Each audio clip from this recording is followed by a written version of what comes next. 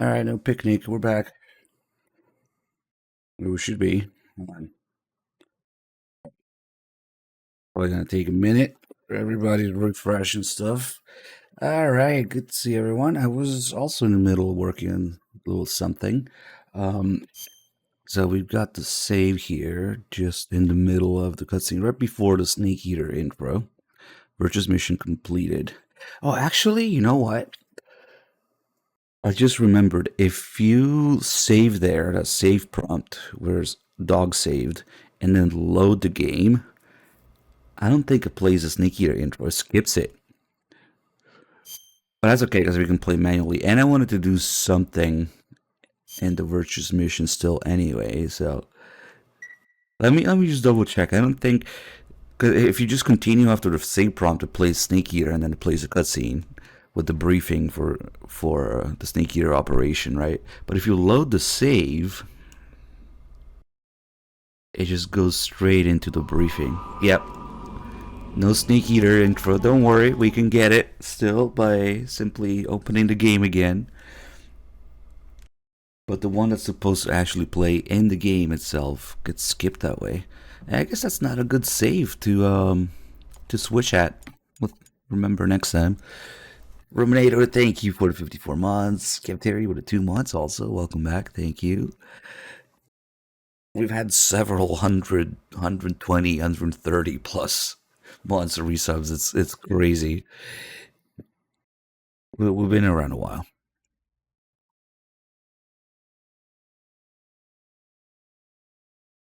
So we'll play the song here. And the Virtuous mission technically is complete, but I think Dog missed the lore on Zero's washing machine. Are you guys aware of Zero's struggle with technology and his washing machine?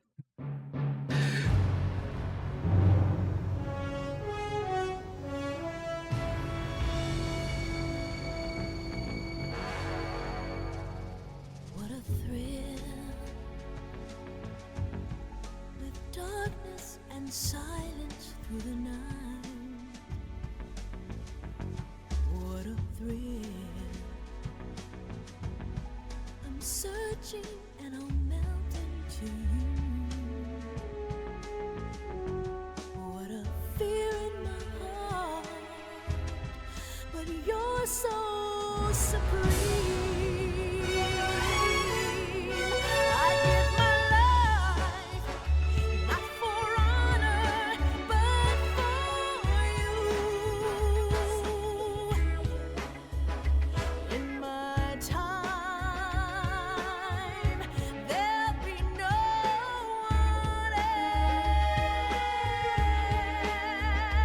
else. Crime, it's the way I fly to you. I'm still in a dream, Snake Eater. Someday you go through the rain, and someday you'll feed on a tree frog. It's ordeal, the trial to survive. For the day we see new light, I give my life, not for honor, but for you. In my time, there'll be no one else.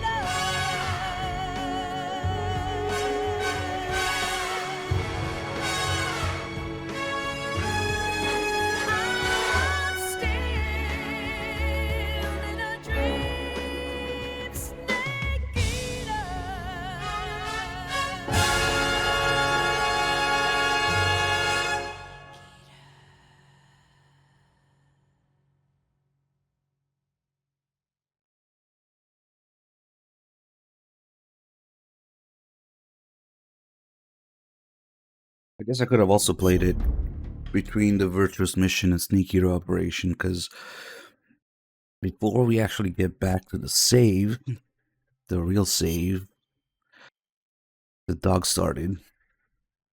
Now, there's a little something that we can't do on Extreme or European Extreme usually, but I think it's worth doing. It'll only take a few minutes. See, on Extreme, you don't have the sensors. The surround indicator, the sonar, and the AP sensor. So you can't get the calls about those.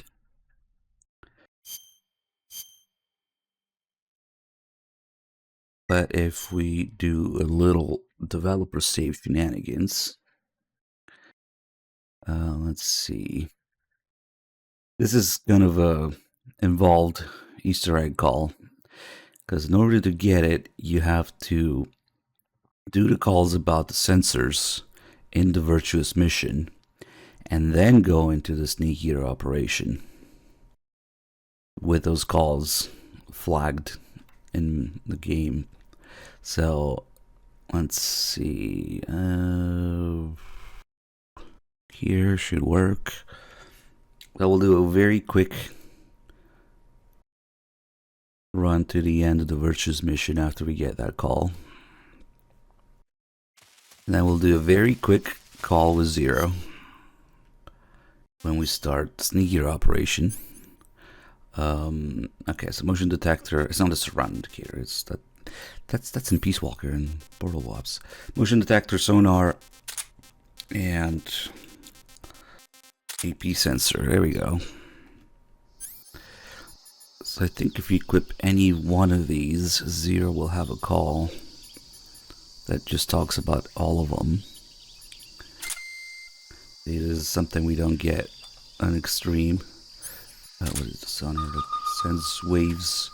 Okay, so he's probably gonna have a couple other things to talk about first. We'll skip through that.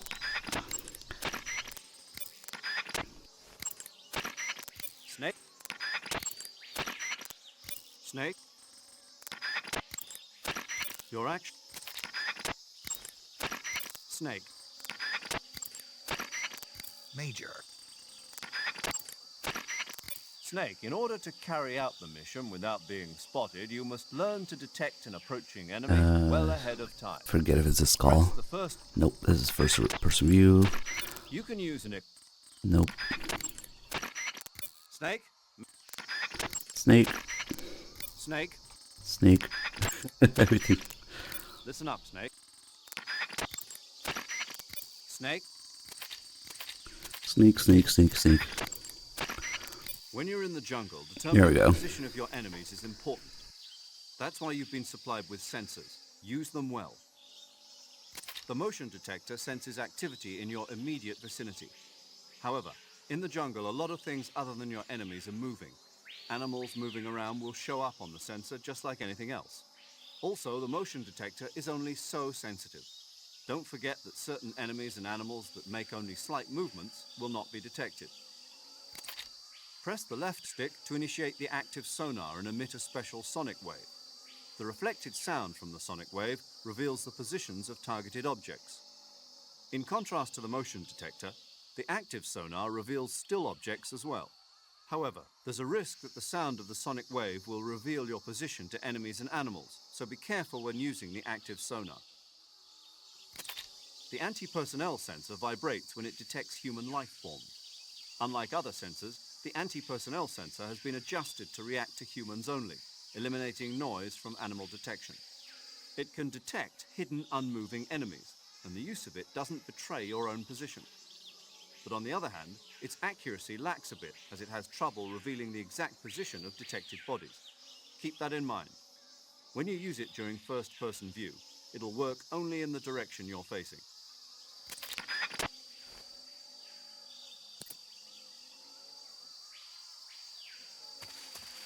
Yeah, so those calls in themselves are not too interesting.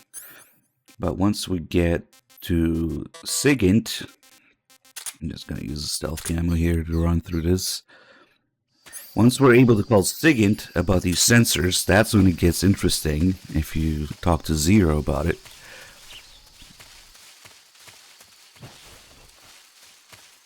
So we'll just run ahead a couple screens. Get back. We'll do a little bit of a time paradox, but that's okay. We'll get to the point where we can call SIGINT and then go back for the briefing to play.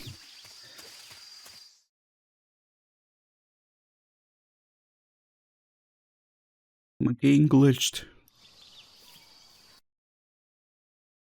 Yeah, the Bush's mission really is just like a handful of areas. They still have the green kind of hint to the stealth camo. Yeah. It's just, except in MGS3 everything's green, so it might as well be invisible. The original stealth camo green tint in MGS1 is so that you can still see where you are. Everybody else's stealth camo in MGS1 is clear, right? So when you have it as the player, it has this green tint to be able to tell where you are compared to everybody else. And it carried over in MGS3, but it's a little silly now because everything's green. It's like the stealth cam has camo index too. Nice. Hit. So that's where it's from the MGS1 stealth camo. I keep falling to the side.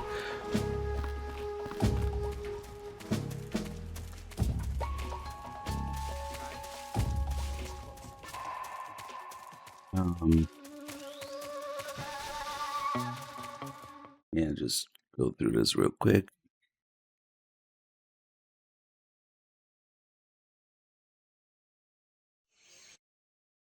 And MGS2, of course, also has a green tint. And the whole stealth camo concept is a time paradox in MGS3 anyway. Because it's Ottocon's invention in MGS1. How the hell can we have it in MGS3? I don't know. It's just there because you'd expect it to be.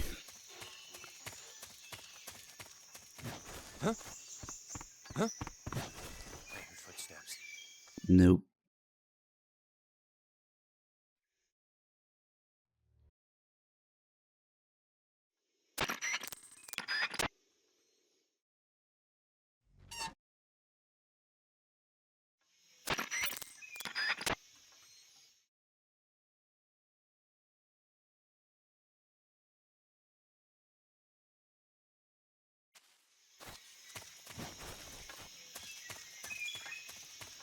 Nah, there's no call about stealth camo.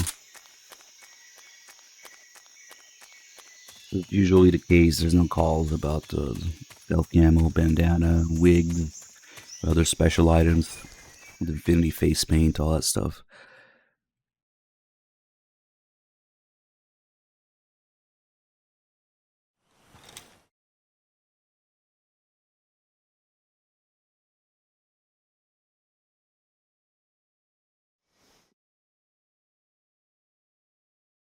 Yeah, the Patriot does have a call with SIGINT, that's right. But the Patriot doesn't count as a special item. You can use it and it won't affect your score. More like a New Game Plus item. They're not always the same.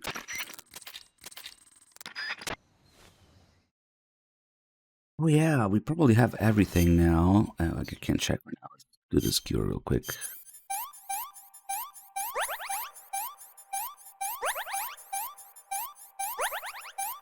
Yeah, that's a good idea. Also do the easy gun call. Because it looks cool, man. That's how I learned about the Liberator, which is actually really interesting. What they did with the real life Liberator.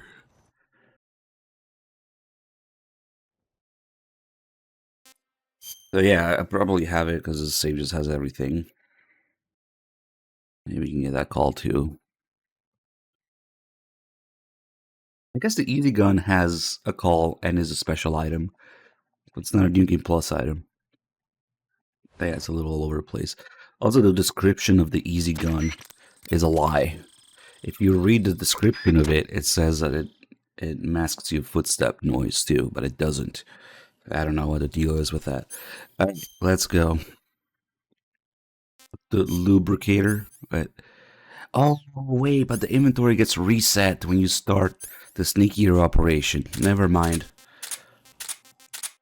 Yeah, I forgot. Anyway, let's do what we came to do at least. So, the sensors, called SIGINT, time paradox SIGINT call. We'll skip all the story stuff he has for now. We'll do these in a bit. Active sonar sends out a special type of sound wave whenever you press the left stick. It uses the echo from those waves to calculate and display the position of nearby objects. Unlike the motion detector, it'll show you objects that Wait, I aren't heard moving. this before.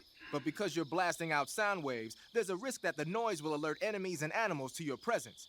Be careful about when and where you use it. Something wrong? The Major told me the exact same thing. You mean during the Virtuous mission? Yeah. He must have been reading those notes I gave him word for word. That guy doesn't know tech. It's more interesting with the other calls. The more you call about these sensors, that guy doesn't know tech. The motion detector will display any moving objects in your vicinity. But the enemy isn't the only thing that's moving around in the jungle. If there are animals moving nearby, the sensor will pick up those animals too. And remember that there's a limit to how sensitive it is. Enemies and animals that don't move around very much won't get picked up. Did he tell you that too? Yeah. Did you give him notes for it? Yep. Hey, wait a minute. Kind of reminds me of Ming Ling's notes for Otacon and I'm used to. Using the anti-personnel sensor, I see. The sensor vibrates when it detects organic reactions from human targets. It's been adjusted to respond only to humans, so unlike other sensors, it'll let you ignore animals and focus only on the enemy. It'll even detect enemies that aren't moving, and you won't have to worry about it giving away your position. But on the flip side, it won't tell you the exact location of the target. Keep that in mind when you're using it. Also, remember that when you use it in first-person view, it'll only scan in the direction you're facing. Yeah, I've heard that one too. Did he use the exact same words? Yeah. Man, that guy still lives in the Stone Age. Just the other day, he bought this brand new washing machine and... SIGINT? Talk to you later, Snake. There we go. Washing machine lore. Apparently Zero doesn't know how to work as a washing machine after buying one. Sigin gets in trouble. All those times like Sigin gets in trouble for something. Yeah, the chaff grenade confuses the flying platforms for a few seconds at least. Yep. That guy still lives in the Stone Age.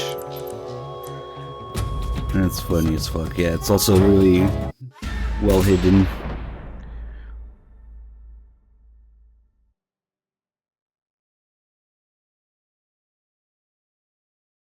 Alright, now we can get back to the proper save.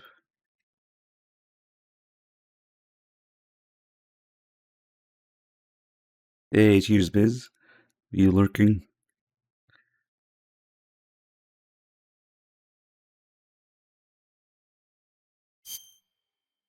Certainly Zero always has issues with SIGINT. If you look at SIGINT's personal data sheets, it lists among his personal traits a number of this year's written apologies as a stat. It doesn't do that for anybody else.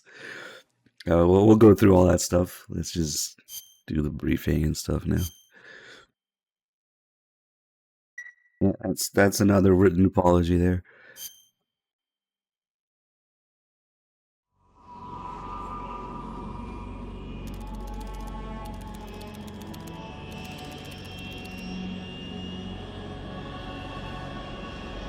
Currently flying over the Arctic Ocean, altitude 30,000 feet, approaching Soviet airspace.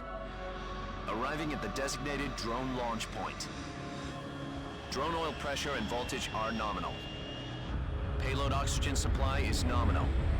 Power supply to payload antifreeze system shows no problems. No gusts. All systems go for drone detachment. Snake, we can't risk a halo jump this time around.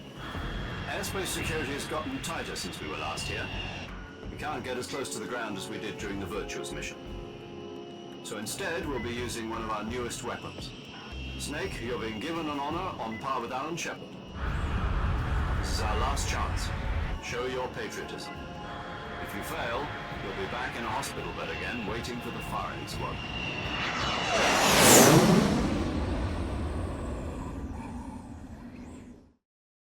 So how does it feel to be a patient in one of the most advanced ICUs in the world? Would you do me a favor and tell the suits about visiting hours? I'll never get better with them assaulting me day and night with their questions. Must be part of the top brass's inquiry. More like an interrogation. According to them, I'm a traitor and an accomplice to the boss's defection. They're just looking for a scapegoat. Does that mean they're after you too? Let's just say neither one of us is going to be made a national hero out of this. Does this mean Fox is going to die? No. This fox is still one step ahead of the hounds. The reason I came to see you today, Jack, it's time for Fox to clear its name. What are you talking about? The situation has changed. We've still got a chance to come out of this one alive. Yeah, what kind of chance? Don't get too excited. Here, have a cigar. It's Cuban.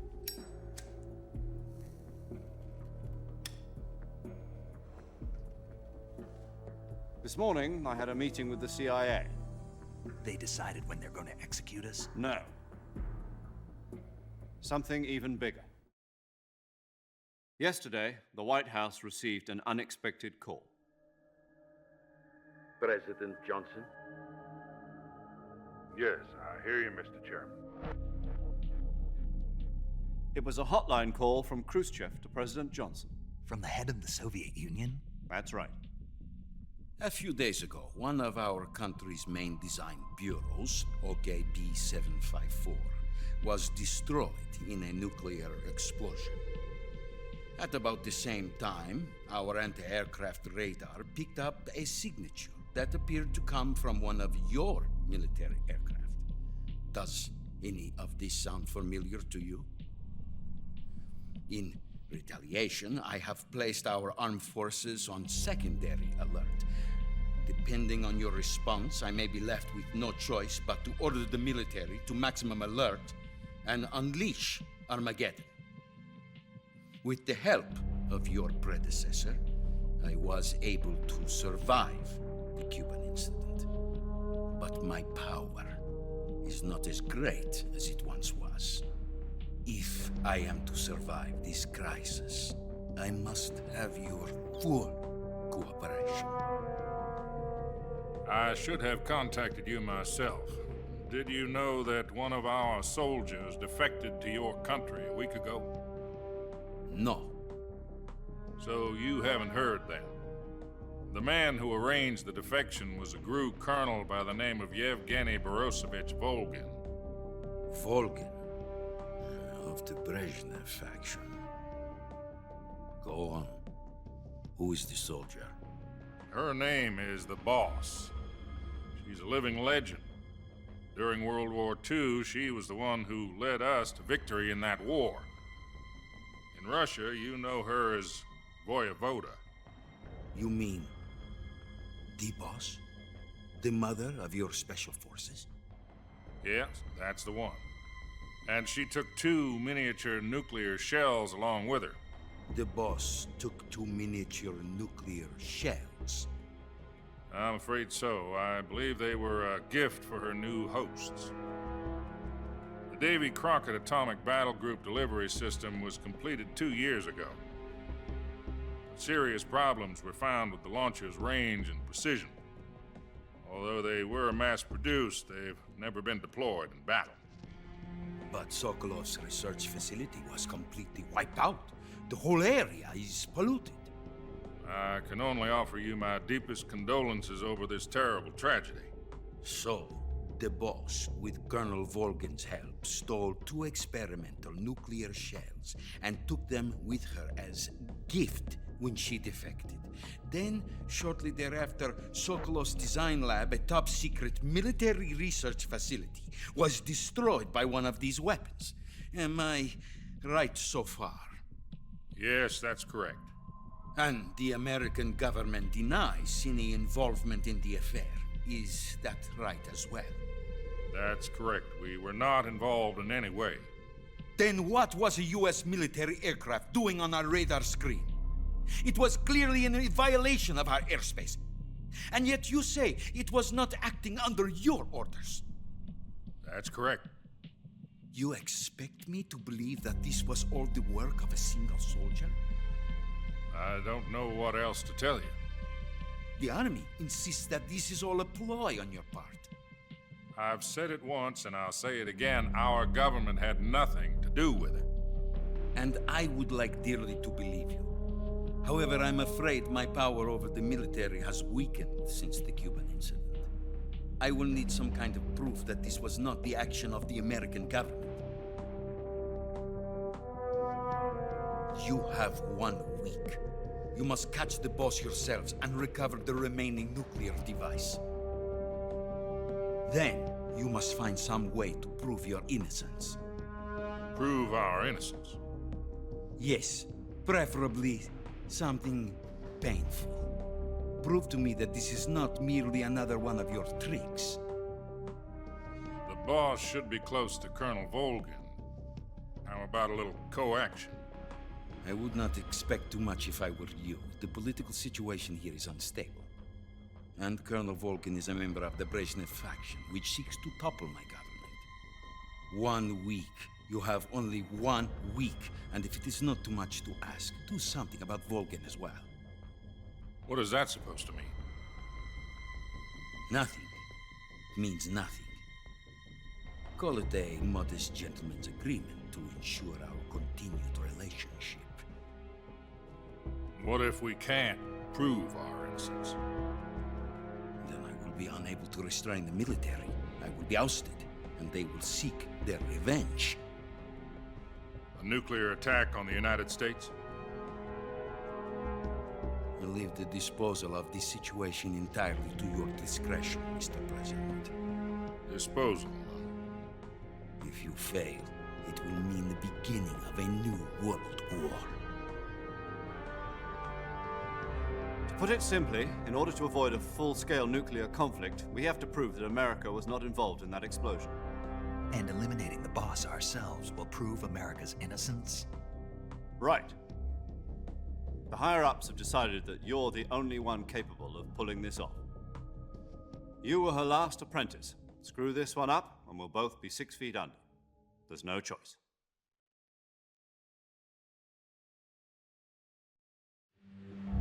Are the Russians going to be helping us? The KGB has promised to lend us one of their communications satellites so that you and I can talk to each other. That's it? They've also put us in touch with a couple of insiders. Insiders? There was a defection in September 1960. Do you remember it? You mean the 2 NSA codebreakers who went over to the Soviet Union? Precisely. Since then, they've apparently been training with the KGB for exactly this kind of situation. Their code names are Adam and Eva. I've been told that Adam has infiltrated Volgin's ranks. We've also arranged for him to provide you with an escape route. You'll need to rendezvous with him when you get there.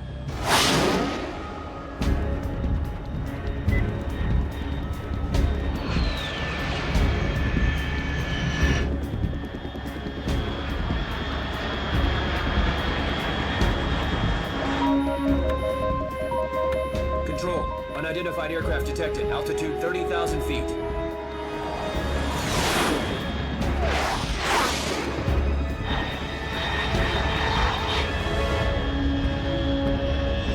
It's fast. Estimated airspeed exceeding Mach 3. Bearing south. I'm about to lose it.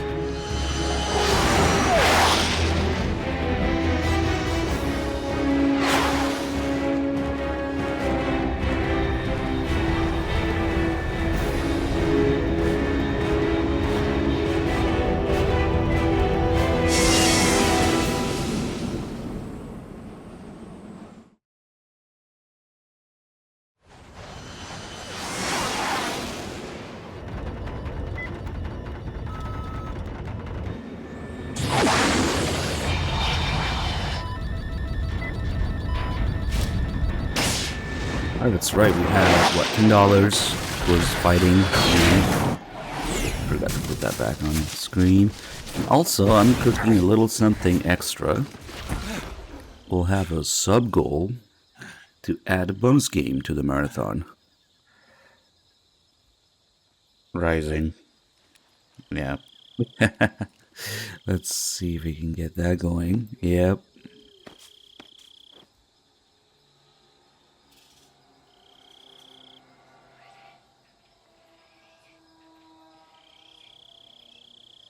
Yeah, we'll do Rising if we get the sub goal. It should come both new and resubs, so maybe we can get it. This is Snake. Do you read me? Loud and clear. Glad to see you landed safely. I got blown pretty far off target. Snake, let's go over your mission objectives one more time. Rescue Sokolov. Find out what's happened to the Shagohod, then destroy it. And finally, eliminate the boss. Eliminate the boss. This mission will be codenamed Operation Snake Eater. Because I'll be taking on the boss in our Cobra unit, right? Don't forget about Colonel Volgin. I'm not a hired killer. I know, but that was the Kremlin's demand. Demand? You mean it wasn't just a request? What's it to us if the Khrushchev regime is threatened by the Colonel and his faction? If supporting the current regime helps us avoid a nuclear exchange, then that's what we'll do. And what are the CIA's demands? Our priorities are the rescue of Sokolov and the destruction of the Shagohod. Roger that, Major Tom. Hold on, Snake. What now? I'm changing my codename. It turns out Tom wasn't the most auspicious choice. What do you mean? Well, the truth is, when I chose my codename, I picked the wrong one. The wrong one? Did you ever see the movie The Great Escape? It came out last year. Oh, must have missed that one. Anyway, it's based on a true story about prisoners who escaped from a POW camp in Nazi Germany. The prisoners dig 3 tunnels as part of their plan, but the Nazis find 2 of the tunnels before they're finished. The prisoners succeed in escaping by using the last remaining tunnel. The names of those 3 tunnels were Dick, Harry, and Tom. I get it. You used the name of the tunnel they escaped in as your code name because you thought it would bring you good luck. Yes, that's exactly right. At least, that was the plan. But But I got the name wrong. The one they escaped in was Harry. Tom was one of the unlucky tunnels. It was discovered by the Nazis before it was finished. I watched the movie again just to make sure. In fact, I even ordered the actual film from the movie company. yeah, it doesn't sound like the greatest name to use. So what should I call you? You know, let's just use Zero, like we've been doing all along. All right then. Major Zero it is. We'll start over from square one. From square 0. My frequency is 140.85. Oh, I almost forgot. Paramedic is with us again on this mission. Is this her last chance too? If we fail, she'll have her medical license revoked. It's more or less the same kind of fate. Her frequency is the same as during the Virtuous mission, 145.73. She'll be recording your mission data as well, just like the last time. That frequency is also the same, 140.96. And there's one more person on your support team. His name is Mr. Sigint. He's an expert on the latest in weapons and equipment technology. You'll be going up against some of the world's most advanced weaponry when you infiltrate the research facility. If you have any questions, just ask him. His frequency is 148.41. Mr. Sigint. Got it. Adam, your KGB contact, is waiting for you at the abandoned factory up ahead. The same factory Sokolov was being held in last week. Yes, meet up with Adam first. He's cleared the way for you to rescue Sokolov. How will I know this Adam guy when I see him? You'll know once you reach the factory. The whole area's been polluted by the fallout from that nuclear blast. No one else would dare come close. The password is, Who are the Patriots? And Lali Lulelo. Lali Lulelo. Gotcha.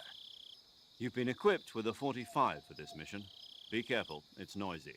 I thought standard Fox procedure was procure on-site weapons acquisition. The circumstances are different this time. You're now on an official mission for the United States government. It would be necessary to make your presence known to a certain extent. To the Khrushchev regime, at the very least. But remember, this is still a sneaking mission. Snake, If you fail this mission, it will mean an all-out nuclear war. Keep that in mind and proceed with extreme caution. Understood. Commencing Operation Snake Eater. Hey, TX Storm Surge with a 5-pack. Gift of subs. Thank you so much.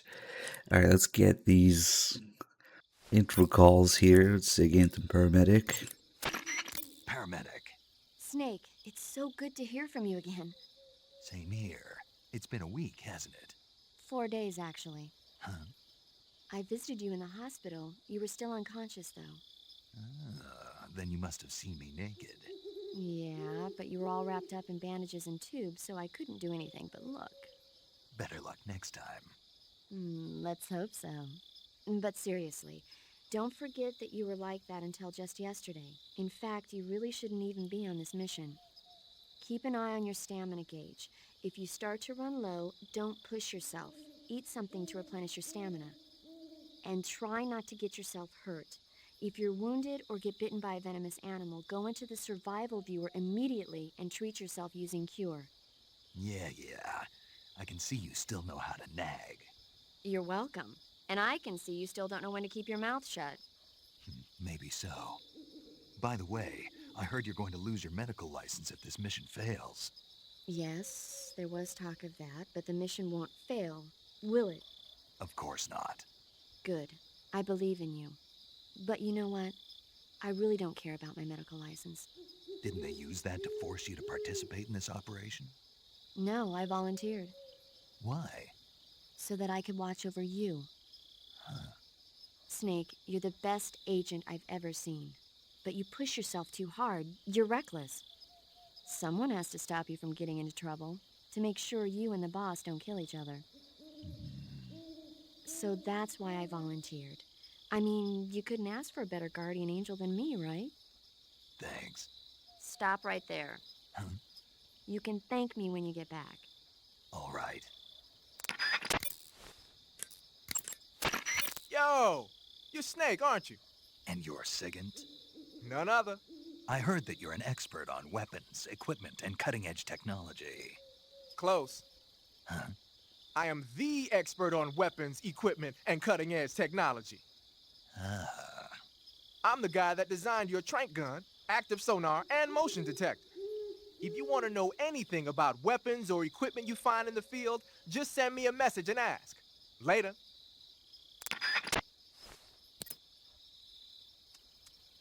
What? Oh, because somebody said virgin. Oh, it's kind of ironic. Strangely, haven't been many frame events during this.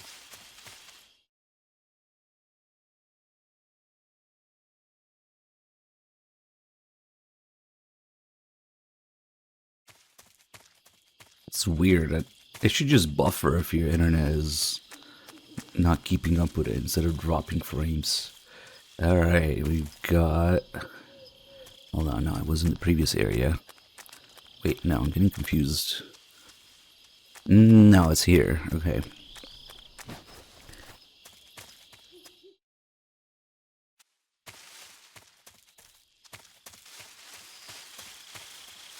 The Japanese flying squirrel, which you can only find in like maybe 2 or 3 areas. This being one of them.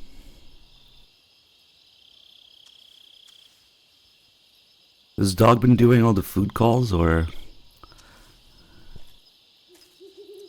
maybe we'll just do the more interesting ones, because some of them are kind of boring, and some of them are really funny. Okay. There he is. He's gonna climb on that tree and fly again.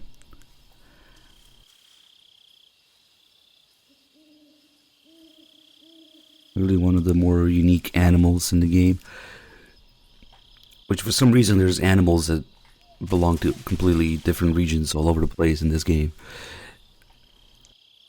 So yeah, why not a Japanese flying squirrel? Look at him go.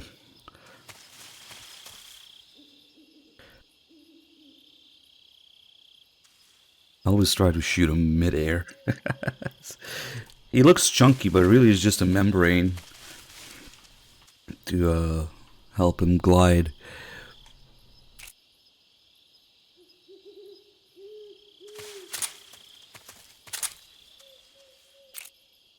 Let's see.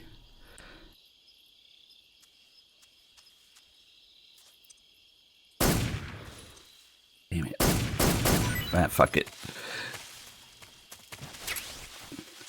I won't try doing the call after eating one. Usually I do it before eating it. So that means we're going to need 2 of them. One to eat and one to trigger the call. That's it. That's the stance. Look at this little fucker. It's the exact same stance the Snake is in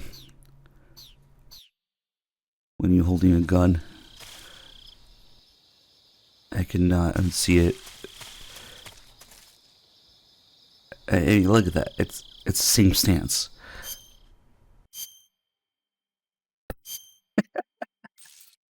Let's eat it. That's so great. Not even that good. Okay, now to get the call. Actually, I already did it once, but we can leave and re-enter the area and it should respawn.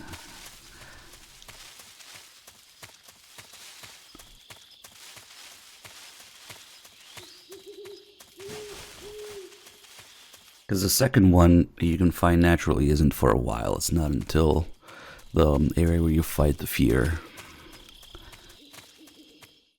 And then Paramedic will probably have some other calls before talking about it.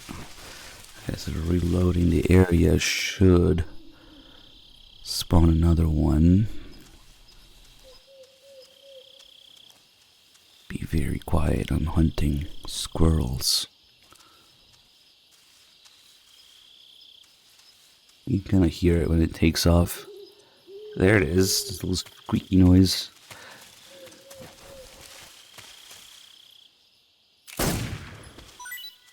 Ah, that's quick.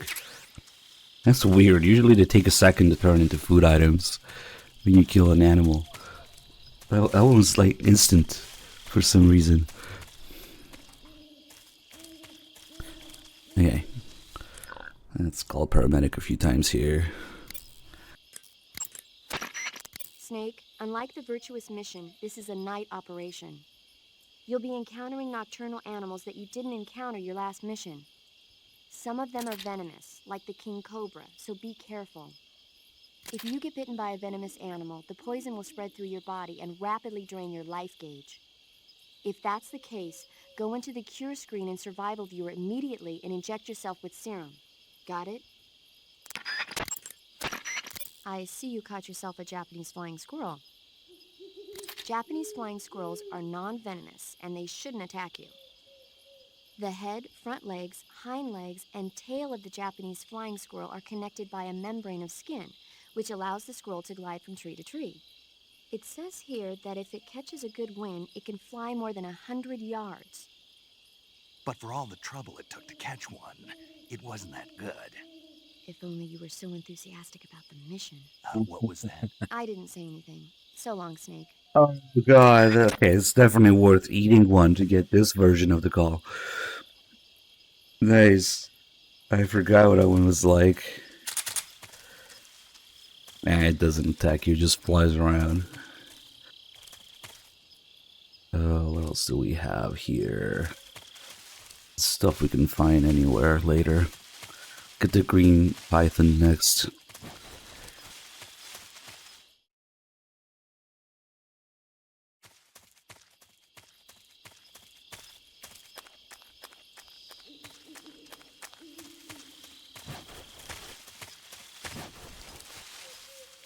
As we get close, we'll hear the horse.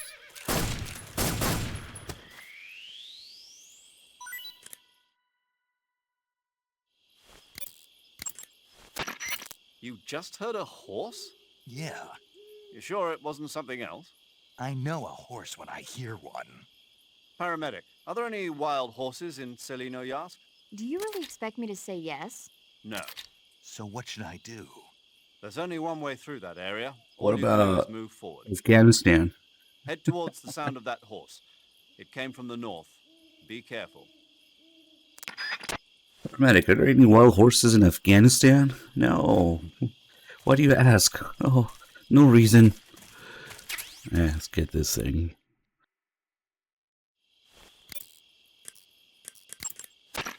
I see you caught yourself a green tree python. The green tree python isn't venomous, so no need to worry. It's fairly docile too, so I don't think it's likely to attack you. The green tree python originally comes from Australia and New Zealand. It's a really pretty green color, and it lives... Oh my god. What's wrong? Snake, what did I just say? They come from Australia and New Zealand. No, after that. They're a really pretty green color. I thought so. What was I thinking? Seeing a snake and calling it pretty? What's wrong with that? Everything. When a normal woman sees a snake, she's supposed to scream or get sick or something like that. And you think you're normal? What was that? Nothing. Oh, it's all your fault. Jeez, I'm sorry. But enough of that. What do you mean, enough of that? This is serious. No, I just wanted you to tell me how it tastes. How should I know? Ugh. It was awfully pretty, though. You think you're normal? So we can hear some additional horse noise here with the directional microphone. Also, oh, good thing I remembered. We haven't done any of the calls before meeting the boss here. Hopefully we're still able to do it, so we can barely see it from here. The drone, the snake came in. And there's actually a call about it and the plane that it detached from. But you have to do it like in the first, maybe second area will still work. You can't do it anymore after meeting the boss if she destroys it or something. Hey, Dr. Killjoy, thank you for the 8 months. Oh, wait, it's a tier 3 8 months resub. Thank you so much. Is the game a little bit quiet? Yeah, I guess I haven't adjusted the volume level since I'm used to... In general, just the radio calls are just kind of quiet in PS3 version. And let's see how that goes. Snake, your first task is to meet... Yeah, okay. Like the Virtuous mission, Operation Snake Eater is a solo sneaking mission. There are no units in the field to back you up. Avoid engaging the enemy whenever possible. Your first priority is to remain unseen. Use the camouflage... Yeah, okay. Unlike the Virtuous mission, this is a night operation. You'll get lost more easily in the dark, but it'll also make your camouflage more effective and make it harder for the enemy to see you. On the other hand, it will also be more difficult for you to see them. You'll also find that different animals are active. Some of these nocturnal animals are poisonous, so stay alert. Paramedic is with us again to provide information on the local plants and animals. Give her a call if there's... Operation Snake Eater is different from the Virtuous mission in that you won't be able to complete it in just a few hours. The time limit set by Khrushchev is 1 week. Within that time, you'll have to rescue Sokolov, defeat Volgin, destroy the Shagohod, and... I know. Good. In any event, you'll not be allowed to return until you've accomplished your objectives. Survival in the field will be critical in this mission, and the most important survival technique of all is, of course, finding food. You can get food in the same way you did during the Virtuous mission, by capturing it. The enemy presence in that area is still light. You should try and get as much food as possible while you can. Load up on all the food. You really don't need to do any of that. Thanks to last week's nuclear incident, the Soviet Union is now on secondary alert. We're one step away from a nuclear war. DEFCON 2, huh? In American parlance, yes. From what Western intelligence has been able to gather, the radical elements in the Soviet command are showing signs of impatience. They say we're on the brink of World War III here. And with Khrushchev's position getting weaker every day, I worry whether he'll be able to hold them back. 1 week. Yes. America must eliminate the boss by its own hand to prove its innocence. There is no other way to resolve the crisis. Everything rests on your shoulders, Snake. Failure is not an option. I know. Major, what should I do with this wreck of a drone? Just leave it there. Are you sure? Yes. But isn't this thing top secret? Yes, it is. After the U-2 spy plane incident 4 years ago, plans were laid out for future spy missions in Soviet airspace to be carried out by an unmanned craft. That craft was the D-21 spy drone, the basis of the one you came in on. The D-21 is launched from a craft called the M-21. The M-21 itself is a derivative of the A-12, a supersonic long-range spy plane currently being developed as the successor to the U-2. However, for this mission, we used a modified YF-12A, a long-range interceptor version of the A-12. After being released from the mothership, the drone can achieve speeds upwards of Mach 3 at high altitude using its ramjet engine. It can't be shot down by ground-to-air missiles, and it's nearly undetectable by radar. With Selinoyarsk in such a high state of alert after our last escapade, this was the only reliable way to get you in. This is all top secret military technology. Are you telling me I'm supposed to just leave it here? That's right. Why? The purpose of Operation Snake Eater is to send an American agent into the field in order to eliminate a defector and traitor, namely the boss. Part of that mission involves making sure the Soviets find out what we're doing. So we have to leave behind some kind of evidence that the U.S. was involved. Don't worry. The technologically sensitive components of the craft were rigged to self-destruct when it landed. The only thing the Soviets are going to find is a pile of American-made scrap metal. Got it. Just one thing, though. What is it? I think they'd better redesign the landing impact buffer. People are going to get hurt landing that thing. I'll let them know. Are they rigged to self-destruct, or is that why the boss destroys it? Because her reason is to attract the enemy to investigate, to give Snake trouble, but what if she's also trying to cover up the thing, because she knows it's sensitive information? I don't know. Major, I appreciate you allowing me to use weapons, but shouldn't I be carrying some rubles? You mean fake currency? Right. Snake, do you remember the Francis Gary Powers incident back in 1960?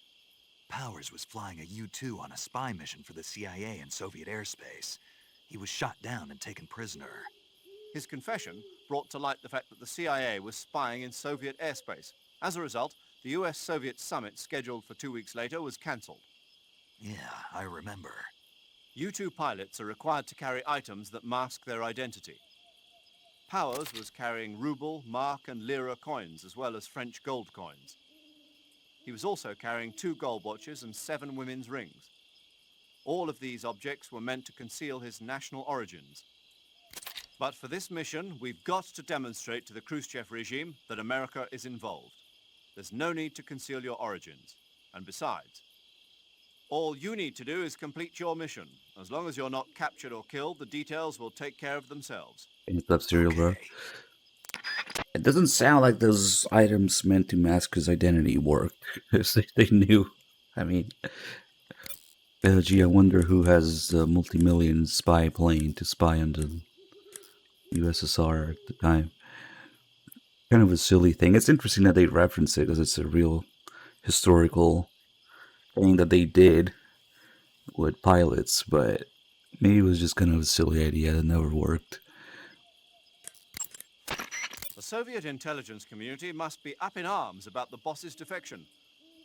The great Voyevoda has abandoned America and embraced the Soviet Union. Voyevoda? Apparently, that's what they call the boss behind the Iron Curtain. It means warrior or mighty soldier in Russian. When used to refer to a woman, it means something close to Lady Knight. In Russia, where they've had a number of female emperors throughout their history, it's a term of great respect, well, poetic in a way. The boss's exploits have made her name famous in the East as well. Major, why did the boss defect? I don't know, but I will tell you this. America is all too eager to get rid of her. What do you mean? She knows too many of our secrets. If she were to relay all the top secret information she knows to the Soviet bloc, it would put us at a severe disadvantage. It might even lead to the downfall of the West. Even if we survive, the boss is still too much of a hero to us. With her in the Soviet camp, we'd suffer a fatal loss of morale at home. There are even whispers that some of the less stalwart elements of the military might follow her example and defect themselves. I assume you're aware that since your last mission, several key figures within the CIA have been placed under house arrest. Yeah. The loss of the boss has been a painful one indeed. What about you? Me? I still can't believe it. As a comrade, I would have placed my trust in her before my own family. But now that I think about it, the boss always seemed to have an aura of mystery about her. I never would have expected it to manifest in this way, though. Oh, well, it won't do to get all misty-eyed about it. She's an enemy now, worthy of nothing more than our contempt. Understood. The boss just ran out of things to invent, so she decided to invent betrayal. That's the real reason. Major, Yes? I was just wondering, why do they call you Zero? What do you mean? We go back a long ways, but I just realized I never asked you why you're called Zero. You want to know where it comes from? Yeah, if that's all right. It's a bit nostalgic, really. Nostalgic. The first British intelligence outfit was established in 1909. The head of the Foreign Intelligence Division was a man named Mansfield George Smith Cumming. He was referred to simply as C after the first letter of his last name. Mr. Cumming. Since then, out of respect for Cumming, the heads of the SIS have traditionally taken the name of C. And James Bond's boss is called M. That's right. I myself was once known as O. And that's where Zero comes from? Precisely. In another sense, though, it signifies a ghost, one whose true identity must remain a mystery, the primogenitor of the solo sneaking operation. Is that so? You come sneak down here. We're looking at the David O dog tag in MGS2 earlier with dog. There's a dog tag. A guy named David O already in MGS2. In the 2002 dog tag sets from Substance. So it was pretty interesting whether they were already dabbing with this idea of calling Zero David O and putting it there. That would be pretty early though. Or maybe the name came from one of the fans or something, and they decided to use it because the whole O and Zero thing. Who knows what the story is. Also, he doesn't really explicitly say that his name is David O in this. He just says O like the letter, not OH. So, I'm wondering, because it had to have been before Phantom Pain that they talked about it. But maybe it's just more of that stuff that's not in the games, but in some sort of external source. And Phantom Pain, they just straight up call him David O. And what was it? One of the tapes that Troy Baker Lott has when he talks about Cypher. David O. But this call doesn't specifically mention it being spelled OH as his full last name. MGS3 novel. Tell me a little bit more about the space race. Oh yeah, we got time. Let's talk about space race. In 1957, the Soviet Union succeeded in launching their first artificial satellite, Sputnik, into orbit. Having been beaten to the chase by the Soviets, the US government accelerated its own space program in an effort to catch up. The following year, the space development programs of the various service branches were united to form the National Aeronautics and Space Administration, or NASA. That same year, the Mercury program was launched with the goal of putting a man into space. 7 candidates were chosen from the military. I hear the boss invented that too. These were the men with the right stuff. But as you know, it was a Soviet cosmonaut, Yuri Gagarin, who made the first successful manned spaceflight 3 years ago. NASA's first successful ballistic flight came 1 month after Gagarin's mission, with the Freedom 7 carrying Alan Shepard into space. After that, with America still lagging behind the Soviets in orbital flight, President Kennedy made a momentous decision. That America would put a man on the moon before the end of the decade. Yeah, I heard that speech, but a lot of guys I knew weren't real happy about it. They said no one was gonna make them go on a mission to blow up some damn moon base. But rocket research and missile research are closely related. Imagine, if you will, a Soviet Union able to send wave after wave of nuclear missiles raining down on Washington from a base on the surface of the moon. Even if that's still a long way from reality, if we lose the initiative, we may never get it back. We're left with no choice but to keep moving forward one step at a time. The Gemini program, launched 2 years ago, represents the initial step towards establishing a moon base. And yet, I don't want to call President Kennedy a liar, but I simply can't imagine that in 6 years man will have reached the moon. I don't know. I never even thought we'd make it up into space. I guess it all depends on whether you have the will to make it happen. Perhaps you're right. We can do the rest of his calls later. It was the one about the plane. It goes away after this. Yeah, we won't need this. Speaking of funny description text for these weapons. Okay, so we are on New Game Plus. Dog picked. I don't think he used a New Game Plus save that I made for this, but we have the Patriot. Let's see. Oh, maybe? No, because we don't have the single action army. And we have, yeah, we already have some boss camos. No. Man, this thing has been going on for so many marathons now. I made a perfect save to do New Game Plus in-depth story runs with, and we never once used it since then. Okay, fuck it. Still getting a little oriented here, accustomed to what's going on with the save. But yeah, one of the funny item descriptions.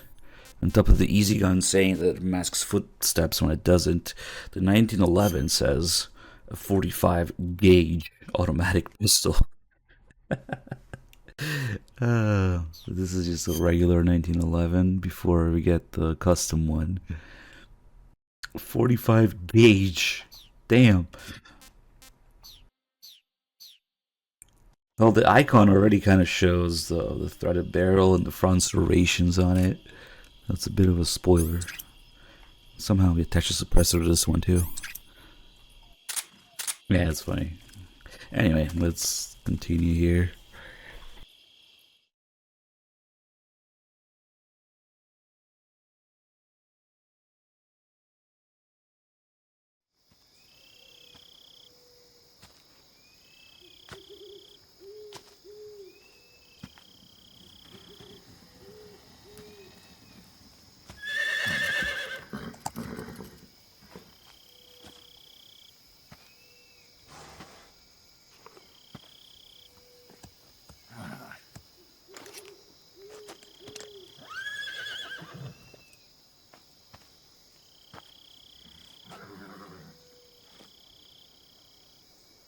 Looks like death wasn't ready for you yet.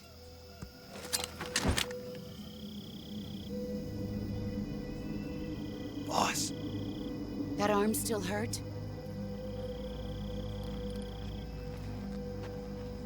What are you doing here?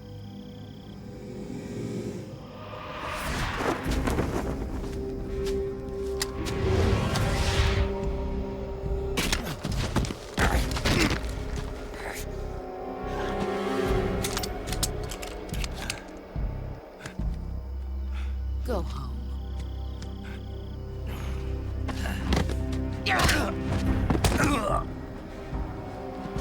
Go home. Gru and my sons are waiting up ahead. You don't have a prayer of finishing your mission. You're not even armed. Boss!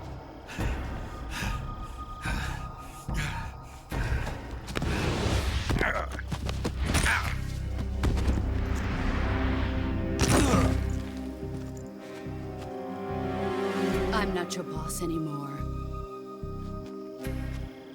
There's nothing for you here. Go home. Go back to your boss. There's no need to prove that you are virtuous here. This isn't America.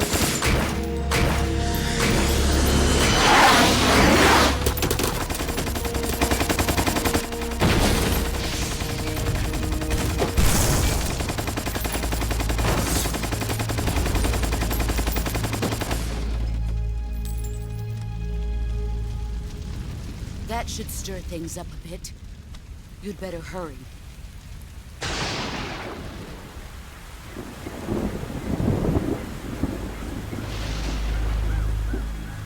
The border is 60 miles south of here. You ought to be able to run that far.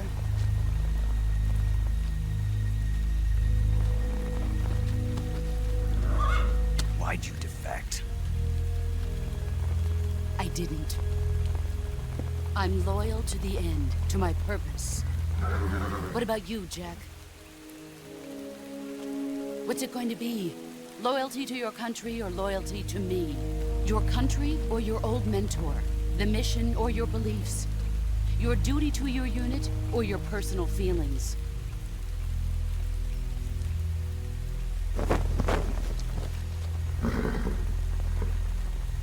You don't know the truth yet.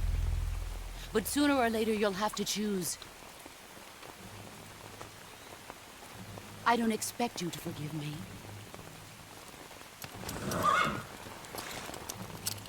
But you can't defeat me either.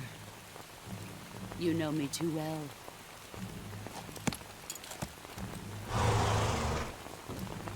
Just look at that bandana. If you can't put the past behind you, you won't survive long.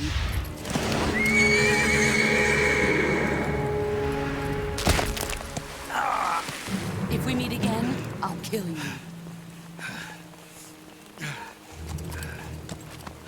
Now, go home.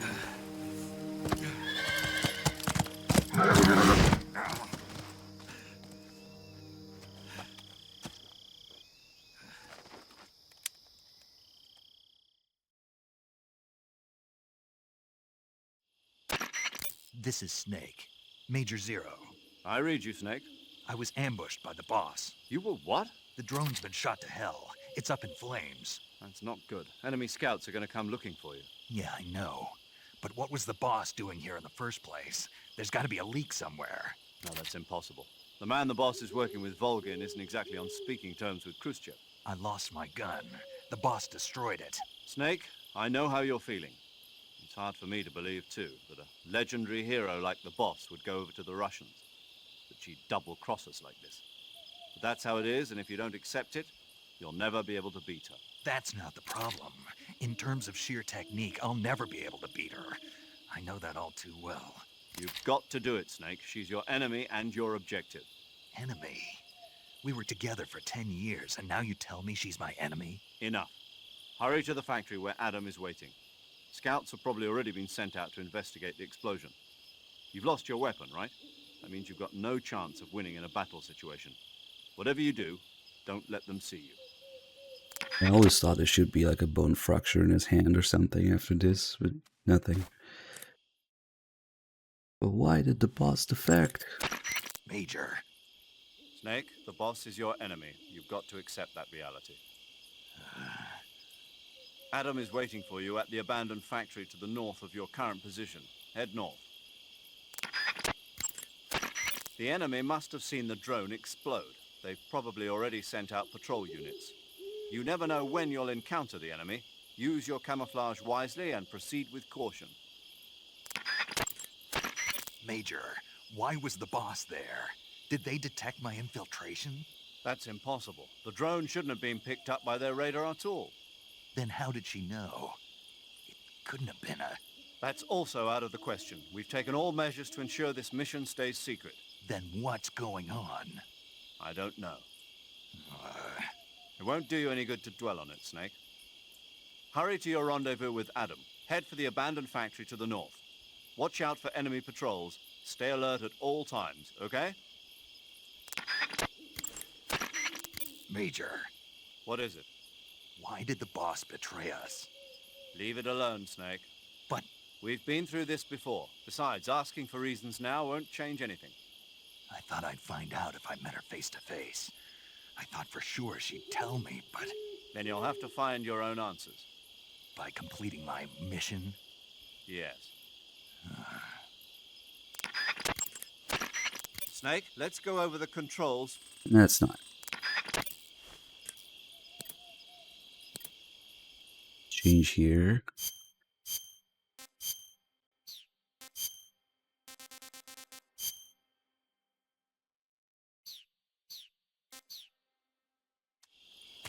It's some pretty crazy camo index at night with the black camo. 95%. What the hell is this? HQ? HQ. This is HQ. Patrol here. We have evidence of an enemy intruder. Commence alert formation. Acknowledged. Sending reinforcements. Use extra caution. We'll just crawl for a bit because these guys look back sometimes. And then there's a snake in this corner that sometimes likes to bite.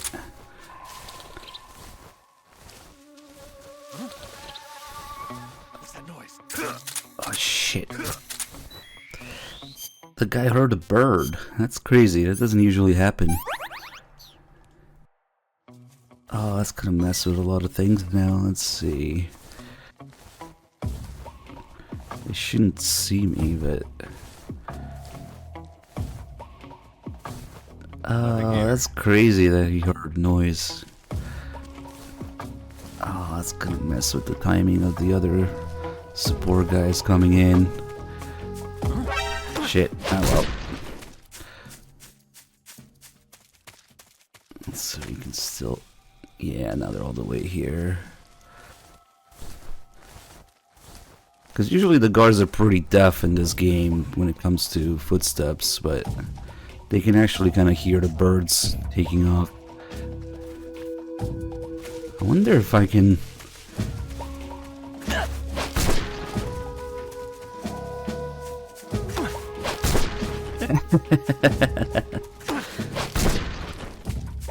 that works too. Because once they notice one of their friends being down, they don't pay attention to their surroundings anymore, so you can just run up to them without them hearing it. Oh, then there's a guy on the side here. It's okay, we'll be good with the DPM camo for a bit.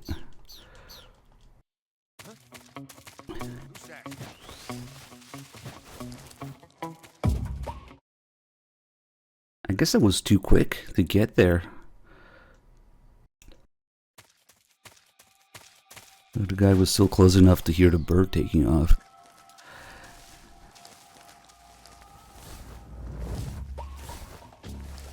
So wait for this guy here.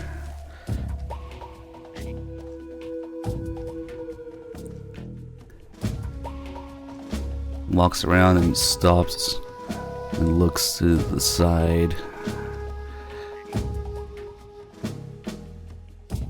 And then we can slide down to get him, which he can't hear.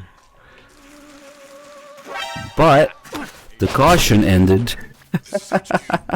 And he turned around. Nice. No problem here. Understood. Return to your position. We'll wait for this bridge guy. Hello?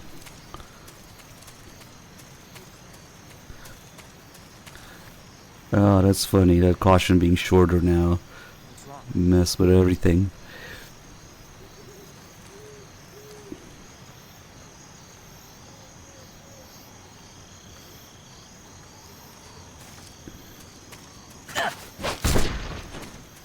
Yeah, well.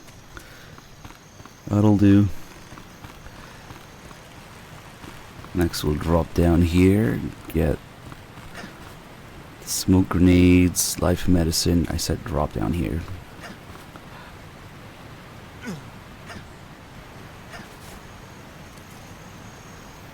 Normally you pick up the rain camo here as well, but I guess we already have it in this save. Whoops. This guy should be looking the other way anyway. Oh shoot. Yeah, we're just off with everything with the timing. So you already turned around. Damn it. Okay, we'll just wait for it. Usually I drop down here because this guy is facing away the whole time, but I should just keep going past the bridge.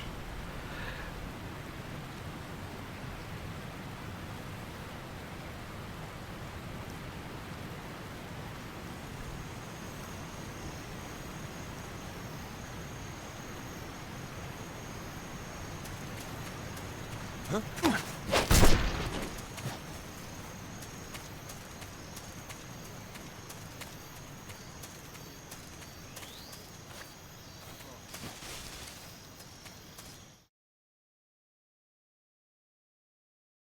you get a caution in the previous area, it actually carries over here and there will be a bunch of enemies. And normally there isn't anybody around here. It's kind of a pain if it happens. And now we can get the AK. We can get the box. Although the game doesn't seem to acknowledge that you pick up the AK here at all. Snake still doesn't have any weapons in the cutscene.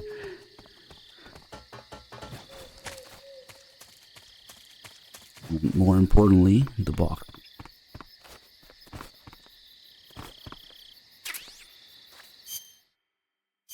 Now we can get naked and under the box. It's also time to do those few story calls that Sigyn has. So then we'll start talking about the items as well. Sounds like the Cobra unit's members' names came from the specific emotions they each carry into battle. Emotions? Yeah. For unbearable torment, the pain. For true oblivion, the end. For infinite rage, the fury. For absolute terror, the fear. And for unsurpassed bliss, the joy. The joy? It's another name for the boss, because of the joy she feels in battle, I suppose. Ah. During the war, she had a partner named the Sorrow. Sorrow and joy. They say there couldn't have been a more perfect pair. The Davy Crockett's that the boss took with her when she defected are mortars that fire nuclear warheads. They're named after Davy Crockett, the hero who died defending the Alamo in the Texan War of Independence. Remember the Alamo? That's right. The warheads are equivalent to between 10 and 20 tons of TNT. Every building within 150 yards of the hypocenter is completely obliterated. But the warheads the boss had with her were some kind of experimental super bomb. So they're actually even more powerful than that. I don't even want to think about what would happen if she used it again. Snake, you know what you have to do. Yeah, I know. Snake, what are you doing? I'm in a box. A cardboard box? Why are you... I don't know, I was just looking at it, and suddenly I got this irresistible urge to get inside. No, not just an urge. More than that. It was my destiny to be here. In the box. Destiny? Yeah. And then when I put it on, I suddenly got this feeling of inner peace. I can't put it into words. I feel safe. Like this is where I was meant to be. Like I'd found the key to true happiness. Uh-huh. Does any of that make sense? Not even a little. You should come inside the box. Then you'll know what I mean. Man, I don't want to know what you mean.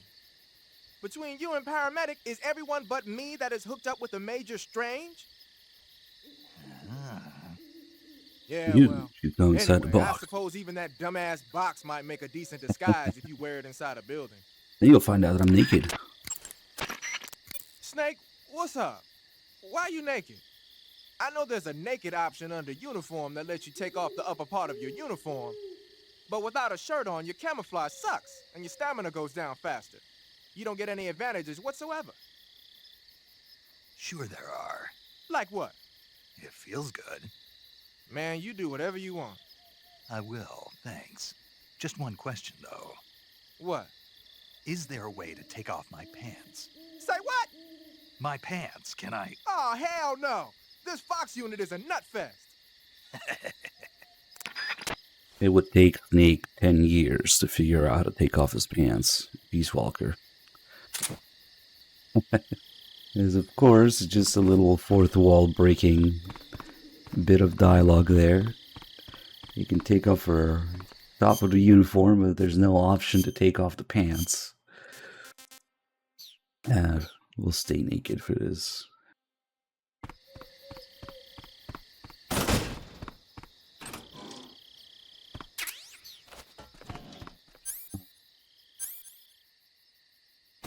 maybe we'll do these item calls as we go. Did Dog do any item calls during the Virtuous mission?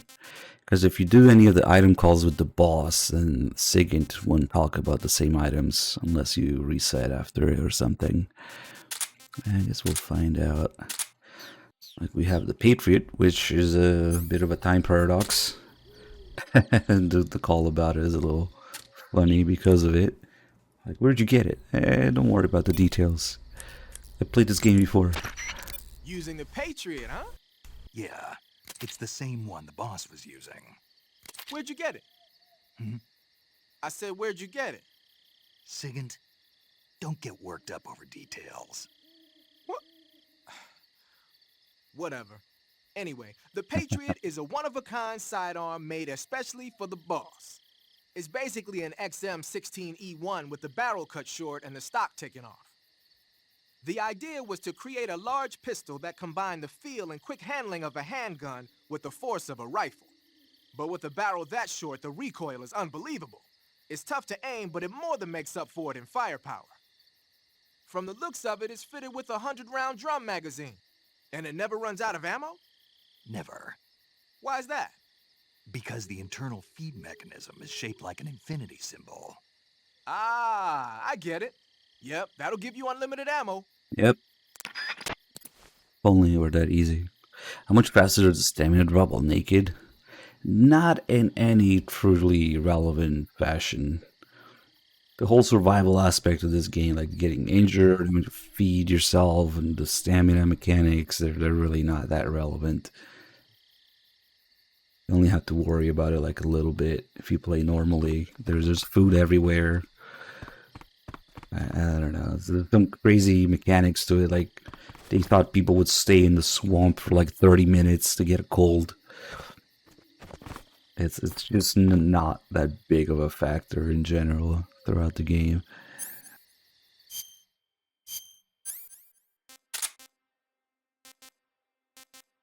Yeah, infinite ammo.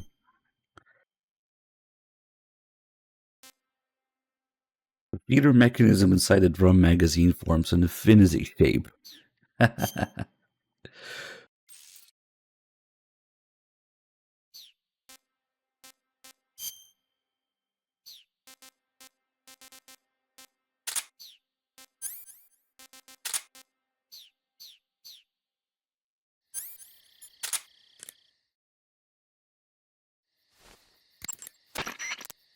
Got yourself an AK-47, huh?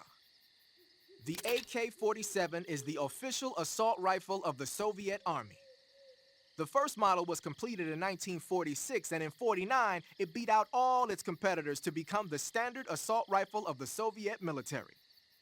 It uses 7.62 millimeter by 39 rounds developed in 1943, and a 30-round box magazine originally designed for a different assault rifle. You can aim it from the shoulder by equipping it in first-person view and holding down the aim button. It's sturdy and extremely reliable with high power and precision. There's no better assault rifle in the world. I truly, genuinely never want to touch the 3DS version of this game ever again. Not even for the memes, not even as a joke.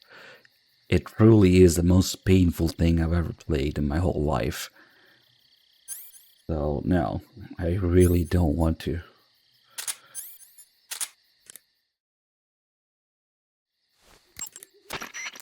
Ah, you're using the survival knife. Yeah, this thing provides me with all the bare essentials I need to survive in the field. Hey, wait. What'd you do with the knife I made you? No, I take That two was a work snakes of over art. it.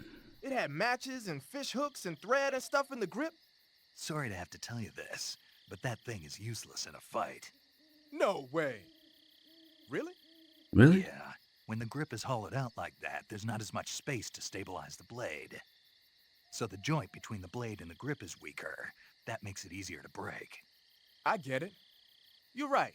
With your knife, you don't have to worry about it breaking no matter how much you swing it around. So the important thing is durability. Man, I gotta write this stuff down. Next time, I'll make it so the matches and fish hooks go in the sheath instead. Yeah, that's pretty much it. No, it's that bad. It's basically borderline unplayable. And now we haven't done the Twin Snakes yearly run yet because I was sick a couple weeks back. But we'll probably do it sometime during this month still after this. Make up for it.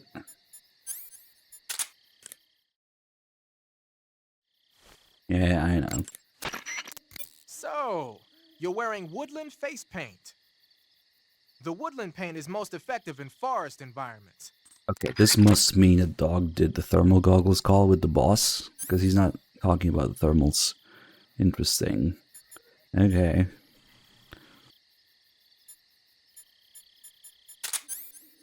That's okay.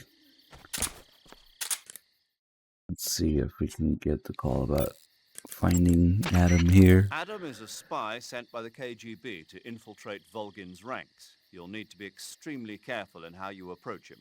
Obviously. He can't let Volgin know he's meeting me. That's right. Adam won't show up if you're being pursued by the enemy. Before you go to rendezvous with Adam, make sure you haven't been seen by the enemy. Meet up with him in normal phase.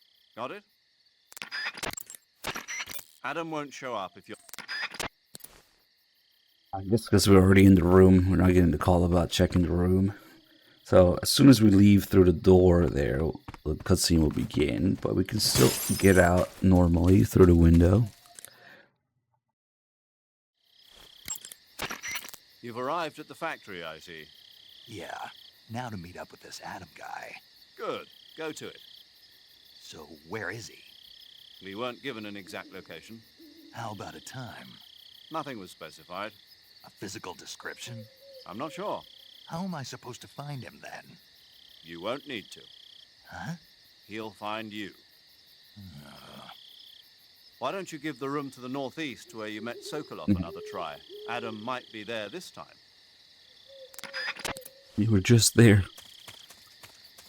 No, I honestly don't even want to make like a meme thing out of it, or a donation goal out of it, or a donation secret menu recurring thing like Twin Snakes thing out of it, because no, just no. I want to just pretend it doesn't exist, please. I'm scarred for life. $100 billion divided up and hidden all over the world. Maybe then. Or the philosopher's legacy, maybe. I'll consider it.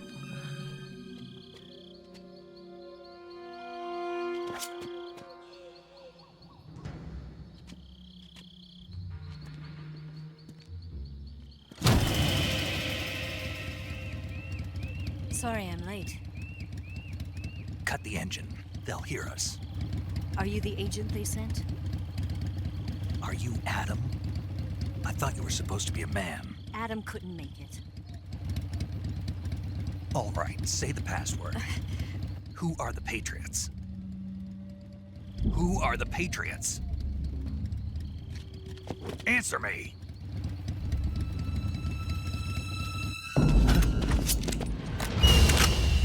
Trapped. Get down!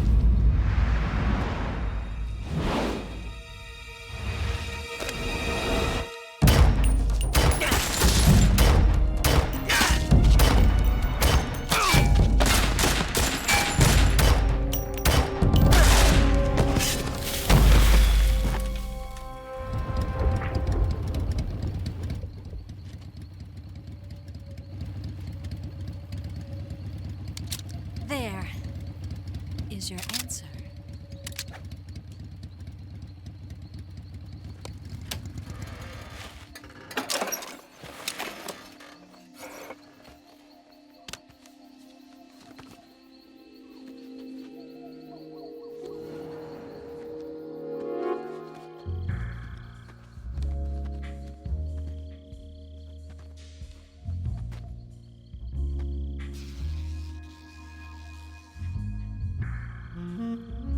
Just like Miller is the sunglasses, Eva is the boob implants.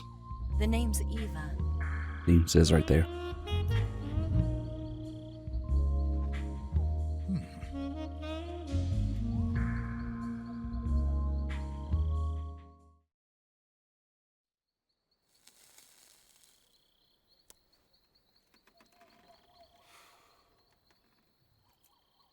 This wasn't part of the plan. What happened to Adam? What's your code name? It's Snake. Snake, huh? Well, I'm Eva. Are you here to tempt me?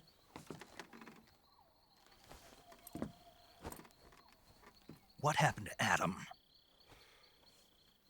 Colonel Volgan is a very suspicious man. He decided Adam wasn't the right person for this mission. And you were. Yes, Why? because I can do things he can't. I heard you used to be a codebreaker for the NSA. I was. 4 years ago, I defected to the Soviet Union with Adam. Mauser military. The broom handle. It packs quite a punch. Nice to have when you're on a bike. You held it sideways and used the muzzle jump to create a horizontal sweep. That was impressive. Bet you've never seen that technique in the West. It's imitation, isn't it? Yeah. It's a Chinese Type 17 pistol. Around here, even that's hard to come by. Well, you do meet Adam. We do see what happens. Don't worry, though. The one I've got for you is American-made. Sounds like Ocelot was sent there to aid in the boss's defection, because the first thing he 45, says is, "You're not the boss, are you?" Incredible. Like he's going there looking for the Do you boss. like it? The feeding ramp is polished to a mirror sheen. The slide's been reinforced. And the interlock with the frame is tightened for added precision. The sight system is original too. The thumb safety is extended to make it easier on the finger. A long type trigger with non-slip grooves. A ring hammer. The base of the trigger guard's been filed down for a higher grip.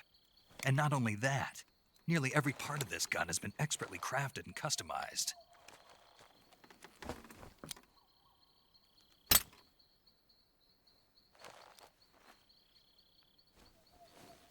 Where'd you get something like this? I grabbed it from a Western munitions armory. It probably used to belong to one of your officers, and there are more where that came from.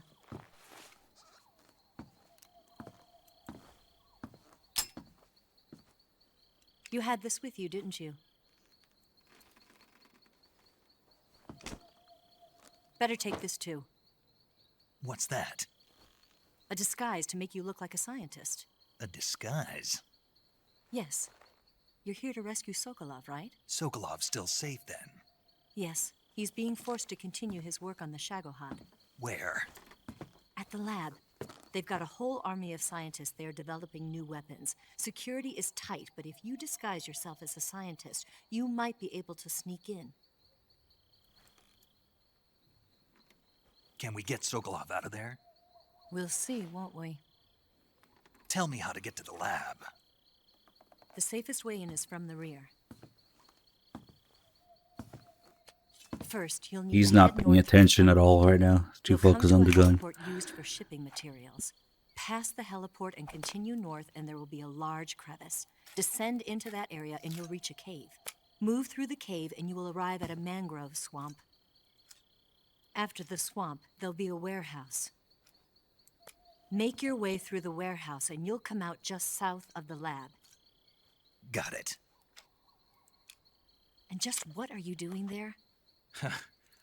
In close-range combat, a knife can sometimes be more useful than a gun. By doing this, I'll be able to hold a knife at the same time and still keep the gun steady. That way, I can instantly switch between a gun battle and a knife fight.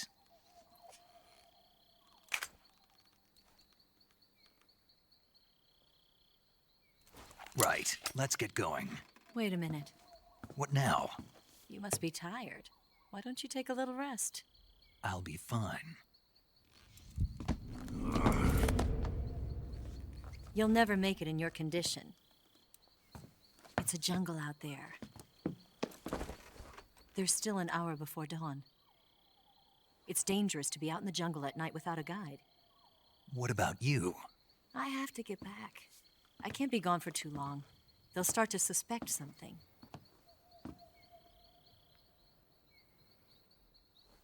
Don't worry. I'll keep you updated over the radio. That's it? My orders are to provide you with information. Nothing more. You look disappointed. All right, then. I'll do something special for you.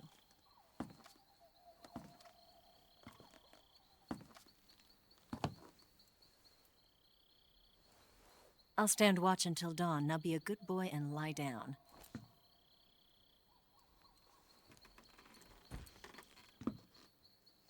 What's the matter?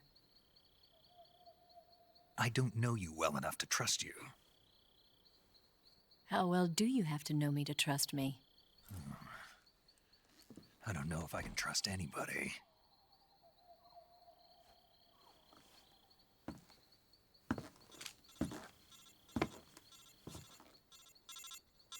Gonna get that?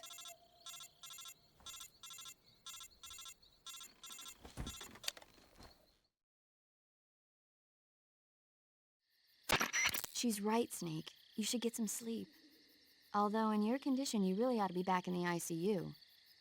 Whenever you save the game and quit, you'll go to sleep.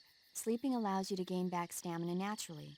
Depending on how long you sleep, you may also recover naturally from sickness and injury. When you're tired or hurt, the best thing to do is just get some sleep. So do yourself a favor and take a nap. Doctor's orders, okay? Yeah, okay.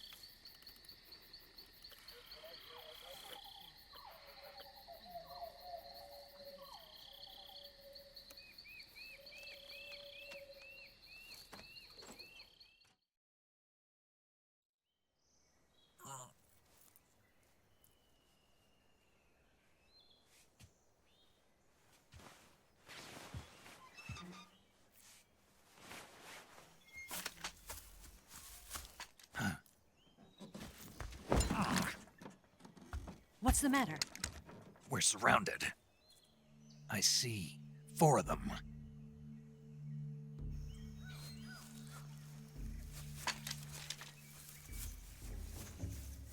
We've got company. It's the Ocelot unit.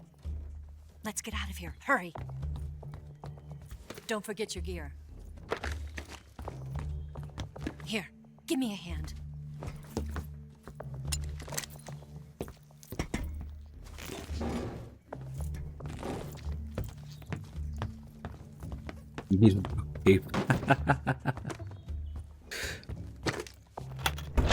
We can use this to get to the basement.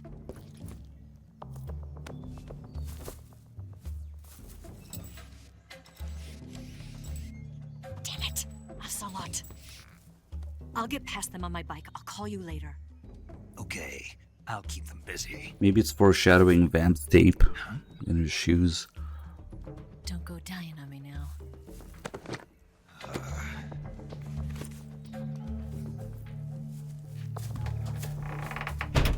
Yeah, kind of, a little bit. It's interesting. I was talking earlier about how MGS3 is yet another recreation of MGS1 in a lot of ways. Of course, trying to give Snake back to the people, and the simpler plot to follow, and all the supporting characters, and the escape sequence, and all that stuff. Let's see. What do you have Jack need?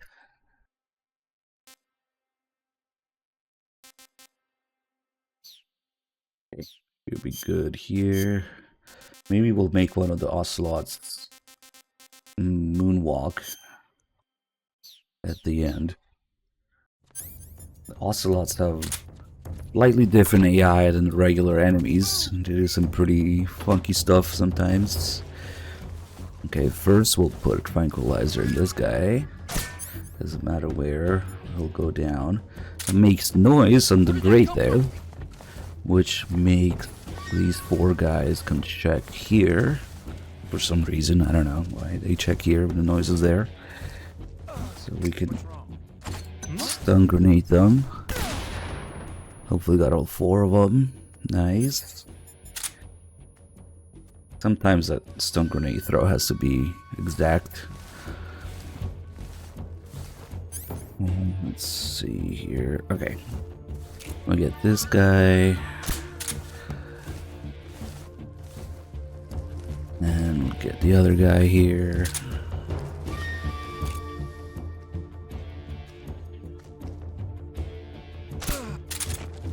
Get the sniper guy.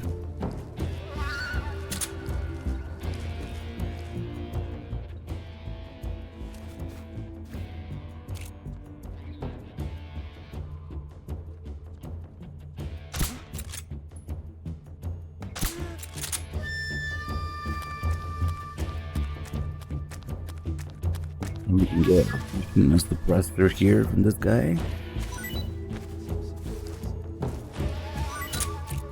Guy down. I'm gonna mess with the last guy a little bit.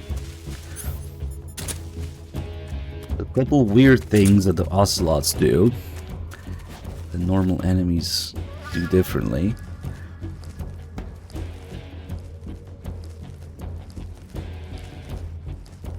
If they notice the box, but he should notice me between these crates here, this gap. There we go. The box.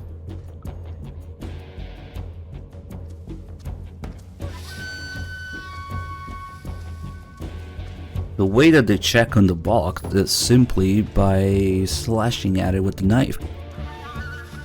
Oh, he's taking the long way around for some reason. That's okay. Where are you going, dude? Okay. The funny part is that while they slash the box with the knife, they don't alert. Just my imagination. So you could just move out of the way, and then he moonwalked back to his spot. That's the other weird thing they do. I guess in order to keep their awareness so that you can't ambush them as easily, they walk back like that.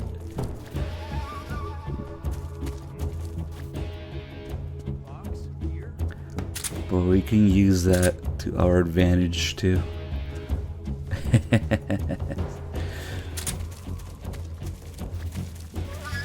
I'm just gonna wait for him there.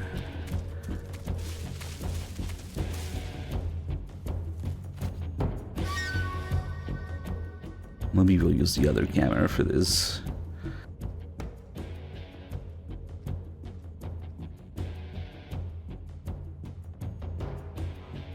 Okay, here he comes.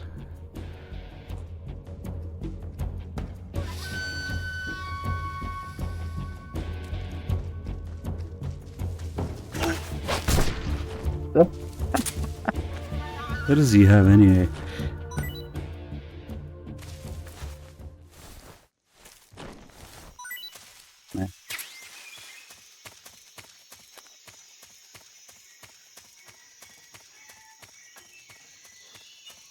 What? Me? It's not morning. Don't mess with me. It's not morning, is it? What the hell? No.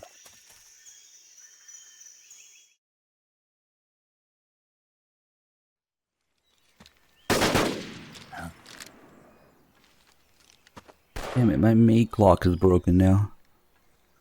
I've been waiting for this moment. 6 shots.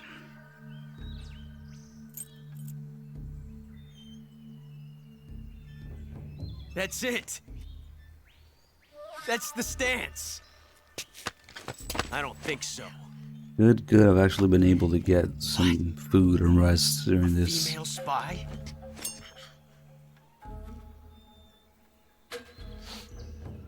This bitch is wearing perfume. Stay where you are. I've had enough of your judo. I see you've got yourself a single-action army. That's right. There'll be no accidents this time.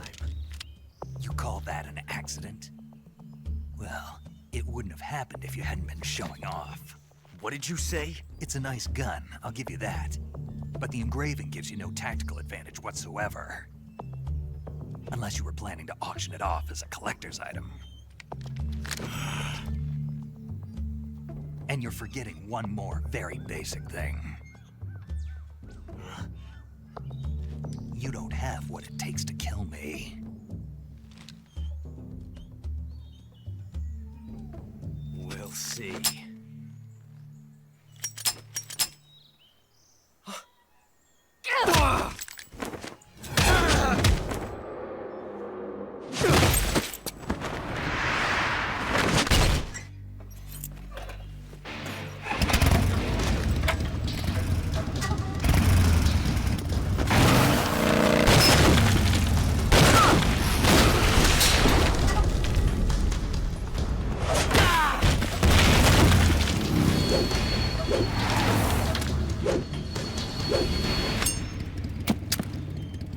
Like if it plays the TQC theme during this. That thing only carries 6 shots. The Makarov carries 8.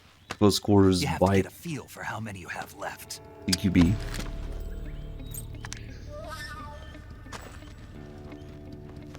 This is a high-class weapon. It's not meant for shooting people. Damn!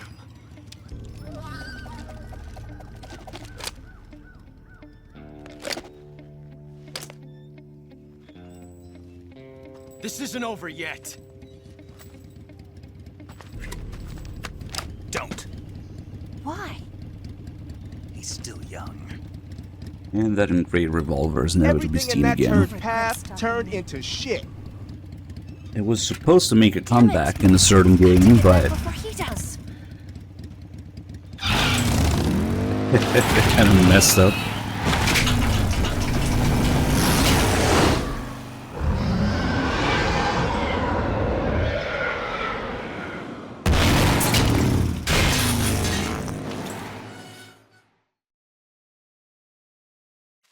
Alright, let's get some calls here. One of my favorite calls. Remember I was saying that Snake wasn't paying attention at all while Eva was explaining the infiltration route to take, where to go. He was too focused on the gun. And now he has no idea where to go. And it's just, there's so many calls like this in the game if you do the optional calls where they just kind of show that Snake is a little distracted and they will treat him as such and patronize him and treat him like a kid and treat him like he's special. And this one in particular, Looks like probably you've the got rid last of all the ocelots. couple calls or so. Now proceed with the rescue of Sophie. Zero just According to gives Eva, you up should start by on going him. to the crevice to the north and... Can we trust her? What's that? Eva is with the KGB, isn't she? Can I really believe what she says? How do I know she won't double-cross me? There are no guarantees in espionage, Snake, only calculated guesses.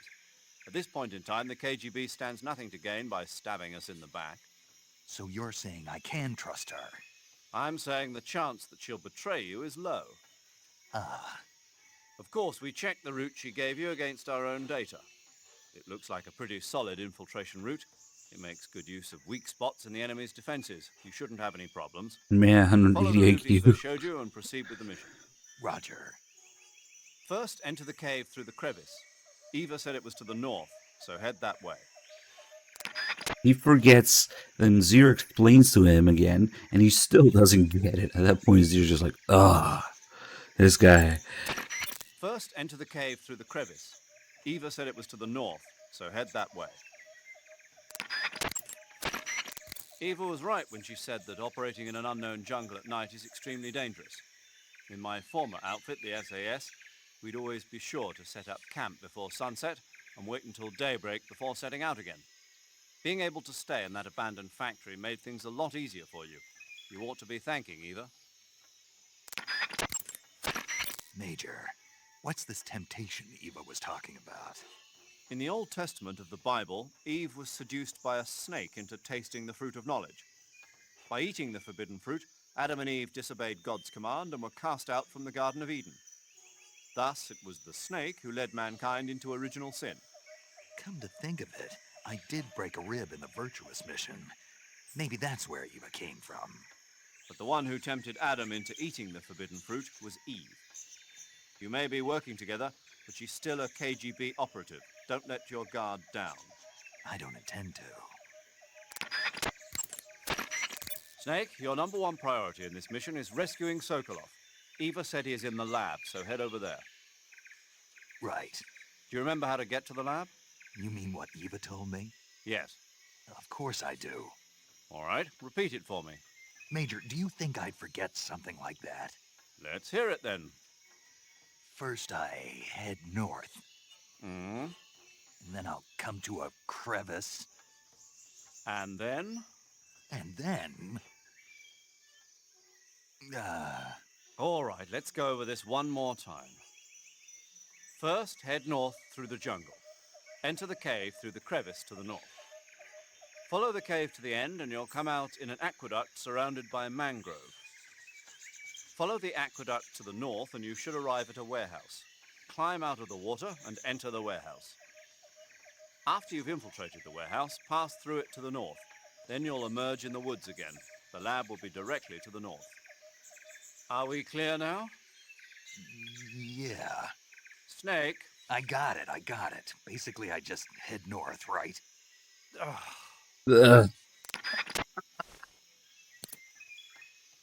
There's just no saving it.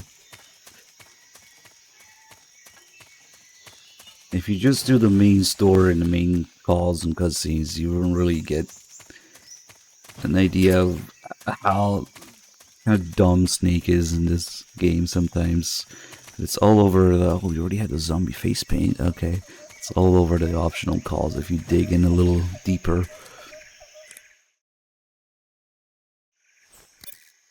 Let's do some save calls here. Well, at least he has 10 years to get a little bit wiser in Peace Walker. Ugh. Why not? You've seen how gullible he is. Yeah, he's always been a little different. All things that they say in the calls. Snake, have you heard of It Came from Outer Space? Yeah, you told me already. So this astronomer sees a meteor, but it's really an alien spaceship, right? And the aliens start replacing the townspeople with clones and forcing them to help repair the ship. The 3D effects were quite realistic. I've got all the real I can handle here in the jungle. No, you don't get it. Precisely because it's realistic, with the images jumping out of the screen at you. It makes for a nice escape from reality. I have to admit it made my eyes tired, but it was really intense. Unfortunately, they don't make very many of those movies anymore. When did it come out? I was still in college, so probably about 10 years ago? Guess I'm out of luck then. You know, they're coming out with household versions of video cassette recorders. One day you'll be able to see old movies anytime you want. It'll be like having a movie theater in your own home. Really? It's like if you had a record with movie film etched onto it instead of music. It'll work the same way. You're kidding. No, really. And someday they might make movies where you control the characters yourself. Sounds like magic. No. It'll happen. Make sure you stay alive to see it, Snake. And someday somebody will watch you play those movies where you move the characters yourself. Sounds like magic. Well, to be fair, they never stated Big Boss had 180 IQ, do they? Just Snake, the Solid Liquid Snake, and the clones. And the Genome Soldiers are not born, but digitally altered genetically to have soldier genes. So, I don't know. But I think it's more like a reflection of what Kojima thought of the players going into MGS3. Yeah? Snake being, again, in a lot of ways, the player. But Kojima gets to be the whatever cool character comes up next. And Solid Snake in MGS2, the boss in MGS3. Big boss at the end of MGS4. This being right after the MGS2 backlash and everything, it's gotta be that way. Like, yeah, let's give Snake back to the people. Let's give him a simpler story. Let's make Snake the player again and make him clueless. It just works that way. What am I looking for here? We want to get the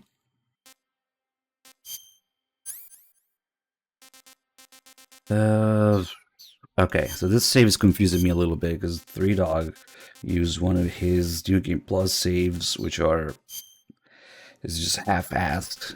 It doesn't have everything, but it has some random things in no particular order, which are not the things that would help do things in order in in-depth run. So it's throwing me off a little bit. Okay, so we want the bug juice. We already have the zombie face paint.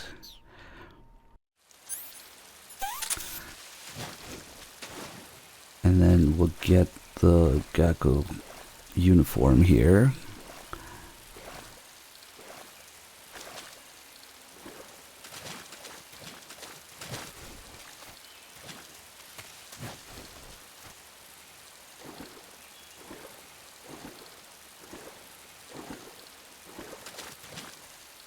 Nah, but I think MGS1, especially MGS2, tries to respect your intelligence a little bit more.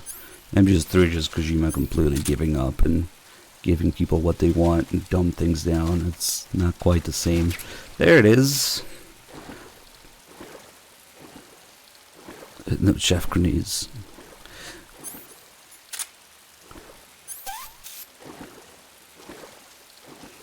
And then we'll head back and get... I guess we could have gone to the side there. No, because I also want to get the snakes here. There's just a lot of stuff to go through. And then now we have the 3 items that Paramedic likes to interrupt about. Life medicine. The Gecko uniform. And the zombie face paint. There's a Keratan in the distance when you equip the Gecko camo. That's what it's for, to help you find the Keratans. And then we'll get this snake. Snake E. And then one of these, maybe both, or Snake D.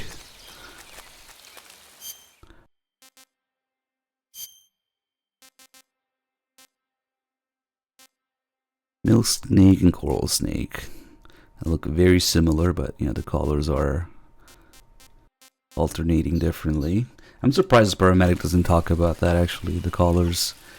But she does talk about how they look similar. Except there's a little something bugged in the HD edition. Wow, you caught a coral snake. The coral snake is a venomous snake that originally hails from the Americas. Its venom is a very potent neurotoxin, so don't let it bite you. If you do get bitten, go into the survival viewer right away and use Cure to neutralize the poison with a serum injection. The colorful red and black patterns on the coral snake are a warning sign. Apparently, the bright flashy colors and pattern let other animals know that it carries a deadly poison that keeps them from attacking. Snake's falling asleep. There are many animals that mimic the colors of known poisonous animals as a defense. See, by mimicking other poisonous creatures, they increase their chances of survival. There is another non-poisonous snake called the milk snake that borrows its coloring from the coral snake. Uh-huh. You're not even listening, are you? No. Okay, we'll talk about something you're interested in then. The taste? Yes. Taste? It says here that coral snakes are pretty good in a snaky kind of way. A snaky kind of way, huh? But the whole point of the call about the milk snake is how it looks similar to the coral snake. So you think that the picture would be kind of relevant to this, to look at it. And instead... I see you've got a coral a milk snake. The milk snake closely resembles the coral snake. It closely resembles a knife. Even so, you'll still take damage if it bites you, so don't get too close. Don't get close to the knife, it'll bite you. So, is there a way to tell the difference between a milk snake and a coral snake? It's pretty difficult. They really do look almost exactly alike. I guess if I had to pick something, I'd say it's that the milk snake is much less aggressive. Okay. Ah, I just thought of a better way. You're going to love this. What? Eat it. Eat it. Eat it? Yeah. The guide says milk snakes don't taste very good. Is that right? But if I've already caught and eaten it, what does it matter which kind of snake it was? It doesn't, does it? Sure, why don't we I just thought I had a good adjust the idea. volume every time? This'll be roughly the third or fourth time now. Of all the calls to fuck up the picture to be used, and they had to be this one. It's so funny because they're constantly talking about its appearance and how to tell it apart. It's a knife. I don't know what the hell happened, but yeah, just Blue Point magic. It wasn't in the original. I think they fixed it in the Master Collection, right? Not that I would know, but how do we tell them apart? Alright, let's call Sigint. Actually, let's not call him with the 1911 yet. I'll also talk about it for an hour. Actually, it's Snake who talks about it for an hour in that call. Hey, Snake, remember back at the abandoned factory when He's you still whittled the talking triple about it. 45 down? Yeah, I've never heard of a customization like that before. Why the grip? to fit it with a knife. A knife? You're gonna keep the knife and the gun both at the ready?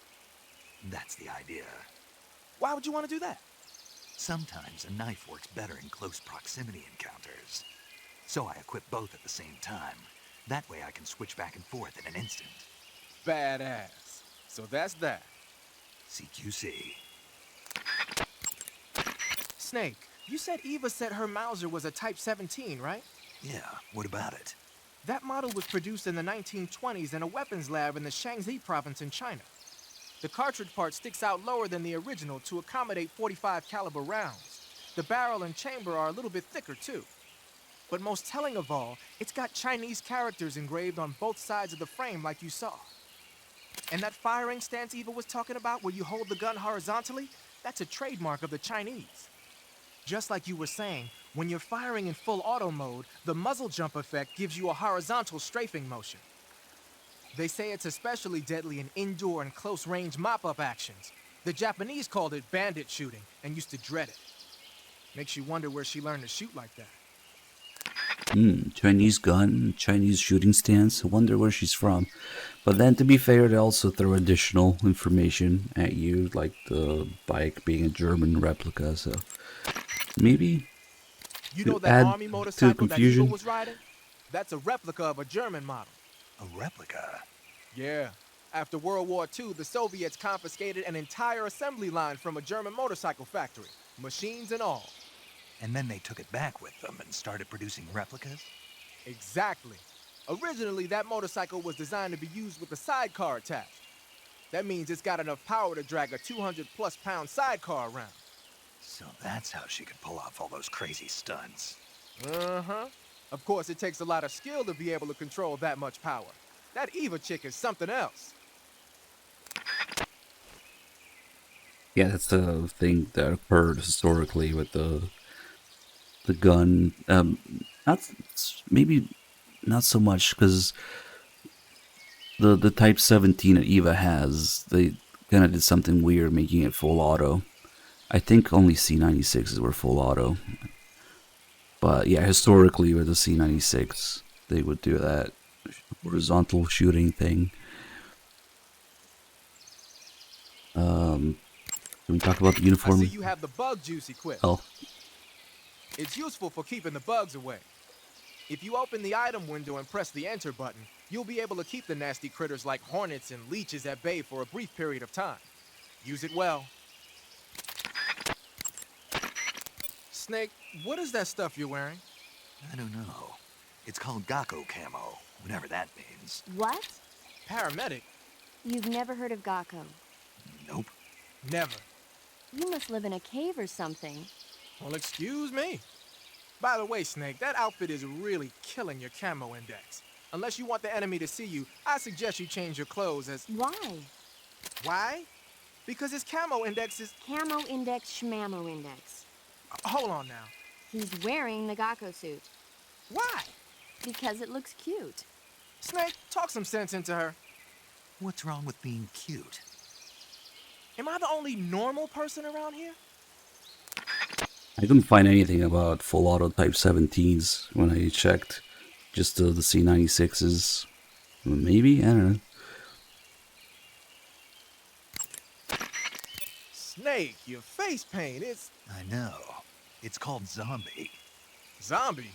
What does that mean? Beats me. Are you serious? Hello, paramedic. You mean you've never heard of zombies? Nope. Never. You guys don't know anything. A zombie is a dead body that's been cursed and brought back to life by a master of black magic. Supposedly, they revive the dead and use them as slaves. It's also seen as a kind of punishment. People who commit terrible crimes can be forced to labor even after they're dead. Interesting. Yeah, that's not... How do you know That's a all this C96, not the I saw it in Chinese one. movies. Like White Zombie. Never seen it? Nope. Can't say I have. How about Plan 9 from Outer Space? No. Missed it. You can't just focus on the things you like all the time. You have to expand your horizons, try new things. You guys need to get out more. Yeah, well, anyway, that face paint doesn't look all that useful. Go ahead and wear it if you want, but I think you should change to... You don't need to change anything. Why not? It makes them look awesome. Doesn't it? Look, arguing about it isn't going to get us anywhere. Snake, you do whatever you want. It does make you look cool. We left the bug juice equipped instead of the life medicine.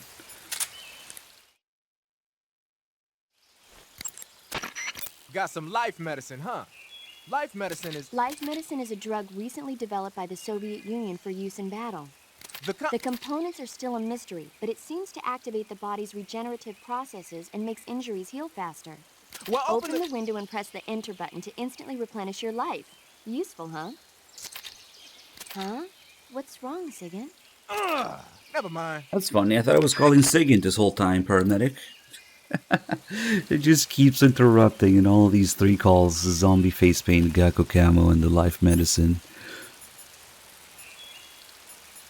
Let's see. Get some more stuff in here.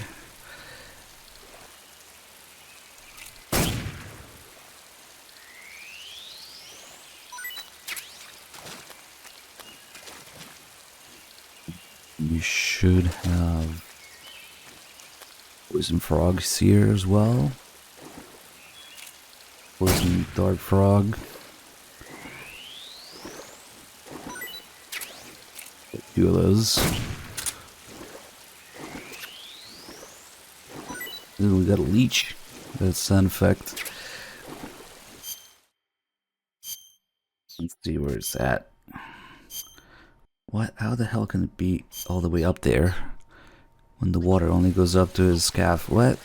I guess maybe the game doesn't care. Look at the leech. You can see it sticking out of the corner of the radio there. I guess it doesn't matter how deep in the water you are. The leeches just appear. Flying leeches, yeah. Okay, wait, before we remove it, let's get the call about it. It's funny too. Snake, look at your body. Yep. Looking good. Not there. Then where? See the leeches? Leeches? Where was he looking? Yeah, you've got leeches all over you.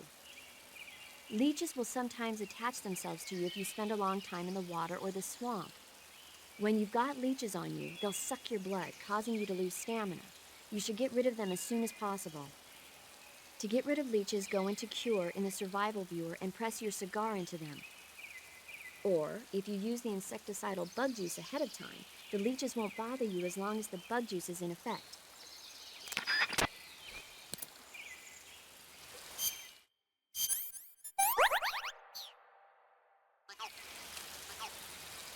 Let's eat the one of the poison dart frogs. It still gives you stamina. There it is. The antidote. If you're desperate for stamina, you can still eat something poisonous and just take the antidote after. Also, they actually have all the frogs here. The tree frog, the poison dart frog, and I think I saw the Otten Frog somewhere here. Is that it? Yeah, it looks like it. What is this crocodile doing?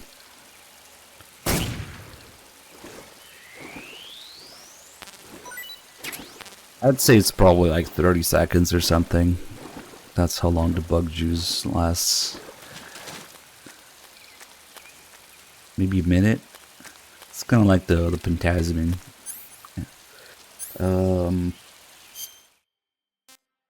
Okay.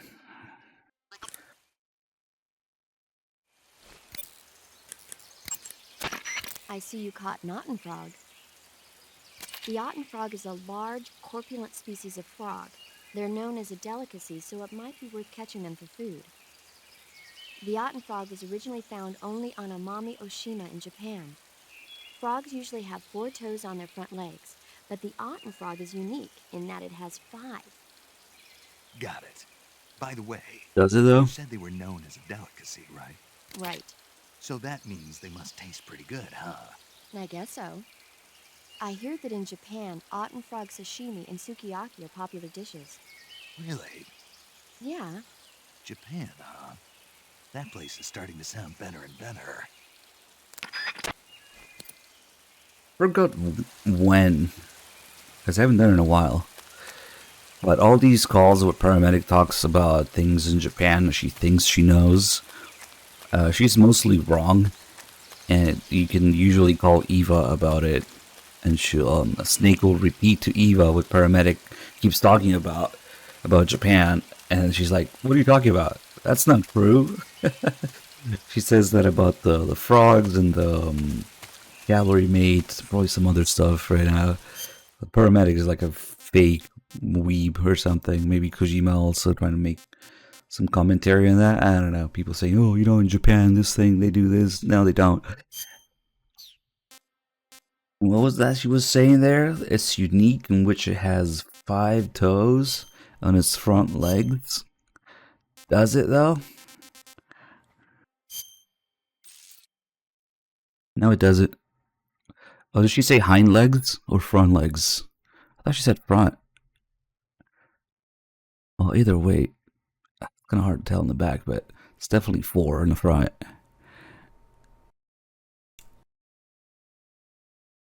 It kind of looks like it might be 4 in the back too. It's like the one thing that it was supposed to be about. Don't worry, guys, it'll be fixed in Delta. We're looking up the taint of a frog. Yes.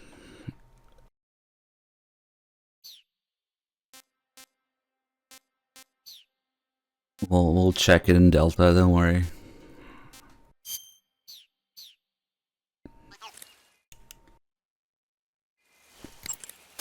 I see you've captured a poison dart frog. Yummy. The poison dart frog is native to the tropical rainforests of Central and South America. They normally grow between 2 and 5 centimeters in length, but for some reason the ones in that area seem to be much bigger than that. Poison dart frogs are known to carry a potent neurotoxin called pamiliotoxin. Long ago, people used the poison to coat their arrows for hunting. Watch out, because if you eat one, you'll get food poisoning. Yeah, I know. How? You really want to hear? Never mind. I got it. It's worth eating one just for that. Let's change back here. This isn't too great, like Sigyn was saying. Camo index, Shibamo index. Paramedic doesn't care about it, but Sigyn is the only person who cares. Everybody else is crazy. Now we're out of bug juice, so we'll probably get some more leeches on the way there. But we gotta get the croc tab.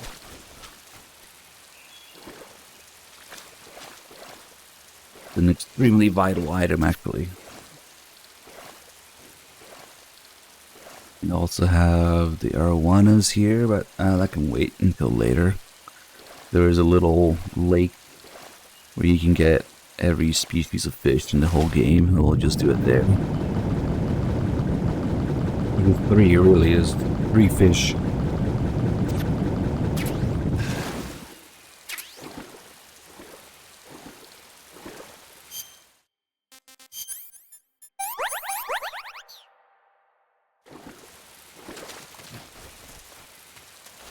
Why Rising and not Toon Snakes? Because the Toon Snakes is probably going to happen anyway. Rising might not happen, depending on the sub goal. Snake, are you there?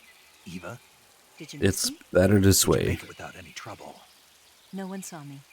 So you're back with Vulcan. In a matter of speaking. What about the boss? Yeah, she's here too. Better be careful. Thanks, I will. The boss and I get along pretty well, though. I guess we traitors have a lot in common. Why would anyone want to defect? Betraying your country like that, I just don't get it. Are you talking about the boss? Why do you do it? Weren't you born and raised in America? Yes, in a small rural town. I never Who even knows? knew Maybe there they will were have other extra countries, animals. other cultures, other ways of thinking. Until I went to work for the NSA. And one day, I found I'd lost faith in the things I'd been taking for They already granted. made a white rump vulture, not white. Not have a white rump, so. Change sides. You'd Whoops. believe me if I told you. Try me. I saw the universe. The universe? Not the actual universe. The universe as the intelligence community sees it. I realized that the gravity in this universe was holding me back. That's all. People and countries are both changed by their environment and by the times. That sounds like what the boss was saying. There's a world of difference between this country and America. But it's only a difference of position, a difference of perspective. Coming here made me realize something. Half of what I'd been told was a complete and utter lie. The other half was a conveniently constructed lie. Where's the truth then? It's hidden in the lies. Are you lying too? Who knows? I've been trained to make even the most severe falsehood sound like the honest truth. Weren't you? No. I believe because I have to, even if it is a lie. That's part of my mission. I'll have to remember that. If you need me, give me a call on the radio. My frequency is 142.52. See ya. I'll just say what I said before Death Stranding came out. Don't be so eager, don't rush. And wait for the game to come out. Don't be so eager for the game to come out already, because once that happens, the world will never be the same. I said the same thing pre-Death Stranding release. Once Death Stranding comes out, it will never be the same, because we'll have a whole new added meme to go by. So enjoy the current state of the series, the community, the channel, what people talk about. Don't be so eager for Delta to come out already. We can wait. I'm in no rush. we don't need to fucking alter things. Enjoy the peace while it lasts. Because once it comes out, one way or another, it's gonna be a giant fucking meme and things will be different. Enjoy the peace while it lasts.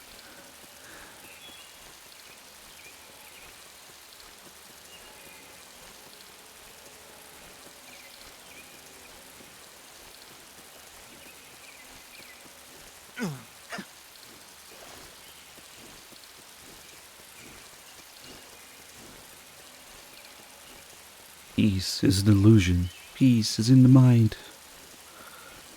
Peas in the mind. And carrots. Maybe that's what Snake has in his brain. Yeah, of course, that also includes like MGSV. Like before MGSV came out. It just didn't quite have the foreshadowing at the time. Whatever it's gonna be is gonna change things. It's gonna be a giant fucking meme forever. There is no going back. You know, once something is announced, and especially after it's released, there is no going back for that. From that. So enjoy the peace while it lasts. It's always gonna be, oh, Delta this, Delta that, oh, they changed this, oh, they ruined this, or they missed that, or maybe they improved something, but then it's gonna be subjective, down to opinion, just a huge can of worms. Oh, will you use that for the marathons instead of the original, or should I check out Delta, or what's your opinion on Delta, or and then you just huge can of worms there that you they missed this, they ruined that, they forgot this. It plays different because that, like, oh man, it's never gonna end. It's never gonna fucking end. When you aim the gun at poking out of the mouth of the croc cap.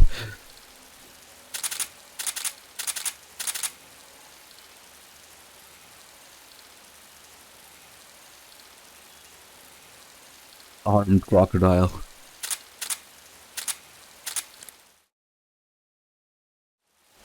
Yeah, I mean, at least Death Stranding is kind of like, man, most people just kind of ignore it. But it's probably not gonna be like that with Delta, so... Same with Death Stranding 2. Yeah. Because even just had to make it like that. And release it before Delta. Damn.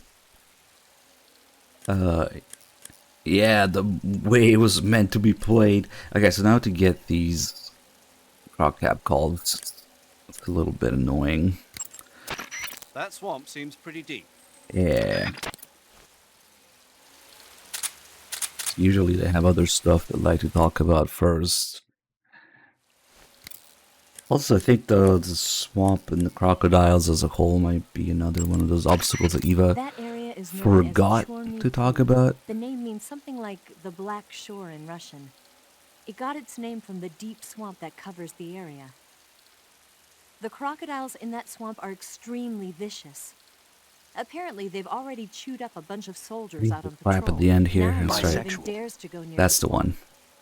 They said that most of the soldiers who were killed were attacked from behind while they were in the water. You be careful out there. Snake, you'll be helpless if a crocodile attacks you in the water.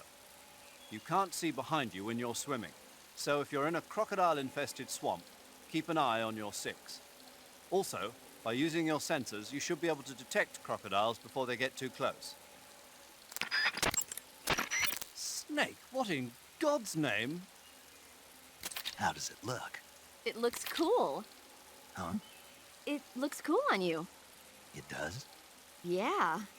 I don't think cool is the right word. Why? What's wrong with it? What's wrong? Don't you think it looks silly? Doesn't it make you laugh? Aren't you going to ask me what the hell I was thinking? No. Huh. I think it really does look good. It reminds me of the alligator people. Oh, the... what? The Alligator People. It's a science fiction movie. You've never heard of it? No. Oh, well, you should see it sometime. It's about this guy who gets hurt in a car accident and tries to heal his wounds by injecting himself with a crocodile serum, but then his head turns into a crocodile head. You look just like him with the mask on. That's awesome! Right. Huh? Oh, never mind. I suppose you might be able to disguise yourself as a crocodile by wearing that cap and sticking your head out of the water.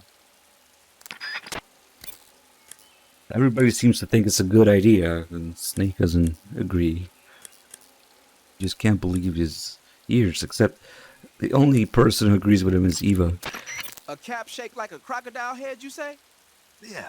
What do you think? It's silly, I right? think it's a great idea. What? You know, animal disguises are one of the oldest tricks in the book in the intelligence world. I don't know whether it's true or not, but I've heard that during World War II, the OSS used to use cow suits. Supposedly, they sent agents out to hide in herds of real cows so they could spy on enemy units as they passed by. Nowadays, I guess most people wouldn't even give a crocodile-shaped cap a second look. They think it was just a gag item. But if you use it the right way, it can be an effective weapon for spying. I gotta hand it to you, Snake. You're one sharp guy. You okay, Snake? Now forget it. Huh? Yeah, he has a problem with the box, but the croc cap is genius. Yeah.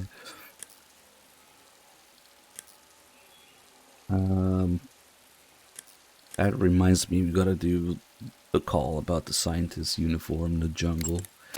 The crevice that leads... And Eva's call about the croc cap. Probably some of the best, most genuine voice acting and laugh in the whole game. It's really good. Eva, what kind of unit are those ocelots I fought a little while ago? The Ocelot unit is an elite group composed of soldiers handpicked from among the ranks of Spetsnaz, the Special Forces wing of GRU. They've undergone even more rigorous training than regular Spetsnaz. Their skill with weapons is the stuff of legends. can You'll find they're much better moonwalk shots too. than the rest of GRU. Watch yourself. Also, that one call where she talks about punching Snake through the radio. That's also really good. The crevice... The crocodiles... Yeah. The croc... Might have to close and reopen the radio a few times. Yeah, there's a lot of calls that are just very hard to get. Eva, where are you now? I told you, didn't I? I'm right near the Colonel. Pretty weak answer, if you ask me. I suppose you're right. Eva. Snake, I'm under orders to cooperate with you, but that doesn't mean I have to tell you everything I know. I would assume the same applies to you, too.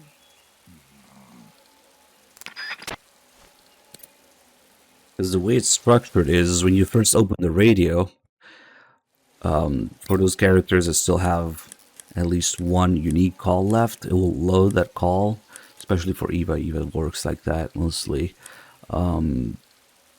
But then they also always have a call or two where they give you generic advice on where to go, or the controls, what button to press, what danger to look out for, wherever you are. And sometimes those repeat 2, 3, 4 times. Like, it's unlikely that anybody would keep calling and think that there's more to it. But there is. It's just the way the calls are structured in this game. You just gotta know that there's more. The crocodiles in... That, skip. Tell me something, Snake. And then there's a unique Why did you one. let Ocelot get away? I thought I told you already. Because he's still a kid? And to get the next one with her, we have to close and reopen the Lame screen. excuse, if you ask me. You think so? Yeah, I do. Maybe you're right. So if I call her now, she's never gonna have the next call, I The think. crevice that leads to the She just repeats the crevice and the crocodiles endlessly. The crocodiles, the crocodiles, the crevice. That's all she says.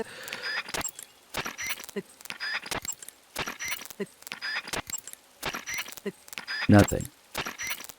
They'll never talk about either the croc cap or whatever her next unique call might be. Nothing.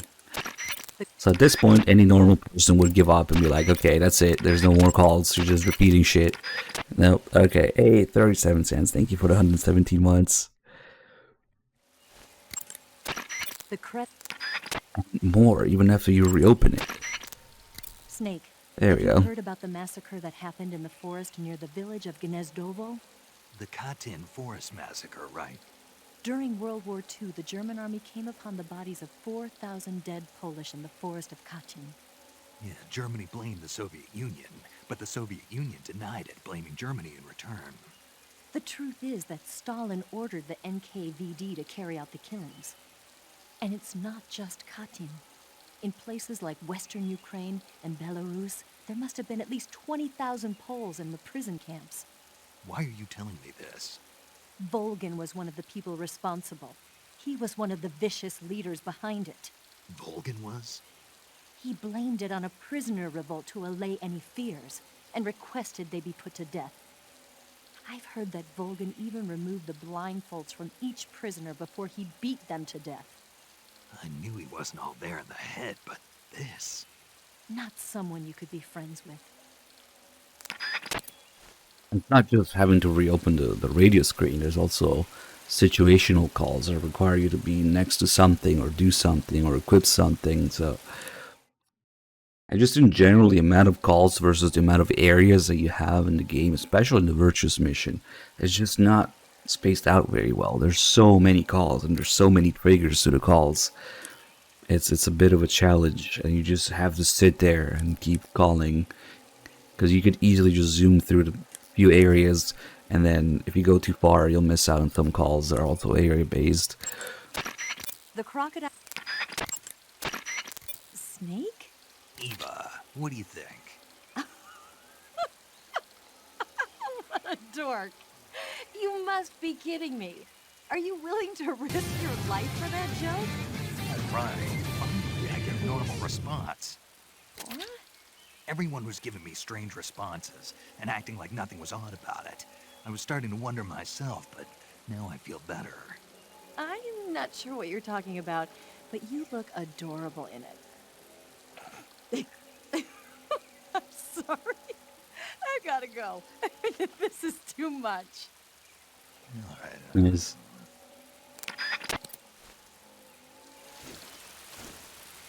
Here's another pretty funny call here. Ah, shit, I don't choose anymore. That's right.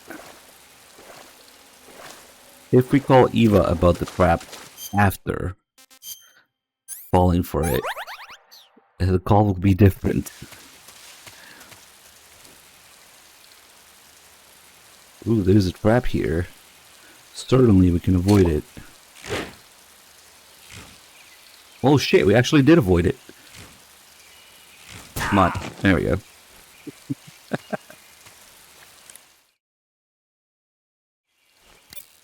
You get hit by that and then call her.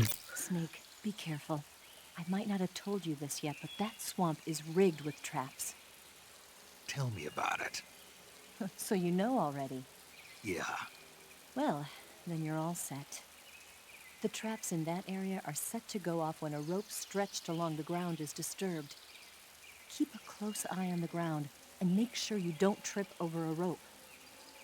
I mean, far be it from me to call you an idiot who can't avoid even the simplest of traps, but you know...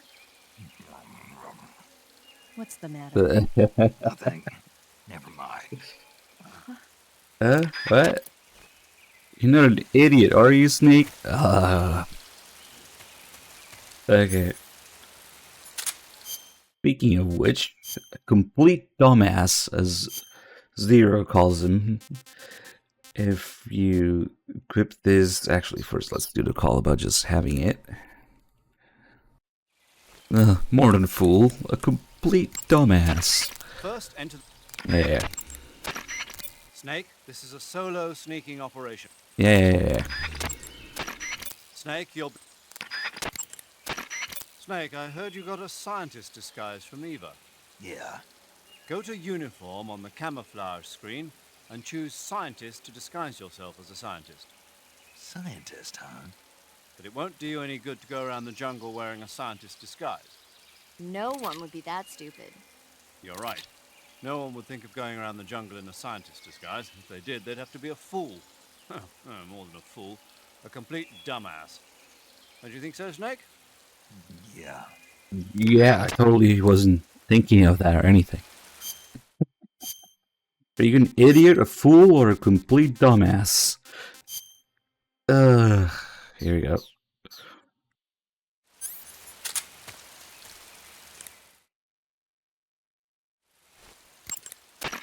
First. Snake? What's wrong, Major? I should be asking you the same question. Why are you wearing that outfit? I wanted to try it on. Did you listen to a word that I said? What are you thinking, dressing like a scientist in the middle of the jungle? Look at your camo index. You're a walking bullseye. Get back into your camouflage now. Nah, lighten up. What was that? Nothing. Yeah, for the player's convenience, they can always see what you're doing, where you are. Oh damn, look at all the leeches. They stand out a lot better with the scientist uniform. Damn. Like 4 leeches. Wait a second. What?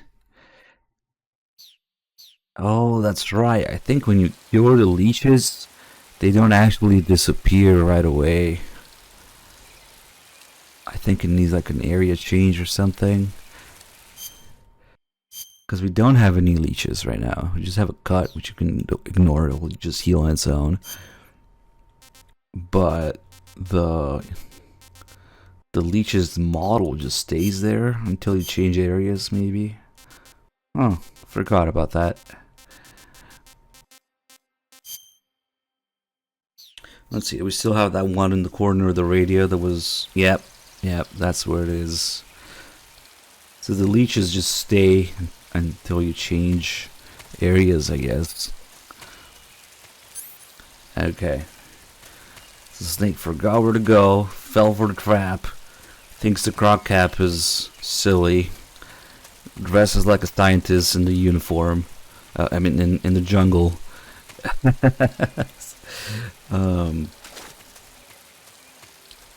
Yep, just not the brightest guy. Now the Cold War camo. I actually don't remember. I don't think it does. It's the Cobra's camos that have calls to them. See, this is why the save is scuffed, because this save doesn't even have everything, and it doesn't have the right things to just go with progression to get those calls in order. It just has a little bit of something randomly, so I don't know what the deal is with that. Hold on, I need to get under call here. See, I could easily forget to do this, get past the fence, and then the call, I don't think, triggers. Okay, there we go. Yes, we've done that secret call where the sorrow picks up. Someone walking on grass? What the hell? Where did you get that copy pasta from? It's supposed to be the sorrow when you call. Well, whatever you copy pasted it from, it's not accurate. Whatever.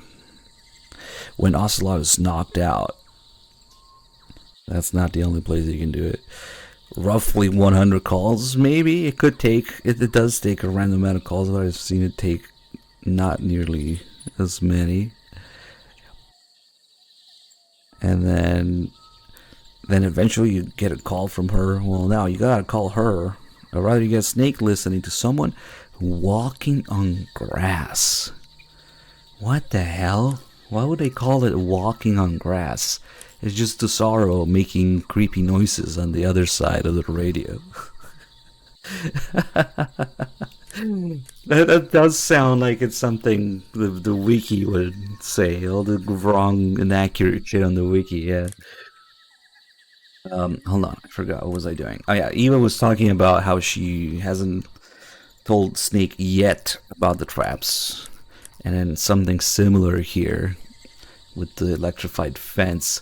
Eva will often forget to tell Snake about all these obstacles that we encounter on the way, which is most likely a reference to how Big Boss forgets to tell Solid Snake in Metal Gear 1 about all the obstacles you encounter. Every time you get to the gas room or the electrified floor or whatever, you always get a call from Big Boss. He's like, "Oh, I forgot to tell you. Sorry."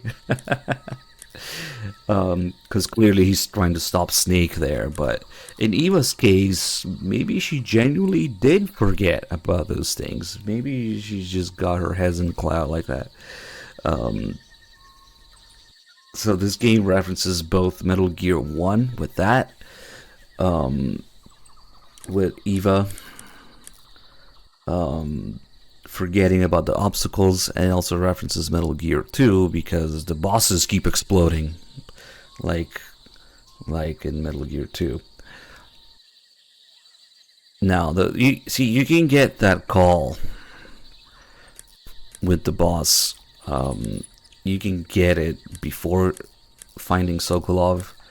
You can get it after finding Sokolov. You can also get it after getting thrown off the bridge during the Cure menu event, when the Sorrow's body is right there, actually. And that's after the boss is already there and, thrown Snake off the bridge. And she's most definitely not walking on grass at that point.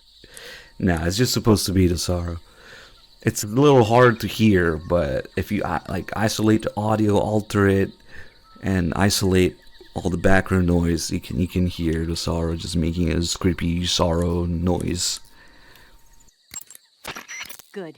You made it to Bolshaya Pust. The name Bolshaya Pust means something close to the Great Cavity. It probably got that name from the crevice to the north. There's a fortified area in the southern part of Bolshaya Pust that's strung with barbed wire. To the north of that is a relay station that serves as both a depot for material shipments and a communication facility. The crevice leading to the cave is located to the north of the relay station. Head north. Eva, that was some pretty nice driving. Really? There should be a call about the fence Overwhelmingly being accurate. electrified. That kind of driving isn't something you can pick up in a couple of days. I told you to trust me. I love motorcycles.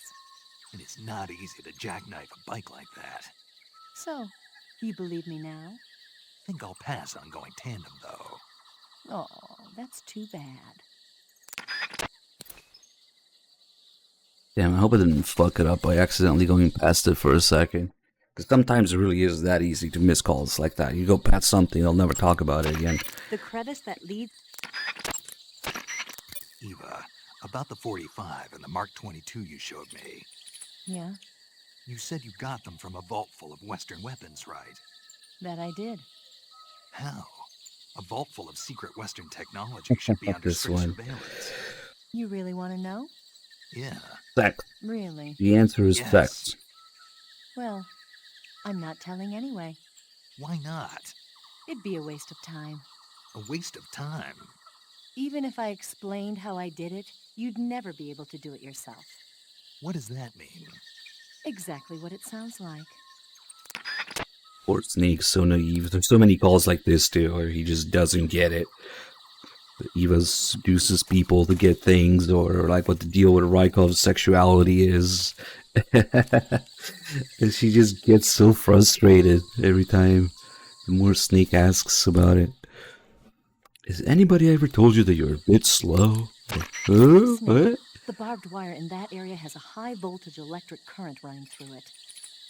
A high voltage electric current. Right. Though I might have forgotten to tell you. Huh. You'll get electrocuted if you touch that barbed wire, so don't. Oh, I forgot to tell you. I was hoping there'd be another reaction if you already get hit by it, like the trap. Damn, okay, it doesn't have one. Then we got all the stuff with the dogs going on here, and the claymores. Oof, that was close. Put dog go to sleep. We'll be messing with these dogs quite a bit. And going back and forth on the base.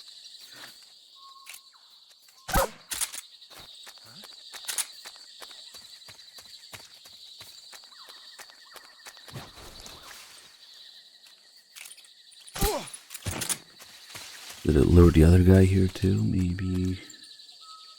Nope. Okay. Where is...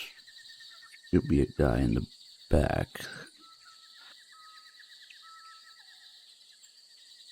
Maybe the timing's a bit off now because I was messing with the fence and going back.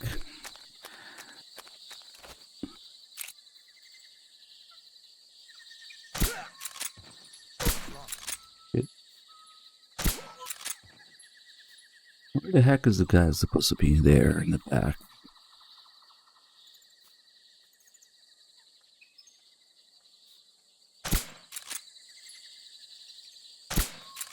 What the hell was that aim?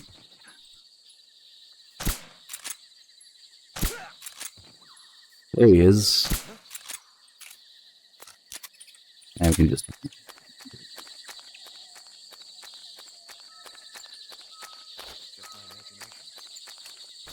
This guy has some more ammo. Oh, still in there for now. See if they have any calls about the swamp mud quicksand, whatever you want to call it. Hey, watch out. Whoops. Oh, come on. He's still... His head is still out of the thing. Damn, he just died like that, too. Let's see, maybe we'll get a little bit deeper in it. Oh, there's leeches in here, too.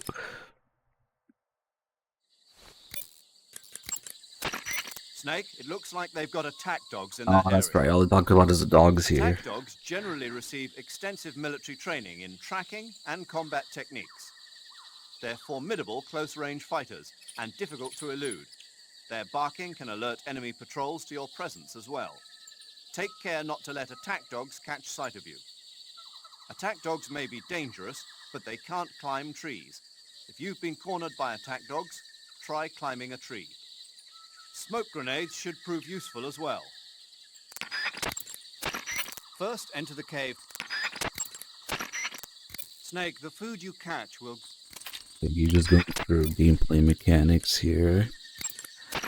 They sicked attack dogs on you? People have been using dogs in wars since before recorded history. The Greek and Roman armies used to send out packs of dogs with spiked collars to charge at enemy ranks. Attack dogs were regularly employed in the First and Second World Wars as well. Traditionally, dogs have been used to keep watch, send messages, and assist in search operations. Then the Soviets came up with a new idea, using them to carry bombs. Bomb dogs? Yeah, they were trained to dive beneath tanks carrying a payload of bombs. Apparently it worked pretty well, but the Russians messed up, man. They used their own tanks for the training. Turns out the dogs kept going after Russian tanks and blowing them up.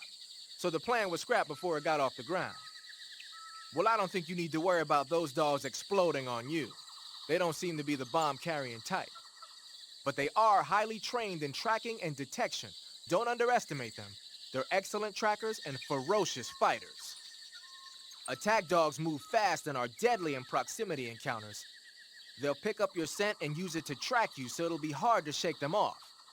In a way, they're more dangerous than any human opponent. Be prepared. The Soviet-made smoke grenades you might find around there also seem to act as a mild tear gas. It might not have that much of an effect on human targets wearing balaclavas, but it ought to wreak havoc to a dog's nose. If you're being chased by attack dogs, give them a taste of a smoke grenade.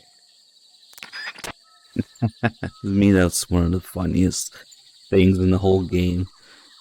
I'm pretty sure that was a real life story. But the Russians messed up, man. They used their own tank for the training. Oh, fuck. That's amazing. Also, we have... Well, there's should be a couple more calls about the dog as a paramedic. Let's see. You say there are attack dogs? Oh, and Eva, too. Those attack dogs are Great Danes. The breed is originally from Germany. They've been used for hundreds of years as hunting dogs. As you can see, they're very large, strong too. They've got a calm yet courageous temperament, and on top of that, they're extremely intelligent. In some cases, a trained Great Dane can be more dangerous than a human opponent. Watch out for them. Interesting. Forget it, Snake. Forget what? You were thinking about how they taste, weren't you? I wasn't thinking... Don't lie to me. I could tell by the look on your face. You can't see my face. No, but I can imagine it. Don't you dare think about trying to capture an attack dog. You hear me? Yeah. Interesting call, because Snake says that she can't see his face. But like we were saying earlier, for the player's convenience, they just pretty much always know what's going on. So you don't have to listen to Snake describe everything every 2 seconds, I guess. You can't see my face. Snake, be careful of those attack dogs. Here we have an MGS1 connection. No, you're the one who's dangerous. Me? Those dogs are just innocent animals, even if they've been trained to kill. You shouldn't hurt them unless you have to. But... You know, humans and dogs have been living together for 50,000 years, ever since the Stone Age.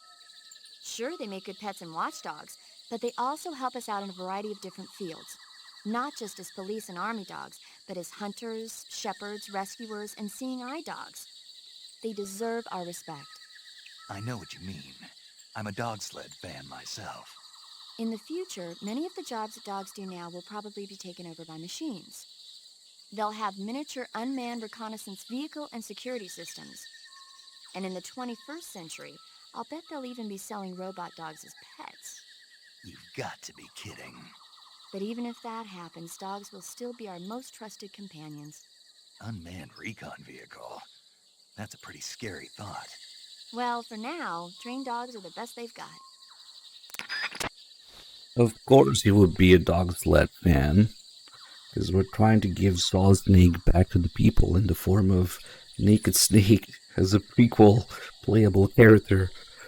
So yeah, it's just one of the many traits that they share in common because of Solid Snake having it first. You might think it's the opposite because, you know, in the story timeline, it's Big Boss comes first and then Snake is a clone, but in real life, it's the opposite. In real life, Solid Snake came first as a playable character. Then people liked all the traits from Solid Snake, and they decided to make Big Boss into a playable character because of Raiden, mostly, I'm just too. So now, Big Boss was reinvented as a playable character with all the traits from Solid Snake as a playable character. That's mostly the reason that you have all these connections. You know, the dog sled fan line there is one of them. And of course you have all the other stuff. The smoking, the bandana, the box, the flirting with the ladies, the what have you. All those traits. At the beginning of the game, I'm not sure if Doc talked about this, there's a very subtle one where Snake is told to put out the cigar and put on the mask, and he doesn't do that until Zero tells him to.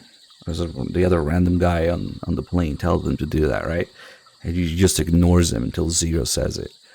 And to me, that's another connection to MGS1, where Snake says, "I only accept orders directly from you, Colonel.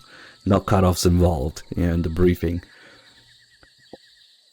So yeah, there's another one of those little connections there, because MGS3 is largely about sinking in mud.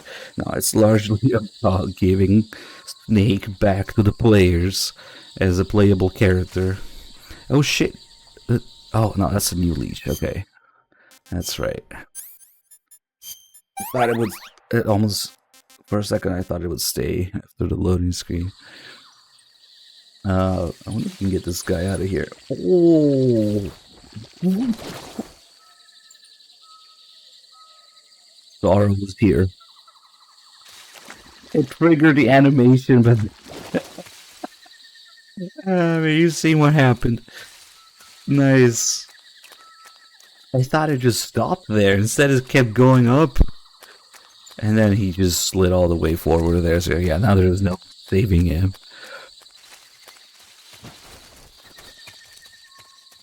And get this splitter here.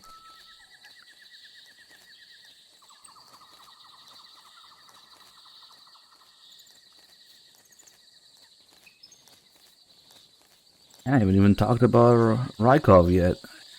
Oh, they're starting to wake up. Maybe not with the AK.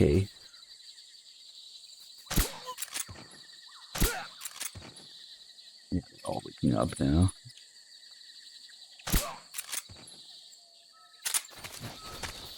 Also, the dogs don't stay asleep nearly as long as humans.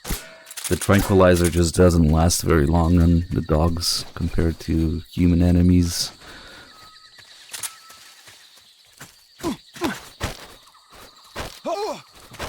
Freeze. We'll be back here, mess with the dogs, and actually, why don't we just put them all down now? Wait, no, that's right. Okay, so when I hold them up to the ground like that, they will stay down for good as long as I am in the area. Freeze. That's a good way to get rid of somebody non-lethally and permanently without them waking up or anything, unless somebody finds them. The problem is, though, I think it doesn't stay when you leave, so he isn't getting shocked, because to do that you have to basically, oh, see, the dog's already awake. Basically, you have to push them onto the fence somehow. If it's part of the animation, them falling asleep or something, it doesn't matter. But for example, if I pick him up and put him back down, whoops, he gets electrocuted. Shit, that guy is not gonna be there Next, this guy's about to wake up too. You can also do it like this, of course. Yeah, it's gotta be the player pushing them into the fence somehow. Not the tranquilizer around or whatever.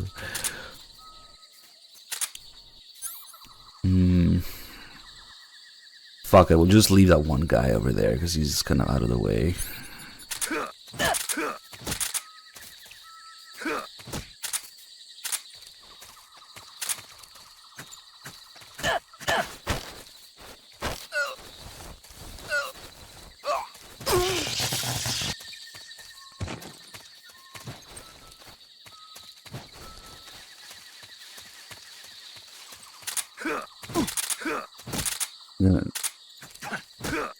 The next best thing you can do to put them down non-lethally is to choke them a bunch of times.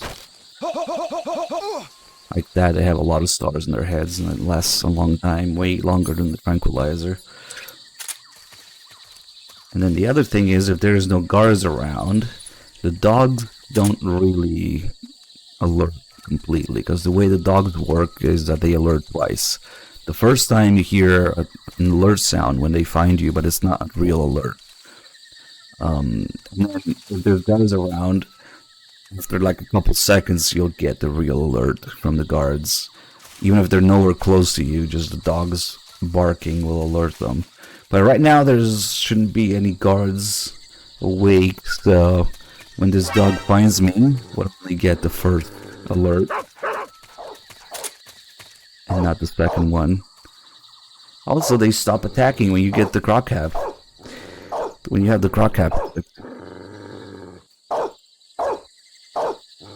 So you can just kill the dog. And all the dogs coming here.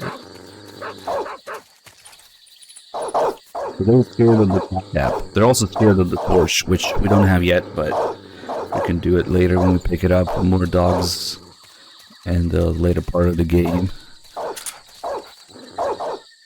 Pet the dog.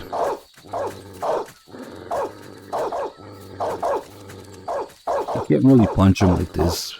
It just moves up a little bit.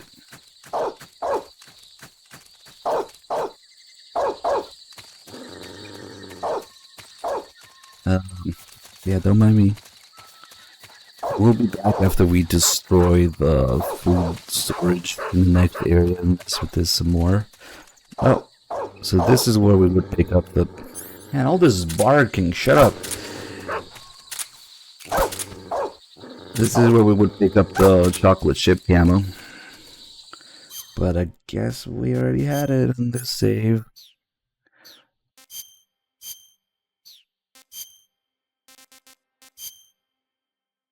What? I just need a nap.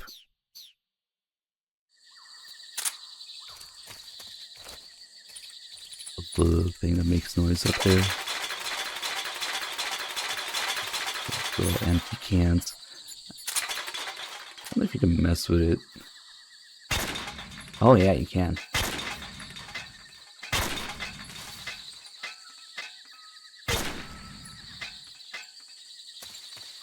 They just disappear right away. Ah, I wonder if I do it before triggering it, does it just make it silent? So could you do it quietly? Nah, they'll probably hear this.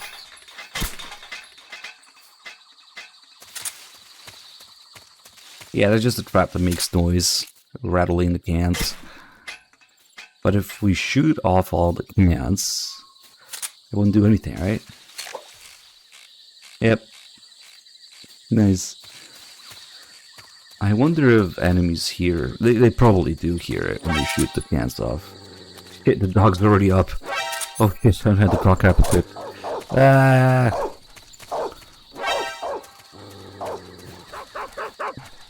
This guy is now at 2 stars. I wonder if he's gonna alert right away while the dogs are barking. Or, now we should have a second to refresh it.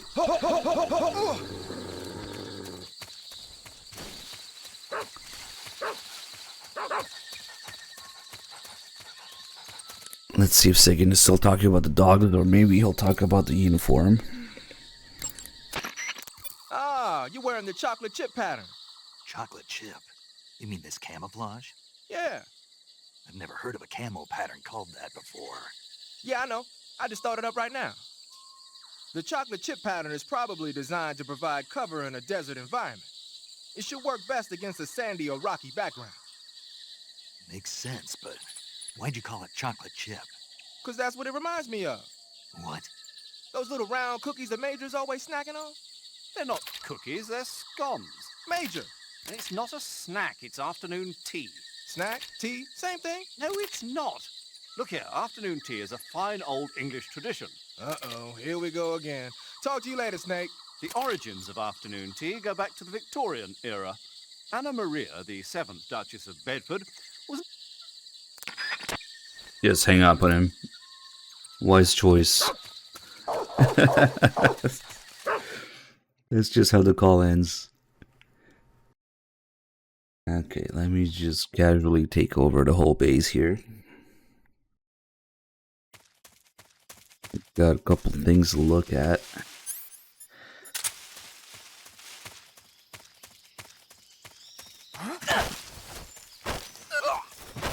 Freeze! Outpost captured. No! Go away, Dunderberg. Is that what she says? I don't know. I always turn that shit off as soon as I start the game.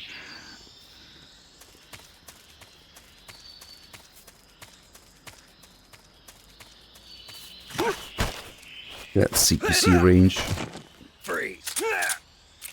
With one tranquilizer. And that guy. Fuck, I hit his radio. Come on. God damn it. Fuck it. Shoot him in the head.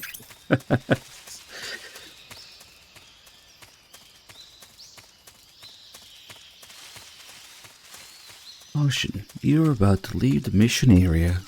Caution, you're about to leave the mission area. Shut the fuck up. God, it's unbearable. It's bad enough that there's a mission area already. There shouldn't be one.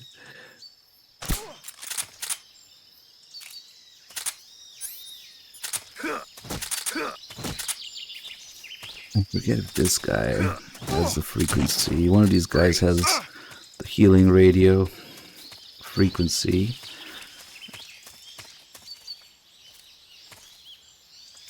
That's where you are.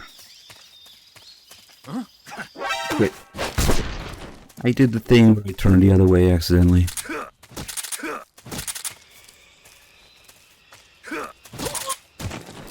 Freeze!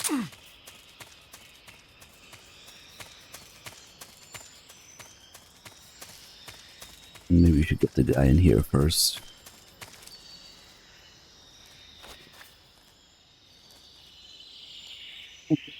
Off his mouth. Crouch. And move along the wall. Nom. Huh? What's that sound?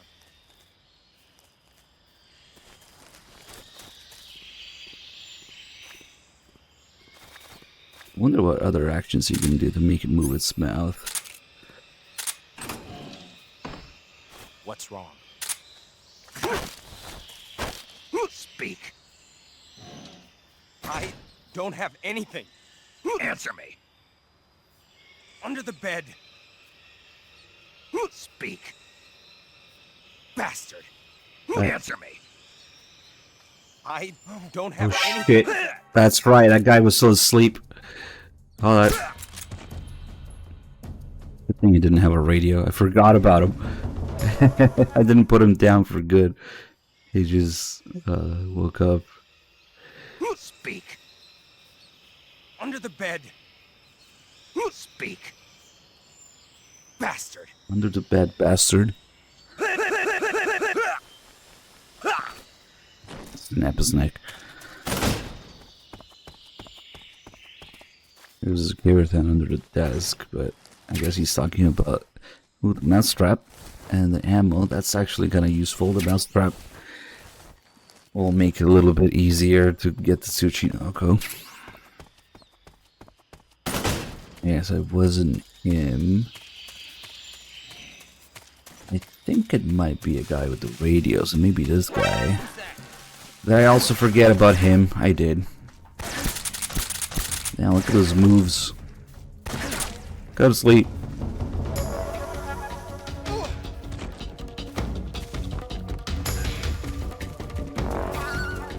I totally forgot about him too. That guy had a radio. Yeah, he does. Okay. Like maybe 3 guys with radios here. Speak.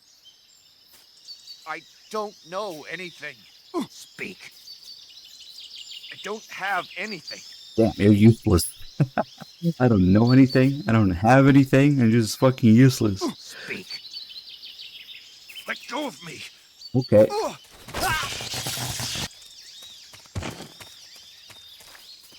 I'm thinking it might be this guy.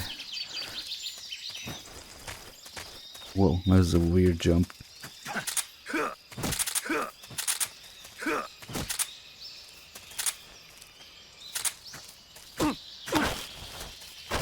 Speak. Destroying the armory will... Not him either. Speak. If you shoot the barbed wire fence power source... Answer me. Yep. Let me go! Answer me. Destroying the armory will...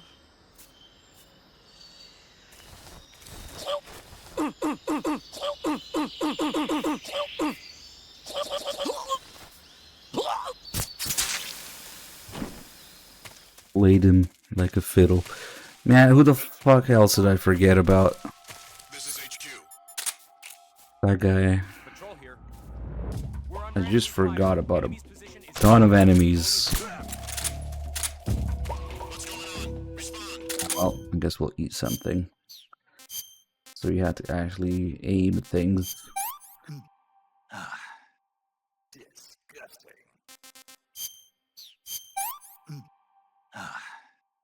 Pretty tasty. Yeah. Oh, actually, that's a good point. Something that I should keep in mind for these kind of runs. The Sorrow maxes out at 100. 100 ghosts. So, if you want to see some unique ones, I'm not even sure if it's the first 100 people you kill. I don't think that's how it works. It doesn't go in order. But like last time we missed Raiko's ghost because of that. Even though I killed him, he didn't show up. So actually, that's kind of a thing to keep in mind. At least until we reach the Sorrow, have less than 100 kills or so. Or make sure that those 100 kills are, you know, the ones I kind of want to show. Which should be plenty. It's something to keep in mind. Go to sleep. So we have things like slitting someone's throat and shooting them in the dick and having them die in an explosion or fire. And then of course Rykov shows up, always holding his dick regardless of how you kill them, as a reference to Raiden hiding his junk in him just to... There's a guy getting eaten by the vulture. Forget what else there is in terms of unique ghosts. Depending on how they die and how you kill them, they will be doing different things as ghosts. So yeah, we'll just get a few of those covered so they can show up instead of just killing everything. So that it kind of overrides it instead.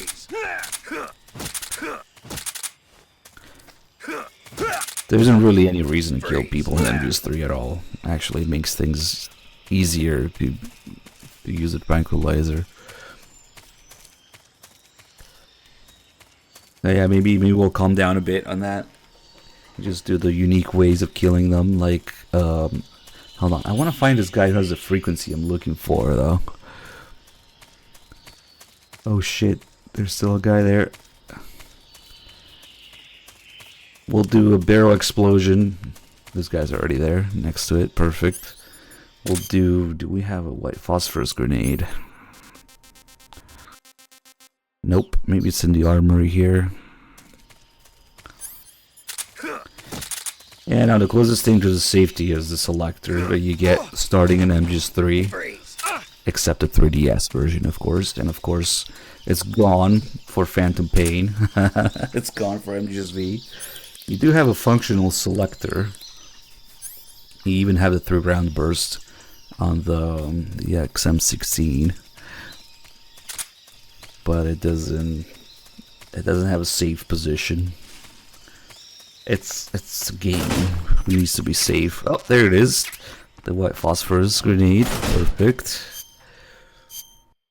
Just some casual war crimes.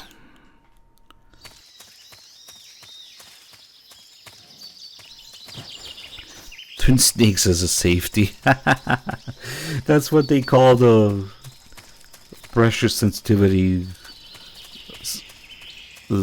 substitution. The thing that they put there instead of the pressure sensitivity. Yeah, it calls it a safety. That's right. It's still better than the Master Collection controls. It's that bad that you have to praise Twin Snake's way of implementing it. Put an extra button for safety instead of the stupid shit the Master Collection does. Hey, get up.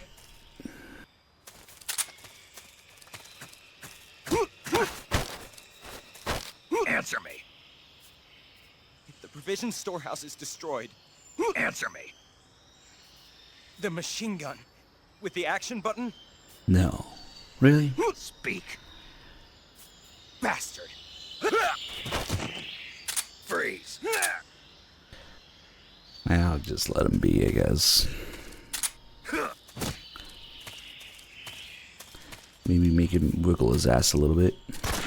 Please don't.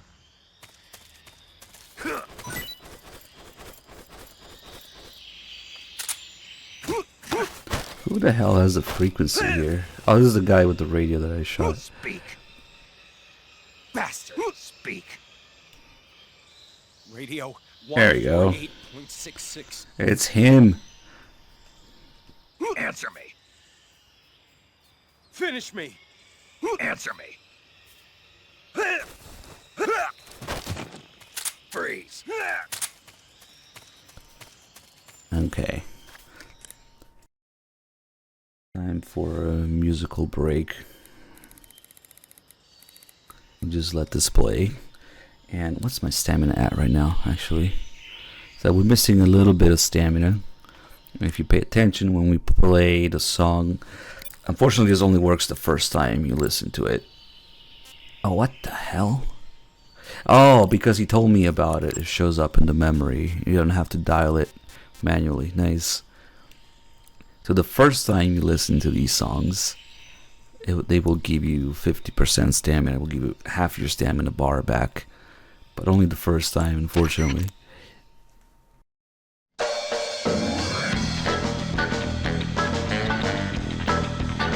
And it's actually not a loop. It's the whole song. But it doesn't loop. The call just ends like any other calls. And then it comes like from Snake's mouth. Why does it sound like Snake is... Like, it looks like Snake's mouth is moving like, when he's talking. So it's Snake's line?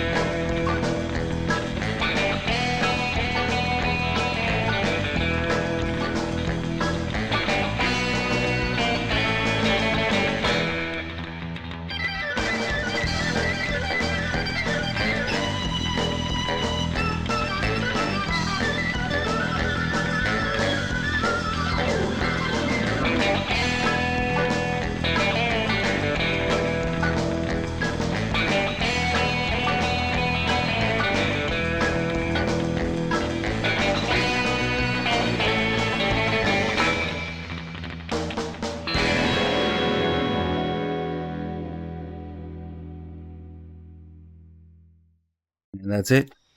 The call ends. Hey.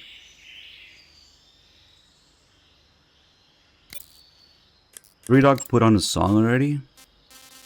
Oh, there it is. Yep. Do you find that one in the Virtuous Mission, maybe? But you can already call these frequencies. Oh, maybe that's why I already had a healing radio in the memory. Ah, it confused me for a second, because it already said healing radio in the memory before I dialed the thing manually. Okay, so we already had one. Cool.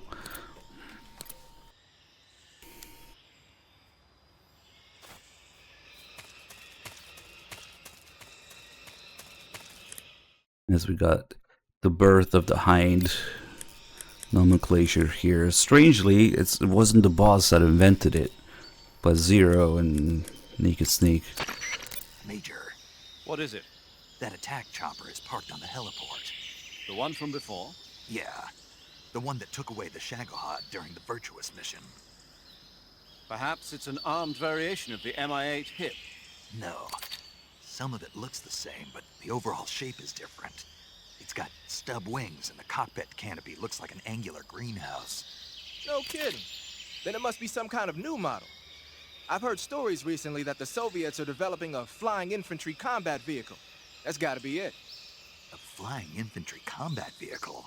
Yeah, a transport chopper with troop-carrying capabilities. Think of it as an attack transport chopper version of France's AMX VCI or the Soviet BMP. They must be doing field tests on the initial prototype. A next-generation chopper that's a little smaller than the hip. Maybe we should call it a Hind. Not bad. It's cool with me. Then it's settled. We'll refer to that new type helicopter as a Hind from now on. The Hind you see parked at the heliport must not be ready to fly. You don't need to worry about it taking off. If you're going to destroy it, now might be your chance.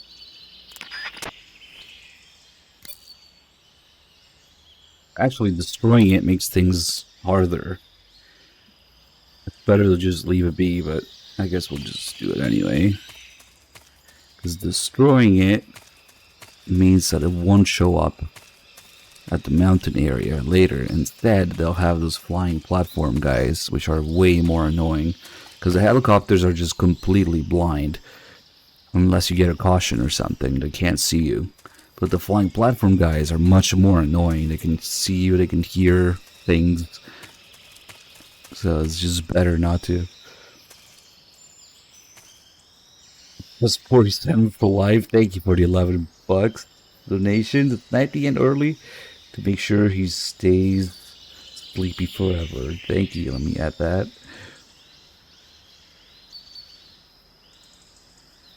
The other benefit of, well, it's not a benefit. The added challenge of sniping the end early is that you have to deal with the ocelots in the areas where you would normally fight the end. So that's pretty interesting.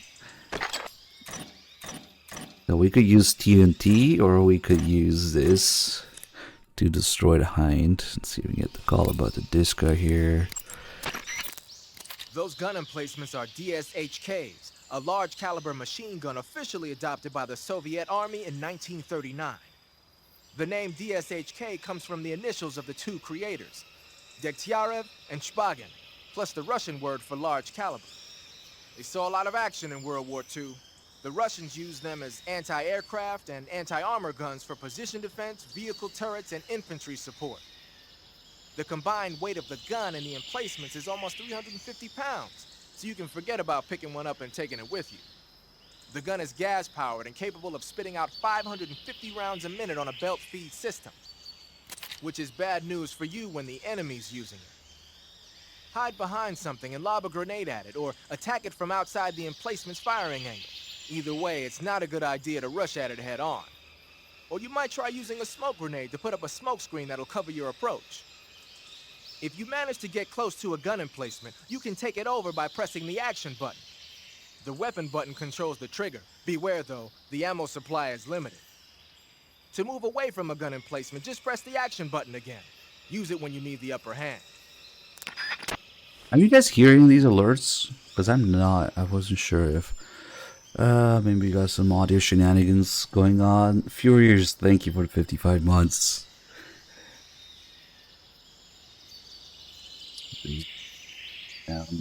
Settings are always annoying. And I guess we'll see. Next time there's some sort of alert.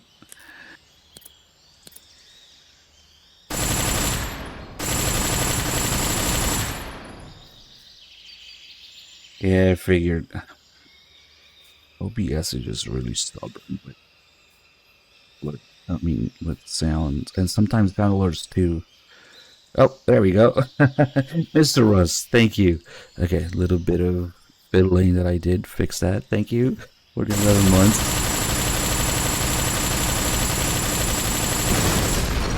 Hello. I was gonna commit some more crimes here, that's right.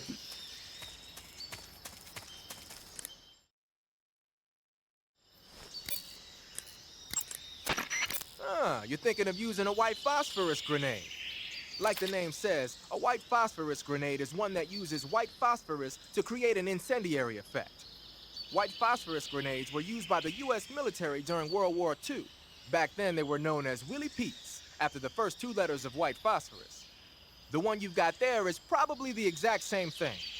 White phosphorus is a white, waxy substance that spontaneously combusts when it reacts with oxygen. The combustion temperature is over 5,000 degrees Fahrenheit. Any human targets within the area of effect when it explodes are gonna get seriously burned. Just make sure you don't accidentally set yourself on fire. If your body does catch on fire, either plunge into some water or take off the burning clothes and put on new ones. Rolling repeatedly should put the flames out pretty quick too. Yeah, the game just treats us as any other fire source. It's not the same. There we go. No, it looks like rolling didn't work for them. And just to make sure, we'll get some more explosion fire deaths here. Just so they show up during the sorrow. Then what do? We just already slit a guy's throat or two and snapped their necks. We gotta shoot somebody in the dick. That's what I gotta do next. Let's see.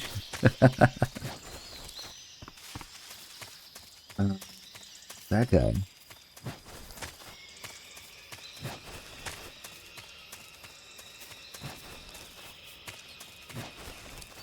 You can't roll over that one because it's slightly higher.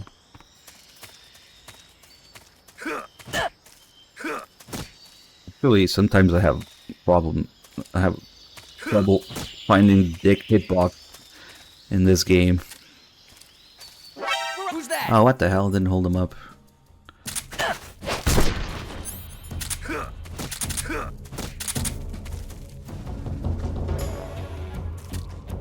Freeze.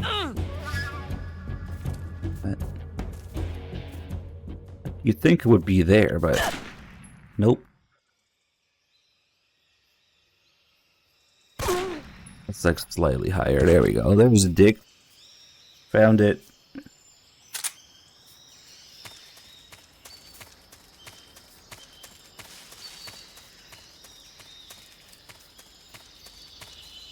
So I have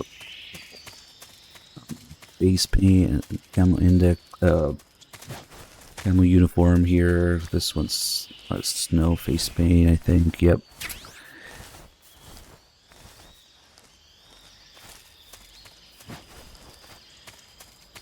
These aren't really too interesting unless you're just trying to get all of them or something. Is this water? Yep, it is. Okay.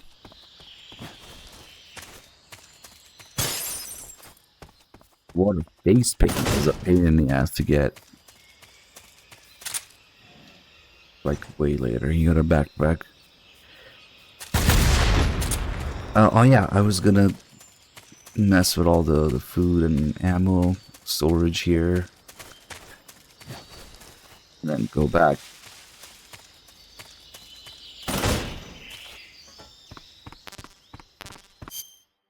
We have the TNT somewhere here.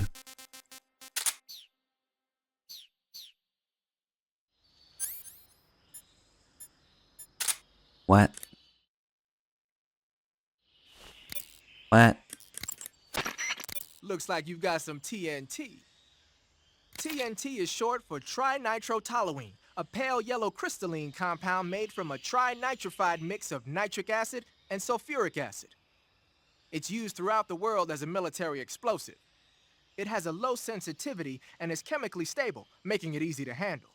It's also got a low melting point and can easily be shaped by boiling or steaming it. But because the sensitivity is so low, you need a booster to actually get it to explode. No problem. It came with its own remote control detonator. Good. Then all you have to do is press the weapon button to place the TNT, and then press the CQC button to set it off. The map screen in the survival viewer will display the locations where you've planted TNT. Take warning though, the radio signal for the detonator is pretty weak. Don't forget that pressing the CQC button will only set off TNT that's planted in the same area.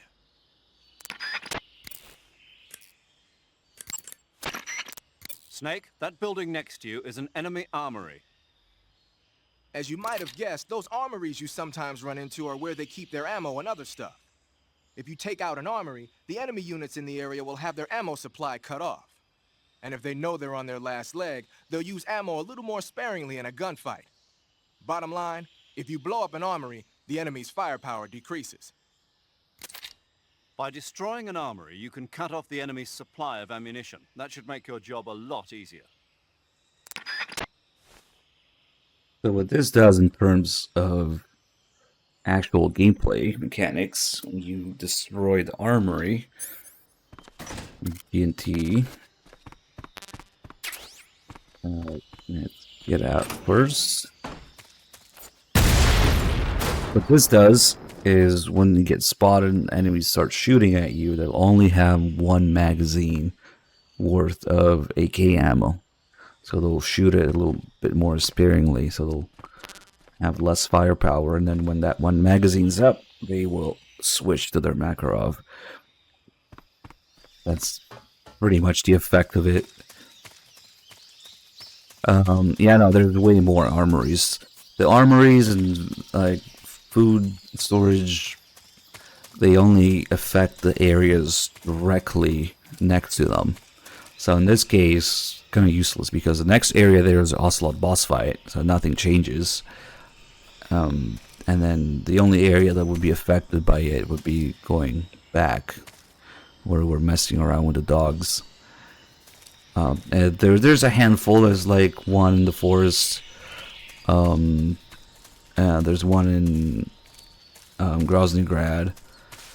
There's one in the warehouse that you can destroy, that where you can make people hungry. But it's not everywhere. Gallery meat. We'll eat it first. The food storage makes people hungry, which pretty much means that they'll have no stamina, so they'll get stunned more easily. You can just roll into them. One roll or two punches, and they get stunned. They will be hungry all the time, so that means two things. They'll be complaining that they're hungry, so you can hear them complain about it, like, oh, I'm famished, I haven't eaten in so long. So that kind of helps you find where they are, where they're complaining from. And it also makes them eat things that you throw at them. So you can throw food to lure them, or you can throw poison stuff or rotten food at them to mess with them. Particularly in the previous area, it's more interesting because not only you have enemies, you also have dogs. And dogs will also go for food. That's unrelated to the food storage here. The dogs, they will always go for food. So you can like make them fight over it. Snake, that Like- building next to you is a provisions storehouse. I think the dogs don't Provision eat storehouse once, is where the but enemy they will keeps their eat food. anything like Enemy that you units throw in that at them. area use it to stock up on But rations. maybe they're picky If about you happen to something. blow up a provision storehouse, the enemies in that area won't be able to get any more rations. Spetsnaz are people too. They gotta eat, or their stamina starts to go down. They might pass out more easily or lose their concentration and start to shoot less accurately. Who knows? They'll probably be a little more desperate for food just lying around. Basically, if you get rid of a provision storehouse, the enemies in that area will get physically weaker. By destroying a provisions warehouse, you can cut off the food supply to enemies in the surrounding area. It may be worthwhile if you have time and materials to spare.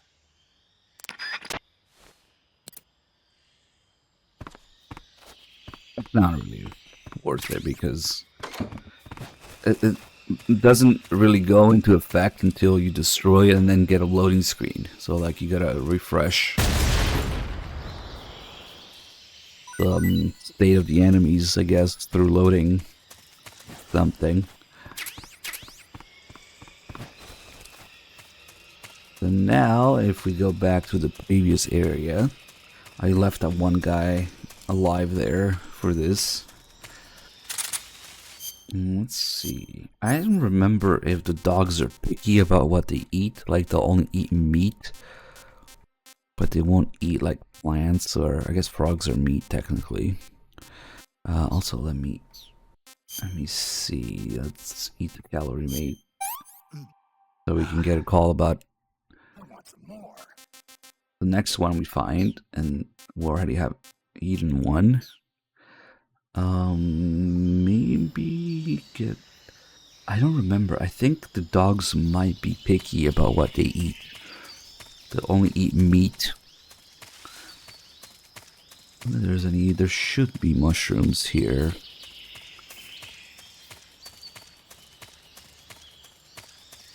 Maybe.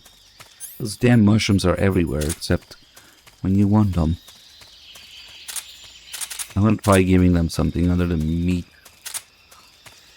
Maybe there's some fruit somewhere.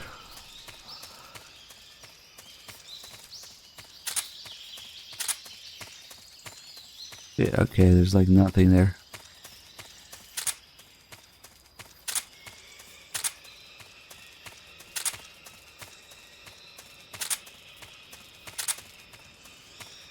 Maybe something here.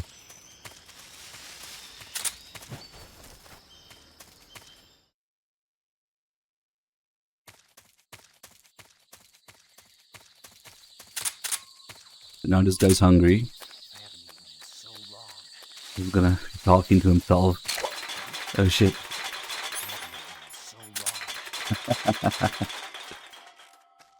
Good thing he doesn't have the radio.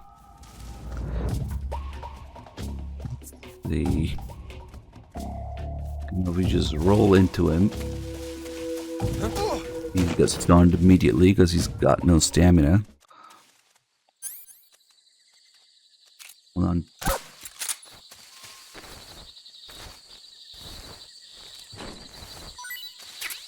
Oh, nice. He actually has some ammo.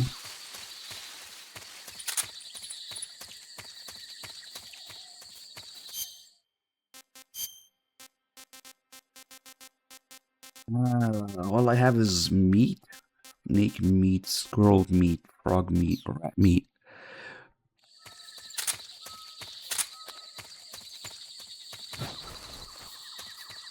There's gotta be something else somewhere around here. Damn. That guy's gonna wake up and go into a caution probably, but it doesn't matter.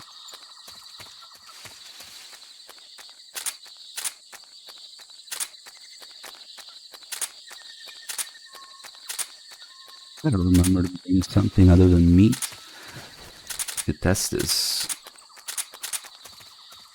Man, they literally don't have any plants, mushrooms, or fruit here. The enemies here? That's the claymore.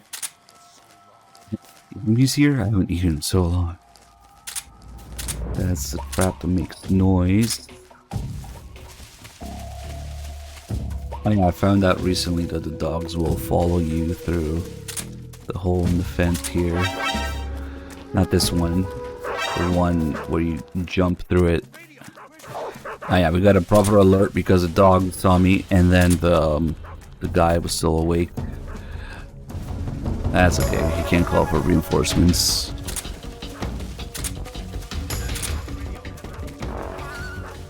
Man, what the hell? Where's all the...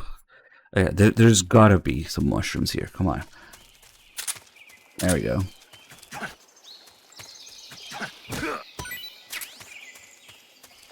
Was this a Golova? Nice. Damn.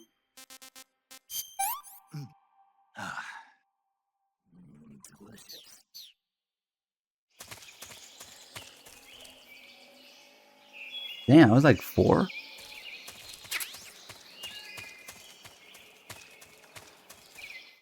He probably did invent dogs, yes. Okay, let's test it now. If I remember right. Guard's not gonna be picky, but the dogs are.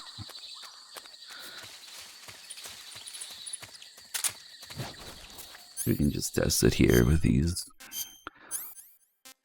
So, get some fruit out and a rat.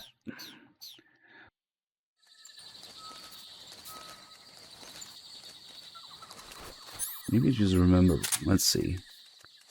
And some fruit.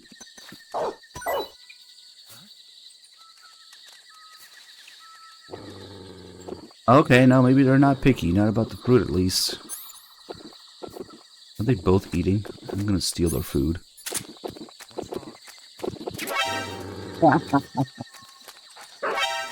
Just stole the thing out of the dog's mouth. I wonder if that counts as having fed them now, because you can only feed them the first time and then they ignore it, I think. Which means, yeah, fuck it. Sorry. We don't need these dogs anymore.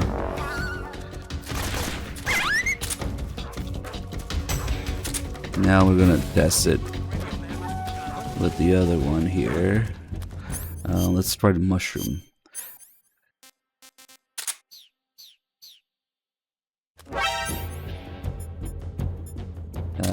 Fuck, maybe he's not gonna... Maybe they do prioritize the food over the alert. Let's see. Hold on.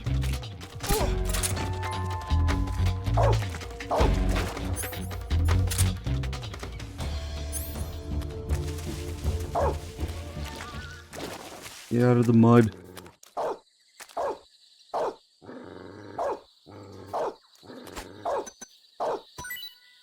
Ah.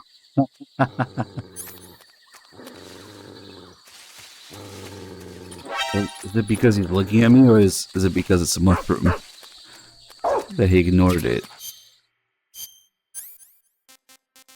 Maybe it's just mushrooms that they don't like.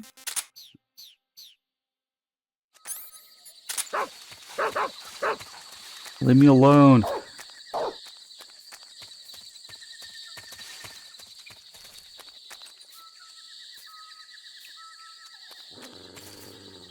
Yeah, he's not gonna calm down until I put him to sleep, is he?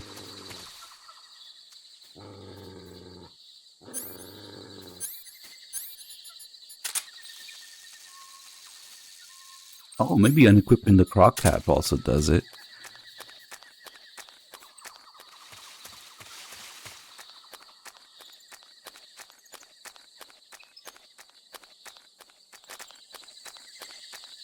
Yeah, that was the dog that was all the way here.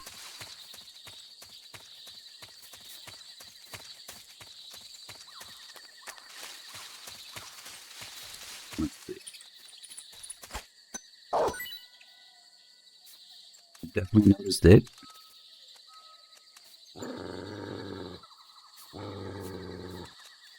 Yeah, he doesn't like the mushroom. It's not the meat, because fruit works too. It's just he doesn't like mushrooms. Okay, that makes sense. So if I give him the rat, he should go for that one. Yep.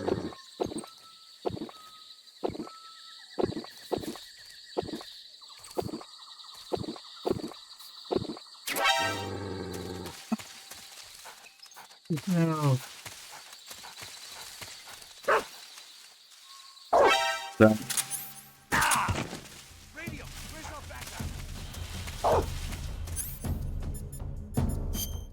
the thing that I always forget is that I think you can only feed them once. So once you give them something the first time, they won't get distracted until.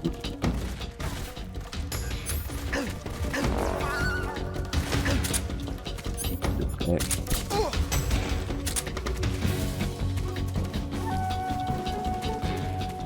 We're going to be testing all these little mechanics in Delta, yes. Where'd the dog go?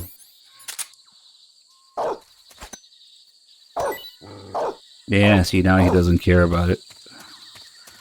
Because he's fed.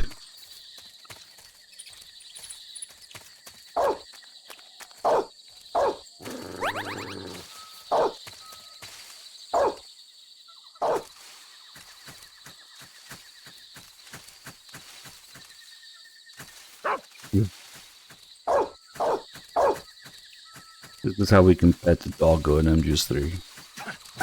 Whoops. Pet him a little too hard. We didn't need to do the combo there. The kick gets him, but the punch doesn't. I didn't mean to do that. Jelly out, thank you for the 61 months. Funny because it just moves him around a little bit.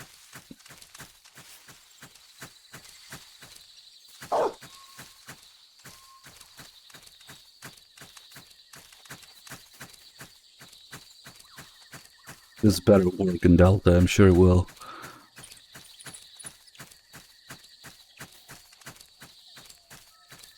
You can actually push him around quite a bit like this.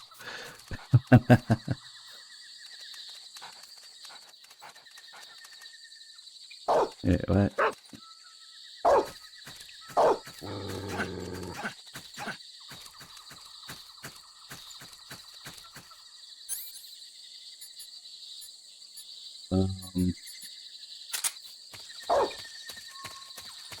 Maybe I should have kept one of those poison dart frogs. Oh, I did. Nice. I don't think the dogs actually care about poison food. I think they know. Yeah, you can see the rule there. I think they know that it's poison and they don't eat it. Hold on, let's just reset the area so he's hungry again, I think.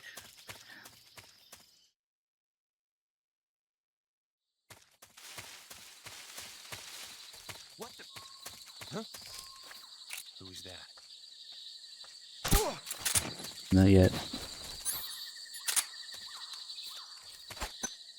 Yep. He's smart, right? He knows it's a poison frog.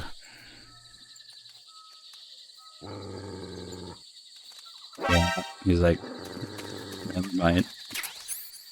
Okay. Oh, that's right, I hit the crop cap. The dogs know that it's poisonous. Let's give him... Did they eat the ration? Let's see. Man-made food. The dogs are back.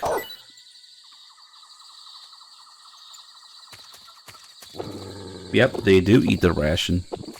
Nice.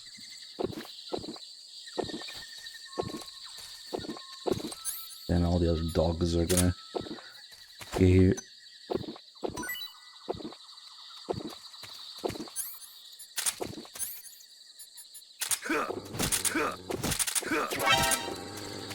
Oh, come on. I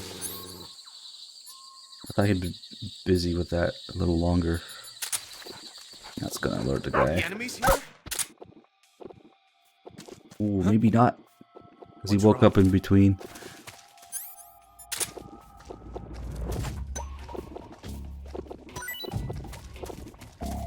He even ignores the food. He's an alert. Sure, yeah. Radio, there's no backup. Damn it, get down.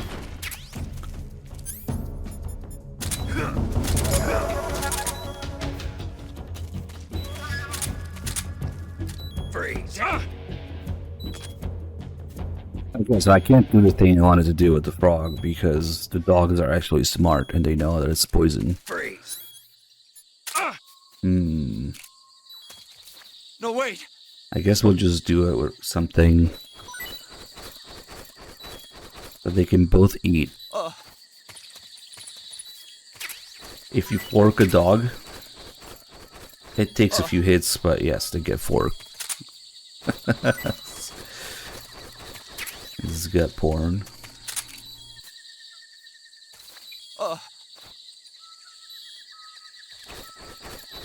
That's it.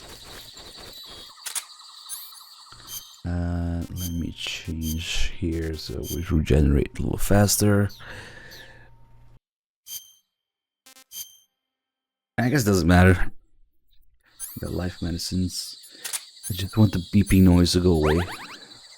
Alright. Okay. Damn, I had to wake up now. Those two dogs go back there anyway. The other dog is already fed. So he's asleep. Nice. Okay. Who's that? What? Not okay. What am I doing? Radio, where's our back? That's right, just 2 punches. No, he has to... Maybe it'll be okay if I just do this. Reset it again. Always a bit of a clusterfuck when you have both the dog and the guy going for the food. It makes me want to test things. But if we simply just give them something they both like, give him squirrel, maybe.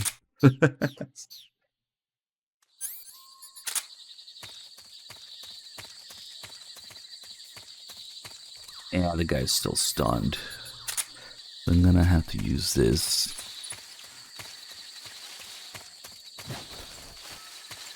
Then wake him up, then wait for him to get close to the dog.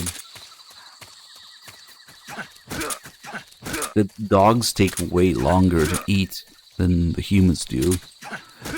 It's also unrealistic, just like the dogs stopping to accept food after the first time.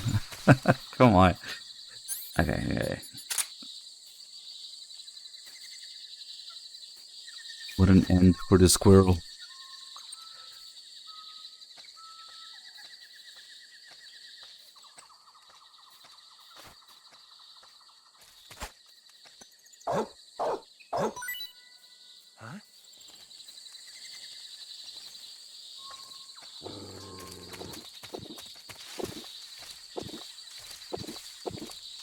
Oh, he didn't see it.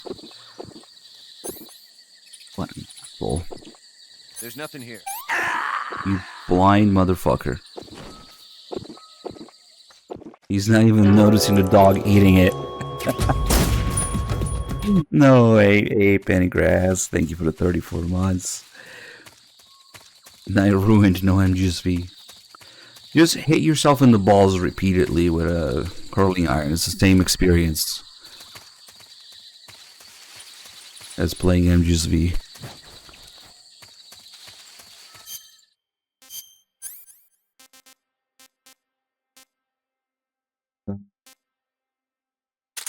Sneak.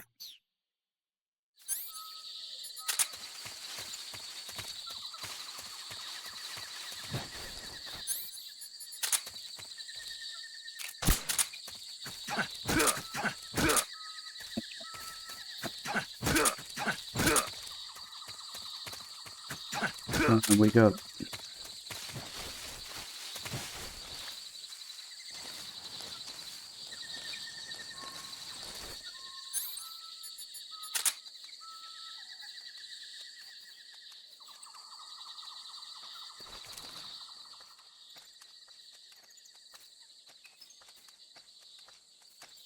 Here we go.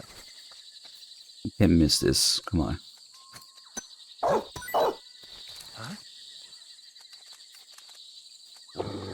Is he gonna steal the dog's food? Are you serious? He's not seeing it. There's nothing here. What the fuck? I don't think that the dog eating it prevents the guard from seeing the food. So what's going on? Oh, there you go. Food! He's just gonna steal the dog's food.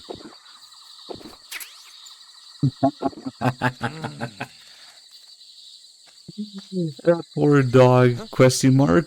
What's wrong? What? Better go back to sleep. No. Okay. Hey, the fence needs repairs. There you go.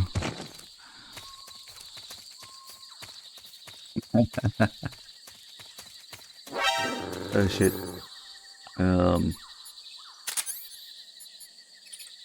What was that thing about bomb dogs digging? Like that? Oh, okay.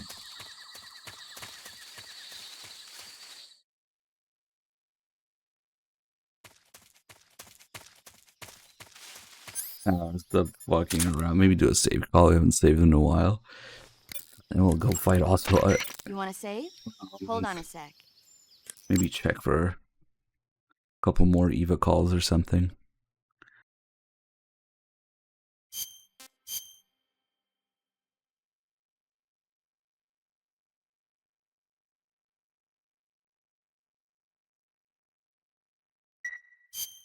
Hey, Snake, have you ever seen Forbidden Planet? No, can't say I have. It's about this expedition that goes to the planet Altair 4 in an ultra-fast spaceship. When they arrive, they meet the survivor of the last expedition, Dr. Morbius. Dr. Morbius was exploring the planet along with his daughter Altera and the versatile Robbie the robot. Ignoring the doctor's warnings, the expedition team is suddenly attacked by an invisible creature called the Monster from the Id. The special effects they used for the science stuff were really neat. I wish I had a robot like Robbie that could make anything I wanted it to. I'm more interested in that invisible monster. If I were invisible, I wouldn't have to bother hiding or wearing camouflage. Maybe someday you'll be able to turn invisible. Yeah, that'll be the day. Yep. The crevice leads. Eva, Hmm? you said you got along with the boss, right? Oh, We that's get along pretty perfect. well. We can get both of I these. admire her. I almost forgot. Although she's supposed to be the distant hero, for some reason she's nice to me. She even carried my bags for me the other day. I was impressed. Your bags? Maybe because we're both defectors.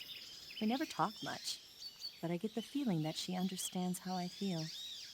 I've had dreams about the whole thing. Nice. I didn't realize you can actually get both calls about her dreams right next to each other. So she'll have the one about the boss here. And I almost forgot. I left without calling Eva about the dogs. Well, she'll have her other dream call about her dog. Maybe probably need to get closer to it.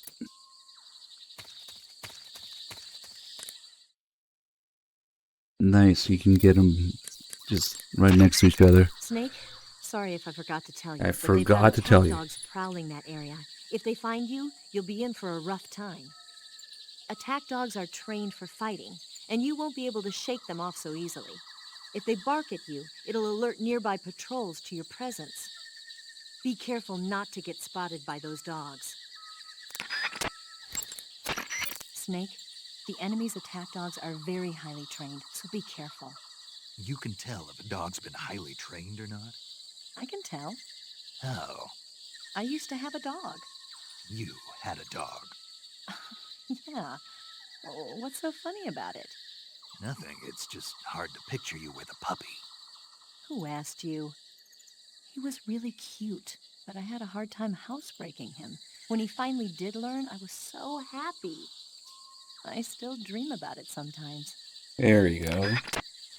So those dreams that she has when you put her to sleep at the end of the game, where she's talking about the boss and Fido, the boss carrying her bags and the dog pooping in the right spot. That feels so good. Yeah, right there. Those are the two calls where she talks about her dreams.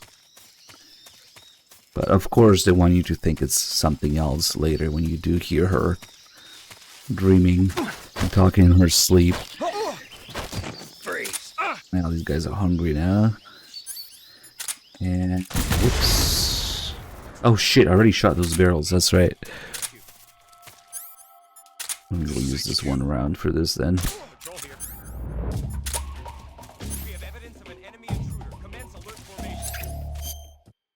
What should we do?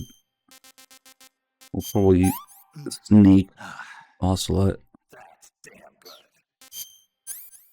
Let me make sure. Do I already have the animals uniform in this? God damn it, 3Dog. 3Dog and his MGS3 save. That's all scuffed. If we want to do things in the right progression order. Okay, whatever. We'll just deal with it. And at least we have these. Which one was the green one? Or the grip gauge, so we can mess with Ocelot some more. And we don't even have the single action army, which would be the one thing to keep in the New Game Plus save for this. God damn it, this save is the worst.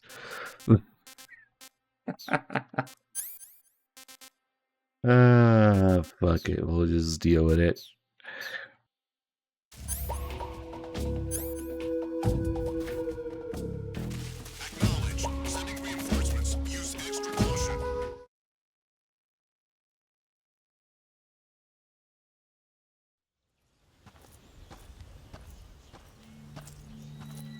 Not intentional. This is some weird, half-completed, half-looted save.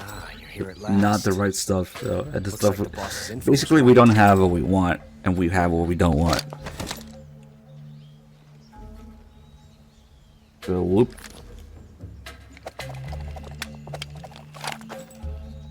Twice now you've made me taste bitter defeat.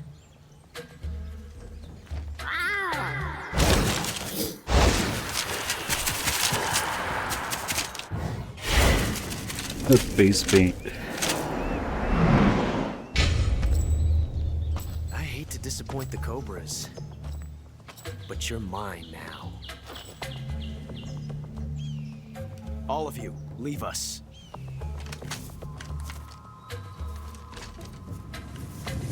It's just you and me. No one to get in our way. Ocelots are proud creatures. They prefer to hunt alone.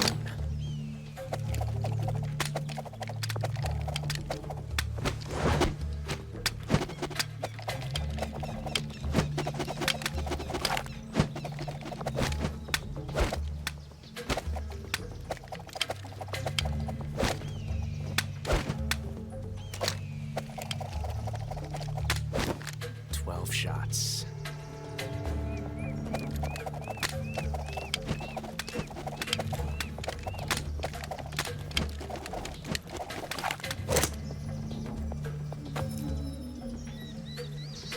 This time I've got 12 shots.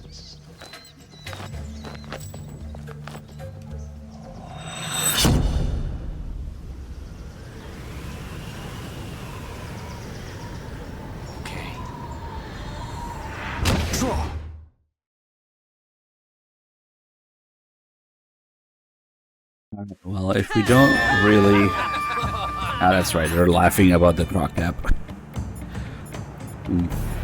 Took the croc cap, they just immediately start laughing. If you don't take this fight seriously, Ocelot is gonna take it personally. Like if when he notices that I'm just hanging here. Quit fooling around!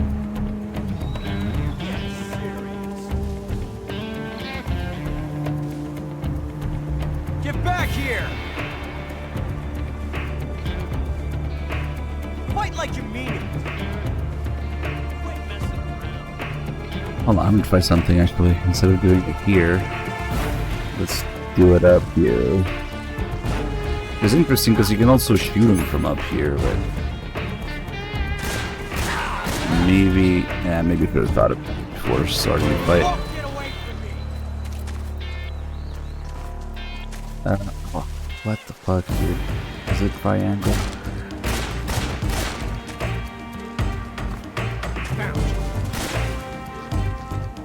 What is happening? Why is it not working? I've never felt the tension like this. Yes, you reload while I figure this out. That's so different from simply changing a What the fuck?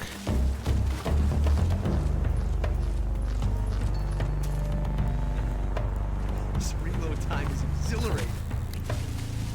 I'm confused right now.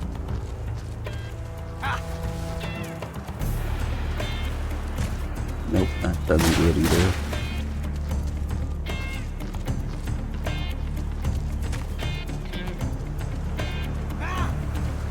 What the shit? Why is it not working? Excellent. There we go. Holy shit, that is weird.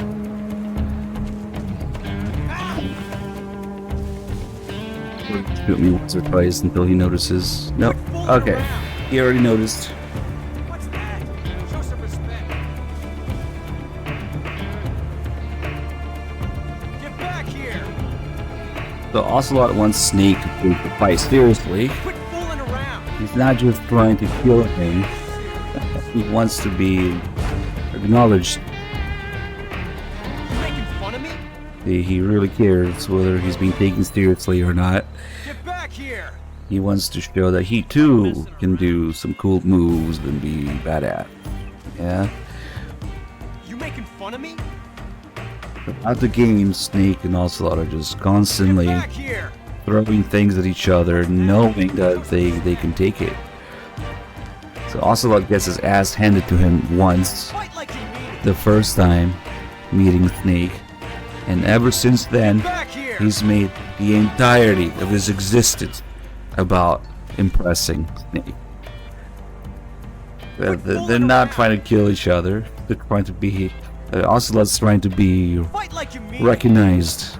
The very Japanese relationship they have, and then I liked Ocelot more than just 1 and 2, where he had, you know, the upper hand and control over everything, and his true allegiance and objectives Get back here!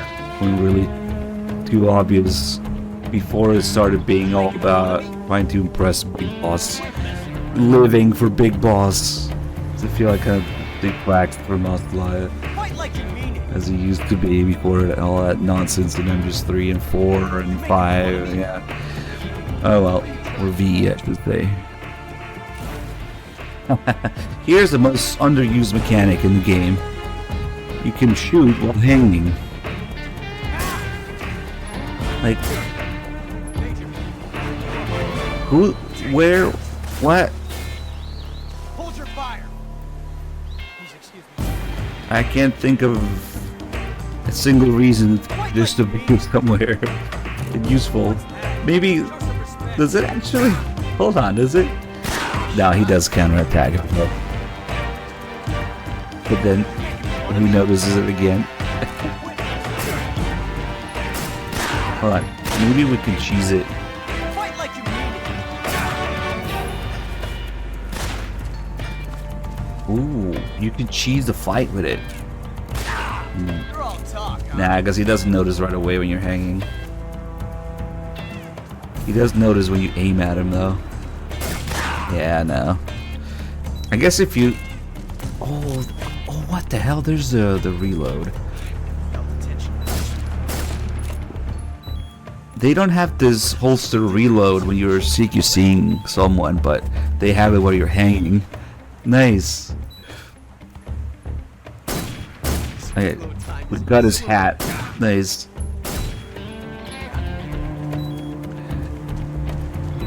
Hold on, so if you cheese it just right, You making fun of me? say he's not shooting back, then we shoot him, and then iframes, and then go back down, and hopefully he notices again. Nope, iframes.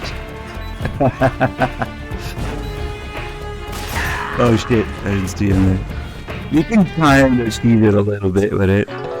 Between the iframes and him reacting to hanging, it's not worth it. It's definitely not worth it. But I wanted to fuck with it a little bit. Okay, next we're gonna just get his health down a little bit. As his health gets lower, things start happening in the fight. He starts reloading faster, ricocheting bullets, and the Hornets will start showing up. You won't get away from me. We'll almost hit the go.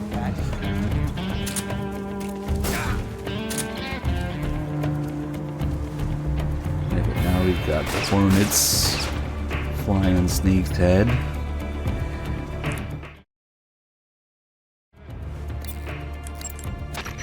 It looks like there's a hornet's nest up there. If it falls down, you'll be attacked by No, that's not what it's from. If you get attacked by hornets, swing your survival knife around, or use a smoke grenade to drive them. Yeah. There's a hornet's nest over by Ocelot too. If it drops on him, it might just create an opening. Try shooting it down. Damn paramedic, those are the wrong Hornets you're talking about.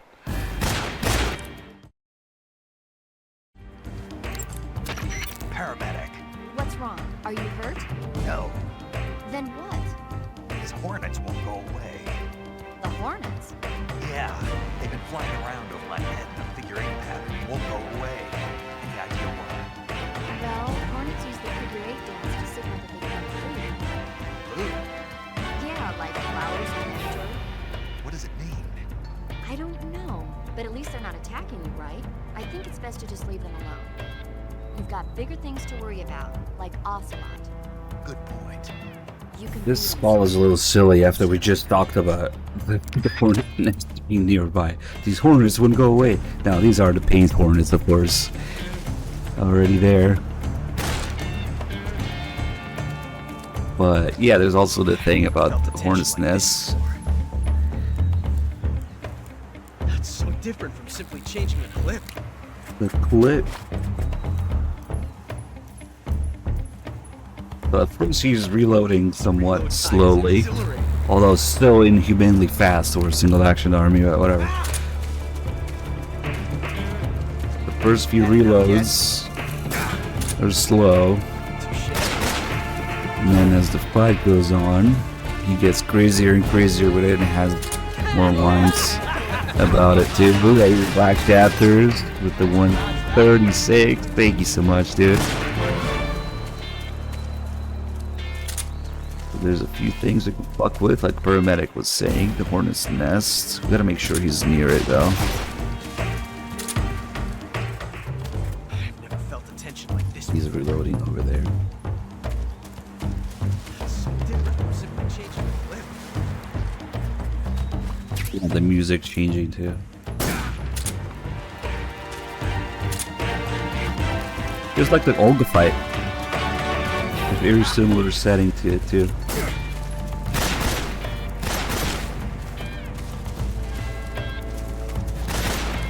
Not bad. Oof.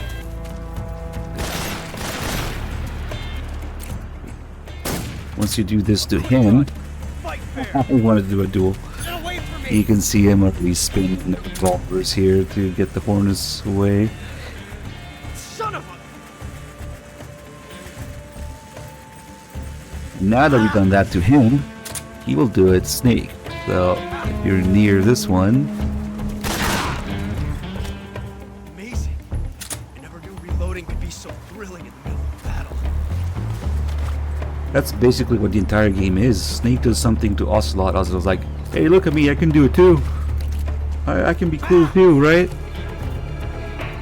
Yep, there it comes. Shit. With the cigar. Nice. This also helps remind me to bring a Hornet's Nest to the paint fight. It's good. See my technique? That's perfect. Recognize me, please. Okay, now he's reloading even faster. It's not quite as fast as he goes. It gets crazier. Damn.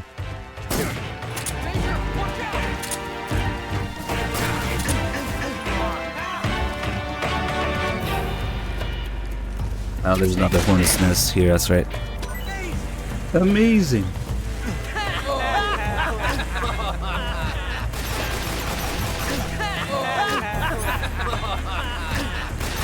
Shit. See my technique? It was perfect. That was a crazy fast reload. This. It's a revolution. Yeah, that's it.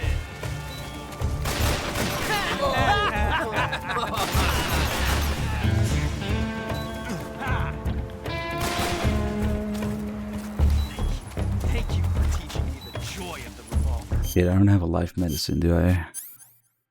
Damn. I wanted to do something else that requires pretty much taking a hit. We can also, for some reason, shoot that goat, and he's really mad about it for some reason. It's like his favorite goat or something, I don't know. And let's see if I can survive long enough to regenerate health, to take a hit, and do this last thing. Unfortunately, since the save is what it is, we won't be able to really see the effects of it. And there's another hornet's nest. Quit messing around.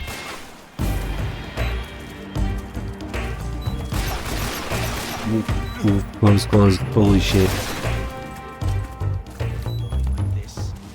It's a revolution. I'll probably just restart the fight to do what I want to do. Let's see.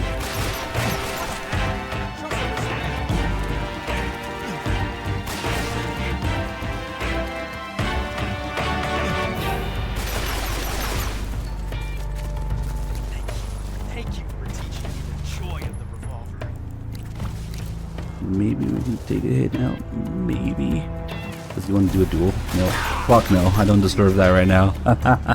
Shit. I wasted it. Yeah, fuck it. If you're kind of like passive in the fight, they start making fun of you. And he's not gonna do the duel. Coming to your assistance. Nice shot. Next, we're gonna get some tranquilizer ammo. Get these sneaks here. That's where he is.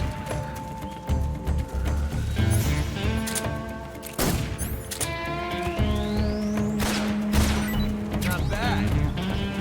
Most interactive fight. Won't get away from I don't know, the fear is pretty up there too. touche. The end to some degree. They just all have a bunch of little details to them. I didn't mean to shoot the goat, oh well. Another thing you can do is throw a snake at him. You know what? I gotta bring more animals to this fight. And try throwing more shit at Ocelot. Did I not pick the other one up?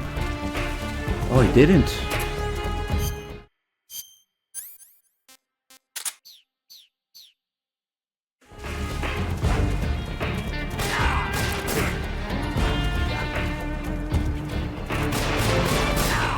Not bad, eh?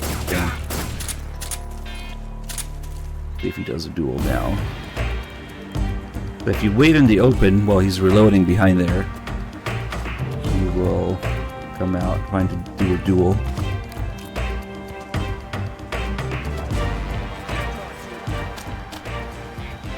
I love it. The music stops.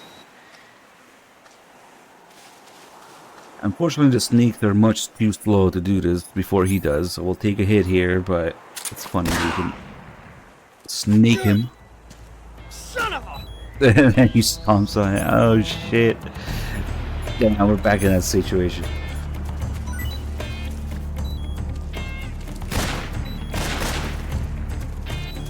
I usually end the fight with a snake, because if you end the fight with a snake, even though it does damage to his health, it doesn't count as a kill or a...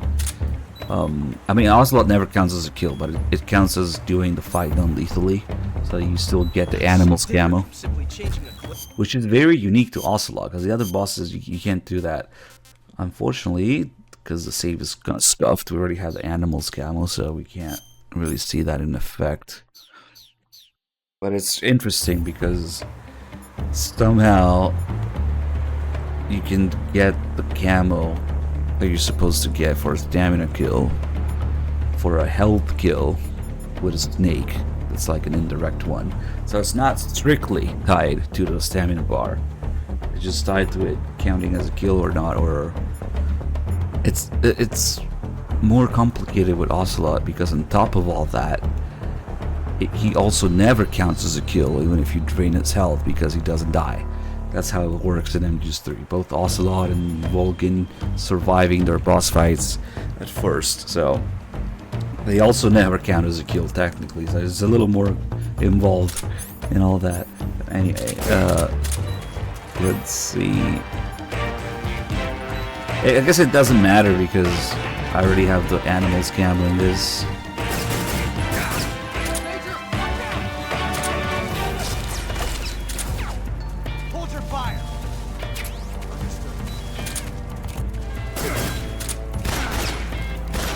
Oof, close. You're a real duel, I guess. Look, a quick draw, duel. Yes, it's the heart of a duel. Maybe we'll do the rest of the calls here first. That guy is using a single-action army. It's a 6-shot 45 caliber revolver. The only drawback is that because it's a revolver, it's a pain in the ass to reload. You sure? Ocelot will be open to attack while he's reloading. Use that window to unload on it.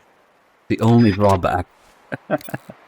The single action army calls are all kind of messed up in HD edition. I gotta see what they really did with it. And going back to PS2. More on that later when we actually have the gun too. Snake, the only way to proceed is to fight. You have to defeat Ocelot. You can't jump over that crevice. Ocelot is using a revolver. Revolvers take a long time to reload when they run out of bullets. When he stops to reload, that's your chance to attack. 45 caliber revolver. Ocelot can use ricochet shots to attack?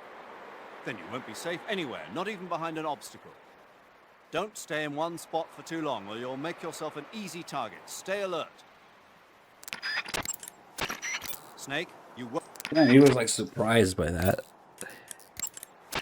Ocelot is a force to be reckoned with. Don't even think about running away. The only way to proceed with the mission is to defeat him. They say that Ocelot can hit targets hiding behind obstacles by using ricochet shots. Rocks and trees won't protect you. If you stay too long in the same spot, you'll only be making yourself an easy target. Don't stand still. Keep moving. I'm not sure why, but Ocelot seems to have a thing for his cap. You might be able to get him to let down his guard by shooting it off his head. All the exits are being blocked by members of the Ocelot unit. They're fiercely loyal to Ocelot. Even if Ocelot ordered them not to get involved, they might just step in to back him up if he gets in trouble. If you get attacked by one of the Ocelots, use a grenade or something to fight back. They say that Ocelot... Just ignore these guys.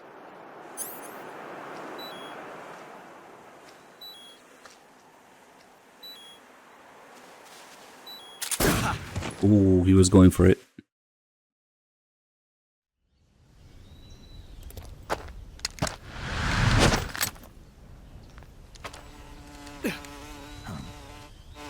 Damn it. He found us.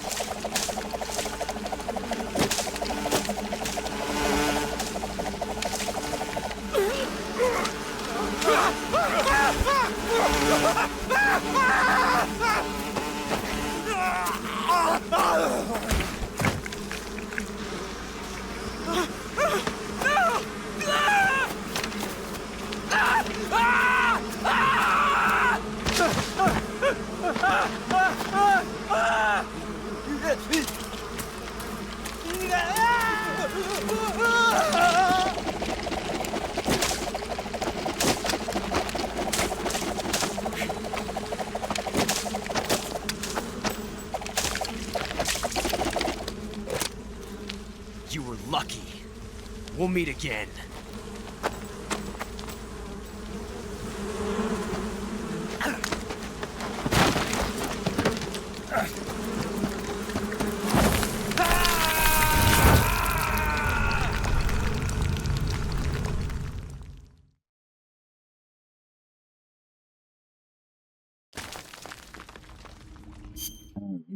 Change out his silly face paint.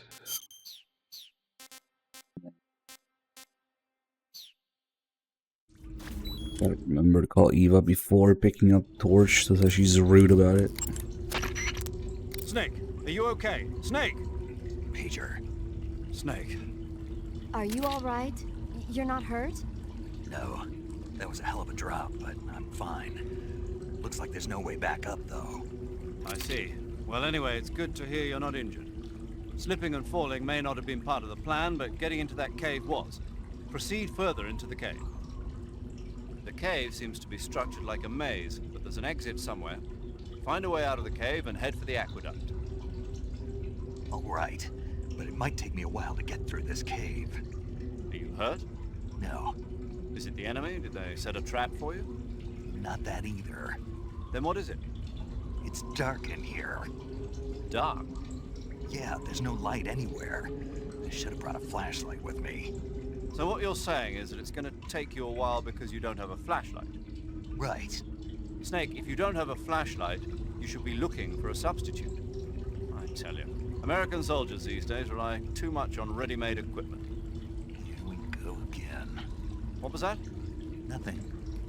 American soldiers rely too much on ready-made equipment. And not only that, they can't seem to grasp that one piece of equipment can have multiple functions. Back when I was in the SAS, we never had that problem. We were trained to use every piece of equipment in as many ways as possible. If you don't have a flashlight, look for something else. You need to develop flexible, innovative thinking if you want to... Hey, are you listening to me? Yeah, of course I am.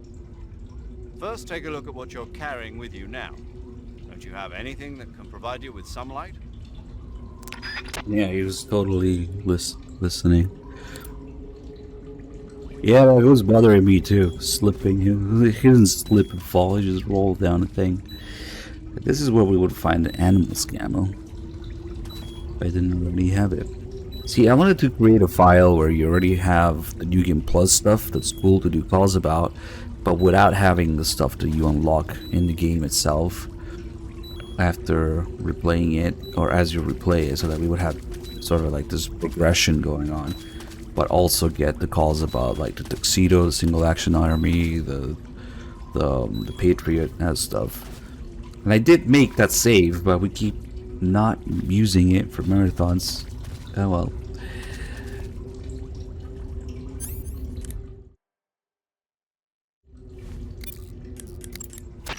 Snake, are you all right? Yeah, just barely. What the hell were all those hornets? Most likely that was the Pain, one of the Cobras. I figured as much. Are they tracking me? I don't know. The Cobras only take orders from the boss. Not even Volgin knows what they're really up to, so I don't know anything about them either. No kidding. I'll try and dig up as much as I can about them. You just focus on moving ahead. Go to the end of the cave and you'll come out in an aqueduct overgrown with mangroves. This leads to the Ponizovye swamp. And Snake, be careful. That cave is pitch dark inside. Good. I did remember to tell you then. No, you forgot again. If it's completely dark and you need a light, try using a torch.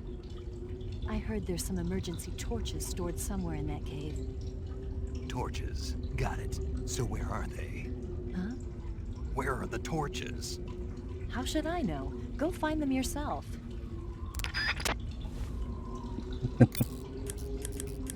Another obstacle that Eva forgot about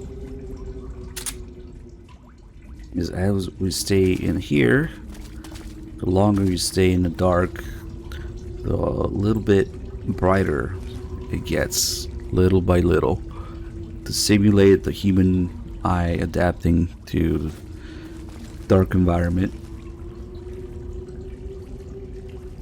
The cave will get a little bit brighter the longer you stay here. It's not really noticeable. It's very subtle, but because it's very gradual. But if you just compare before and after, right away, you'll see the difference.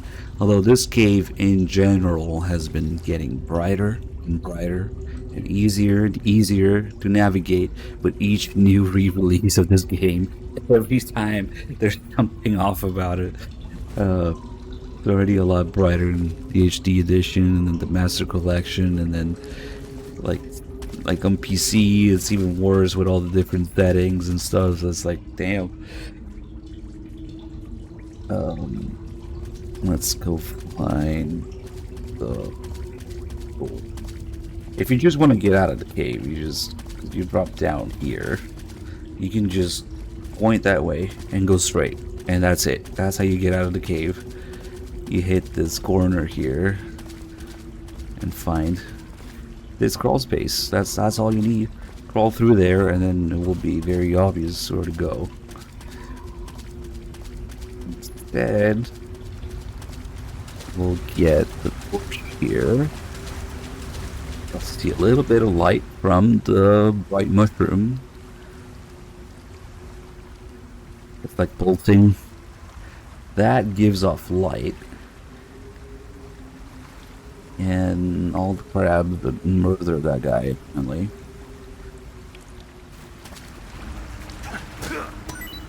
So the luminescent mushroom doesn't just give off light when you see it, but also if you pick it up and throw it somewhere, even though it's a food item, the food item itself still gives off light. A little bit. It's just glow in the dark, even as an item box.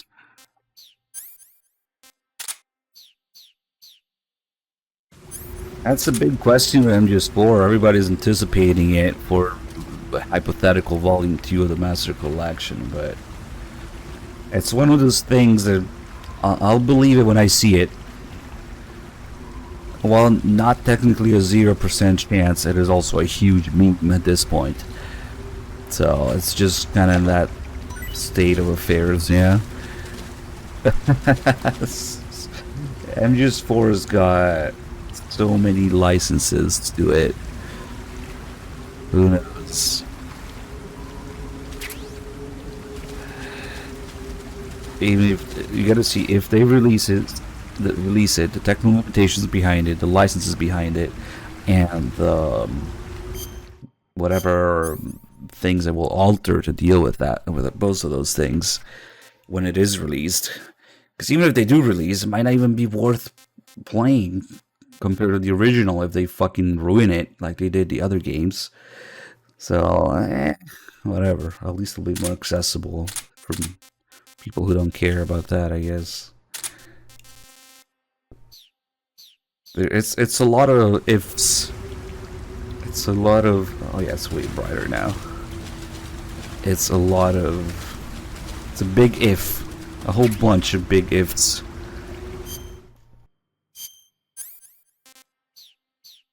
Maybe they'll bring back MGO2 as well. Who knows?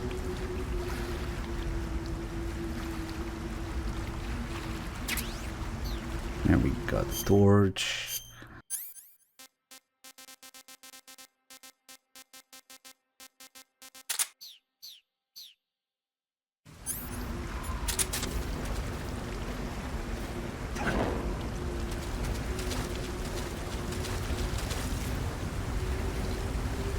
Underwater.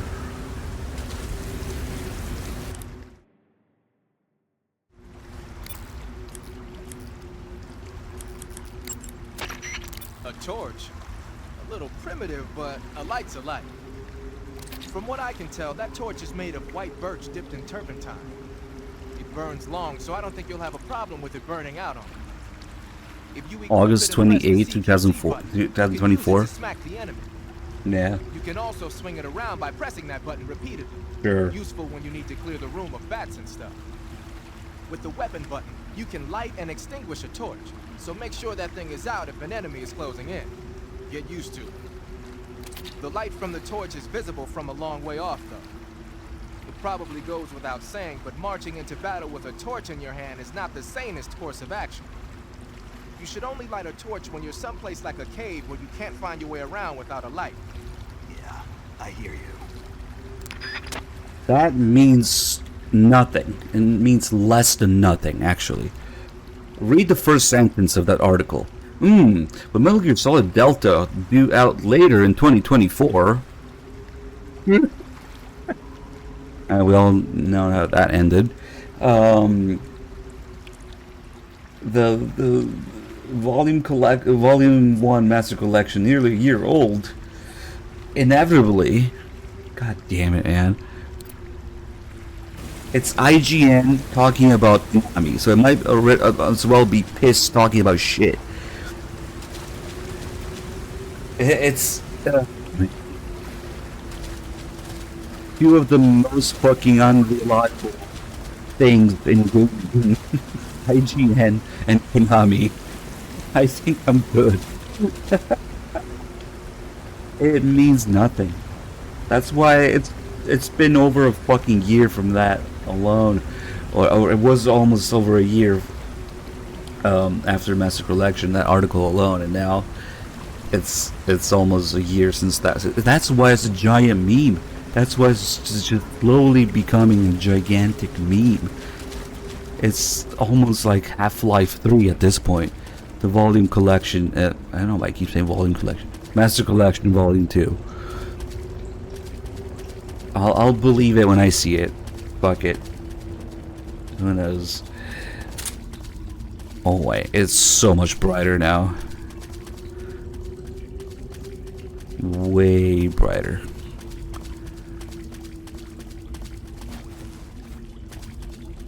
I think if you go that way, there's the frog and NVGs as well, but you don't really need that.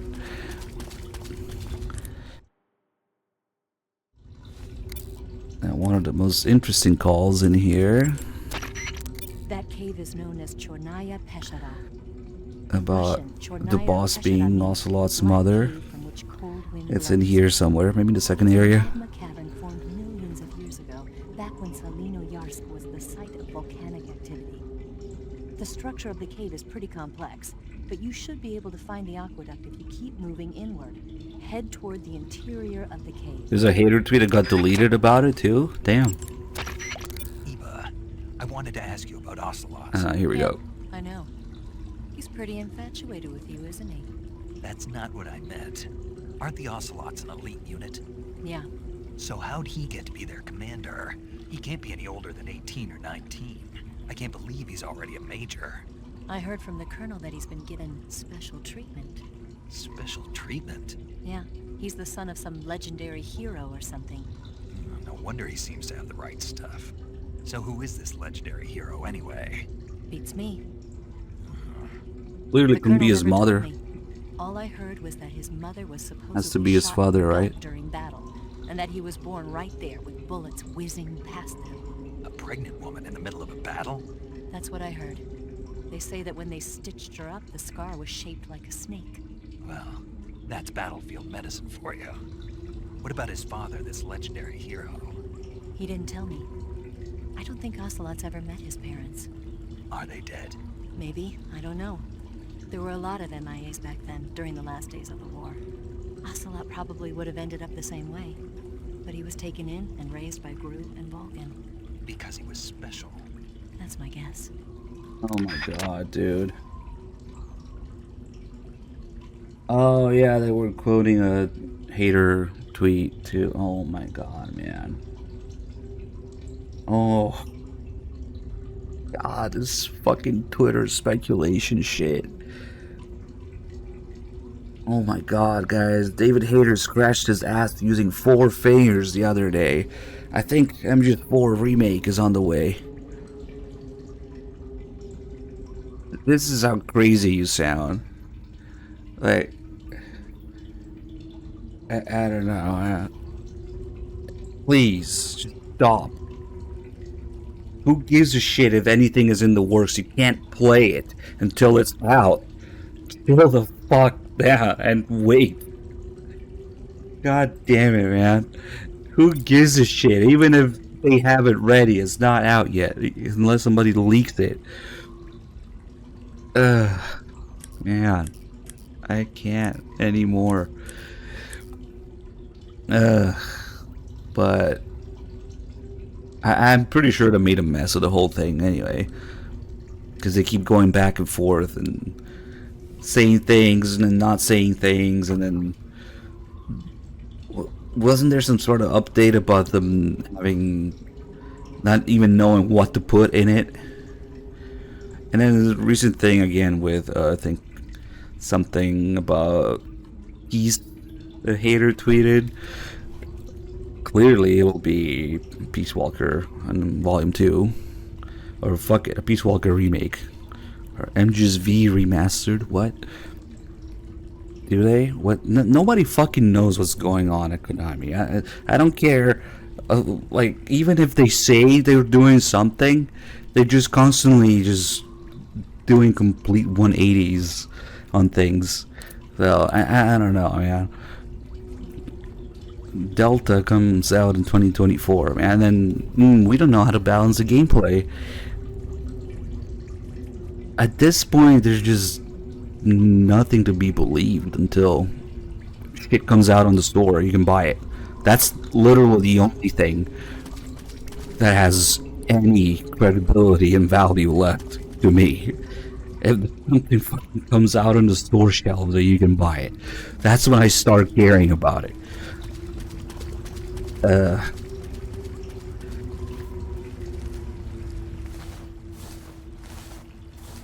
Not only the actual announcements of the companies are unreliable, people look further into even more unreliable shit with rumors, tweets, leaks, whatever, conspiracy theories. Why? Because it's fun. I don't know.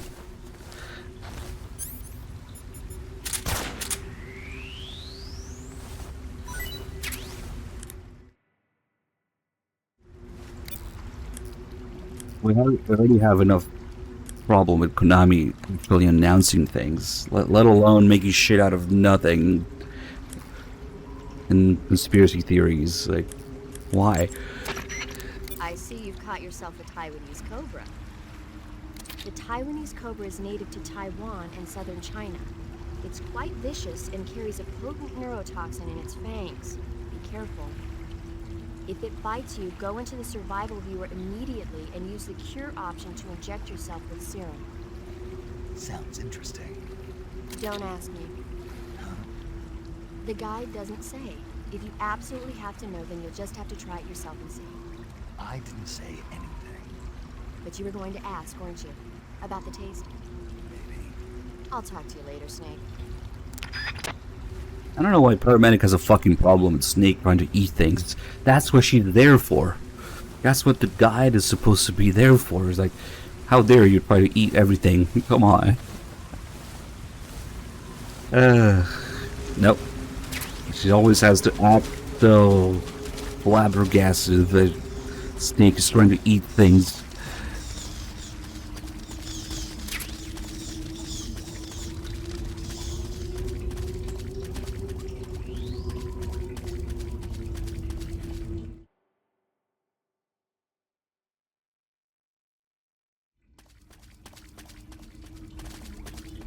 You're not gonna eat a cute little bird, are you? Cannibal. You ate a rat? You gonna eat that snake?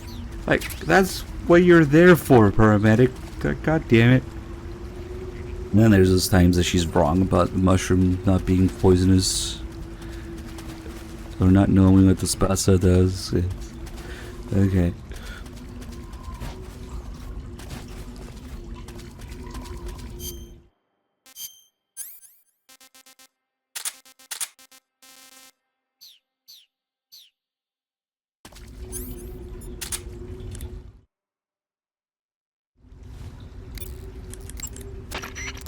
Ah, I see you got yourself an M37. The M37 is a 12-gauge pump-action shotgun. Don't expect any kind of accuracy from a distance, but one blast will send the enemy flying, and it's got some serious firepower, too. Good thing to have with you in close-range combat. It takes a while to reload, though, so plan accordingly. The thing that really distinguishes the M37 is that it's lightweight. It's about 2 pounds lighter than other shotguns. In fact, it's so light that it's been nicknamed the Featherlight. Yeah, and to top it off, this one's had its barrel and stock sawed off. That's probably a modification to make it easier to wield in the jungle. Those Soviet boys know what they're doing. I guess the other distinguishing feature would be the lack of an ejection port on the side of the receiver. Ambidextrous, huh? Exactly. It's been designed so you can use it left-handed or right-handed with equal ease. But that's not all.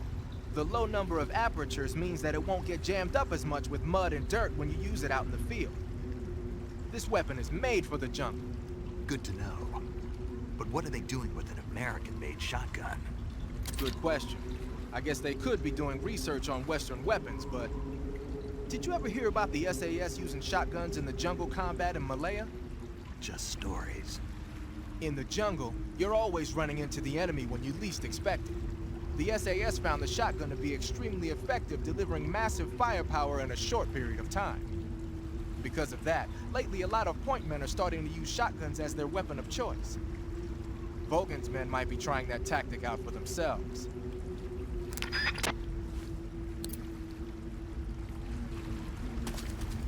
Yes, Vice City. What? That's what the trailers of MGS3 said. This is no Vice City. Kojima really had a bone to pick with GTA at the time MGS3 was being made. It's just like there's no uniform that way. Don't really need it.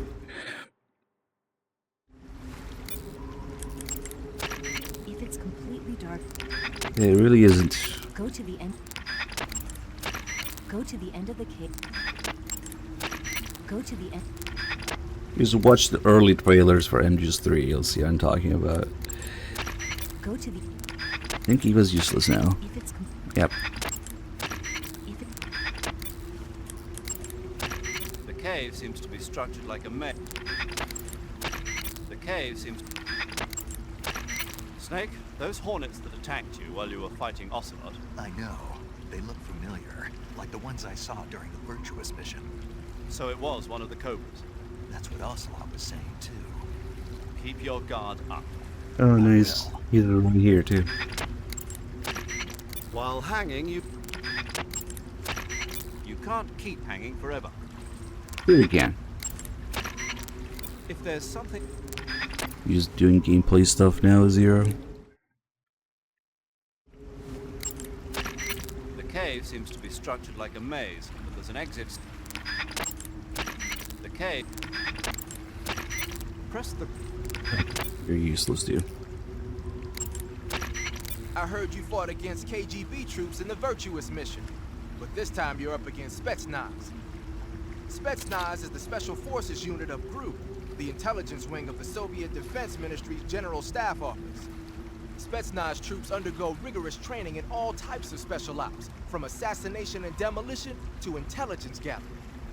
That and Vogan's loaded, man. His unit is one of the best equipped in the entire Soviet Union, if not the best. I heard the enemies you encountered in the Virtuous mission were only carrying weapons like AKs and grenades. Well, it ain't that simple anymore. In addition to AKs, some of the patrols you'll encounter might be equipped with Scorpion submachine guns and shotguns. The Scorpion is even lighter than the AK, making it much easier to handle. Basically, a guy with a Scorpion is not gonna miss you as often as with an AK. The shotgun is a powerful weapon. One blast is enough to floor you and you're likely to be seriously wounded. Watch for that, man. I wish they implemented slam fire. It'd be easy to do it too, just hold square and re-equip the gun and it fires automatically. Keep in mind that every weapon and piece of equipment weighs something. You got generic gameplay tips too, so we might be almost done. I I see you found some Oh, Russian that's glow right. caps. The Russian glow cap is a kind of luminescent fungus, a mushroom that glows in the dark. Why would a mushroom glow in the dark? It's bioluminescent, just like a firefly. It uses the so-called luciferin-luciferase reaction. To put it simply, luciferin reacts with luciferase in the presence of magnesium 2+ ions, breaking it down into oxyluciferin and Snake's carbon not dioxide. listening. The carbonyl groups in the oxyluciferin are initially There's a in an scientific electrical excited state. When they babble. return to their What? base state, they give off light. Did you get all that? Not really. Oh, By the way, does that mushroom recharge your batteries when you eat it? huh? I mean, it seems like if you ate a glowing mushroom, it might recharge your batteries or something. Snake, your batteries are organic batteries. They produce electricity by utilizing the potential difference between cells. Organic batteries are known for their highly efficient energy conversion, but they still rely on chemical reactions between proteins and enzymes to So you're saying they'll get recharged? believe what you want. Right. Great. It's up, Kiru. And now we gotta eat it. So let's take a look at something that uses batteries, like the thermal goggles. See the battery bar in there? Goes down a little bit. And then we'll eat this. And instead of saying whatever it tastes like, at the bottom it will say battery has recovered. And now the battery is back to full. Holy shit, it works. Should we let him keep believing it? Paramedic, What's up? you were right. About what? I ate a Russian glow cap and it charged up my batteries. Huh? What's wrong?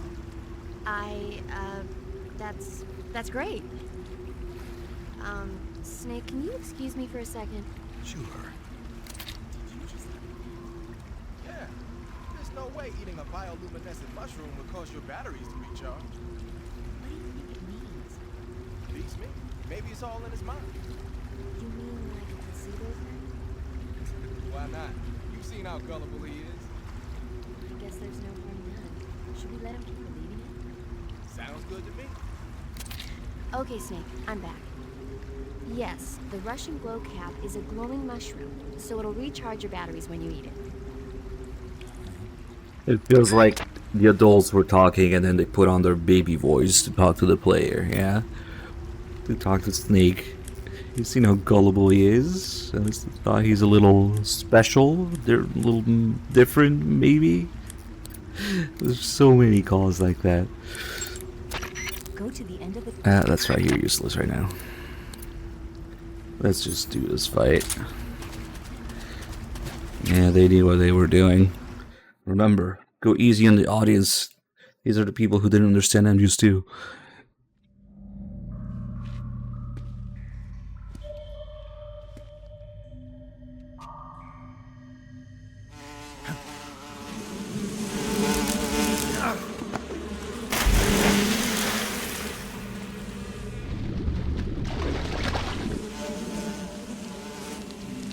Here you see a shadow. At last.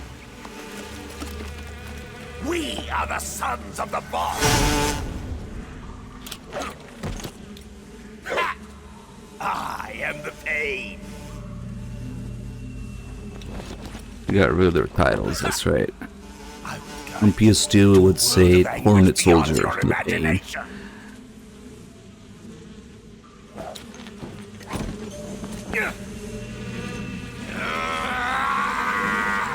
Extreme death to the bosses in this game. I am the pain. You shall experience pain. Boom, dead. That was also a very deliberate choice after people complained about Vamp and Fortune and what have you, and MGS2 not understanding their powers or being left to ask more explanations. They specifically made the Cobras like simple characters, boss fights, but not much dialogue, and conclusively getting rid of an explosion at the end. Although, like I was talking about earlier, that also references Metal Gear 2 with the bosses exploding. The main reason that was done is to just quickly and effectively end the presence of the boss character without too much dialogue, without too many questions, without possibly alluring to the fact that Vamp kept coming back to life, and I'm just doing. People were pissed about that, so they did the exact opposite, which is funny because then they went and backpedaled on that again. Because the in-game reason that's given is that they shouldn't be leaving their bodies behind because their missions are so secret, so that nobody can leave with that, with their bodies or equipment or genetic information or whatever. But that's exactly what happens with the fucking parasites and Phantom Pain. They scoop up the end remains little by little, I guess, and find the parasites. The end is actually the source of all the parasites in Phantom Pain, if you didn't know that. So, the exact fucking opposite thing that the microbombs were there to prevent. Yeah. Anyway, that was the original reason as another response. Yeah, the Pain had parasites too, apparently. Interestingly, they use the Pain, they use the parasites to explain the End's powers and the Pain's powers. But in particular, they talk about how the End's parasites were modified to create all of the abilities of the Skulls. So, yeah, it's pretty bad, the whole thing. What the hell am I doing with my items? Let's get the shotgun and... Wait, do we already have the Hornet camo?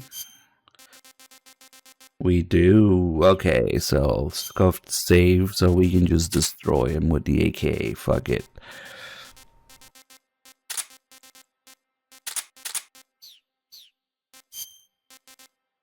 Eat the flying squirrel. Well, they don't talk about retrieving the Pains, just the Ends. But they just say that the Pain also had parasites.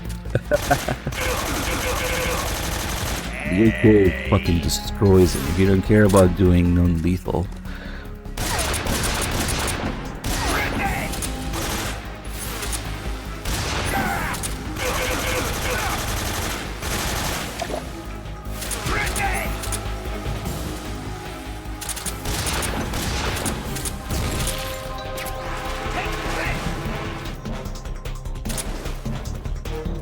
See, maybe we don't even need to go there. On the other side.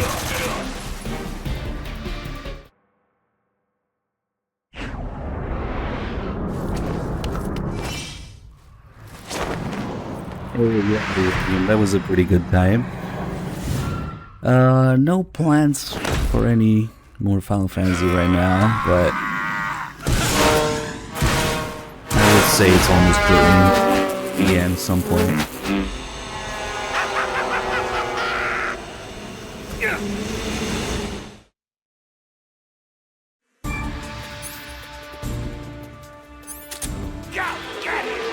Just looking first person, we should be okay. I wonder if... No, it doesn't work. So if we want to keep doing it from over here, I'll have to use the grenades. I'm probably gonna go back to messing with Cyberpunk after this marathon. See what happens with that.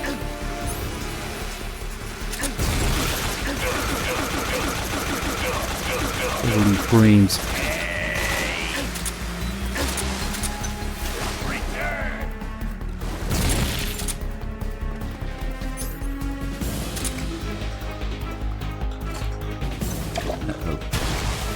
Oh shit, he's on the teleport. Fuck, he still got me. Yeah, I saw Kojimbo.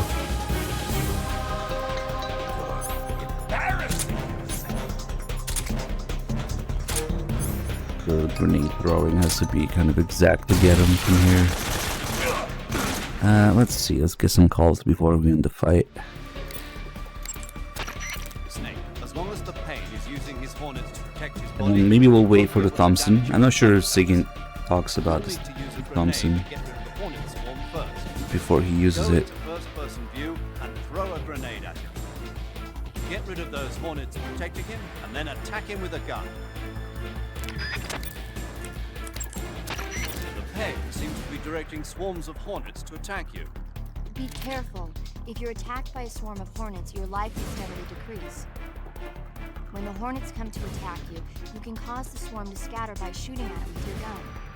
Also, the hornets can't follow you into the water, so you can get away by diving into the water. Hornets are also vulnerable to fire and smoke. You can keep Maybe them you shouldn't away have from mentioned you by that. using a smoke grenade. I'm getting spoilers. Swinging a Or torch fake gun spoilers. using the CQC button should also work. Snake, watch out for those bullet bees he shoots. Bullet bees are the name the Pain gives the special hornets he raises inside his own body. And if they get into your body, your wounds will become worse and worse until you get rid of them. If you're afflicted by bullet bees, go into the survival viewer immediately and use Cure to dig them out with your knife. Once the bullet bees are out, don't forget to apply Snake, if the Pain's hornets stick to you, you won't be able to move freely.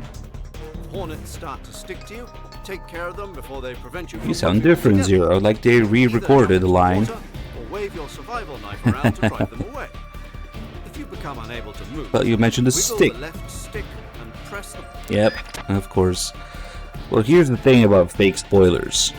If I haven't played the game, I don't know that they're fake spoilers.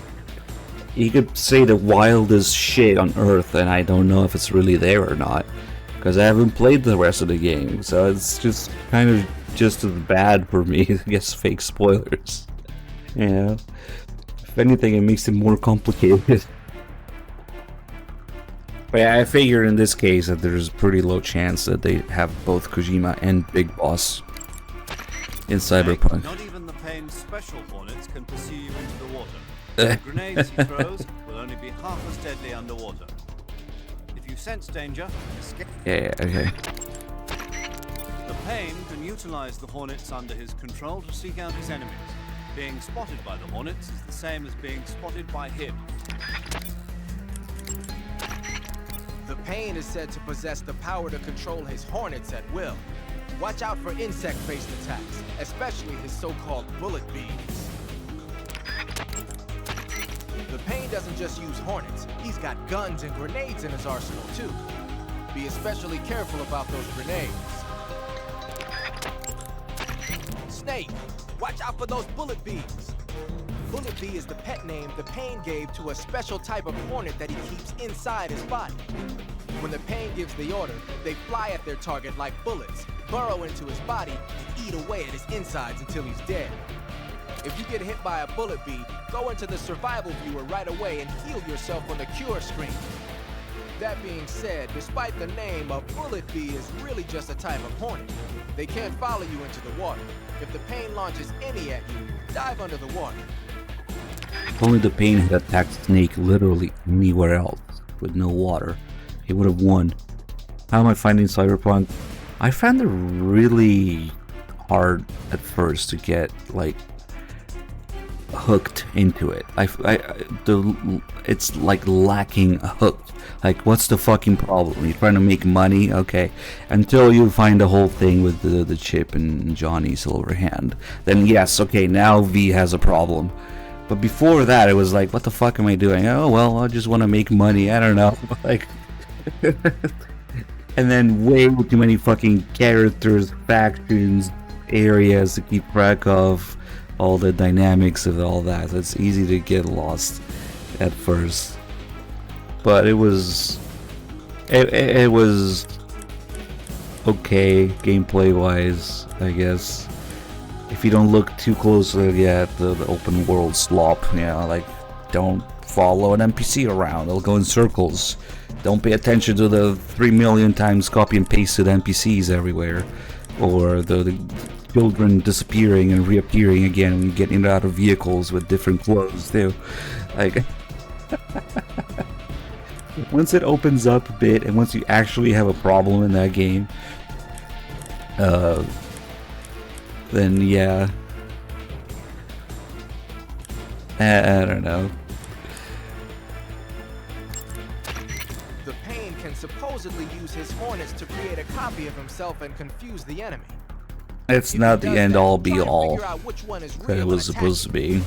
When he copies himself, the hornets that normally protect him will be used to create the double. That means you'll be able to damage him with a gun. But be warned, if you screw up and shoot the double, or you take too long to shoot, you'll get hit with a counterattack. Open world slop. There is no escaping it. The Pain can supposedly... Does he not talk about the Thompson? The Pain... Yeah, we gotta wait for it to show up, huh? Okay. Grenade!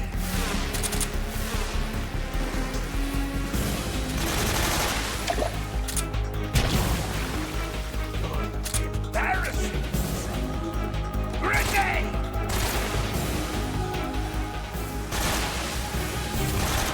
Come out and play! Get him! How about now? Take this!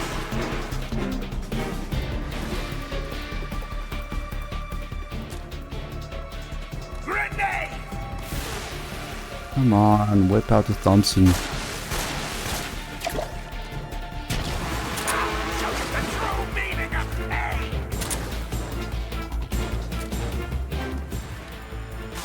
Tommy gun! There it is.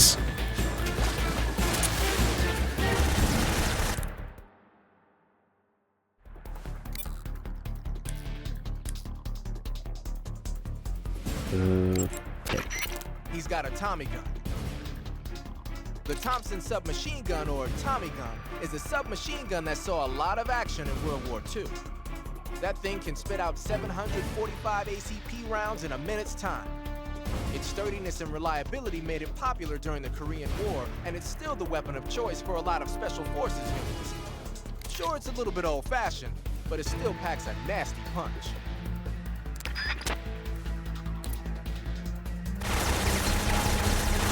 Yeah, somehow there's no record of that anywhere. It's kind of bullshit, but okay. Especially with the technology of that world.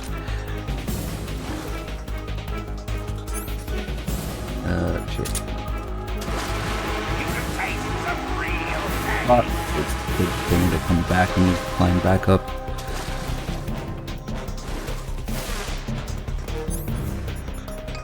We need to stop with the open world slop shit. That's what we need to stop.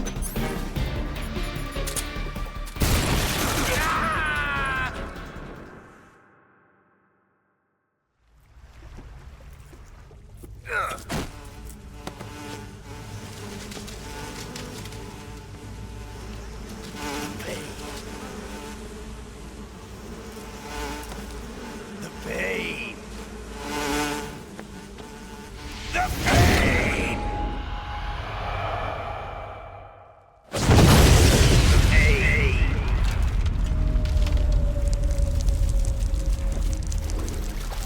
That's it. No question. He's gone. Nothing left to talk about, right?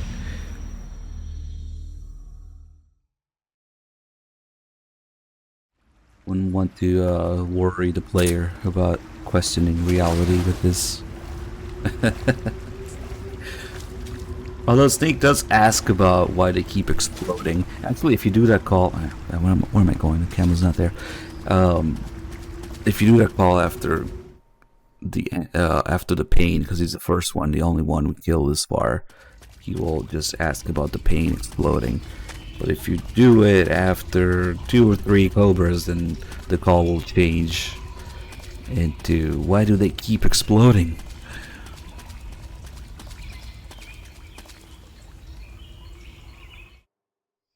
But other than that, yeah, he doesn't really care much. Naked Snake doesn't really care much or question much or be much uncomfortable, made uncomfortable with the cobras or whatnot. Like, they're just there, say 2 words and blow up.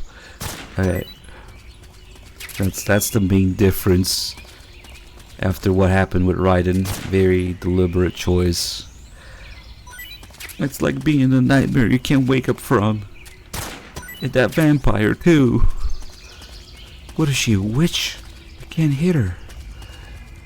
But no, he doesn't do that. Oh shit, nice. The bats flying into the claymore. That'll happen sometimes. Deep, thank you for 57 months. Speaking of the thing I was just talking about, with the thing with Vamp that really triggered some people in MGS2, we got a little reference to the vampire bat call. to Vamp and the vampire bat call.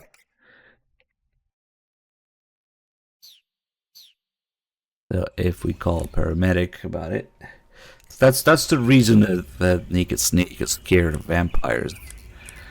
He's afraid of vampires and he's uncomfortable talking about it because of people's reaction to Vamp. Look, listen, there's no such thing as vampires, even if they do seem real sometimes. Get it? I see you've caught a vampire bat.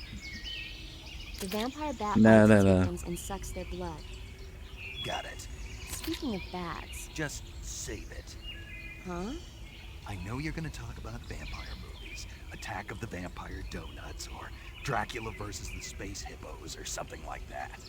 Actually, I was going to say that bats are known to use supersonic waves to sense their surroundings.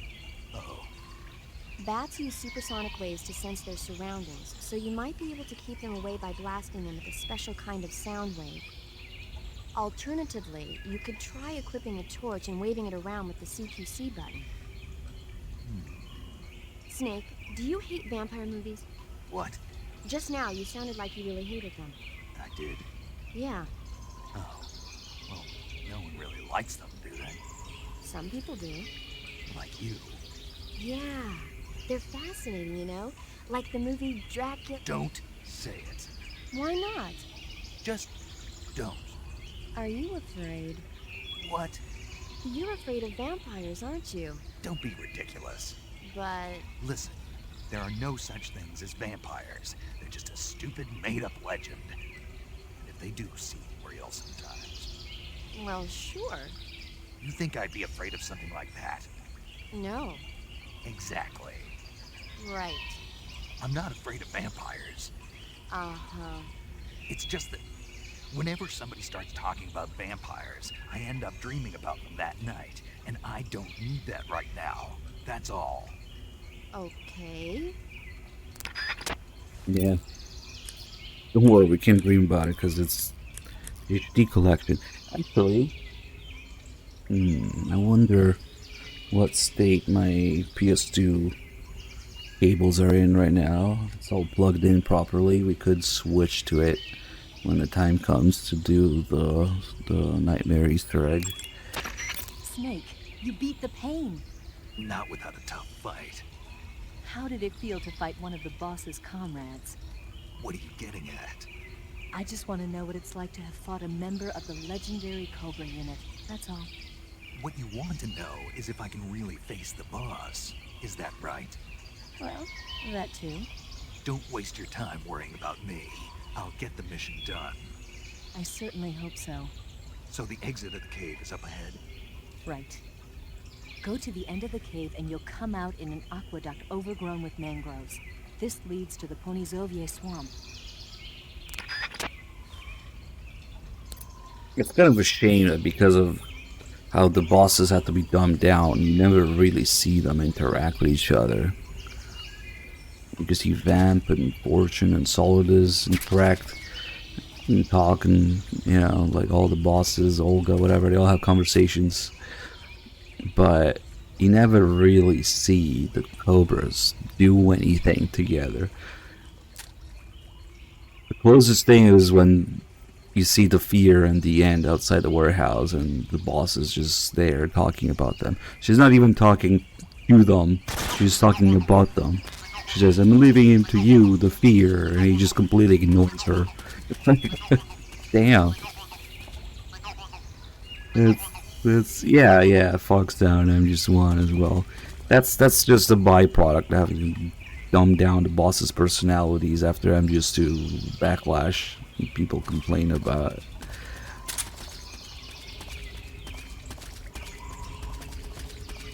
Yeah, there's a literally just when they're introduced at the start, the helicopter, they're all saying one line to the boss each, and she says, what does she say? Let us fight together again. Yeah, that's it. Yeah.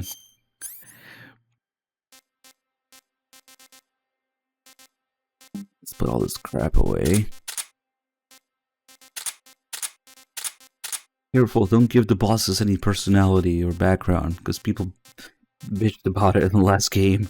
That's basically what happened.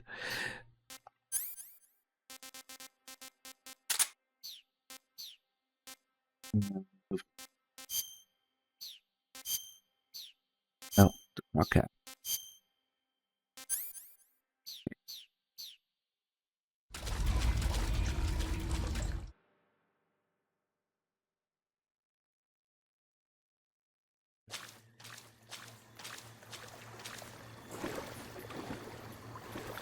Well, I'm just bored all crazy. So even if they wanted to talk to each other, they can't. But they do try to add background to them. Can you imagine B&Bs trying to have a conversation? Vamp talked to Laughing Octopus at some point. He tells her leave one of the rebel guys. And that's it.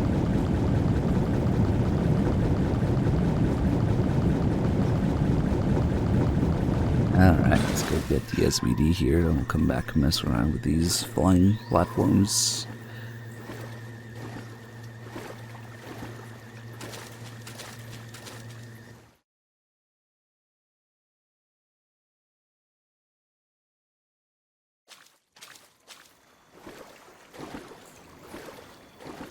Hey, what's up, Walt?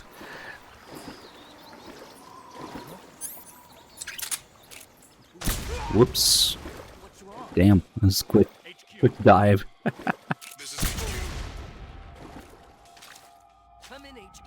They really need to fix these exploding barrels. Somebody could get hurt.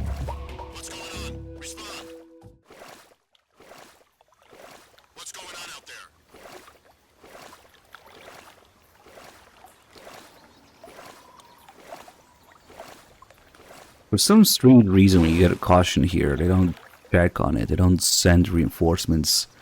They don't send any of the flying platforms. But if you get a caution in the previous area and then come here, there will be flying platforms during the caution. Never understood why. Maybe they just can't have them go in real time. But they do that in the previous area. In fact, we're gonna mess with that a little bit.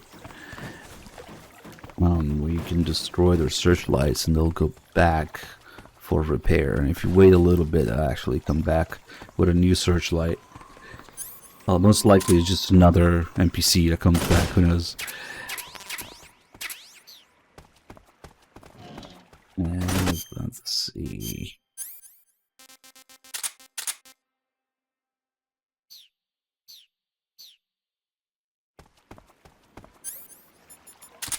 I think there's an EVA call about how these guys can't swim at all. Justifying it. If they just touch the water, they die instantly. Oh crap, we got too close to the warehouse. That's right. Now she's out there, so she can't answer. Oh well, okay.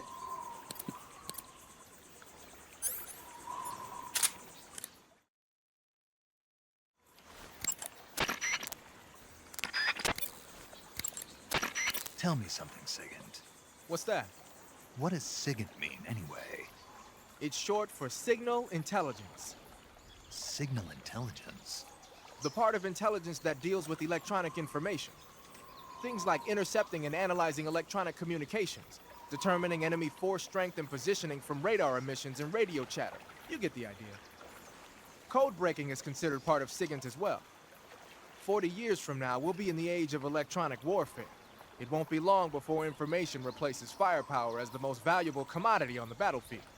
So you're saying they won't need guys like me anymore? Sorry to break it to you, but that's not gonna happen. No matter how advanced our technology gets, there's still no substitute for human beings. Anyway, the Major is a man of foresight. He knew the electronic age was coming, and so he called out to me. And you responded? Well, I didn't have any place else to go. You couldn't find a job? Nope. None of the places where they do this kind of high-tech research would even let me in the door.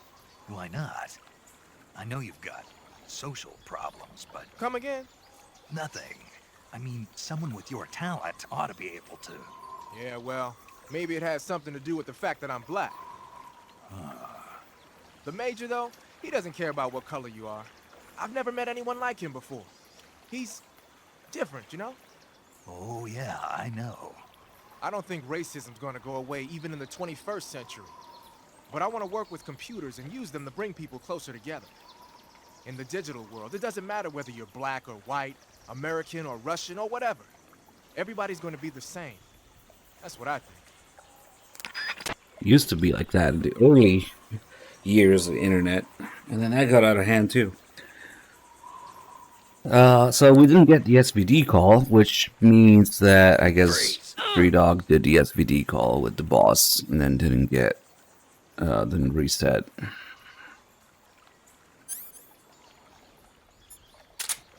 Oh well. I really hope he didn't do the M16 call with the boss, because that call sucks compared to SIGINT's. What is going on here?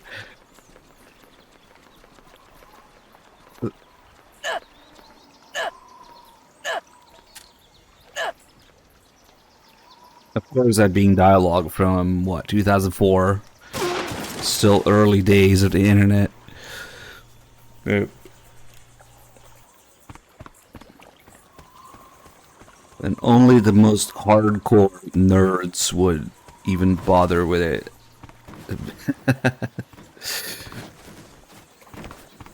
Internet hipsters or something, I don't know. This is the area I was talking about that has every fish in the game. I'm gonna capture them alive and put them in cages because Snake is just that smart. He puts the fish in a cage and takes it out of the water to capture it alive. What do you know? It works. We got the maroon shark. We got... what the fuck is this thing called? Big Eye, Travelly, I don't know. And then we got the arowana somewhere.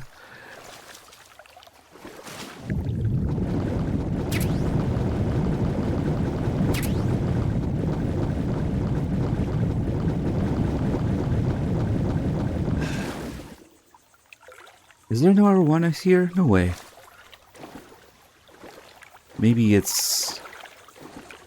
Ah, is it outside the waterfall that has all three, maybe? There should be some... in the other area, anyway. Fish cages, yes. It works. It just works.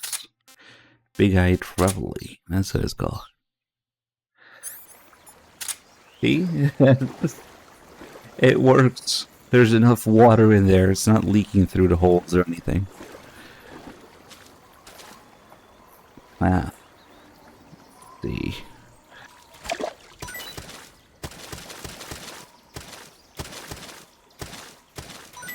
Whoops. I guess that wasn't enough water.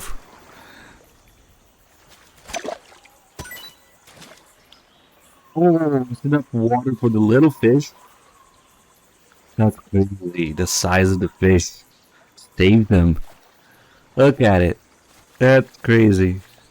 but he can't swim anywhere because they're not supposed to be here. So wait, it's enough water for him to survive, but they're not supposed to be here, so they can't swim away anywhere. He's just stuck forever. Actually, never messed with this before. I was just thinking about it, just wondering if the size of the fish would matter. Shit. I didn't want to take a picture, I wanted to zoom in.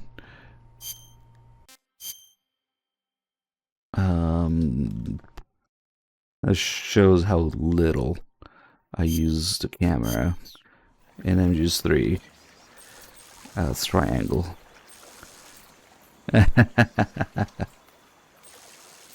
He's not as angry looking as the seagulls. But yeah, that's pretty rare. You can see a fish just standing still like that.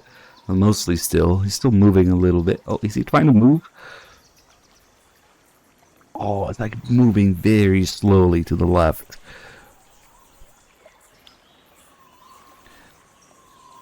Yeah, I think we messed with it. It's enough water for survival, but not enough for movement. Does that mean I can kick the fish? Oh my god.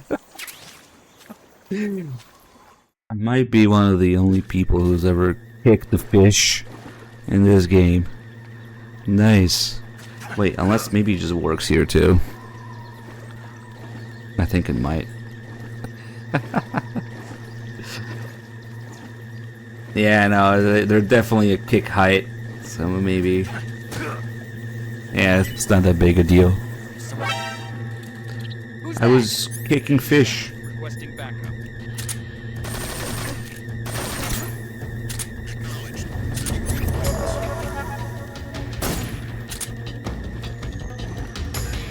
Oh shit, they bombed this shit here. Let's see if they give up. No searchlight. Wait, who still has a searchlight? That guy.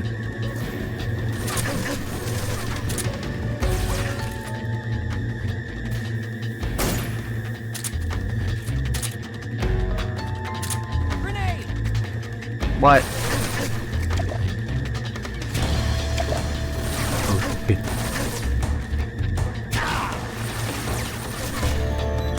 There goes a dude. Not going down. Fuck it. Oh, because I wanted to kick the fish.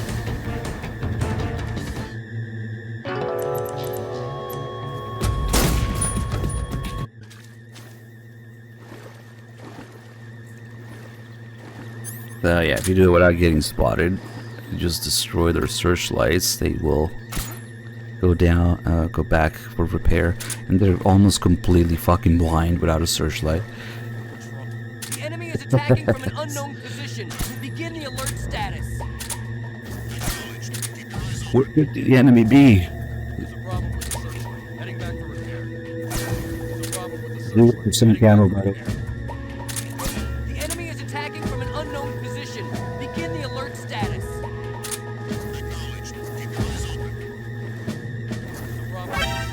Heading back. Who's Okay. that? He's not. Enemy sighted. Exactly. Requesting backup. But pretty close.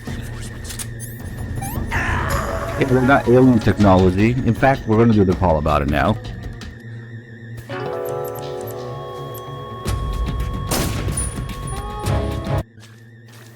The real history, the real life history, is in the first part of the call. The fictional part is the part where Sagan says that the Soviets took the technology and perfected it and now use it. But the first part of this call is real. Just in classic Metal Gear fashion, mixing real life history events with game stuff, yeah. Wings of Redemption, thank you for the $5 donation. This big up to the stream, fight the end, please. Thank you, let me add that.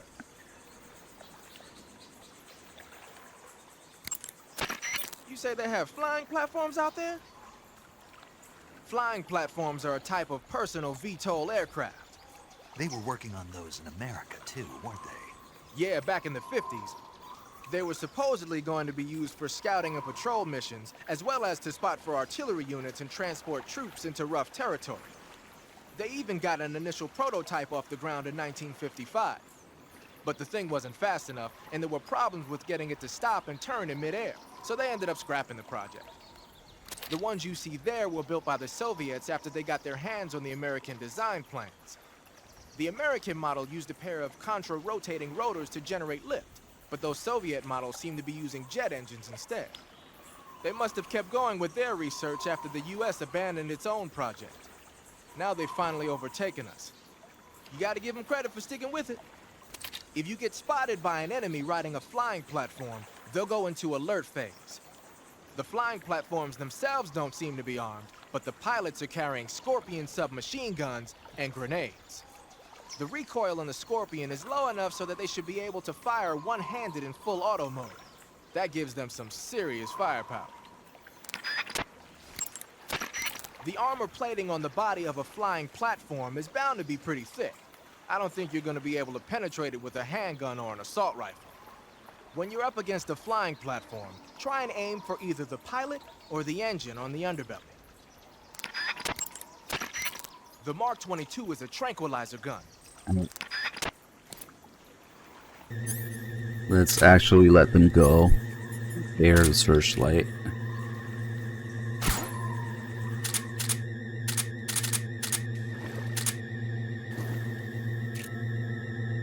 The enemy is attacking from an unknown position. Begin the alert status. Acknowledged. Keep your eyes open. There's some damage to the searchlight. Heading back for repair. Acknowledged. Return to your post upon completion. And now leaving. It's not really worth it because you still got a caution. But if you somehow want to get rid of them non-lethally without the tranquilizer, that's one way to do it. The tranquilizer still causes them to fall asleep and fall and die in an explosion, but at least it doesn't count as a kill. If you're worried about that. Although the thing you can do here is just to swim through with the croc cap. As long as you don't have a weapon equipped and you have the croc cap in swimming motion, swimming animations, then it doesn't matter, it can't alert. The water's pretty shallow here, so if I stop diving, it won't count, but in the later parts here, we can keep swimming with it right up to their face and they don't care. Oh shit. Oof. So now it's been a little bit of time and those guys should be back. Yep, they're back. Wonder if the game just swaps them with new NPCs.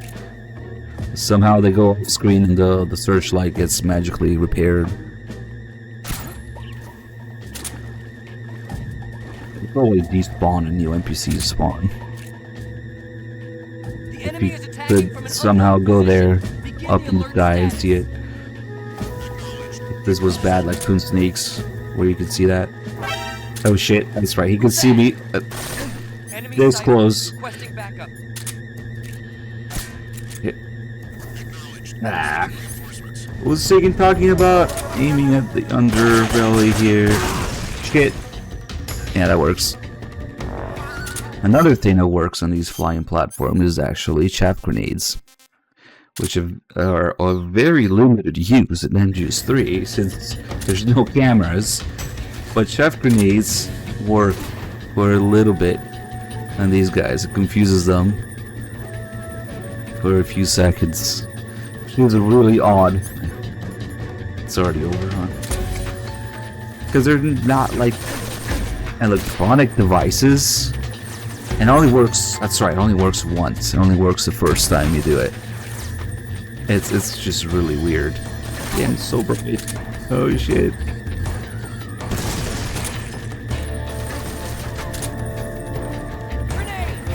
How about no? Sorry guys, cutscene.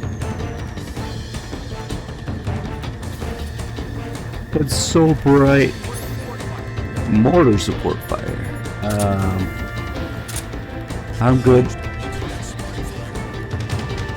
Sorry, cutscene. See you later. That's kind of a cool effect, though. And if we have any Snipe Early enjoyers, it's gonna have to be now. If Snipe Early doesn't win until after the scene is over, then this is the only place we can snipe him early. So it will go away as an option. Always I remember to mention that.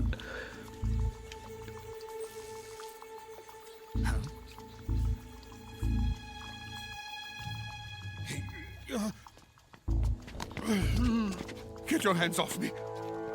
I'm not going anywhere.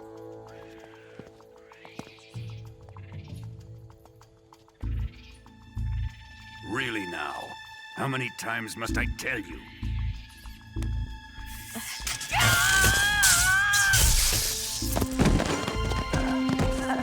Tanya!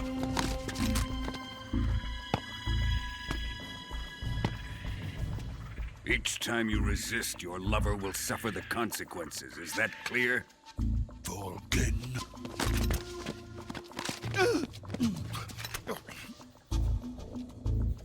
Damn you!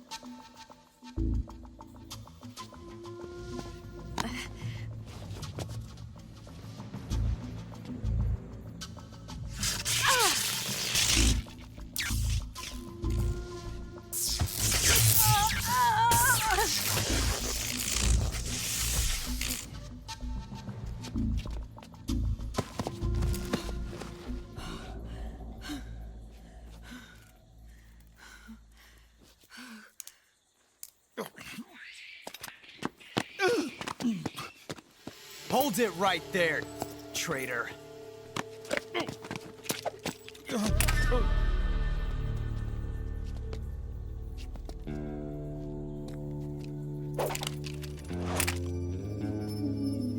Let's find out just how lucky you are. Watch closely.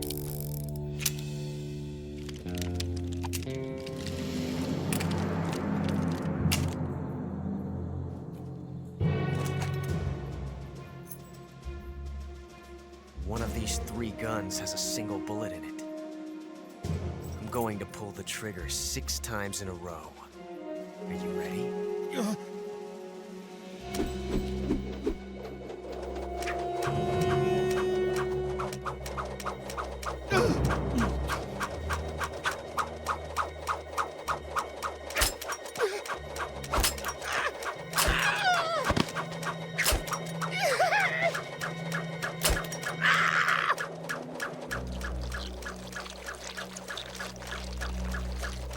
Huh. Looks like your luck hasn't run out yet.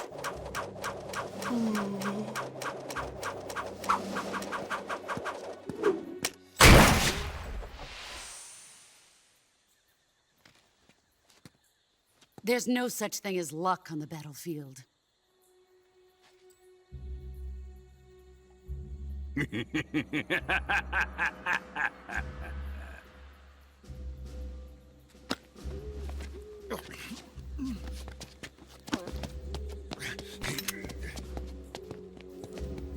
You'd better stay in line from now on. The Cobras will take care of him.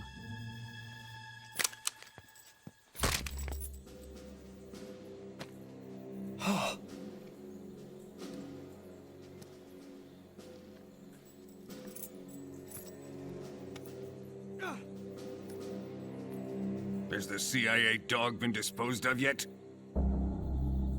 The pain is dead. What?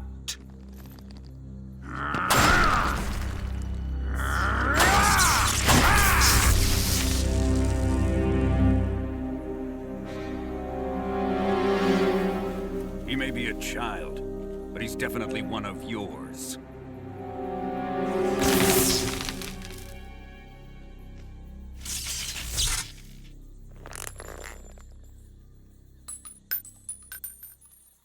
I fear Khrushchev may have a hand in this. We have no time to lose. You must eliminate him before the final test. Don't worry.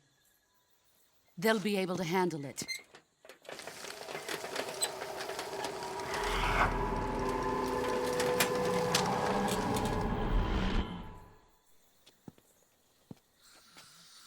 I'm leaving him to you, the field.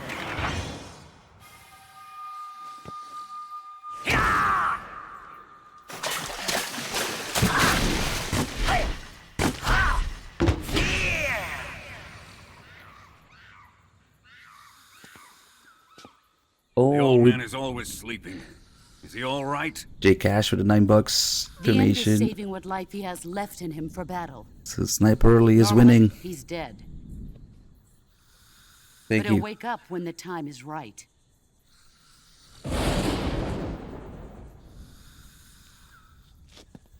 And when he does, it will be the end for the boy. Yeah.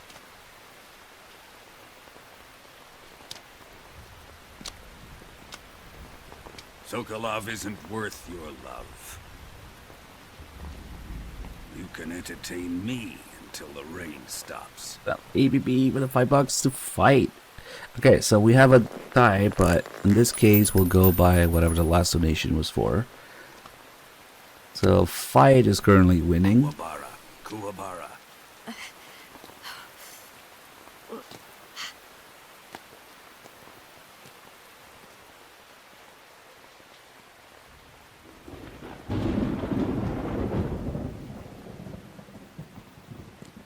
Desaro, is that you?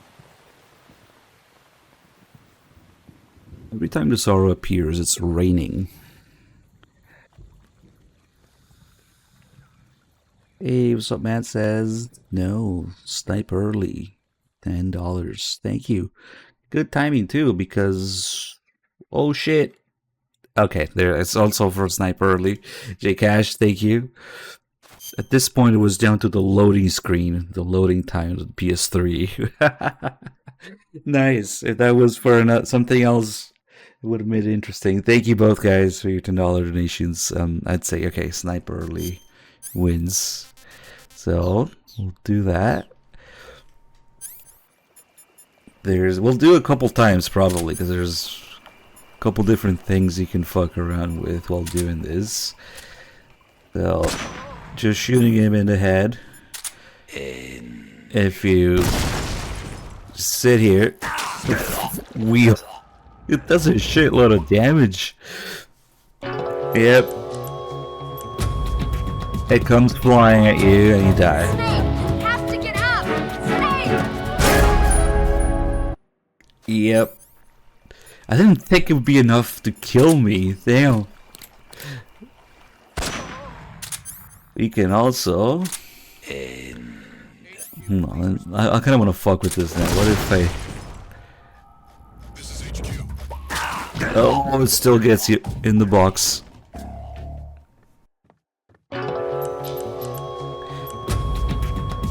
It's gotta be one of the things that does the most damage in terms of enemy attacks in the whole game. But we can either move out of the way, or we can shoot it in midair, because it's explosive for some reason.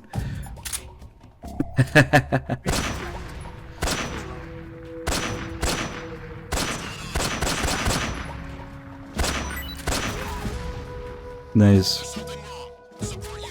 Alright, stealth mission complete. The chair. This is... Where does this guy go? That guy? I know he's close. Oh, what? Oh, because that guy flew inward. So he just checked on him there. Hey, don't aim. I wonder if you can shoot him through that slit here. Yes, you can. You can shoot through the slit in the shield, which is kind of cool. Alright, now we also have a call about it.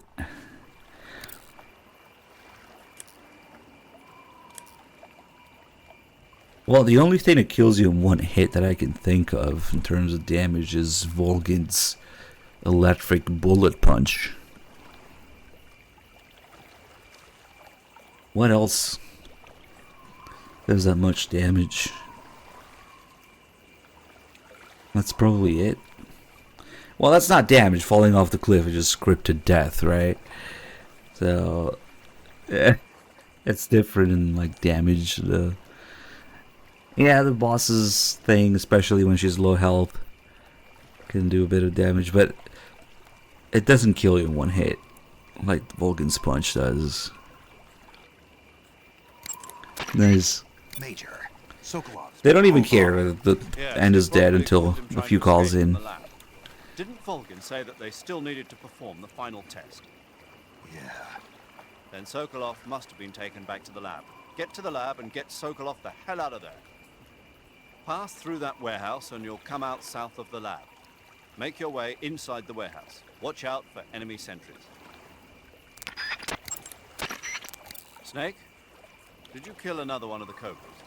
Yeah. I'm pretty sure it was the N.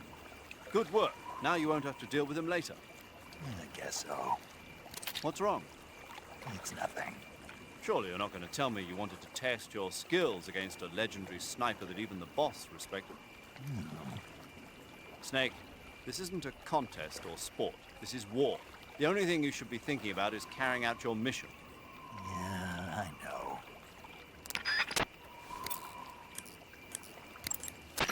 The assault rifle can punch through material. What? Major, why do they keep exploding? It's part of their legend. Now we have 2 Cobra kills, so it Legend changed. of the Cobra unit. I'll let Sigint explain. Sigint?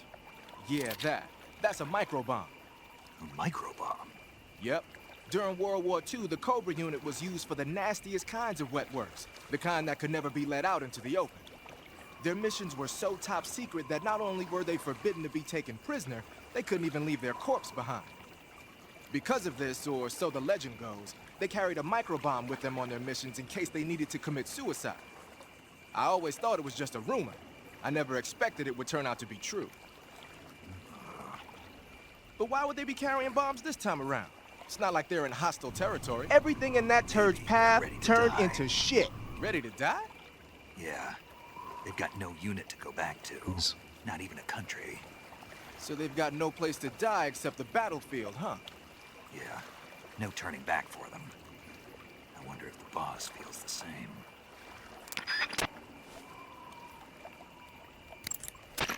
Major, Eva isn't responding to the radio. Right. Right. Snake, she's been talking to you from inside an enemy facility. She's not always going to be able to answer the radio. Don't assume something's wrong just because you're not getting a response. Don't worry about Eva. Stay focused on your mission. Got it. When is Solid Snake cloned from Big Boss? 1972 would be Solid Snake's birth year, but the way they put it, it took them a lot of attempts to do it successfully, so maybe they started fucking around with it a year or two prior to that. So it would be right before Peace Walker, between Peace Walker and Portable Ops. That little pocket of obscure history that's not really explored conveniently, because that was the year or two the Big Boss was in the Patriots, so let's just ignore that. And then he finds out and he leaves the Patriots because of that and all that stuff. And he would have been, what, 37? Not late 50s, like Ocelot says, and I'm just do liquid, I guess.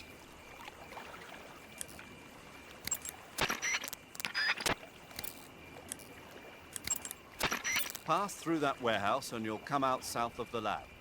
Make your way inside the warehouse. It's only because each game was always made to be the last. But then things happened behind the scenes.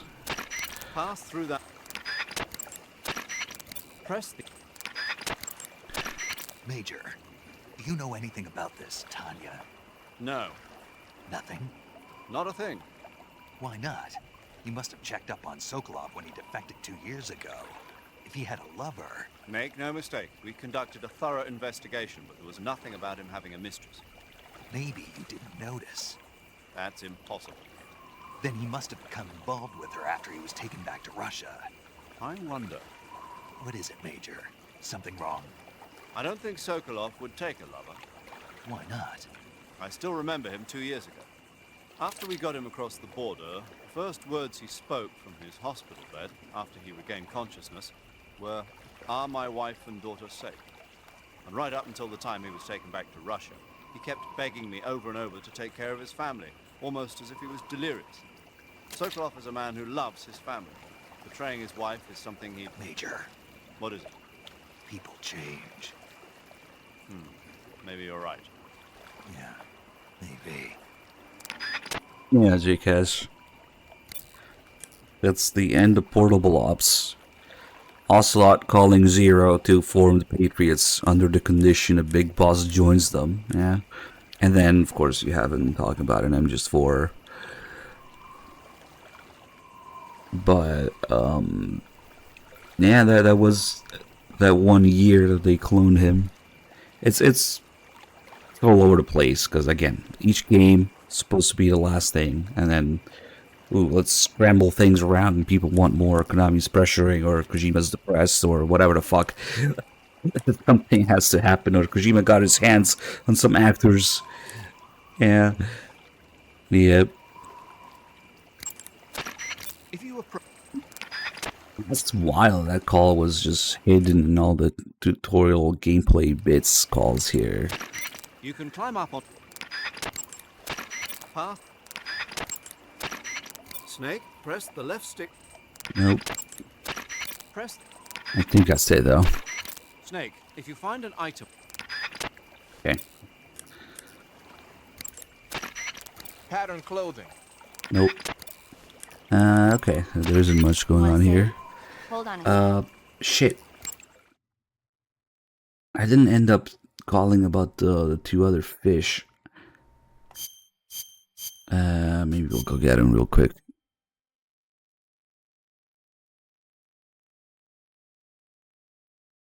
Oh, damn. I was answering the question for a while then.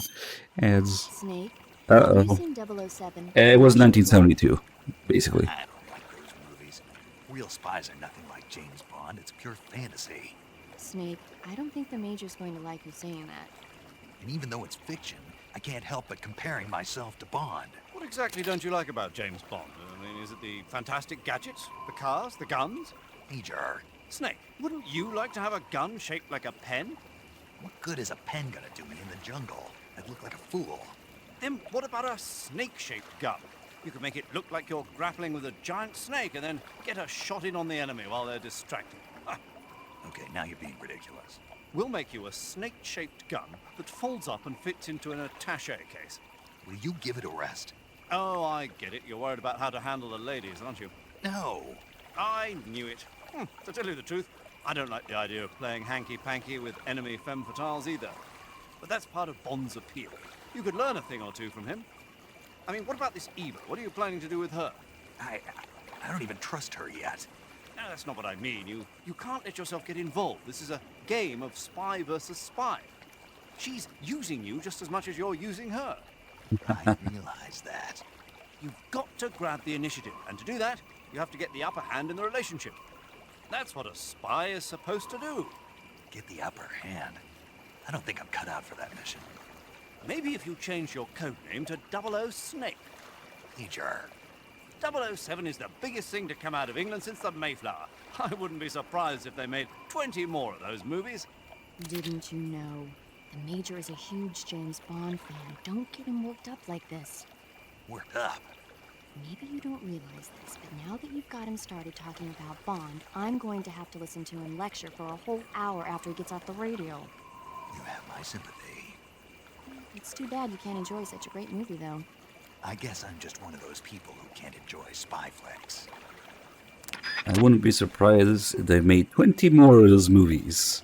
Sometimes it will allude to things like this. The Godzilla call as well, and Medic talking about watching Godzilla in the US. 2008 will be Godzilla's 40th, 50th birthday or whatever. Same thing here with the James Bond movies. I wouldn't be surprised if they made 20 more of those movies, because At this point, it would have been 1964.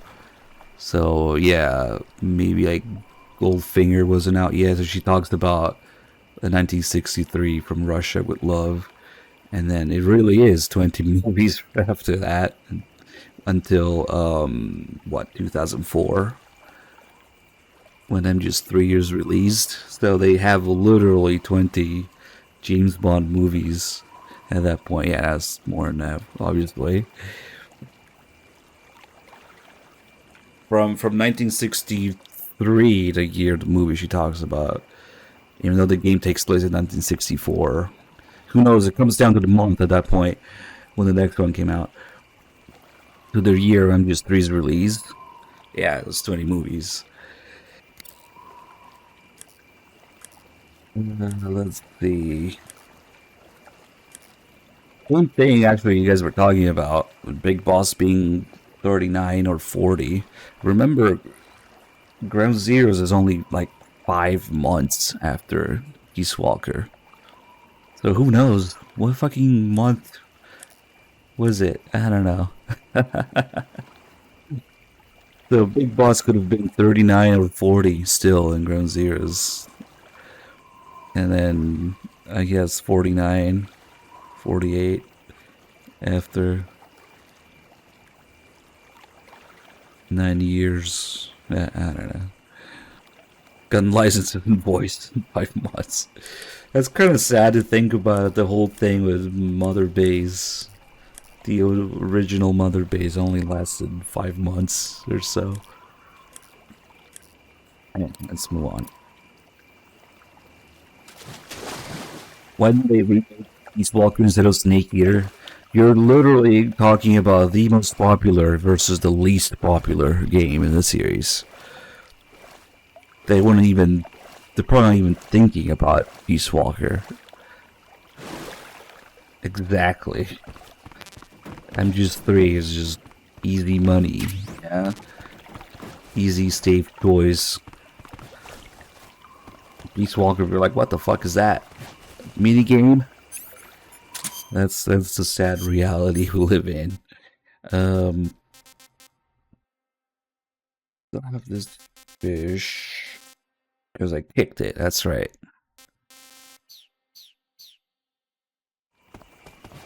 Of course, it's not just MGS3 being the most popular, but the very idea of Metal Gear today is Big Boss, the boss, military salute, yeah, the Patriots, all that stuff, like, as in, like, Zero and whatnot, like, the Cobras, what have you, Mother Base, Diamond Dogs, like, it's all Big Boss this, Big Boss that, military salute this, epic action hero that. That was never what it was about, but that's all it is today. And at least the more refined of those people at least throw in Peace Walker into the mix, and maybe Kaz, yeah. But that's not what it was about. That was just a reaction, and then things just deviated. Just like Big Boss says in MGS4, it deviated. The mere set of norms took a turn, deviated. J Cash with another $5 donation. How much GMP to say MGSV is your favorite? The Philosopher's Legacy will do.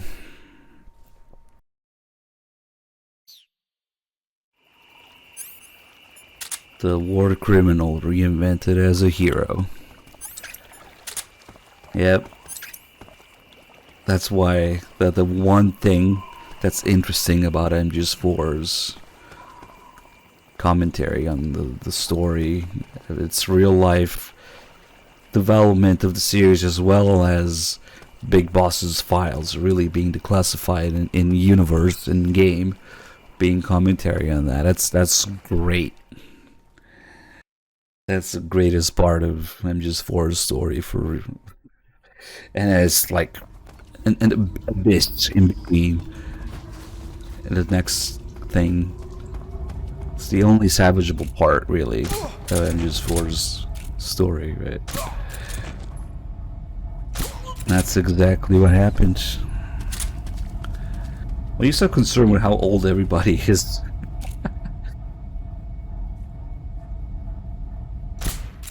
Okay. That's a bit of a tricky shot.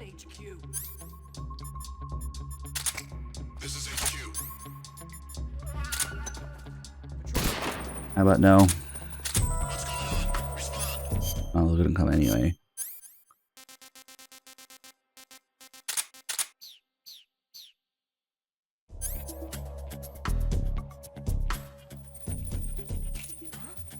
There's something wrong. Support unit, confirm their status.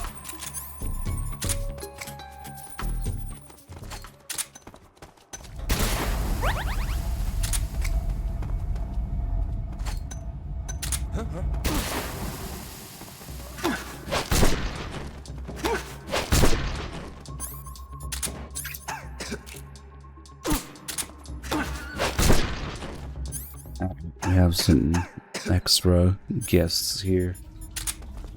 What should we do with them? Fuck it.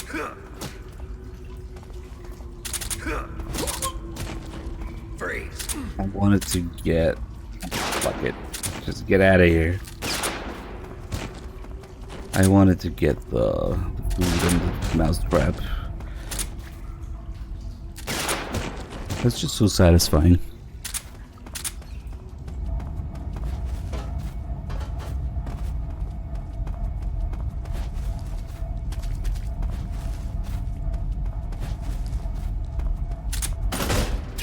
Well, we can do a gamba for Tsuchinoko here.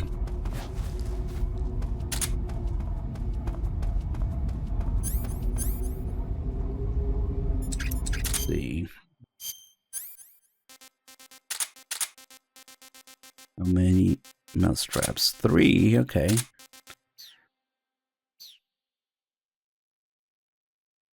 Let's do a prediction. It's pretty generous with 3 and in the master HD edition, I should say. So we'll do 3 maybe. Tsuchinoko in 3 attempts. More or less. Alright, I'm gonna give you guys 30 seconds. You gamble your nanomachines, son. We got 3 mousetraps, and in general, I am pretty sure they increase the chance of it getting captured in HD.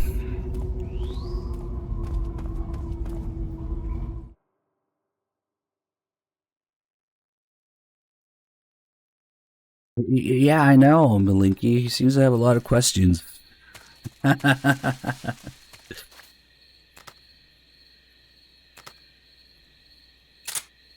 Alright, is it over? Let's do it.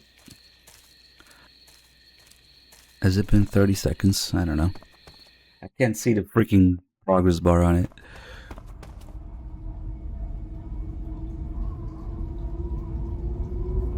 I think it's done, right? Damn, 95% yes. 5% no. I don't know. Alright, fuck it.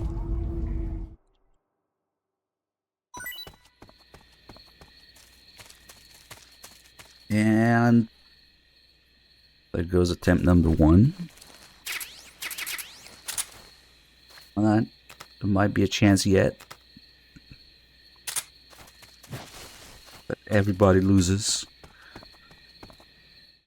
Especially Fat Man.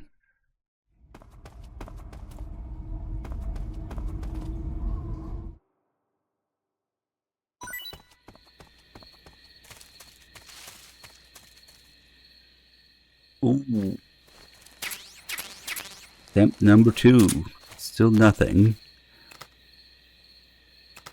Hit. One more.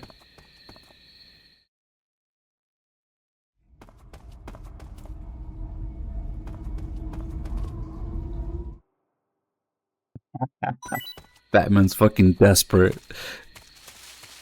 And holy shit, saved. Fuck, man. Third attempt. I wanted Batman to lose, but okay. Damn. Sorry. The answer is yes. The nanomachines barely fucking move at all.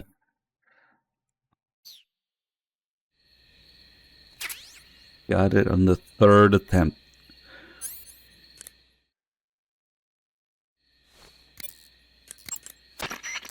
Snake, you caught a Tsuchinoko. What? Is it true, Snake? Yeah. Yep. Way to go, my man! You really are the boss's apprentice. Yes, it looks like sending you in was worth it after all. Hurry up and finish your mission and then bring it back to us. Under no circumstances are you to eat it, is that clear?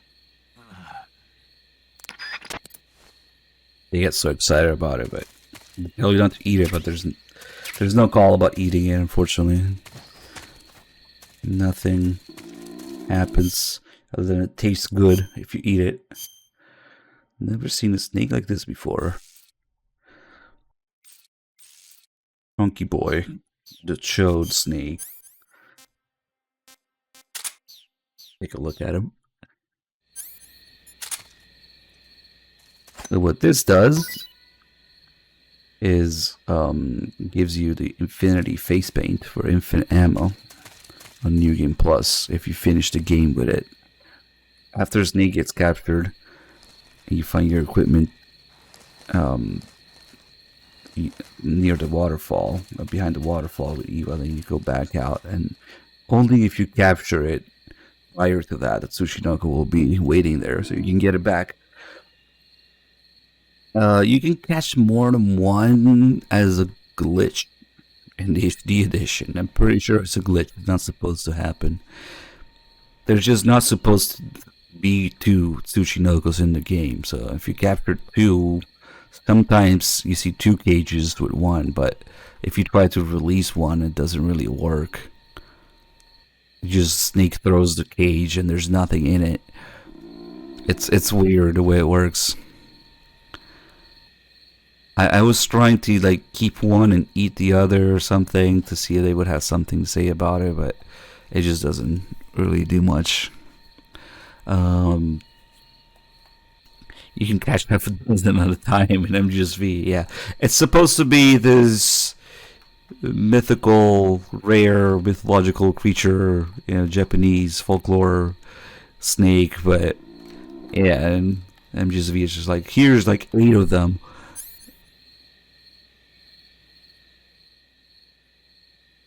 Tends to happen when you have like a lot of cages down or mouse traps down. Maybe like it doesn't register what all the mouse traps catch. I don't know. They have a bounty for catching and bringing one alive,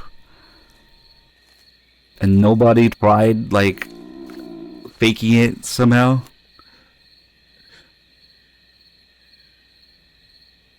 You'd think somebody would like to breed snakes in a certain way to make one or something.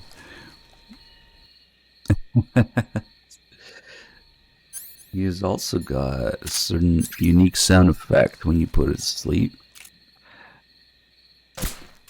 Especially if you miss.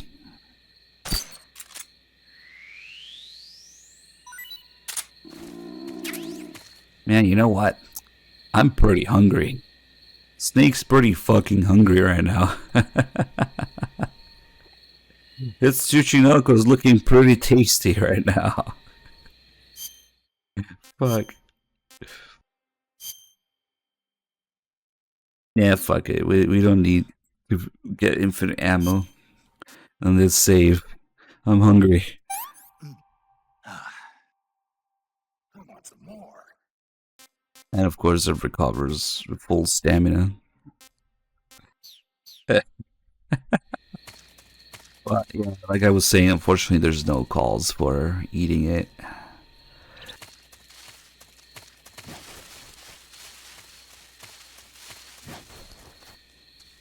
let's look at the scientists here and the traps and stuff.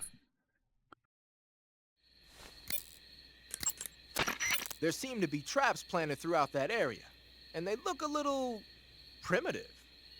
Yeah, but this is their territory. Why would they need this many traps here? Maybe it's part of some kind of tactical research. Tactical research? Yeah. As I'm sure you know, the Soviet Union is leading a worldwide revolution among communist forces all over the globe. But a lot of the countries involved don't have the necessary funds and industrial technology, so they need tactics that are both effective and economical. That's what they're researching? Yeah, and traps are one of the best ways to do that. I'll bet that place is one of their testing grounds. Clappers, arrows, pendulums, all of these traps are set off by applying force to a rope. Don't touch the ropes and you'll be fine. Use rolling to get over them, or just crawl under them. Either way ought to work. If you do set off a trap and an arrow or a spiked pendulum comes flying your way, you can still dodge it by immediately diving out of the way. Pit traps and snares are camouflaged into the ground to make them harder to detect. But if you look carefully enough, you can see them through the disguise. Try stalking to proceed with extra caution. In any case, if you think there might be traps lying around, keep a close eye on the ground and stay alert. Yeah, she's not going to be available until we get back through the warehouse. Snake, the lab where Sokolov is being held is to the north of that forest. Keep on heading north. Snake, watch out. It seems that forest is rigged with a number of traps. Most of the traps seem to be triggered by tripping. Yeah, okay. When you press... Not many interesting calls going on at this point in the game.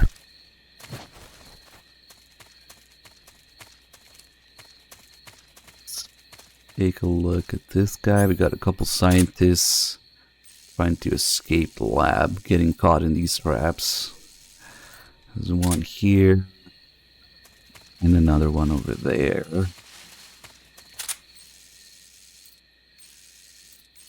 Oh, that's an interesting effect on the camera when you zoom in. The blur or whatever's going on in the middle there. And I have to block it. I'll just use the camera.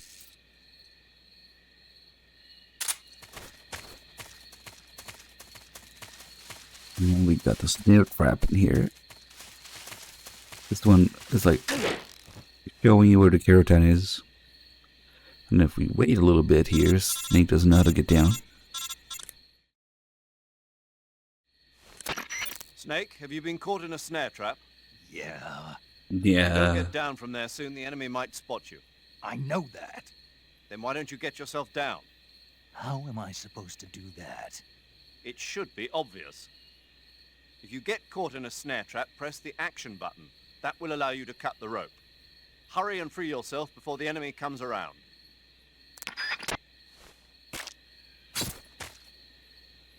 He says that, but I'm probably waiting a little bit. It's not like enemies are ever in this area. But all the traps they have in this area, they wouldn't have enemies messing around with it.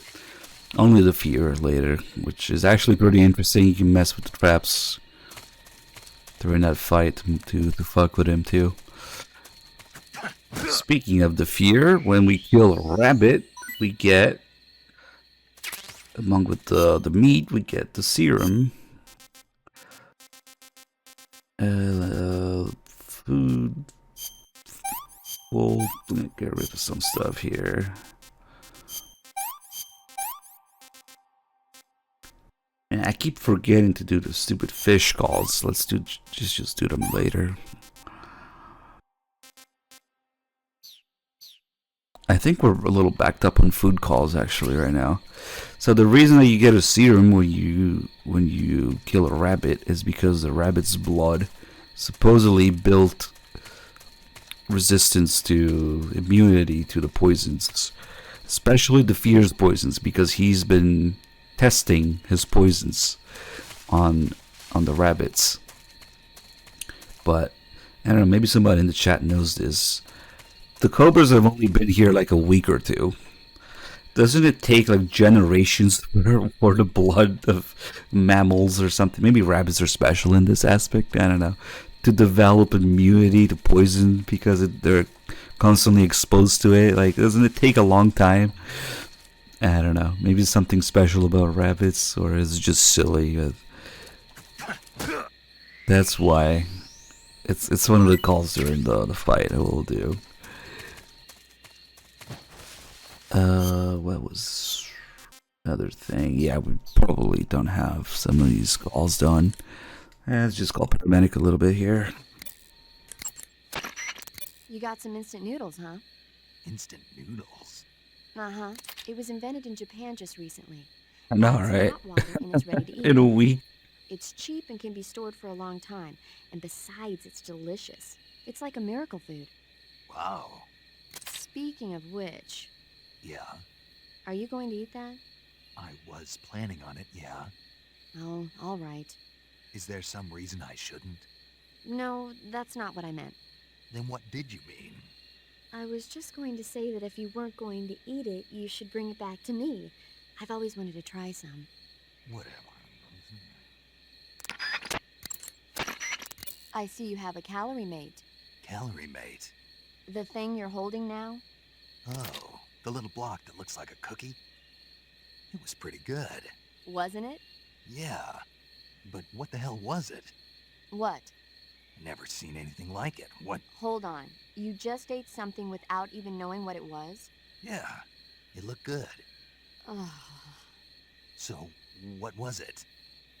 Calorie Mate is an energy supplement that contains all the proteins, lipids, vitamins, carbohydrates, and minerals needed for a balanced diet. It's a well-balanced food. Because of that, it's just perfect for giving your body the nutrition it needs in combat. It sounds like a space-age food. Real astronaut food is not very good, but that should taste fine.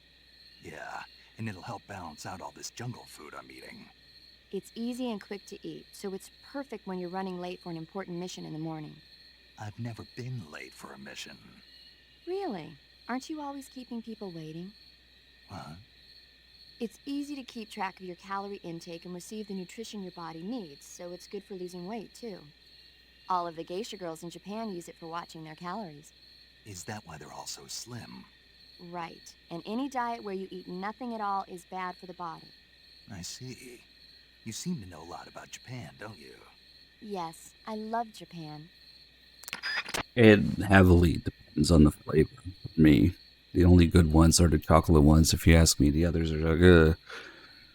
But yeah, we got more misinformation spread by a paramedic and all her calls about Japan, telling Snake about how great Japan is, certain things, how they do certain things in Japan, and then you call Eva about it, and it turns out that paramedic doesn't know what she's talking about. So we can't do that right now because Eva's not answering. So I forget exactly what point in the game this calls start. Maybe when she shows up again here. And I think you can still see in the picture they're using the call there. The original PS2 version of the game uses a chocolate calorie mate, which you can tell by the color of the writing. This one's maple flavored. Because it's got this purple, pink, whatever the hell color. But the original one is red. So that's how you tell the color, the flavors apart. I don't know what possessed them to change it to the maple one, but the original was a chocolate one. I wonder which one they're going to put in Delta now. Maybe they'll put yet another color in Delta, I don't know.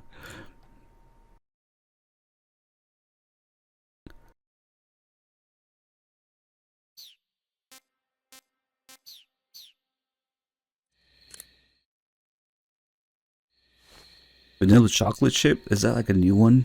I wasn't around when I tried them. Ah, okay.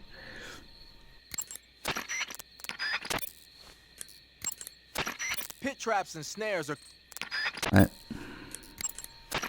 I see you've caught a European rabbit. That might be good. The European rabbit is said to have come from the Mediterranean region originally, but nowadays they're found all over the world. They've been used since ancient times as a source of food, so it might be worth catching them. Rabbits are known to eat their own excrement.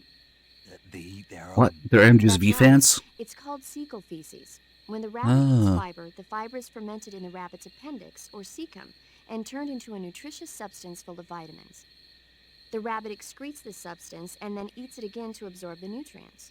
That's a neat trick. I think I'll give it a try. Snake, rabbits and humans don't work the... I'm just kidding. You really thought I was going to eat it?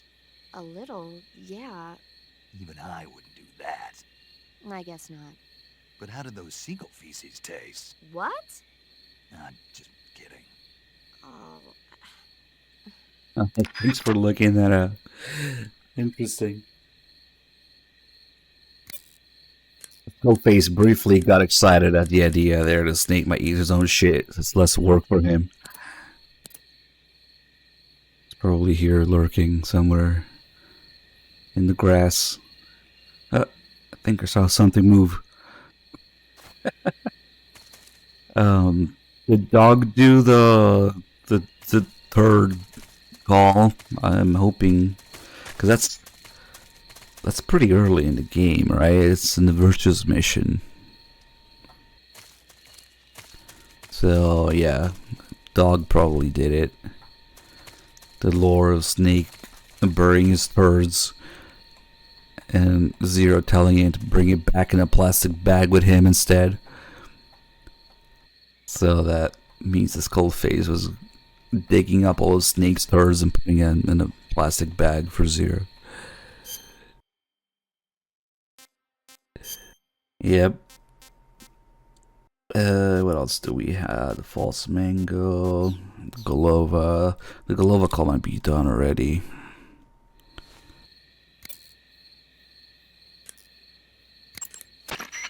I see you found a Russian false mango. The Russian false mango is a mango-like fruit found only in Selino-Yarsk. The egg-shaped fruit is sweet and tangy with a pleasing aroma, just like a mango. Also, the seeds can be used to make a medicine that aids in digestion. It might come in handy if you ever have an upset stomach. Looks like you found a Golova. Golova? Yeah, it's a fruit that's found only in that region. It's related to the jackfruit, which is commonly found in Southeast Asia. Jackfruit, huh? Yep, he's a cannibal. Huh? I didn't say anything. No, I'm sure you... I said, I'm sure you'd like it. Oh. Golova means head in Russian. It's probably called that because the fruit grows to about the size of a human head. It's supposedly pretty good to eat with a uniquely sweet flavor. The fruit itself is fairly large, so you could make a meal out of it.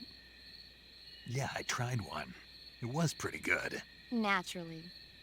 Golovas grow directly off the trunk of the tree. If you're running low on stamina, it might be a good idea to keep an eye on the tree trunks.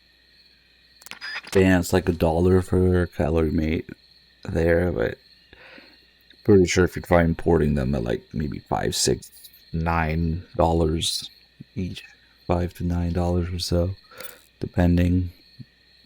Actually, it's been a while since I checked. Not even importing them; they're just buying them already. You can get And who is this? a 2-pack for $9. My predecessor. Okay, it's not as bad as I thought. That was the name the public came to know him by. You can get it varies with the flavor too. Damn, a 10-pack for $33. Okay, so they're like $3 each, maybe $4 each. Nice. It's not 5 times markup. It's only 3 to 4.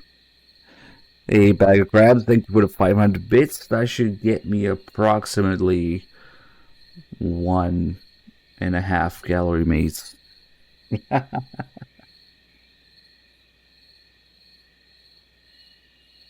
Oh, fuck it. That's right, Eva's not available. Snake, that area is inhabited by magpies. What? Magpies are members of the crow family. They're This distinct. better be the short version of it. What? Dog didn't do the magpie call? Come on. Oh well. And when she starts talking about things are inhabit the area, That means we're done. We're lucky she didn't talk about these mushrooms. We're about to change the call about the mushrooms by meeting Granin here. It's crazy that since Granin is drinking and he's drunk, the call about those mushrooms talks about how they prevent the body from breaking down alcohol. And it changes if you talk to Granin first. Come on, get down.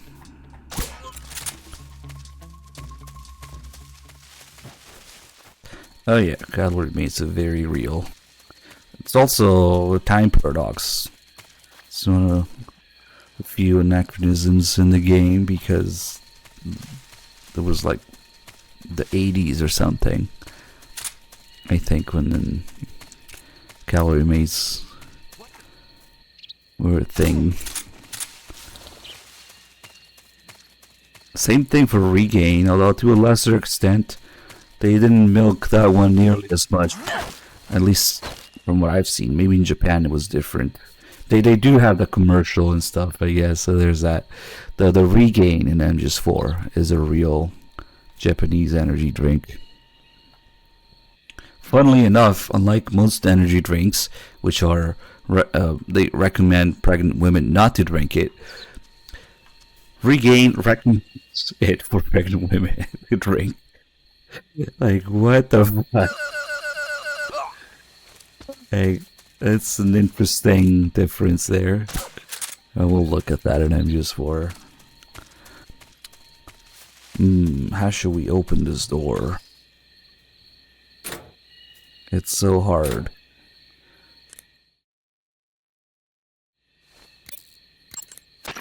Snake, the enemy appears to be using that door to enter and exit the lab.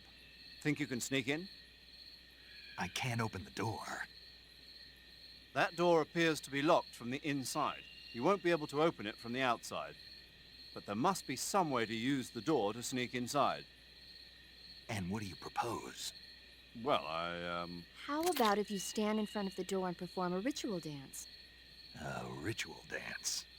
That's what they do in Japan when they find a door that won't open. Are you serious? Of course. He certainly seems to know a lot about Japan. Yeah, but this is the Soviet Union. I don't think doing a dance is gonna make the door open. Then you think of something.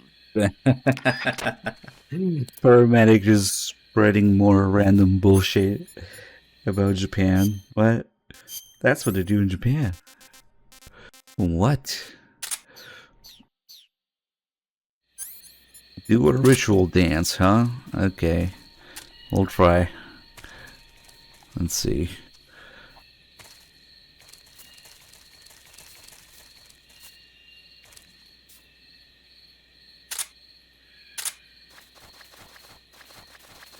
Paramedic, this ritual dance isn't working. Yeah, of course there's a way to get the door open. Knock on it.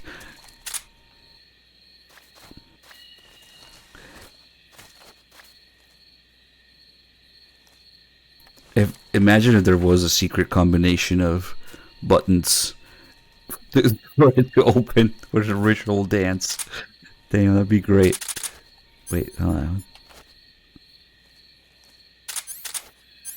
Get rid of that.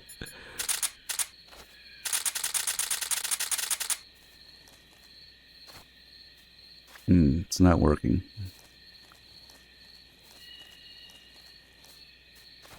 The Konami code. The Konami code actually does do something in this game in lower difficulties. It highlights the end's position when you're fighting him. Let's see. Up, down, down, left, right, and then in this game, I forget if it's square, triangle. Certain versions, like in MGS2, it's circle X. You don't have BA in PS2 and 3, so it'd be interesting though if it was square, triangle, ends with triangle. You try to open it. Nah, it doesn't work. Is there a follow-up call? Like, paramedic, this bullshit isn't working. That door appears to be locked from the inside. You won't be able to open it from the outside. But there must be some way to use the door to sneak inside. There most definitely is something that we haven't found in 20 plus years. We just don't know what it is yet. They sick the tag dogs on you? Not that call again. When you're bitten. Okay. Let's get the little bird here.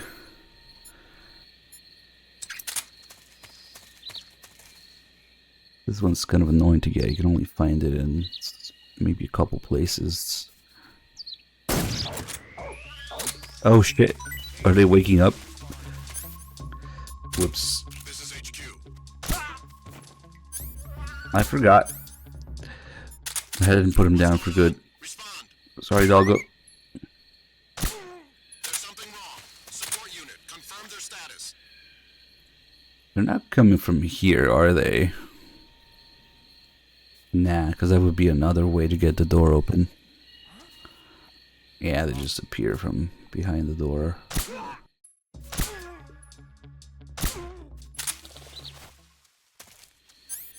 And let's see. So yeah, we could sneak in through the hole in the wall on the other side of the building, but Okay, just a second. and Gaz answers the door. What's up?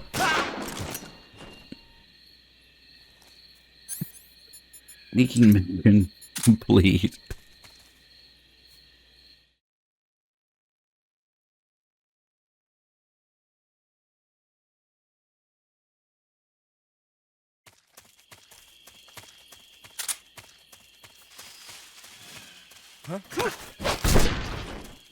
Put these guys down. Get the M16. I really hope the Through Dog didn't do the M16 call.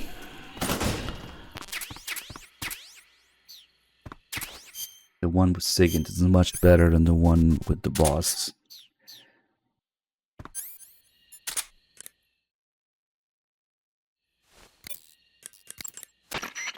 Snake, Nice. you've got a... I know. It's some new kind of rifle out of the West. Looks kind of like a black rifle. No, it's not an AR-15. It's an XM-16E1, a top-of-the-line rifle that the Army adopted recently on a trial basis. The U.S. military was Not an working on a new AR-15. concept for a light infantry weapon from the late 40s through the mid-50s. In the end, they decided they wanted a .22 caliber high muzzle velocity rifle with full auto capability. What they came up with was the AR-15, the so-called black rifle. The one you've got there, the XM-16E1, is a modified AR-15 that's been fitted with a bolt forward assist. I heard they're doing performance evaluations down in Southeast Asia. So they captured one in Vietnam and brought it here? That's my guess. But that thing looks a lot different from a regular XM-16E1. There must have been a gunsmith present at the field test who made all these modifications on the spot. The fact that it's painted in camouflage colors shows that more and more people these days are starting to realize the importance of camouflage. They made it so it takes a suppressor, too. Yep, that's a nice feature to have for a recon unit on a sneaking mission deep in enemy territory. You can attach and detach the suppressor by opening the weapon window and pressing the enter button. Oh, and the firing mechanism's been modified to enable 3-shot bursts. Why the hell would they do that? Funny, because it's the exact opposite of that. Aren't used to firing in full auto mode. They have no trigger control and end up emptying the whole clip at once. Maybe they were experimenting with ways to prevent that and came up with the burst mechanism as a possible solution. Stupid idea, if you ask me. Hey, give it a chance. It might come in handy. Open the weapon window and press the action button to switch between semi-auto, full auto, and 3-shot burst modes. Have fun with that.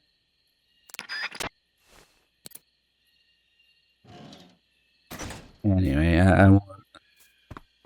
I won't go too deep into that, but I don't know if you're serious, Pulse, but it's the exact opposite of what you just said. Let's just leave these guys alone.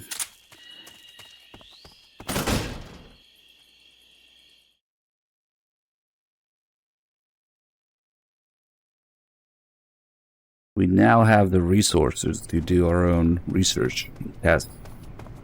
Or look up tests, at least, and draw your own conclusions from, you know?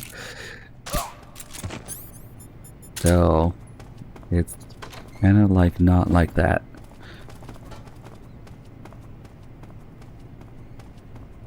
From what I've seen. Should we just... yeah, fuck it.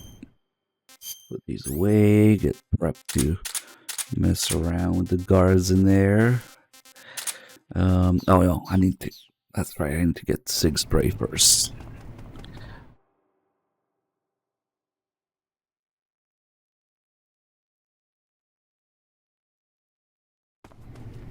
Also, if you do a little bit of digging in actual history of what happened with the M16 in Vietnam, it was the powder. It wasn't the rifle.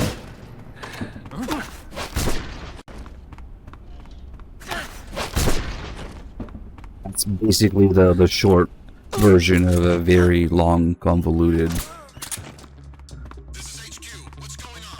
story with the government fucking things up in procurement and logistics and spending money on things. Shocking, I know.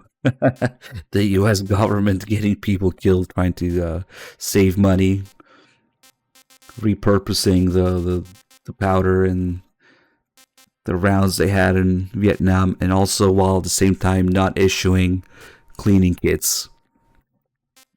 No, unheard of. But that's basically what happened. And that got people killed for real. It sucks. Because they did all their tests with whatever ballistics, whatever ammunition, whatever powder they had. Everything went perfect. And then when it came time to actually issue the ammunition, they were like, there's this old batch of powder here. I wonder what we can do with it. Maybe we can repurpose it and make some more ammo with it. Alright, let's do that. What could go wrong? And then it started fouling things, not burning cleanly, not burning the right speed, fucking up with the ballistics, fucking up with the cycling of the bolt and the M16, and jamming, the famous, jamming M16s in Vietnam. That's what it was. It wasn't the rifles. It was the ammo, mostly. And a little bit of design changes, maybe that one of the design changes it led to was the coating of the bolt carrier group from, what the fuck was it, from chrome to phosphate or something. That also was more expensive, so they made that cheaper, and it just wasn't cycling at the right timing or speed. So that's what happened. It was very interesting. So I learned a little bit about it. That's basically what happened. And on top of that, to save even more money, not only they had this powder that fouled up the rifle more, and the pressure, it was ultimately the chamber pressure that was off, fucking with the cycling of it and the extraction, and it fouled more, and they didn't have cleaning kits. That's what happened with it, basically. It wasn't the rain or the mud. Man, I said I wouldn't go too deep into this, and then I ended up going deep into this anyway. It wasn't the rain or the mud. It was the ammo, and this is just bad ideas, bad logistics. Ooh, we should dress up for this. Also get the Sig Spray out. And going back to the whole AK will eat anything and work under any circumstances, it really helps more if you have a more sealed environment, like the M16's bolt is, with very little tolerances and gaps in between, versus the AK having these huge fucking gaps and holes in it, where the bolt cycles, where the selector goes, or all that stuff. That is not so much that the AK works with mud in it, is that the M16 keeps the mud out. So it's a matter of keeping it outside of the gun, which the M16 does better than the AK, or the AR design does better than the AK. Have you seen the fucking huge gaps in AKs? If it does get in there, it's over, even for an AK. But the M16 has a way more sealed, tighter, smaller tolerance system, and on top of that, it has, you know, the semi-direct impingement, the gas expelling things through it too. So if something does get in there, the gas, the pressure of the gas will kind of work itself out through the pressure of the gas. Meanwhile, the AK has a piston, so it doesn't do that. So it's a balance of everything, because the piston is cleaner because there's no powder in there, but the gas, you know, will potentially be more reliable with some debris getting in there. It's just, there's a lot going on. Like everything, it's a balance in weapon design. There's no perfect gun for everything. It's always depending on what you're doing with it.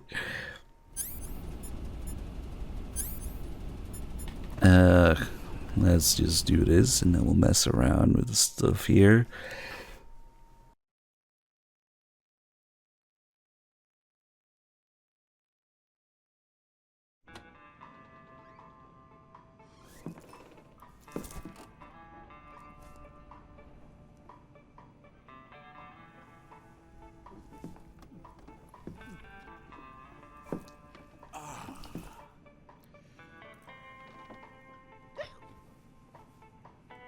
If you're looking for Sokolov, he's not here anymore. Put that thing away. You'll spoil my drink. So, you're the intruder everyone's talking about. Typical capitalist dog. No manners.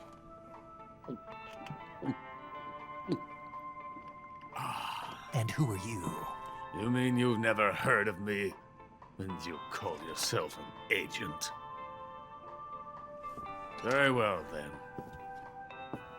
I am Alexander Leonovich Granin. A man of some importance, if I do say so myself. I am the foremost weapons scientist in the Soviet Union, and the head of the glorious Granin Design Bureau. This is the Order of Lenin. It is an honor of the greatest magnitude, given along with the title of Hero of Socialism to only the finest workers. It was awarded to me in recognition of my brilliant contributions to society. Since the Great Patriotic War, I have created countless weapons in the service of our great communist society. It was thanks to me that we were able to stamp out the Nazi scum. It was I who created the basic design for the mobile ballistic missile system you know and fear as SS-1C.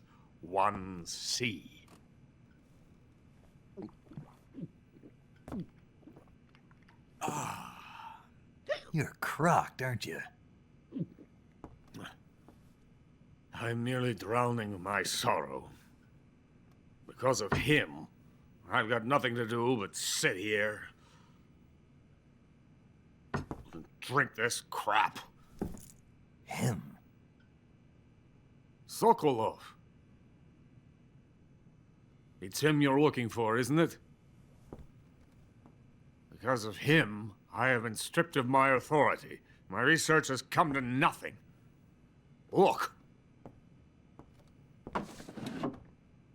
It is a revolutionary mobile nuclear missile system. A bipedal tank. A bipedal tank? Yes, a walking tank. A robot. Are you familiar with the theory of the missing link between apes and humans? Well, this technology will be the missing link between infantry and artillery. A kind of Metal Gear, if you will. And this magnificent Metal Gear will mark a revolutionary step forward in weapons development. Metal Gear? but I won't be used so easily. No crying myself to sleep. For you see, I'm going to send these documents to my friend in the United States. What? These bastards will live to regret this. And when they themselves become the targets of my creation, they will know my true greatness. Yes, Sokolov's pathetic Shagohod pales in comparison to my work. What are you going to do with a rocket engine on a tank?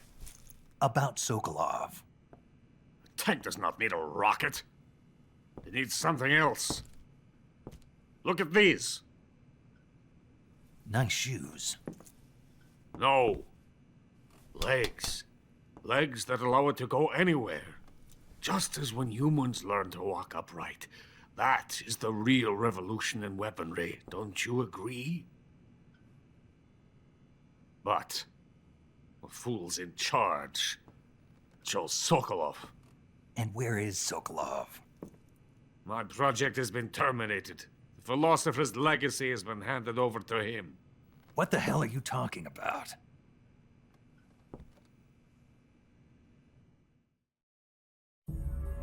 The philosopher's legacy.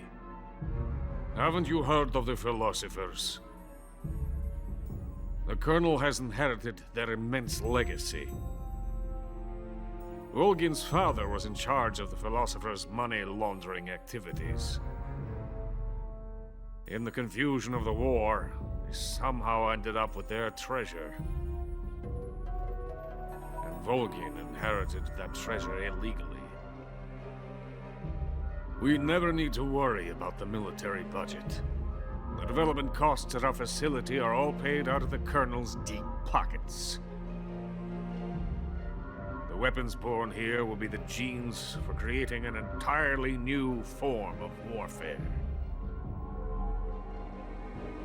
The funding for my research came out of that legacy. Came out of it. Now, my money, my men, all have been diverted to the Shagohod project. Tomorrow, they will be conducting the final test, while Sokolov is making the final preparations in the weapons factory at Volgin's main base, the great fortress of Grozny Grad. Here I am, playing host to an enemy spy and drinking myself into a stupor. That's where they moved Sokolov? Yes. And the Shagohod is there too? Of course. Hey! You're not thinking of going to Grozny Grad. Are you mad? It's an impenetrable fortress.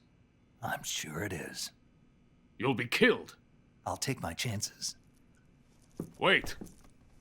What? Listen to me, you fool. I want to help you. Help me? To thank you for your compliment. What compliment? My shoes. Tatiana gave them to me. I wanted to thank you for complimenting me on them. I'll tell you how to get into the fortress. In return, I ask only that you get that idiot out of there and destroy the Shagohod. There is an underground tunnel that runs around the perimeter of the fortress. You should be able to use it to sneak into the base. Head for the mountains.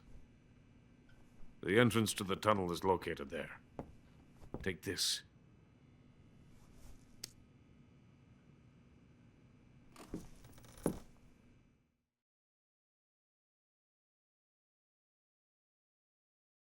You passed through a warehouse on your way here, didn't you?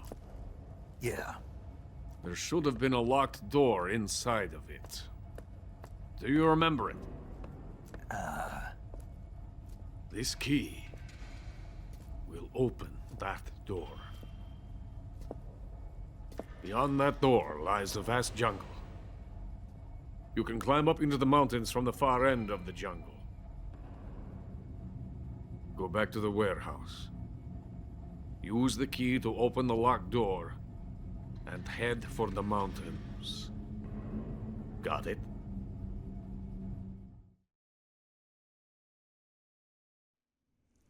Why are you helping me? Unlike Sokolov, The thought of defecting has never once crossed my mind. I love my country. I love this land. I cannot even imagine living anywhere else. I wish to remain a hero of the great motherland. I cannot bear the thought of being hounded into a corner and left to waste away. It is already dawn.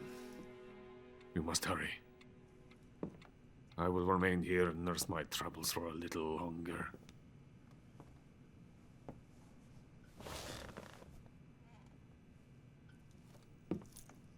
To capitalism! Nice. You're Kiefer, aren't you?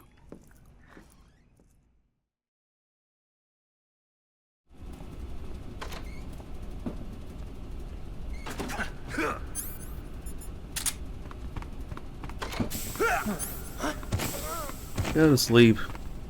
Yeah, those guys noticed. Now they're gonna come check.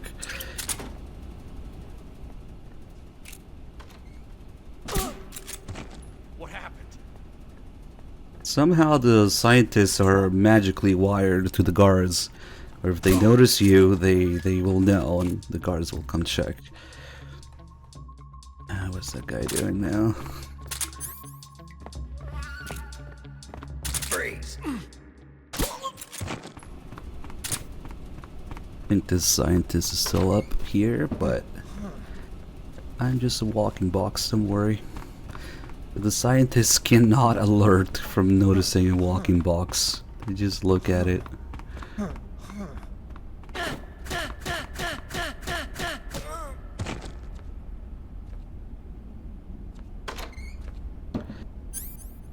Let's see, I want to mess with Grandin a little bit. So, let me put these guys down.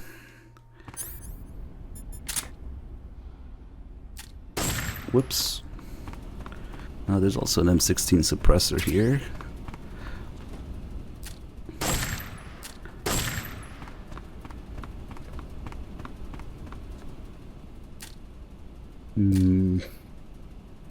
Should be good with the kills. Maybe we'll interrogate these scientists.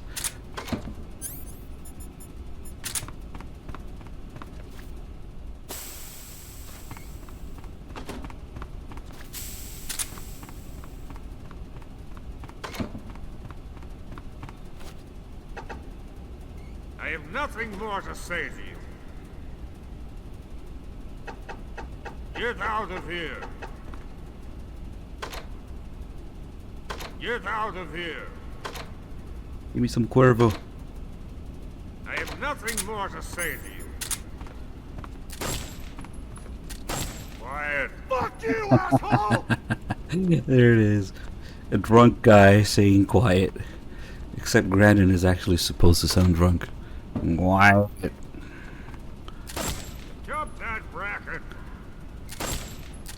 Quiet! Let me drink in peace.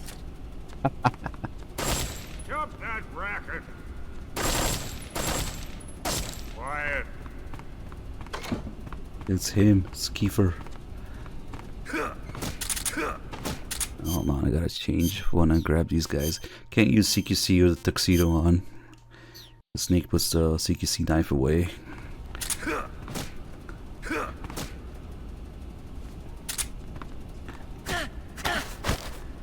It's interesting because one of these guys talks about how he's being forced to work here against his will. Even in our country, But this guy, we can research as we please. yeah, this guy's proud of it. This guy thinks Answer me. his country loves him. From the courtyard, you can just speak.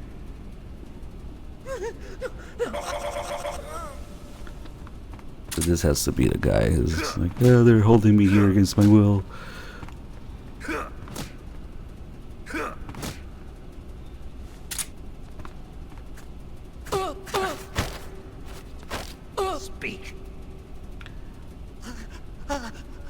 Answer me. They're forcing me to work here. Speak. The isolation cell guard. What an idiot. Nice. We got the MGS3 magazines here. Nice.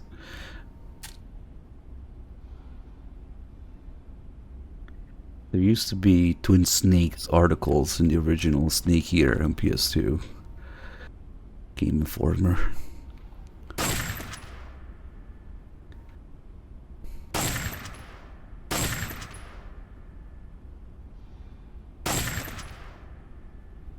The hell?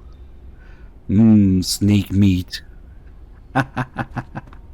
That's the canned snake meat that they had for was it actual snake meat in there, or was it like a gimmick?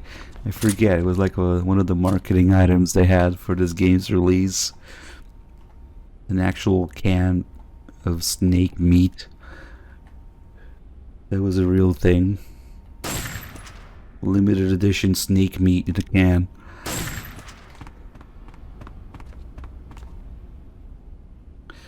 Metal Gear Solid 3 Game Pro. I don't know what that's about. TPN.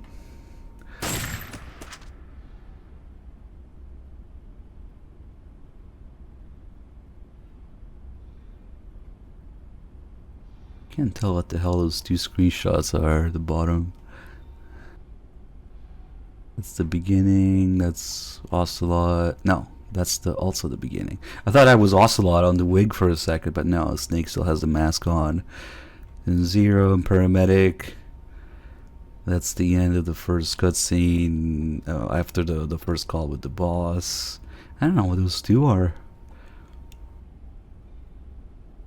It's kind of hard to tell, especially that one.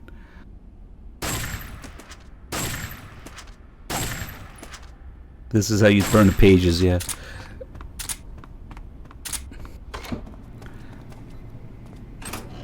The same ones in here. Yep.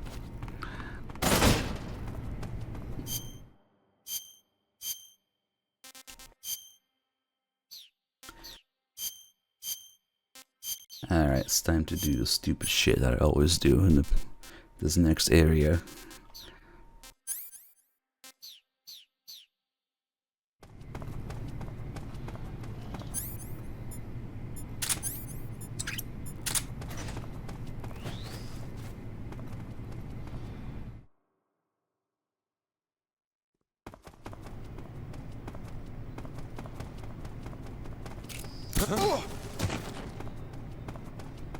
This guy down, sidestep, shoot this guy. This guy should be looking the other way. And then in here is a scientist. I'm gonna roll so he doesn't see. Put this guy in the locker. Damn, he landed pretty far from it. And next, I want to see the scientist in there just at the right time. Remember I was saying that the guards are telepathically connected to the scientists. When they notice you, they know. So now they're gonna come check from upstairs.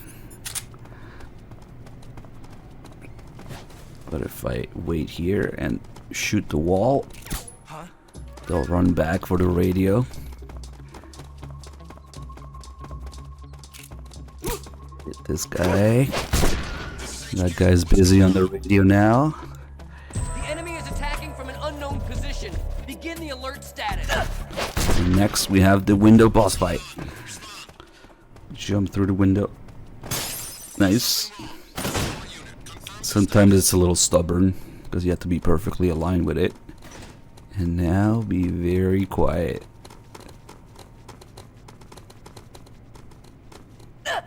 Shit, I bumped into him. Nice. What's wrong? What's wrong? What's wrong? Freeze.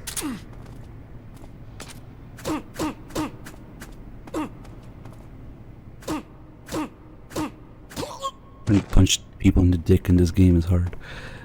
Alright, now that we're up here, we can get the fly cam. Wait, do we already have the fly cam on? The save might be scuffed. No, we don't. Okay, good. Naturally, the fly camo is in the shitter.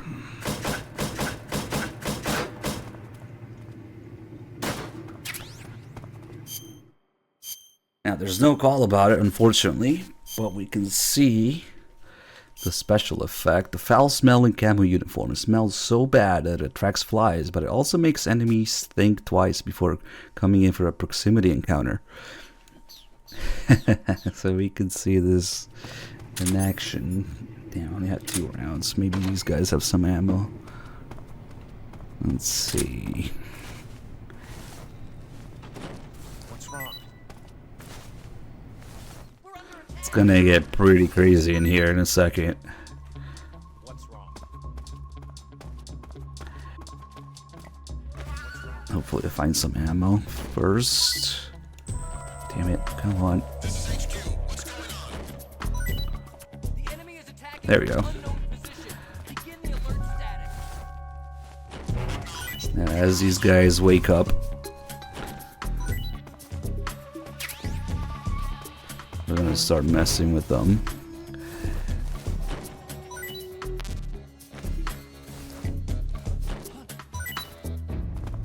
Eh, 10 should be enough. Fuck it. Let's grab this guy here. I'm even gonna turn on the alert. Shit, I didn't mean to throw him. Come on, wake up, I gotta grab you. There we go.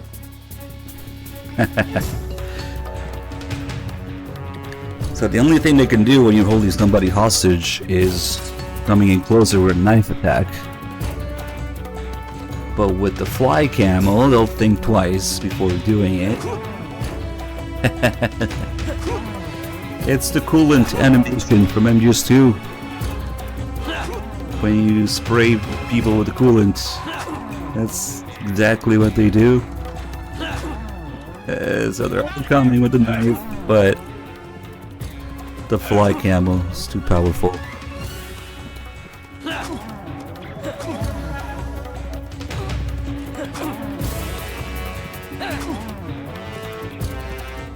What's up? Everybody doing a little dance.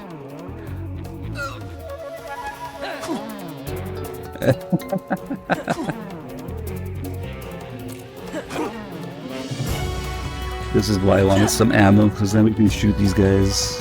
How do we do this? Is that it? I guess that's every guard in the area.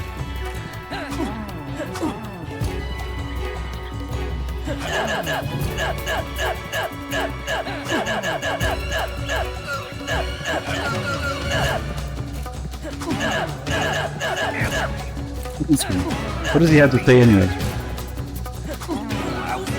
Yep.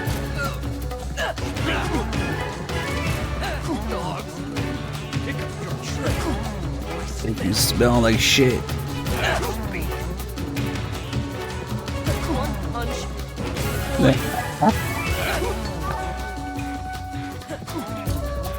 Nah, this is just the effect of the camera. It's gotta be intended. Alright, let's start putting them down.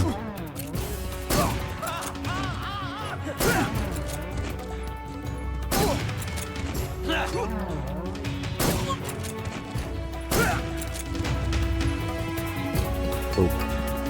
There's probably some scientists freaking out somewhere, keeping up the alert.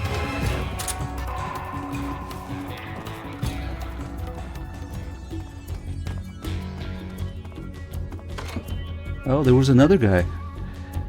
Okay. I'm surprised he didn't come upstairs.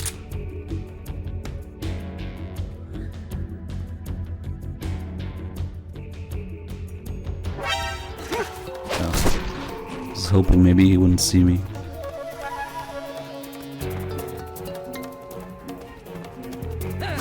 Oh, and another one. Damn.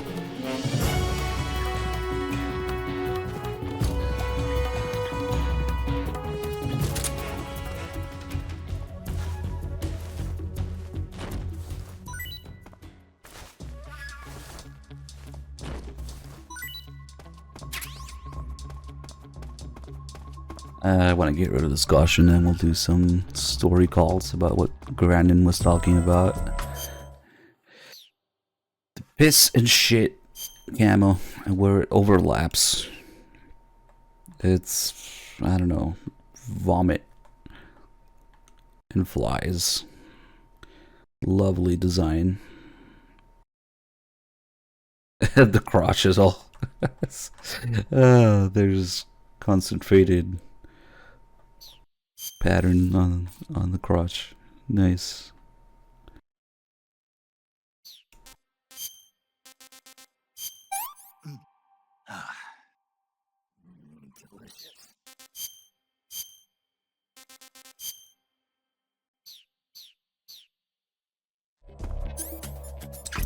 And we're gonna have to deal with the whole assault team out here.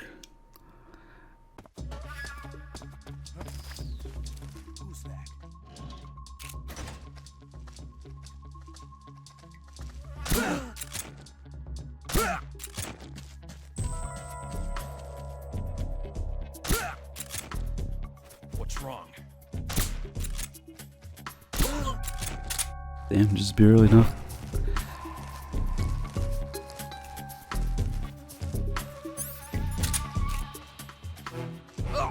Nice. Let's see what they have. Maybe there's just some ammo in there.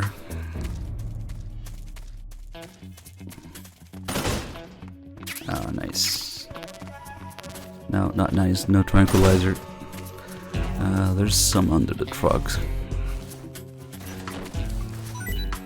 Let's see what they have. Damn.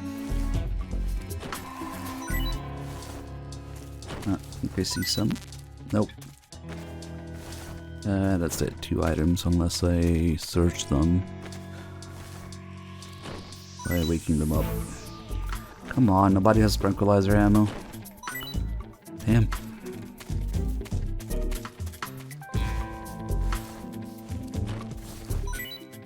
Suppressor. Ah, fuck it. I'll just get the one under the truck here.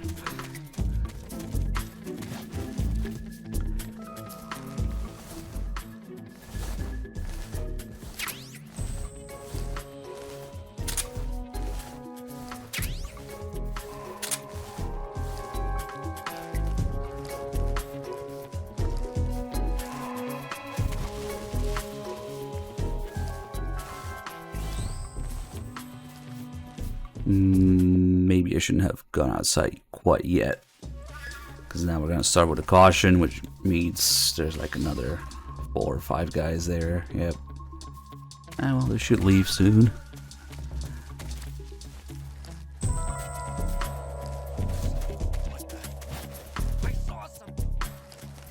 HQ, please respond. This is HQ. What? Patrol here. The situation is normal. Understood. Return to your position. Alright, let's call Sigint a little bit.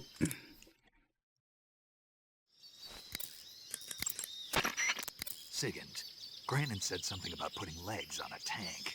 Do you know what he was talking about? If you ask me, it's gotta be a joke. Not only is making a tank walk on 2 legs a technical nightmare, but there's no point in making a walking tank to begin with. Putting legs on a tank would raise its clearance, increasing its frontal projection area. It'd also be less stable. Suppose the legs help the tank travel on bad roads. I don't see the logic in that. Isn't that what treads are for? I mean, anybody who'd seriously consider making a thing like that has got to be a wacko. Come to think of it, there was a guy in the States who wrote a paper on that subject. What was his name? Emerson? Heinrich? Something like that. I don't really remember. Of course, no one took that seriously. Maybe Emmerich? You see pictures of what we know now to be Huey, but at this point he was just this unnamed Emmerich ancestor. At this point, in MGS3 being written.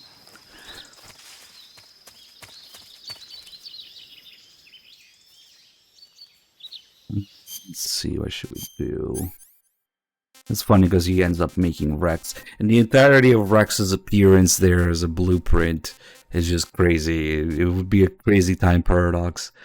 They only put it there because Volgin picked the Shagohod instead of Rex, which to me it makes it even more of an idiot. All the stupid crap that Volgin does in this game, not realizing that he's surrounded by spies. Everyone around him is a spy, and picking the Shagohod and Sokolov over Granin and Rex. That would have been crazy. It's just there as a tease. What should we do with the fear? Maybe I'll play around with him a little bit. Because you can cheese the fear immediately. But the fight's actually got some pretty interesting mechanics that are worth going over. Just make sure we clean up the food here a little bit. We still haven't done the ration call, I think. Let's see.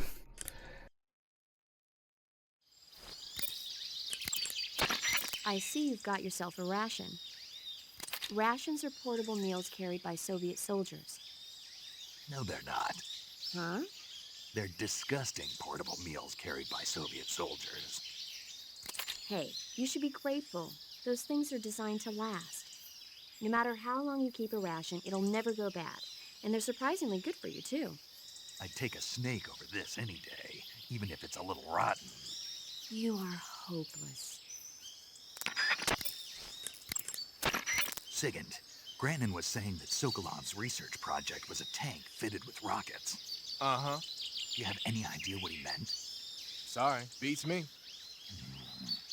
I wonder if it's supposed to increase the tank's mobility, or maybe give the tank short-range missile launching capability. But you're sure it has something to do with Phase 2 of the Shagohod, right? Yeah. Khrushchev traded Cuba just to get this thing finished, and Volgin blew up a Soviet research facility to get his hands on it. Whatever it is, it's gotta be big. Sigint, do you know anything about that philosopher's legacy Granin was talking about? Not a clue. Never even heard of something like that until now. Right. One thing's for sure, though. Volgin's got a huge amount of money stashed away somewhere. Philosopher's legacy, huh? Maybe it is real.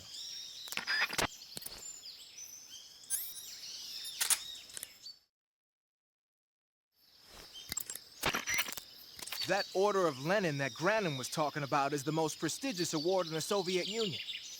It's given to individuals, organizations, and cities for outstanding achievements in warfare, science, industry, the arts, and various other fields. You could say it's the highest honor the East has to give. You say Granin was involved in the development of the SS-1C.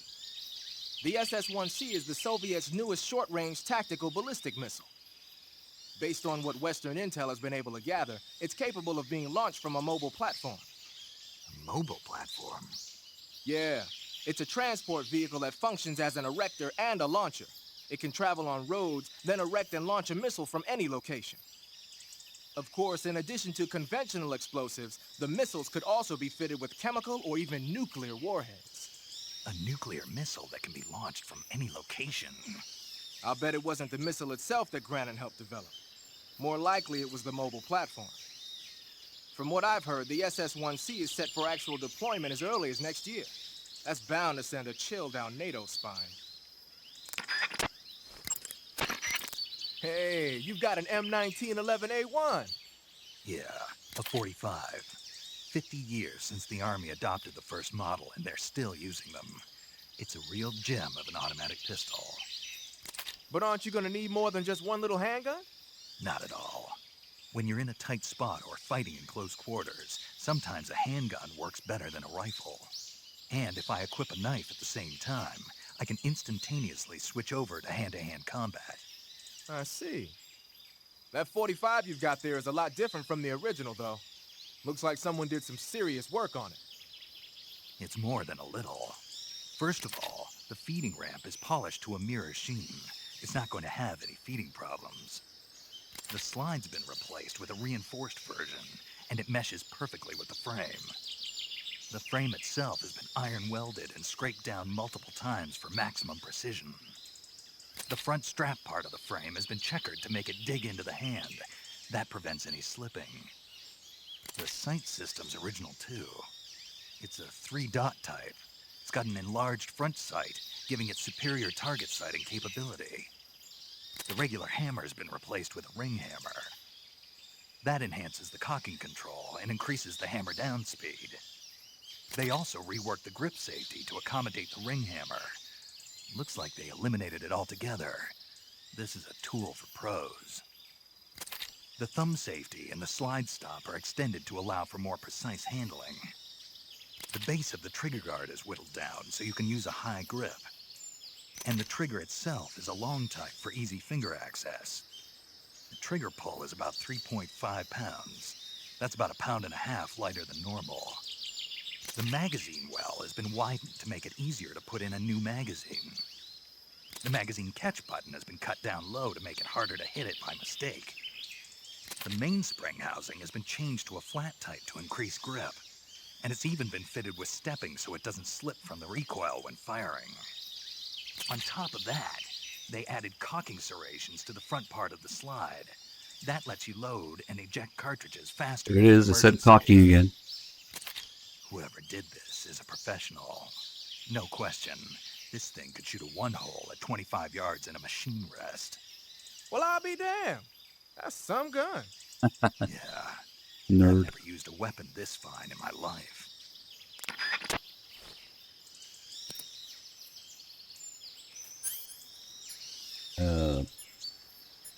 This one's kind of interesting.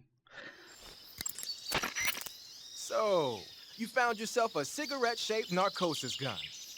The cigarette-shaped narcosis gun is just what the name says, a sleeping gas gun shaped like a cigarette. It must be a test model that Grannon's lab is working on for KGB spies. Equip it and press the weapon button to fire sleeping gas. It's got a short range, but any enemy that gets hit by the gas will be knocked out cold. Probably also inspired by some real-life crazy Cold War era spy gadgets, like all the crazy stuff we see in this game, the button camera, the transmitter in the shoes, the lipstick with a gun in it that Eva has, and the Sig spray as well. There's some pretty wild stuff that they were trying back in the day. Probably still do, you just don't know about it. Hey, let's get into the fear fight. Maybe do a save call. Do you want to save? Oh yeah, Stink accidentally smoked. There's that call where he says he doesn't like cigarettes or something. It's how the cigar is not like a cigarette. So maybe he wouldn't try it. Maybe it'll be New Secret Theater cutscenes in Delta. Who knows? Snake, have you heard of The Last War? Nope, doesn't ring a bell. It's a Japanese movie where the world ends in a nuclear war. Tensions between East and West reach the breaking point, and before anyone can stop it, they launch the ICBMs. Humanity is wiped out by a war that no one wanted. The movie depicts that destruction from the eyes of ordinary people. Their simple daily lives are torn apart by the terrible power of a war that has nothing to do with them. Everybody's afraid of the next big war, but there's only so much that one person can do. That's why the people who have the power to stop it have to.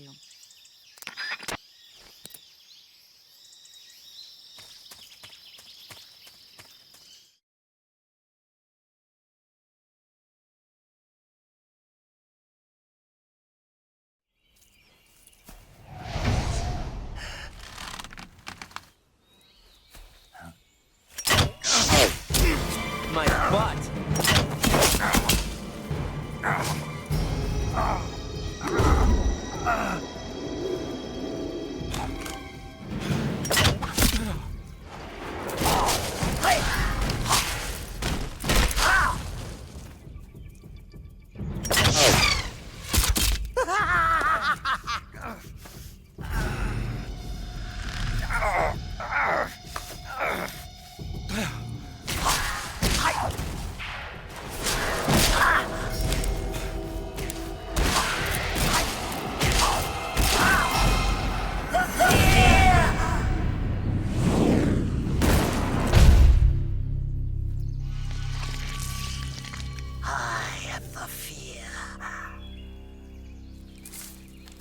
intellect is coated in the venom of the Brazilian wandering spider.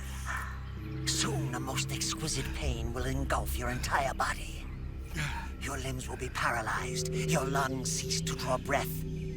Eventually, your heart will stop beating. But what fun would that be?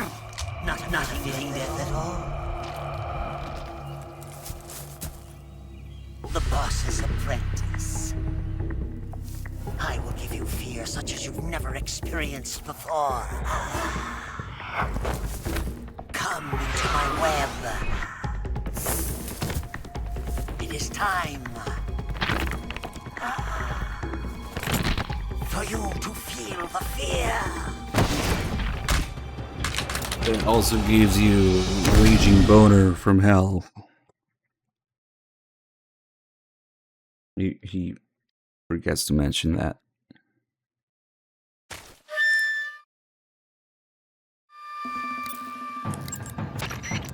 You've been shot with a poison bolt. The poison is spreading throughout your body. Your life is going to keep decreasing unless you do something about it. Hurry and neutralize the poison. Go into the survival viewer and use Cure to give yourself a serum injection. The serum will neutralize the poison, but don't forget to treat the bolt wound itself as well. To treat a bolt wound, you'll need your knife, a styptic, and a disinfectant. Yeah. The fear coats his poison bullets with venom from the Brazilian wandering spider. The Brazilian wandering spider is said to have the deadliest venom of any spider in the world. It's a potent neurotoxin, so if you get hit by one of the fear's poison bolts, go to Cure in the survival viewer and inject yourself with serum immediately before it kills you. The rabbits in that area have antibodies that protect them against the venom of the Brazilian wandering spider. They probably built up an immunity from the fear using them to test his poison bolts.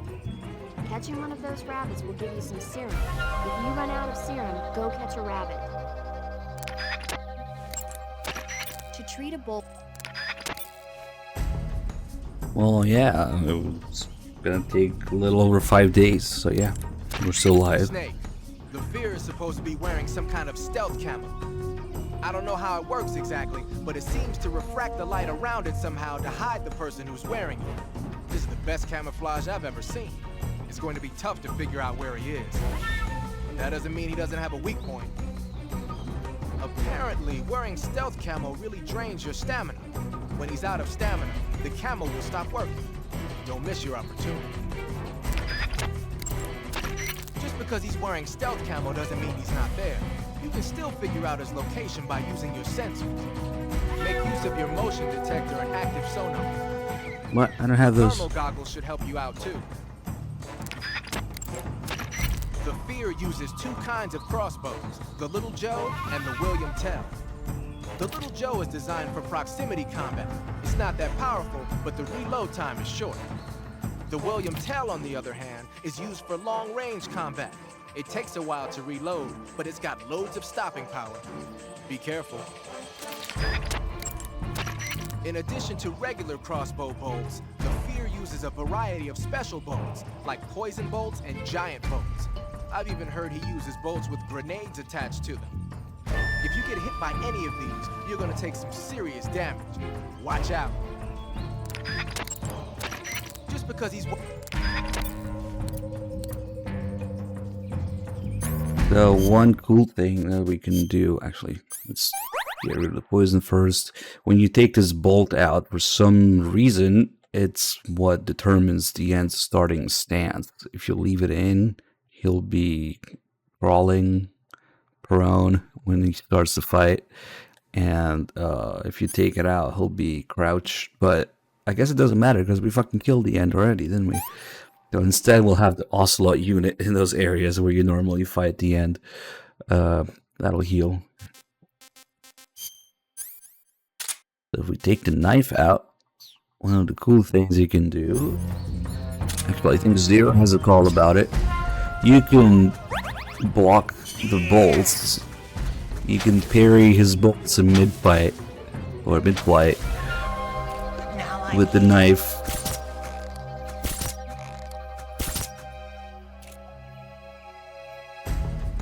He really thinks he's invisible.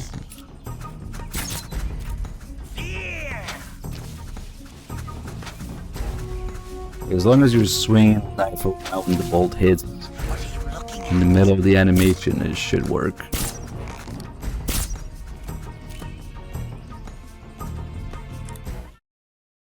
I think Zero also mentions being able to shoot them down, but that one's way crazier.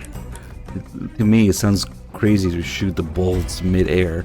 The knife has kind of like a wide hitbox to it. It's got like a whole animation that covers like a wide area. But shooting them, I don't know. Fear is using something called stealth camouflage to conceal himself. But you should be able to spot him if you look closely in first-person view. Watch for rustling grass, falling leaves, anything that will betray his presence. Find him and shoot him in first-person view. The Fear's stealth camouflage apparently drains his stamina rather quickly. Once he's used up his stamina, he'll have no choice but to go looking for food. That's your chance. Throw one of your food items to set a trap for him. Plant a claymore or some TNT and lure him into it, or lure him into one of his own traps. Giving him poisoned or rotten food may also work well. Used properly, your food can be a weapon. You can knock down the Fear's bolts with your gun or knife. If you can't dodge a bolt, go into first-person view and shoot it down. You crazy. Shoot it. Snake, be careful. Those woods are riddled with traps. Watch your step as you go along. Look out for areas of bottomless swamp. Even if you don't trigger a trap, the Fear can still use it to attack you by setting it off himself. Be careful about standing too close to traps. On the other hand, you might be able to use his own traps against him. For example, you could place some food next to a trap and lure him over to it. Use your head. Hey, Couture, thank you for the 12 months. You can knock down the Fear's bolts with your gun or knife. Let's try shooting it. It's probably not gonna end well.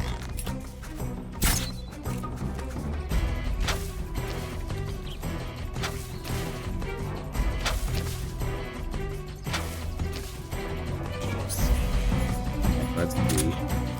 Also, how do you not hit him in the process? Yeah, right. Yeah, I don't know how you would go shooting it down, but the knife is pretty easy. I didn't even shoot that time.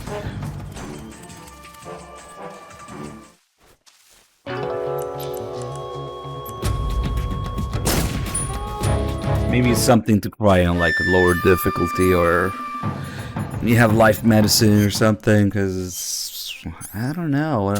We do have one. I also have the sneaking suit, so we'll take less damage.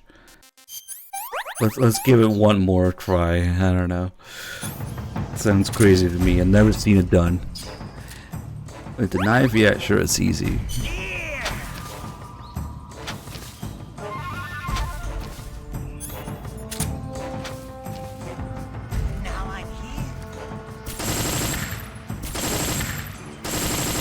Oh shit, did it work? It's gonna say it's hard to hear the sound effect. Suppressor. Ah, maybe that's what it looks like when you do it with a gun. What are you looking at? I don't know. Because some of these, usually the first one he shoots, always miss anyway. But he seems to have missed quite a few times there, so... I don't know. I'm not sure it's working too well. Oh shit. Maybe that worked? Can't really tell like again with the knife, at least I can hear a sound effect.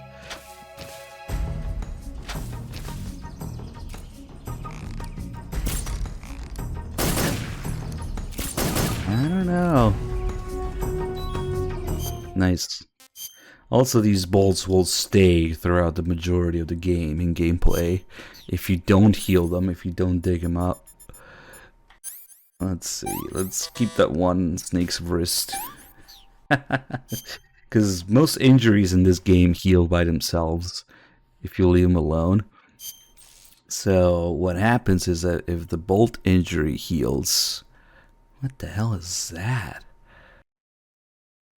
It's like something connecting it to his body. But yeah, the wound heals by itself.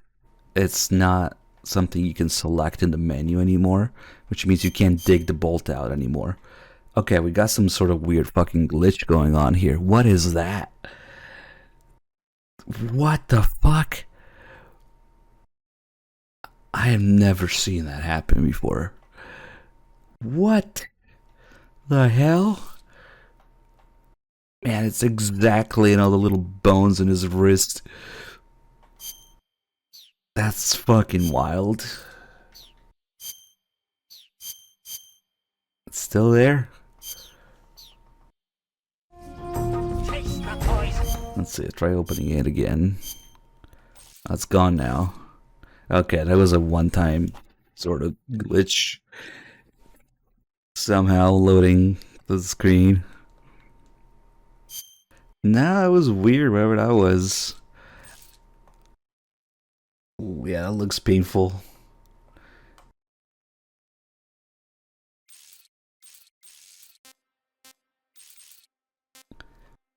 But yeah, in gameplay, if you let it heal, it will just stay on Snake's model until you get captured.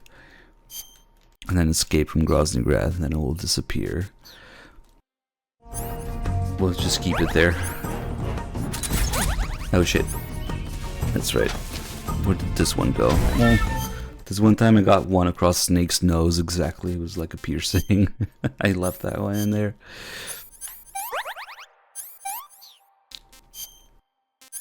It's pretty fun. Especially if you have a lot of health. You just be a pincushion Snake with all the bolts. Something to do, again, a lower difficulty or something, or with more life meds.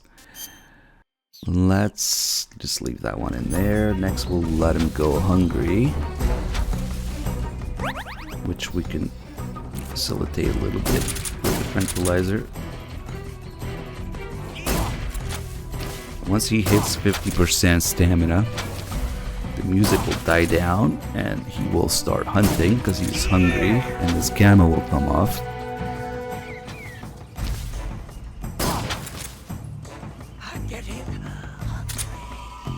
And the music calms down a bit, and now we can really start fucking with him. Because if you pay attention what he's shooting at, where he's hunting his food, you can... Oh. Nice. Okay then, never mind. I was gonna steal his food, but he got distracted there.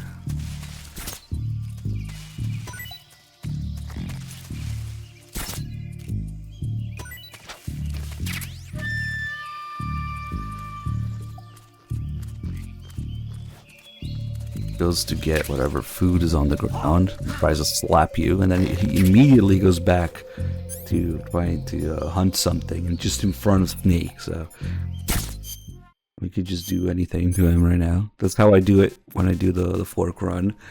Top Ramens with 103 mods, good to see it. What should we do? Oh yeah, that's the torch method as well. That's for when he turns around during a fake death thing, though. Oh shit, it's like right there.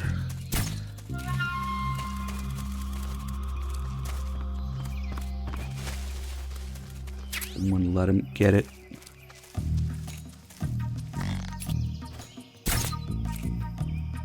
And he will go for anything that's on the ground, even if he's not the one who puts it there. So what we can do is...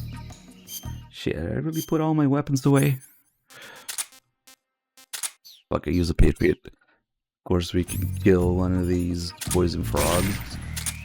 And he should... Well, he went for it. even before the item appeared. Nice. So yeah, you can poison him that way. Next he'll come down and throw it up.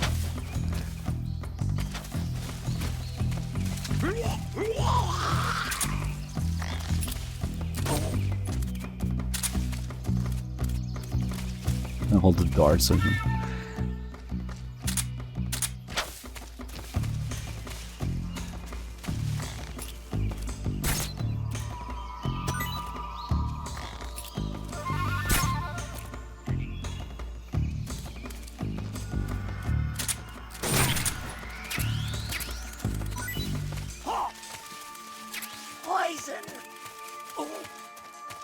Should bring something rotten to this fight one of these days. I think he probably has the same reaction though. Does damage and then he throws up. Conveniently, there's a lot of poison mushrooms and poison frogs here. I should pick that one up.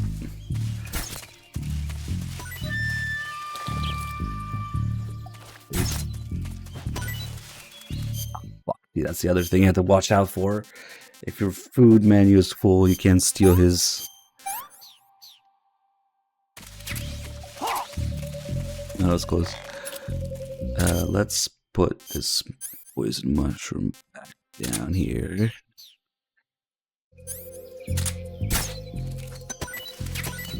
Oh, close.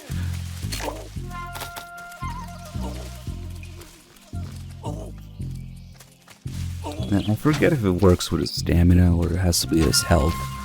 But once he's taken enough damage, he stops caring about hunting. Maybe we'll mess with him a little bit. Actually, no. I know how to make him go low health. You could end the entire fight easily with this, but there's also something we can do with the torch.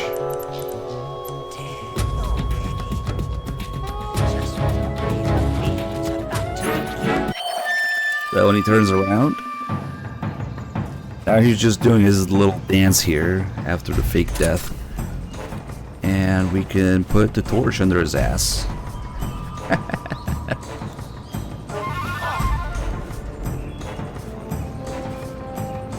And he doesn't seem to mind or care or notice.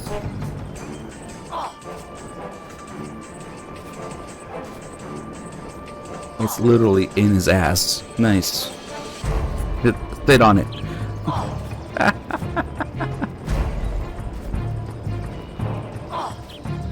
The only thing is, though, you can't finish the fight like this. It will take him to one little pixel of health, but then it'll stop. You can't finish him off like this. This is how chat did it during the... Was it the first Twitch plays MGS3 that we did? I'm not sure about the second one. We've done twice now. It doesn't quite end it completely. So yeah, I just wanted his health to be low, so this is perfect.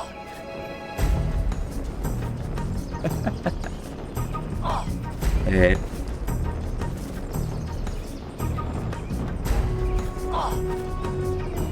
You good? A little toasty here, maybe.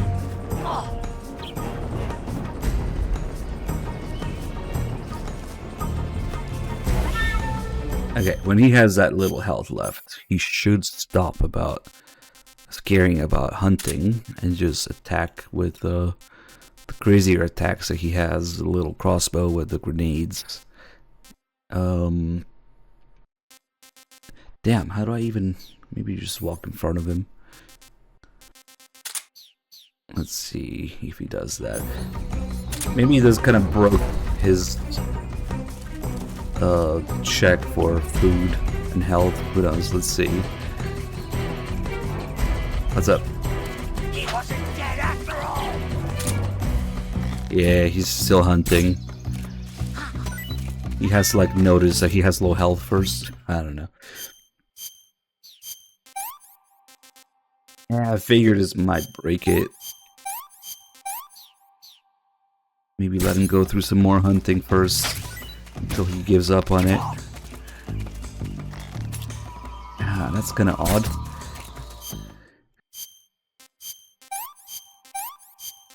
All the false mangoes. Hey, this works.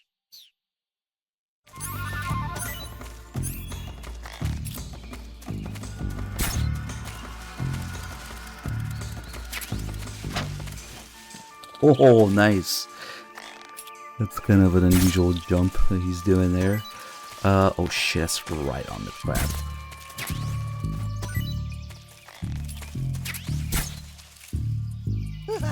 There we go. When he does a little laugh, that's when he goes crazy with the grenades and the little Joe crossbow. Then he stops trying to hunt. Or maybe he still just does that attack in between things and then goes hunting again. Yep.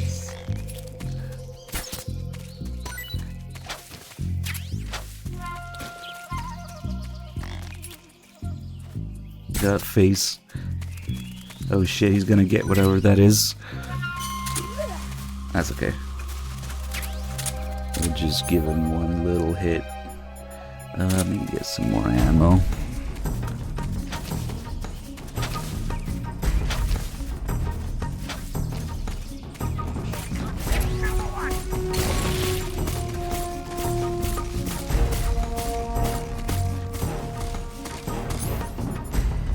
Why did I put all my crap away?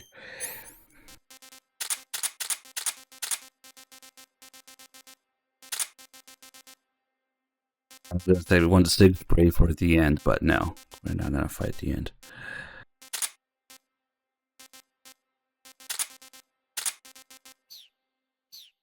Yeah, at some point, even if food runs out, when you move the camera. Oh shit! Oh fuck! That was close. When you move the camera away, animals just respawn. Or he will shoot a dart into the trees and fruit falls out anyway. Just trying to get the ammo to respawn. There we go. Okay, I actually don't have a single thing to finish him off with.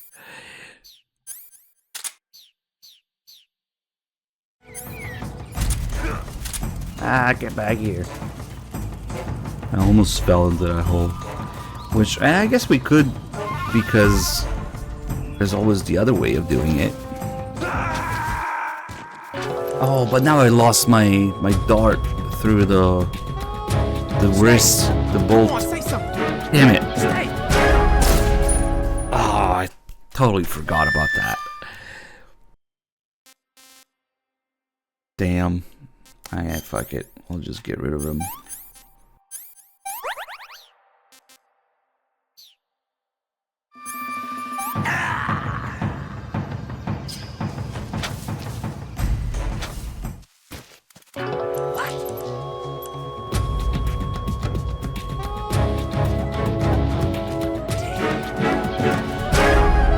Just when the real fear was about to begin.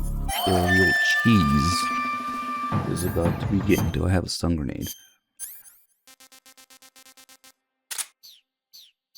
So pay attention to his stamina bar during this, because it's crazy what happens when he gets stunned by the stun grenade. Any weapon does stamina damage. And that's it. You just unload on him with a full auto weapon.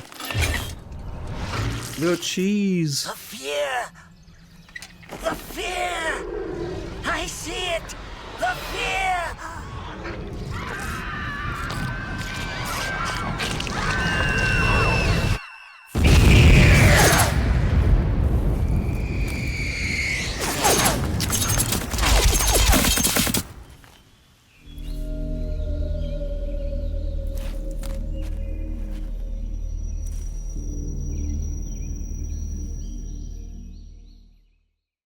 There's a handful of different methods involving the fake death pill or the traps, stun grenades. You just somehow land a stun grenade on him and just go to town with whatever you're using to do damage. And that also counts as a non-lethal kill and would give me the camo. Except we already have it in this fight. Right here.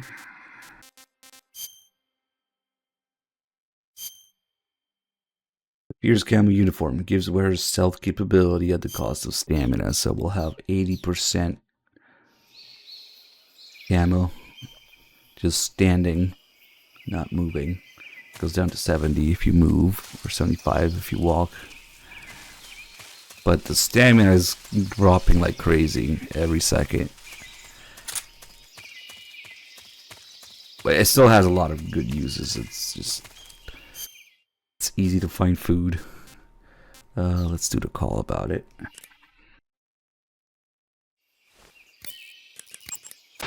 Clappers,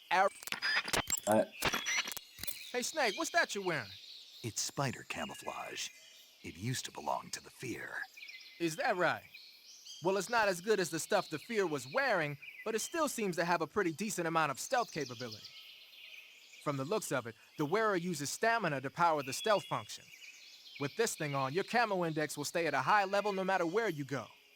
But if you run out of stamina, the stealth function will stop working. Keep that in mind.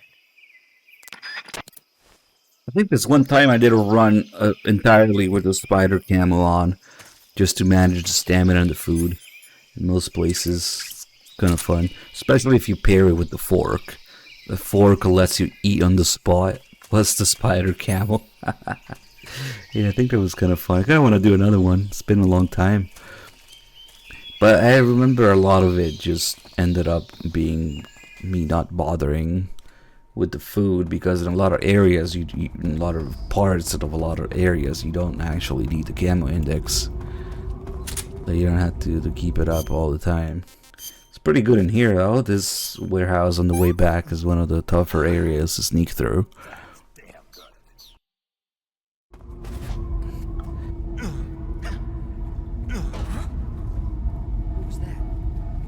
No, you didn't see me. Is he just chasing me around endlessly? Oh no, he just stopped there, okay. Oh shit. My big brain moment. I wanted to land on his head, but oh well. Nah, that's an ugly miss. Another ugly miss. Ah, fucking shotguns. Oof. This is so scuffed now. I think I should have just walked off the craze here instead of rolling. That might have worked. Could jump on his head and stun him. Get some ammo from this guy. Chef grenades, very useful. Oh, that's right. If you have the SVD, he doesn't have the tranquilizer ammo in that second slot. Okay, never mind. So, yeah, that was a mess. But now that we have some shotgun ammo in us, we can see actually. If I can find the X-ray thing. Hello. What the heck? There we go. When Snake gets shot with different kinds of ammo and bullets, you can kind of see them. And here we got all the buckshot from the shotgun in his ass. Nice. Where else did I get hit? There. Damn.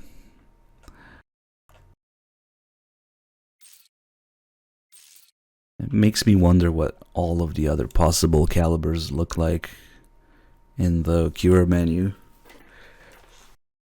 And just like the crossbow bolts I was talking about, if you just let it heal on its own, you won't be able to select it and extract it anymore. So Snake will forever have buckshot in his ass. Wonder if that stays after you get captured. Maybe, yeah, we'll just leave it there.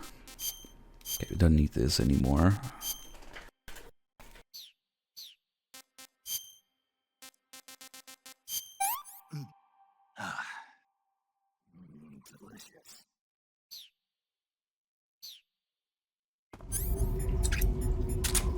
You only really need to cure the stuff that does damage over time, like the bullet bees, poison, But that might be it, actually. What else is there that does damage over time? Anything else slowly heals by itself over time. So like if you notice the health bar is gonna... So we got the health regen, which is actually doubled by the DPM camo. And then the red part, the injured part, is slowly going back down by itself. Every once in a while you'll hear the healing sound effect.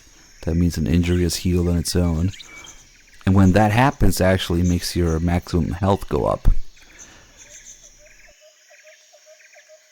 You can either cure it manually or wait for it to heal naturally and makes your maximum health go up.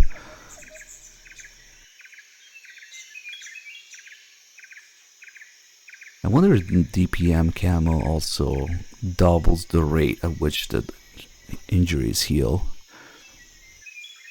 Because for sure it doubles the health regen rate, which is really useful. On top of having like the best camo index in forest areas, it's just really good. 2 days for the whole game, it's more like maybe 8 or 9 days from the Virtuous mission until the boss dies. Wait, no. What am I saying? August 24th to like September... Somewhere between September 3rd, 7th, maybe 9th.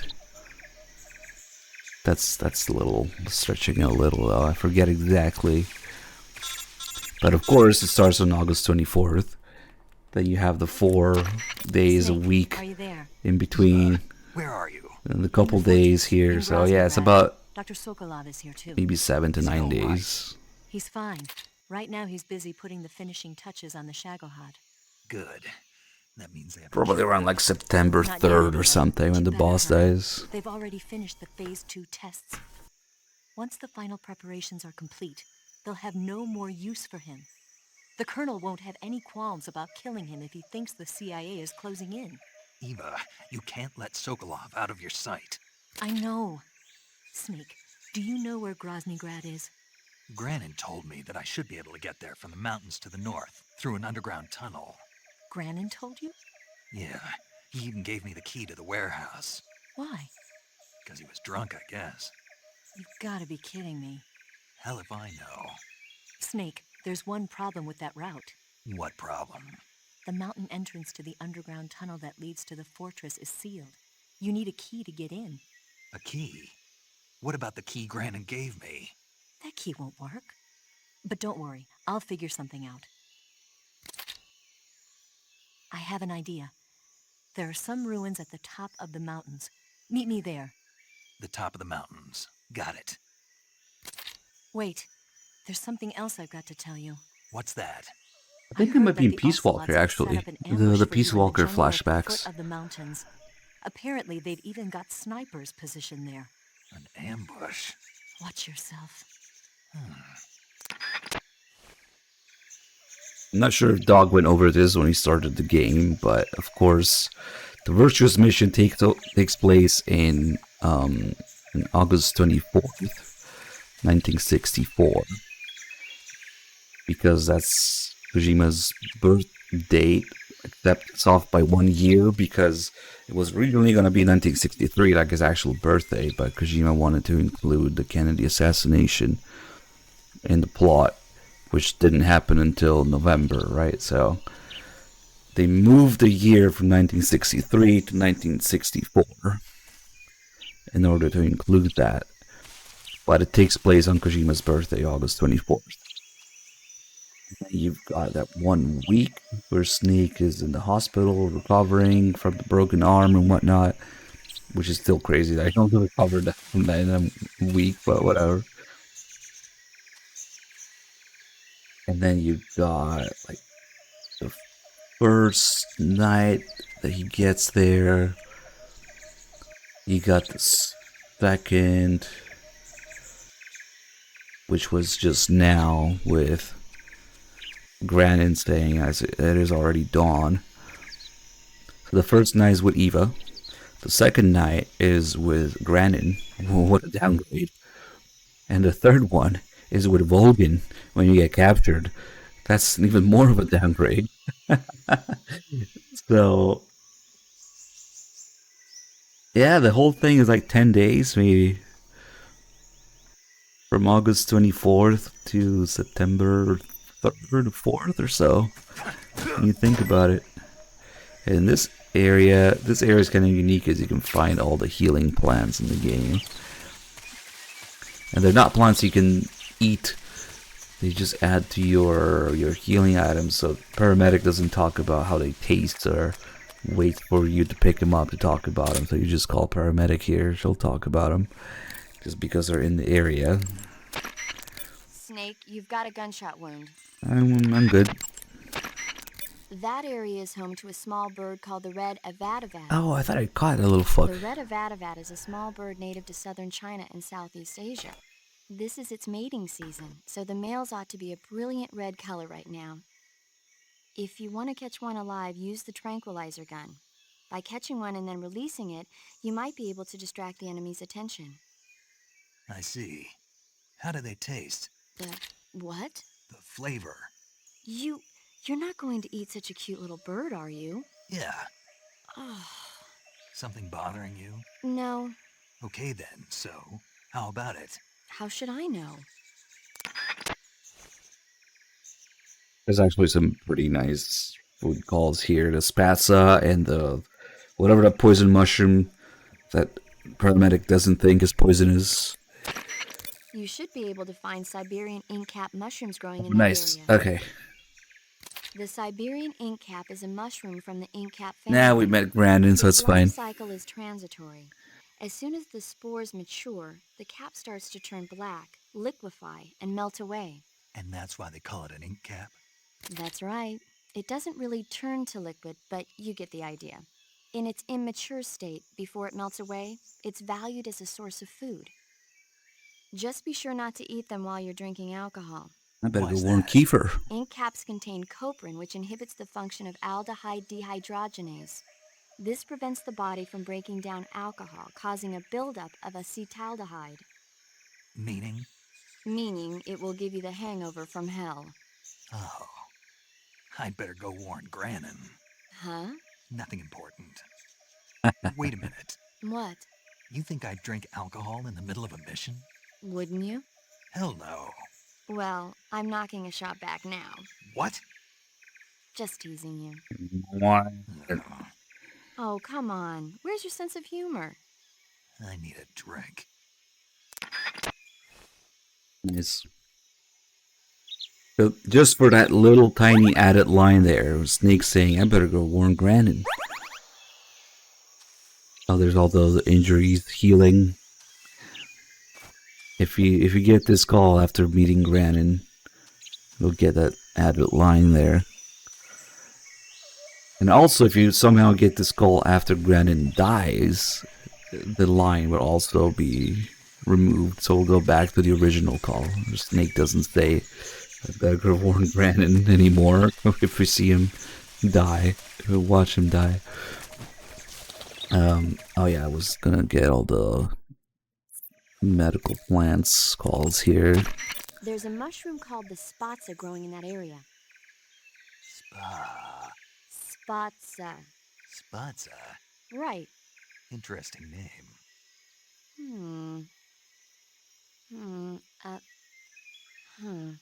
So, Paramedic, What? what kind of mushroom is a spatsa? You really want to know? I guess so. Okay, let's see. The spatsa... Yeah. It's gray, and it grows on the ground. Yeah, and? That's all. That's all? That's all the guide says. Okay, so I don't know that much about it. Why don't you eat one and see? It might be pretty tasty. Eat one and see. What do I look like, a lab rat? Shh. What did I say? What if the rats hear you? You'll hurt their feelings. Okay, now we gotta go eat a spatza. There's actually 2 of them in here, which is kind of crazy because they're really rare. I think there's 3 in the whole game, and 2 of them are here. So there should be 1 here. There it is.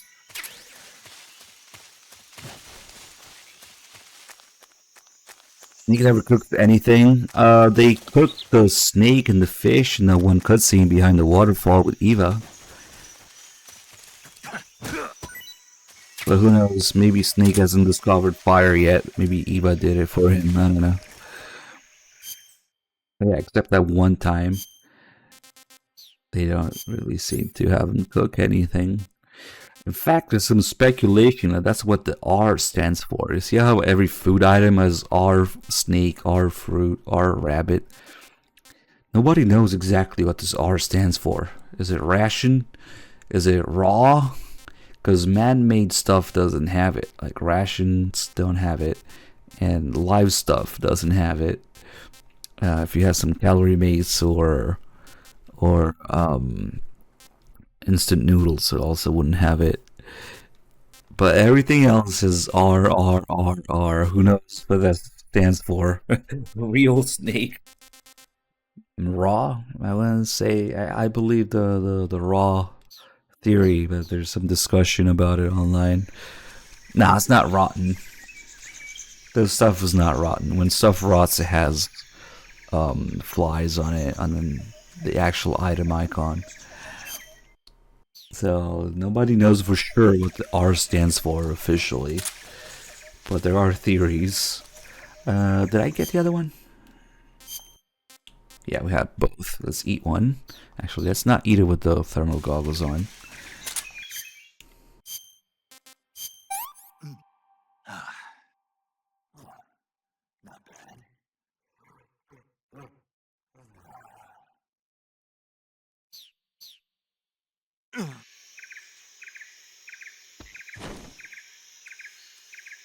Snake sleeps with his eyes open.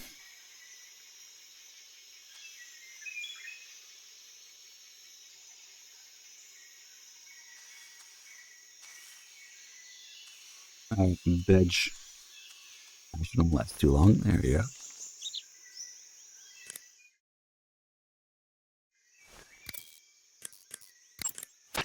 Paramedic, Yeah? I ate one of those spatza mushrooms you were talking about. Really? How did it taste? I passed out. Seriously? Yeah. So that's why they call it the bringer of sleep. What?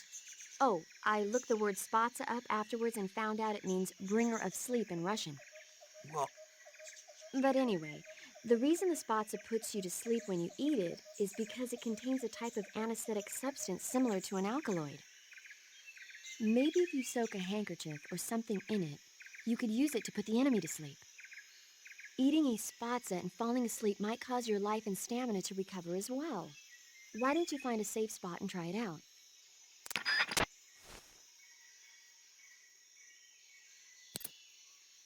He was supposed to be fluent in Russian, but that's what spatza means. Apparently, they couldn't tell what it does. Okay. I'm more interested in the Slavish whorehound. There should be a mushroom called the Baikal scaly-tooth growing in that area. The Baikal scaly-tooth mushroom is used as I an think that's what antidote it's to called. poison. It usually grows in the trunks of trees, so look for it there. How does it taste? I think you're going to be They disappointed. do talk about the taste for that one. Quit your whining.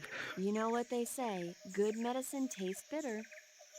Yeah, now she's talking about the medical plans here. Snake, whatever happens to you, Oh, make what? sure you leave a descendant, okay? I'm just one fan service call. No. I'm saying that in the 21st century, the genes of soldiers like you are going to be in high demand. Genes? Uh-huh. Remember when Watson and Crick discovered the double helix structure of DNA back in 1953? No. You know, they won the Nobel Prize in Medicine for it the year before last. Of course, you have to feel sorry for Pauling and Franklin. They were researching the exact same thing. Sorry, I don't follow. Inside every living creature are little blueprints called genes. Through the union of the sperm and egg cells, these blueprints are transformed and inherited by the next generation. That's why parents and children resemble each other. The concept of genes was first proposed over 100 years ago by Mendel, but he didn't know what they were exactly. For a while, it was thought that chromosomes were composed not of deoxyribonucleic acid, but of proteins called polypeptides. Later, it was shown that deoxyribonucleic acid, or DNA, was a biological macromolecule. Then 11 years ago, Watson and Crick discovered that DNA had a double helix structure. Yeah, this is all fascinating stuff, but what exactly does it have to do with me? The inherent characteristics of any given individual are determined by his or her genes. By duplicating a set of superior genes, a separate body with the same set of characteristics, a clone, can be created. But genes don't control a person's fate. That's true, but having an offspring that's genetically identical to the parent is more efficient, right? You can expect better results that way. More efficient? You can't mass-produce human beings. Maybe, but now that we know the true nature of genes, human cloning is that much closer to reality. Nuclear transplanting is already theoretically possible, so one day... My genes are going to be a valuable commodity. Exactly. They'd never let that happen. Just think, even if your body dies, you survive and go on to bigger and better accomplishments. If you think about it, it's kind of an honor. Does that kind of technology seriously appeal to you? Well, I am a doctor. I can't condone it on moral grounds, but I'm fascinated by the possibilities. Especially when I see such an excellent specimen as yourself. Yeah, well, thanks for the compliment, but it doesn't make me feel any better.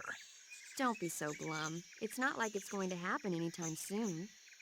We'll just have to wait and see. But genes don't control a person's fate. But I played MGS1.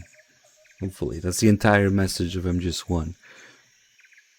And of course, Paramedic ends up cloning him. Gene, memes, and exploding bad guys. Actually, did Dog go over the keyword for MGS3? Scene. Yeah, that's a huge can of worms there. Gene, memes, nanomachines. No, gene, memes, scene. I don't know why she randomly had this call now. She's still talking about plants. You'll find a fruit called the Yabloko Maloko growing in that We're area. missing quite a few of these food calls. What now? Yabloko Maloko. It's a Russian name that roughly translates as milk apple. It's a type of star apple. The juice is thick and sweet, like milk, hence the name. And if you cut one in half lengthwise, you'll see a star-shaped ring radiating out from the center. Hence the star apple. Right. The star-shaped part has a gelatinous texture and is said Very to be roughly, especially okay. tasty. Sounds useful. You're welcome. For once. Did you say something? No, back to the mission. Snake, there should be vine melons growing in that area. The vine melon is a kind of melon commonly found in Selino-Yarsk.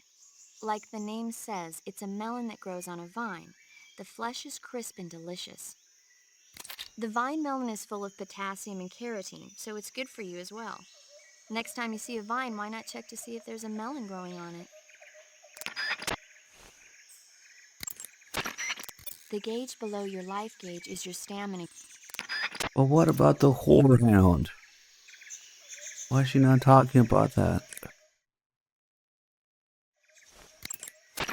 There should be an herb called Chinese plantain growing in that area. The Chinese plantain is an herb that resembles a plantain root.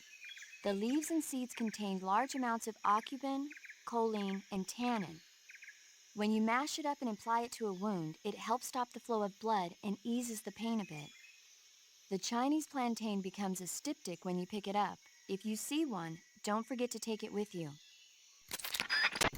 Everything in that Burns turd's happen path when you're turned engulfed in into flames or shit. get caught in an explosion. For some reason, she's not talking about it until I close and reopen. Seleno-Yarsk? Yeah. Yeah, Troy Baker just can't say it. Seleno-Yarsk? Snake, I think there's a plant called Slav horehound growing in that area. Slav horehound is an herb in the horehound family. It contains large amounts of diterpene, flavonoids, and alkaloids, which give it strong germicidal properties. If you find one, it should make a good disinfectant. Yeah, Fogsound. It's all about Whorehound now. That might... maybe there's one more. You should be able to find ezocomfrey in that area. Ezocomfrey is a plant in the comfrey family that's found only in Selenoyarsk.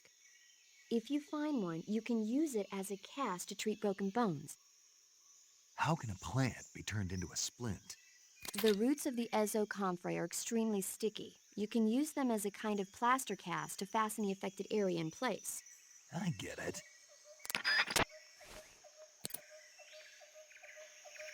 He says it a couple times in the tapes when talking about Skullface, being there, or doing the MGS3 recap tape that they have. Yeah, it's all in the tapes, of course.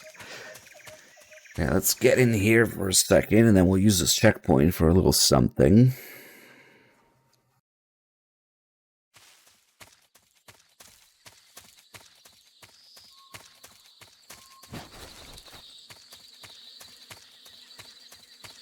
Also have the Hornets here to mess around with.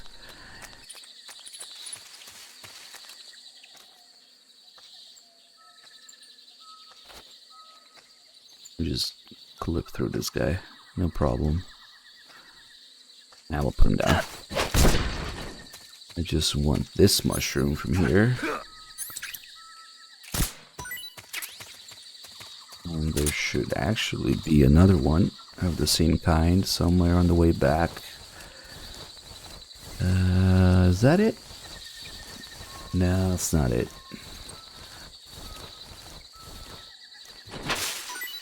Whoops.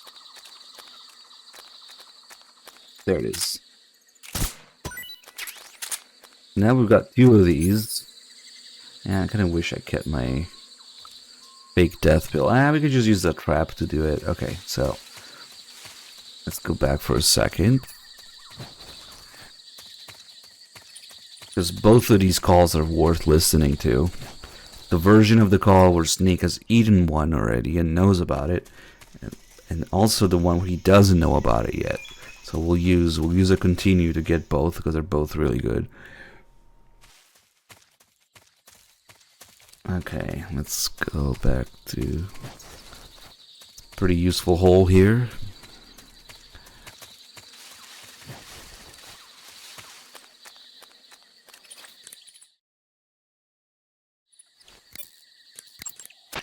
I see you found some Uralluminescent mushrooms. The Uralluminescent mushroom is a mushroom found only in Selenoyarsk. It looks like a shiitake mushroom, and it's often found growing on the trunks of trees. If it looks like a shiitake mushroom, then it must be edible, right? Yep. I can't guarantee that it'll taste just like a shiitake mushroom, though.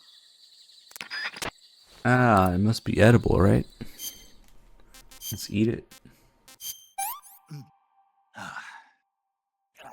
This is poison. Paramedic, You bitch. What was he gonna say there?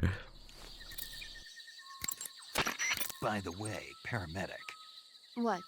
I tried that Uralluminescent mushroom you were talking about. So how did it taste? It was poisonous. What? It was a poison mushroom. Really? Yeah. That's weird. The guide says it's... Are you sure that guide is reliable? Don't worry, it's fine. It just happened to be wrong this one time. Sure. Okay, now we'll reset. Get the call after already knowing that it's poisonous. So we'll eat it right away. Poison.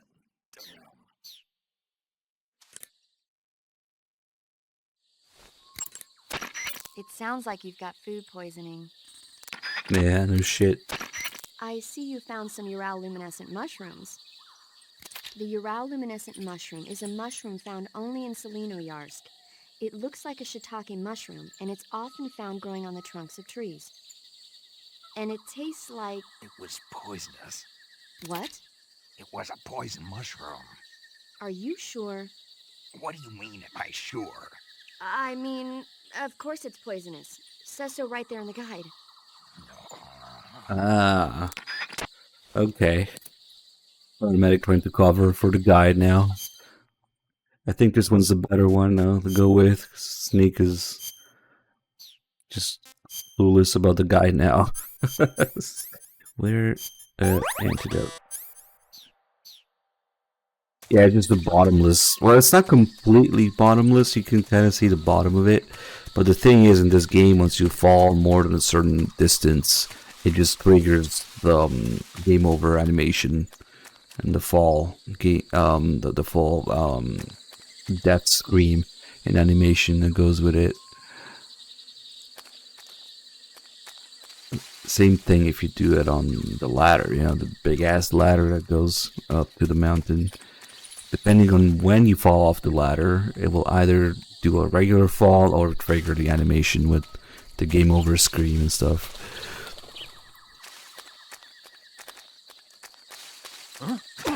We've also got something really weird in this area. Oh, I snapped his neck. Oh well, we'll just keep one guy.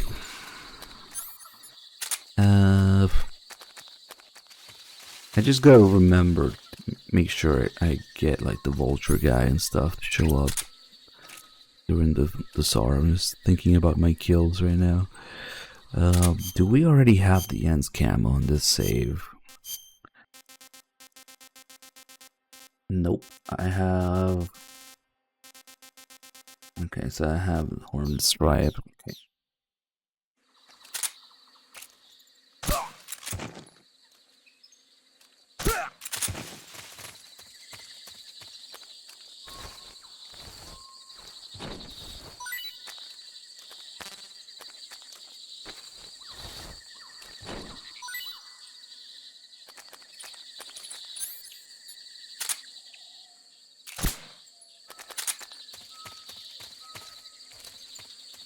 Oh, that reminds me, I totally forgot to do the Pain's Hornet's Nest Easter egg thing during the Pain fight. I was too focused on getting the Thompson to show up.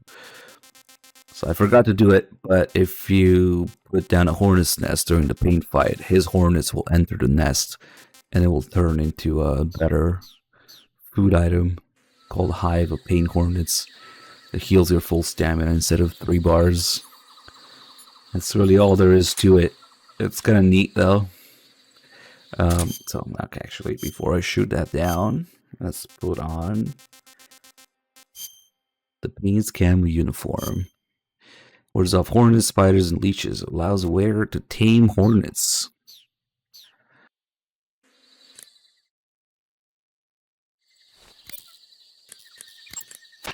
Snake, what's that camouflage? It's called Hornet Stripe. I got it from the Pain. No kidding. Sounds like a pretty unique design. From the looks of it, it's somehow infused with the power of hornets. The power of hornets?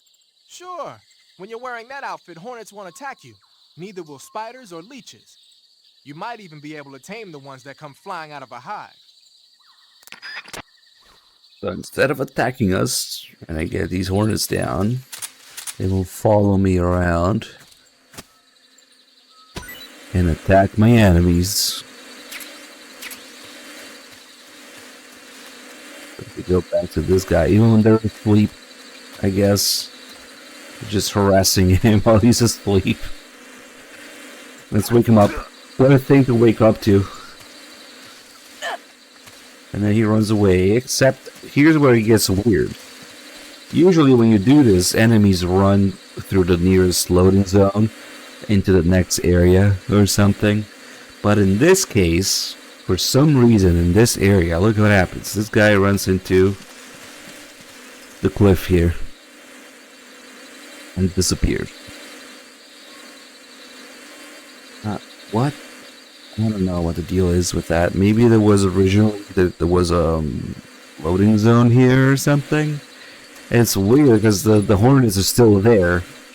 They're kind of stuck there for a while until I walk all the way away. Like, what? I don't know.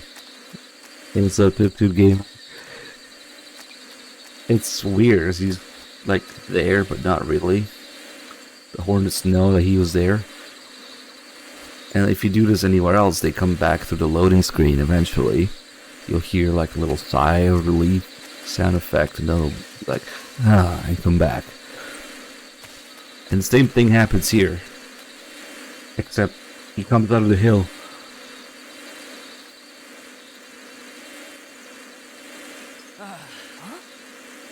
What's wrong?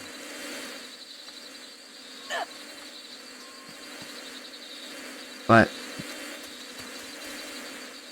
oh, he that's right, he noticed this guy. Let's put him away for a second.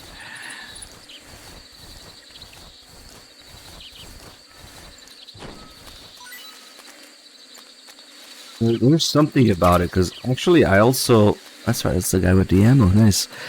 I also tested this in the original Snake Eater, so not Subsistence, on PS2, and I remember that in that version, at least from what I tested, the Hornets just don't work at all in this version. In this area, at least. In that version, I mean. The Hornets just... I couldn't get the Hornets to attack people, I think. That's what happened. And then something changed in Substance, and now it does this weird thing.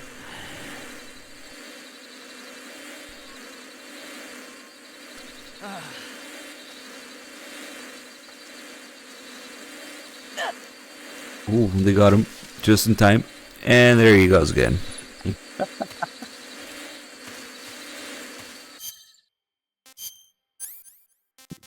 Something.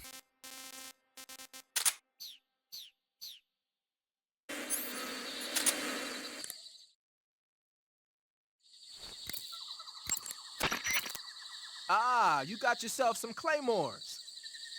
The M18A1 Claymore is a new type of anti-personnel directional mine developed in the US after the Korean War.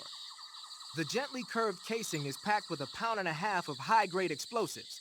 The side facing the enemy is lined with 700 steel ball bearings. So when the mine explodes, the ball bearings simultaneously burst out of the casing. Anyone in the kill zone, be he friend or foe, is instant Swiss cheese. The mine is triggered by an electric detonator. Apparently, the detonator's got some kind of special motion detector built in. Yeah. When the mine is planted, it reacts to anything that comes close and automatically explodes. Just make sure you don't trip your own mine or something stupid like that. I'll be careful. You can pick up a planted claymore by crawling over it. Mines planted by the enemy can also be picked up in this way. So if you come across a minefield, it's a good idea to crawl through it and pick up the mines. What are they doing making minefields out of Western mines anyway? They're probably doing field performance evaluations on mines they either captured or stole from the West. The structure of the claymore isn't actually all that complicated. They must be learning a lot about them. It might not be long before we start seeing Claymoraski mines. Okay, well, that's a bad day. What? Did you guys see that? What the hell? God damn it. You can't just go from crouching to crawl on top of it, I guess. You can in the other games. You definitely can do that in MGS1. God damn it. It's taking even more than me about this. I just wanted to see that animation again. Snake going crazy there when planting the claymore.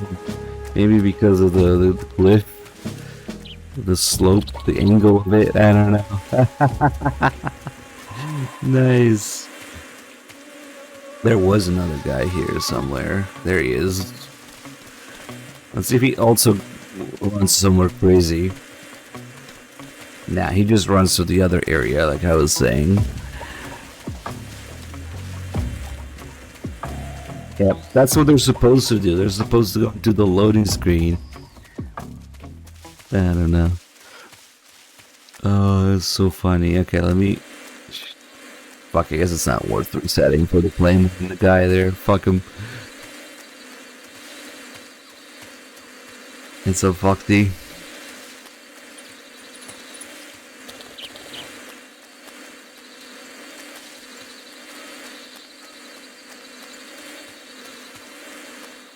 I wish I had more claymores now.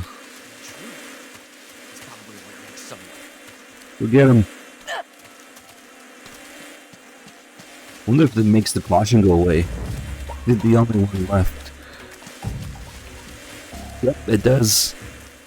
Nice. Yeah, I don't know what the deal is with that, but okay. Oh, and then there's that trap that triggers by itself here. Every once in a while, you'll hear that. That's so fucking weird. Was it the snare trap here?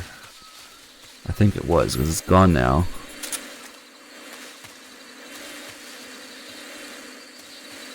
This place is fucking haunted, man. I don't know what's going on.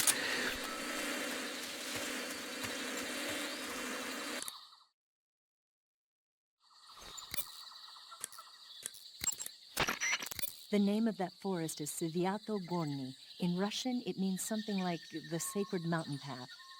The name comes from an old folk tale about mountain spirits who passed through there on their way to Sokrovieno, the forest to the north. Head north and you'll come to Sokrovieno. The tunnel that leads to the mountains is in the northern area of Sokrovieno. I'll meet you in the ruins at the top of the mountains. I'll give you the key to the tunnel leading to Groznygrad when you get there. Remember, go north. But Sokrovieno is also where... I know. The Ocelots, right? Yeah. The Ocelot unit is waiting for you in Sokrovieno. I hear they've even got snipers in position. Watch your back. Discount the end fight. See, things like that, like the crap going off by itself. I'd be very fucking surprised if they remade that in Delta, if they even knew about that and put it in Delta. Also, who knows, it might be Blue Point shenanigans, I don't remember. But I do remember it being consistent almost every time that we spent some time here. Crap just whoop goes off by itself. And the guy running into the cliff, who knows? That's intended. I don't know. We'll try. Now all you have to do is follow the tunnel. Eva, What? I couldn't get a hold of you for a while there. What were you doing? What do you think I was doing? That's what I'm asking you. This is the roll Why are call. you asking me that? Because I want to know, that's why. Want to know what? Will you stop answering my questions with questions? Are you mad? See ya. Problem? What was the point of that call? There's problem, Snake? Head north and you'll come. Head north. We have to reopen this. Now all you. Eva, Yes? who is that Tatiana? Taken a liking to her, have we? Yeah, she's a cutie. I'm just scrolling in the whole time. I don't know that much about her, but from what I can tell, she seems to be Sokolov's lover. Can you find out a little more? Snake. She already has a man. Eva? All right, just give me a minute. Yeah, I need to do some research. It's even worse later, even in Groznygrad, even after seeing all this stuff, and Eva just straight up saying I had to go back and play my other part. There's still calls of the same thing, Snake asking who is that Tatiana? I don't know. Now all you. Head north. Head north. Are you gonna tell me about the Now all you have. thing on the side here? Now. Maybe we need to be in the area for it.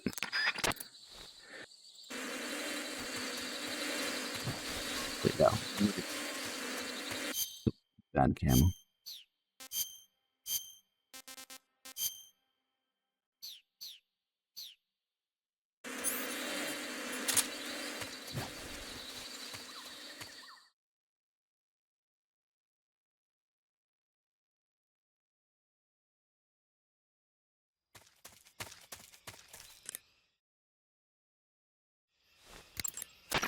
The Ocelot unit is waiting for you in Socorrieno.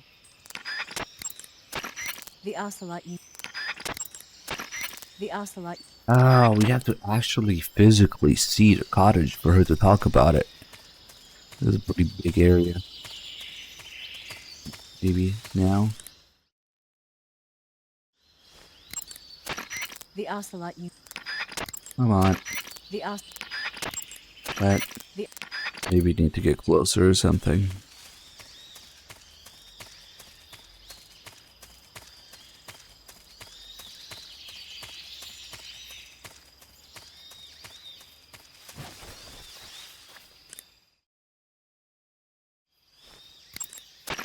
The Ocelot.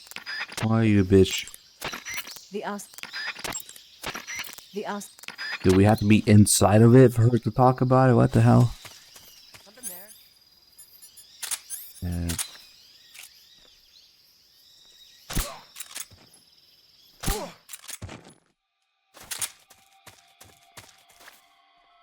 Is he gonna come running out?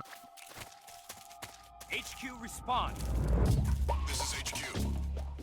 Patrol here. We're under enemy fire. Enemy's position is unknown. He's such a weird Going spot. into alert formation. Acknowledged. Sending reinforcements. Use extra caution. It's coming out.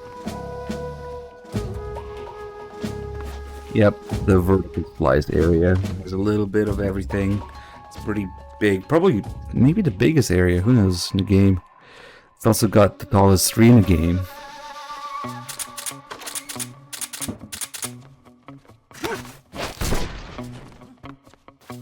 Somebody there? 5% camo. Maybe not. Them frames. Nah, we could have totally done it better.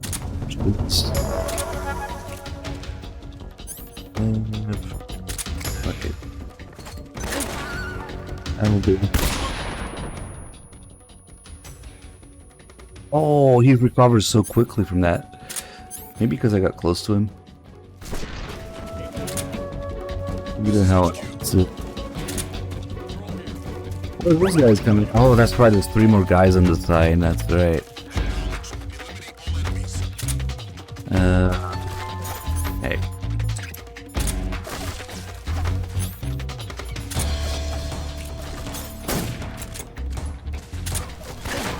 Maybe roll.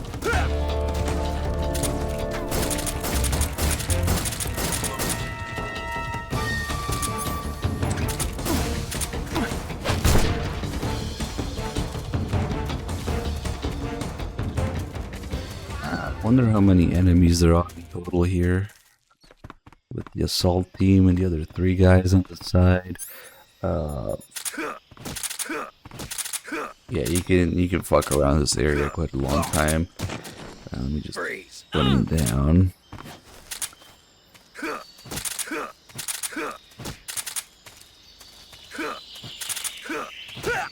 I think it goes to like 11 or the magic number. Shit. 12 or 13. What's wrong? Come on. What the hell was even that? I've never seen that happen before. I guess it was a combination of the guy falling asleep on the stairs while trying to get up the stairs. Freeze. Nice.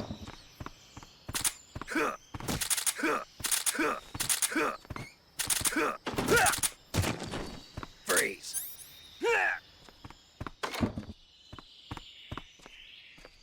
Yep, that's the M63s in the corner here.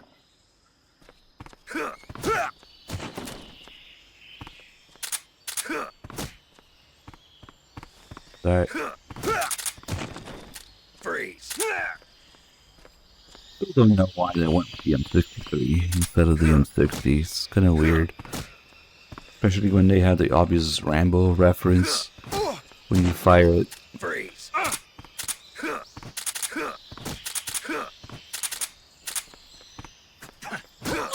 These stairs are not good. These stairs are bad news. Get down. Freeze. shit, now that guy's... Oh, okay, he's okay. These guys here... Ah, fuck. Freeze.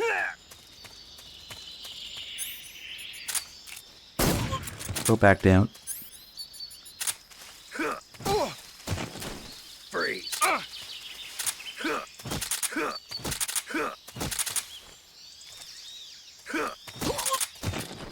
Yeah, maybe because it was new. Yep. Stiggin even mentions that. Don't shoot.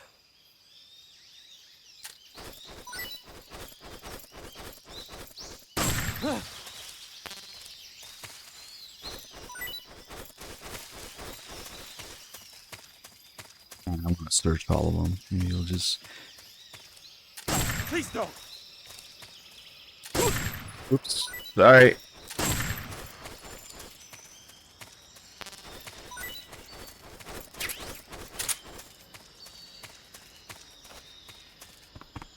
Hopefully, we should be able to search these guys at the same time. No, wait. Because you not only have to shoot next to them, you have to physically be close to them, otherwise they don't care.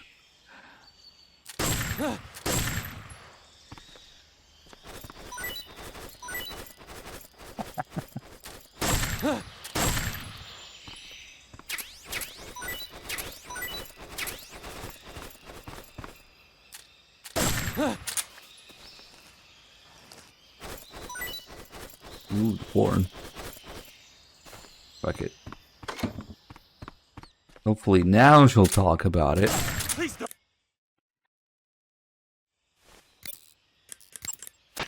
Eva, Hmm? there's a house here in the middle of the woods. So there is. It looks like a cottage, but what is it? It really was a cottage once. It was originally the dacha of a high-ranking official. Now it's being used as a relay station. There should be a supply of ammo and rations. I also heard they put an M63 light machine gun in there. But watch out. There's supposed to be a unit posted in there. Guys, look at they're shaking their asses right now.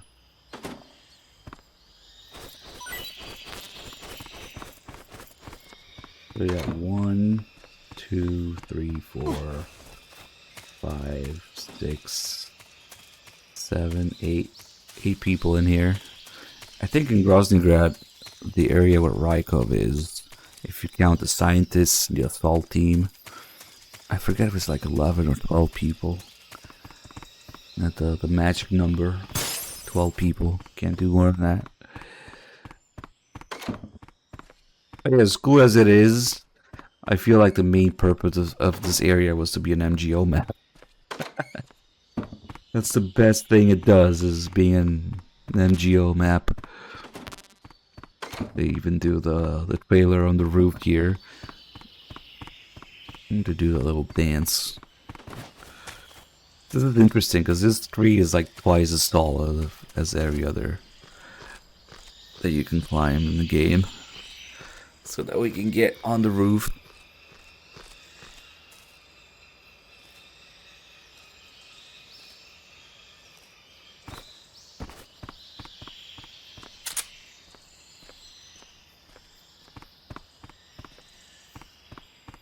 Yeah, maybe, who knows.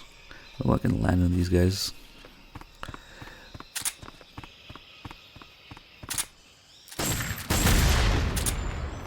They've got the food storage for this area and the previous area as well, so I guess that's one of the things you can do with it, is make people in the previous area hungry. If I have any TNT. Oh yeah, actually that's probably why there's TNT under the bed here.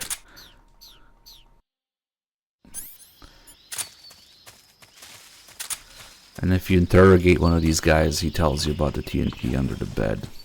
I wonder if you can... Oh, you can? Nice! Damn. Not the kick, though. Just the punch. Come on.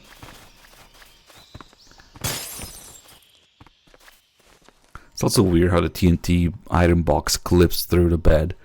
Usually items don't do that. It was just too tall.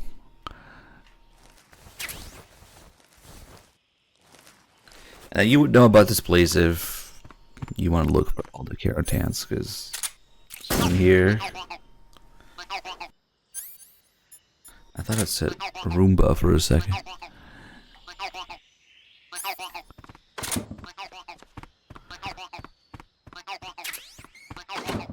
And let's destroy the food thing.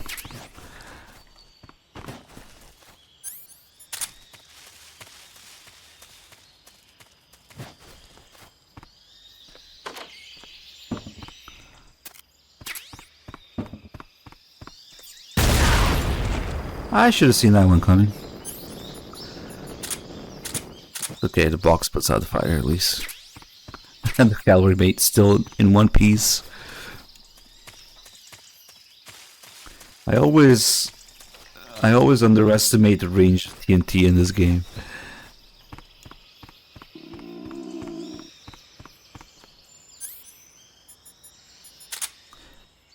Please don't.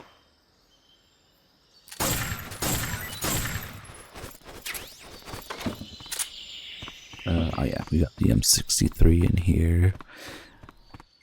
Other than just being a cool area with lots of little things to interact with or explore, there isn't too much to it. Another one of these hatches, which really we only see the one where we first meet Eva, right? Like this one, I think. Is there one in Groznyj? No, those are just crawl spaces. That might be the only other hatch like that, I think, in the game.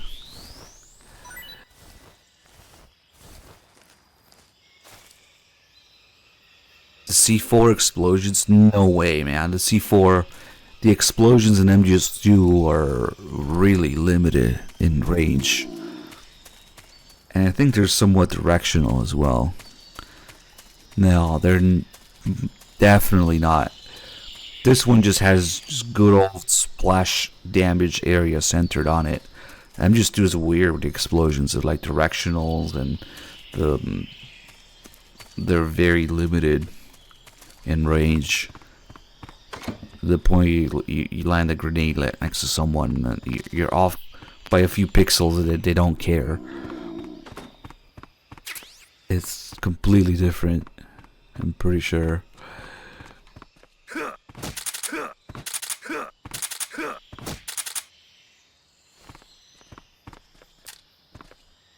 Freeze! Please don't! What's that? Oh.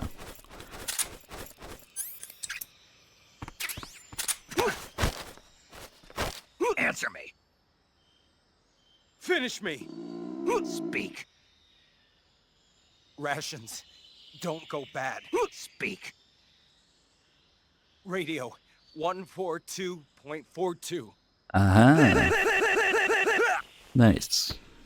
I was just getting hungry. It's close to Eva's frequency too. Oh, it's Sailor. Nice. This one doubles your health regen in MGS4.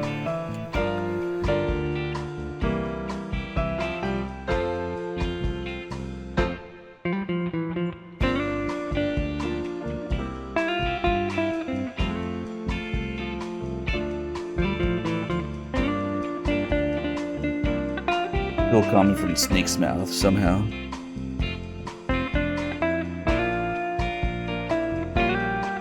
Okay, I guess we'll take a little musical break.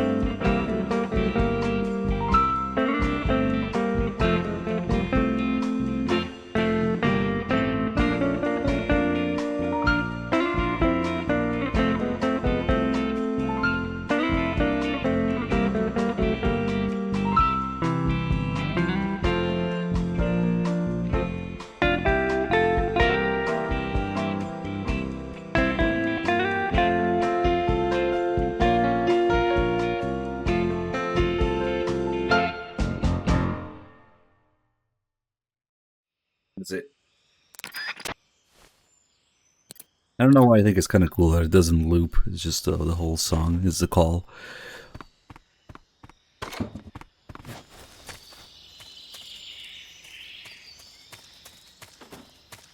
Let's head back now. Maybe do a save call. Maybe check some Eva calls. It's so easy to miss some of those. The Ocelot. Okay. Snake. I Ah. found out what I could about your Tanya. No way. Just as I thought. She's apparently Sokolov's lover. When It looks Sokolov kind of was taken familiar. away from his research facility, she was taken along with him. So she's been with him since he was at the research facility? That's what it looks like. Are you sure about that? Yes. Why? The Major said Sokolov wasn't the kind of guy who'd take a lover. Maybe he was lonely, being away from his family for so long. And whatever else he is, Sokolov's still a man. It's only natural he'd be attracted to her. Only natural. She's irresistible. Gorgeous in a girl next door kind of way. Nice proportions, too. Sounds like your type, huh? Eva. Gotta go. What a fucking troll. Not only she pretends to look it up, and she pretends to found some information after. Nice.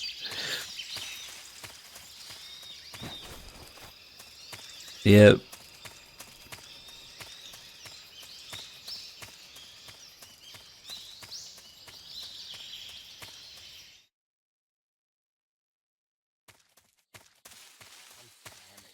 Yeah, now that guy's hungry.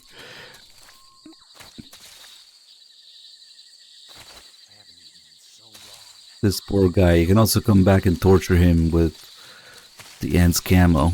Oh, wait, we're not getting that now. That's right. So he gets abused with the Hornets and with 100% camo index. See, now would have been a good time to have the ant's camo from New Game Plus, because we can't get it anymore since we sniped him early. Yeah, it's not there. But in this area, you can get 100% camo index using the Ant's camo, which is functionally the same as stealth camo, basically. You can crawl. You have to be crouching, you have to be crawling, rather. You have to be moving slowly, but it's functionally the same, completely invisible. You can crawl between people's legs and they won't know what's going on. You can do some messing around with that. There's more areas. It's less about the area, more about the type of like moss that we're on right now. So it's like here and a couple areas where you fight him. It's probably elsewhere in the game too. But yeah, it makes sense that it would work around where you fight him. But it's this moss we're on right now specifically that goes to 100 with the Ents camo. Who the oh, there he is. Oh, there's two of them. That's right. Let's see if we have anything poisonous to give him. There we go. Both of these are.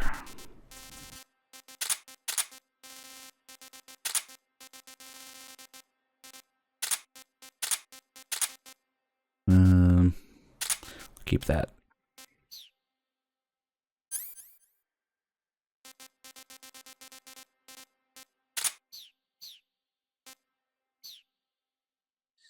Don't eat the weird mushrooms you find on the ground. Especially snakes throwing them.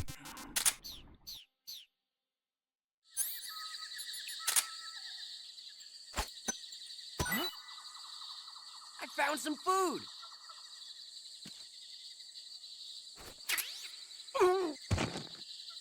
Damn, that was quick. He sounds so happy about it. Was that like cyanide? Holy shit, that was quick. Yeah, what's up, Matt Markey? The frog. Oh, wait, this frog is alive. Here, go make a friend or something. Are they just the same model but recolored? Nah. They wouldn't be that lazy in MGS3, right? Right? Nah, it's not. The arms are thinner and stuff. The legs are different. Okay.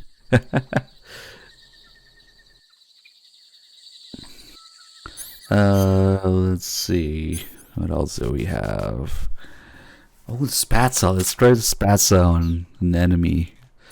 He'll just go to sleep, right? The question is for how long? Yeah, that's maybe the animations. Yep. Lazy developers. Unacceptable. Is it the guy all the way in the back? And we can hear him from over here? That's crazy.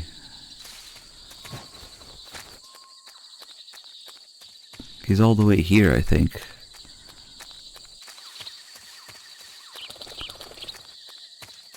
No, damn it. I want not only each frog's movement, each frog's personality to be different.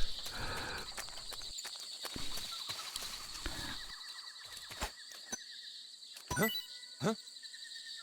Ha! Food!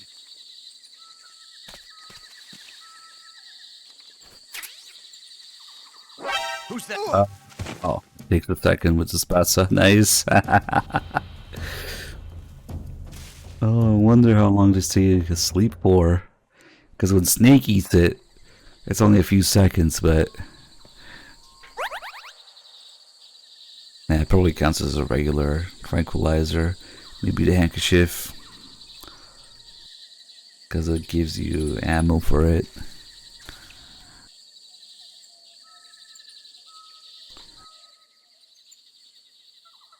That's like a pretty expensive nap. There's only like a couple of those Spatzas in the game. And I want it back. So... Well, the thing is... This... Like everything else, it should respawn, right? So maybe it's not that bad. I keep forgetting that stuff respawns if you go back and load the area again. So maybe instead of resetting and getting 1, we'll go back here and get 2. Unless the Spatzas are an exception or something.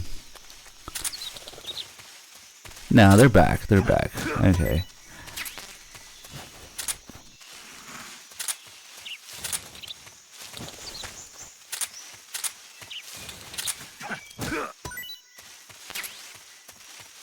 I never had so many Spatzas before. We'll get another 2. Why can't I hold all these Spatzas? The thing is, though, I'm pretty sure, unless you mess with what like the developers say or cheats or something. Oh wait, now it didn't respond.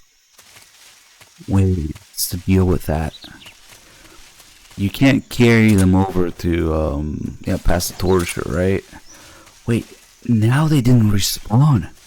Is it because I used the other checkpoint? Or maybe it's not just loading screens.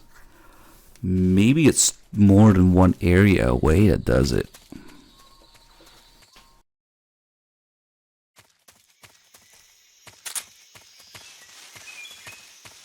No, okay, it was the loading screen.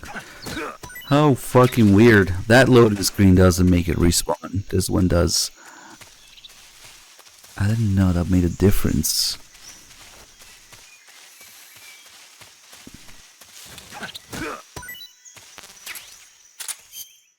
Nice. 4 Spatzas. I'm rich, basically. Never seen so many Spatzas before.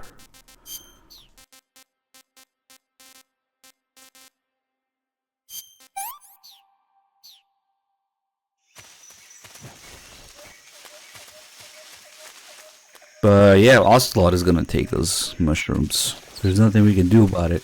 When Snake gets captured, Ocelot takes his Spatzas and all the food you have.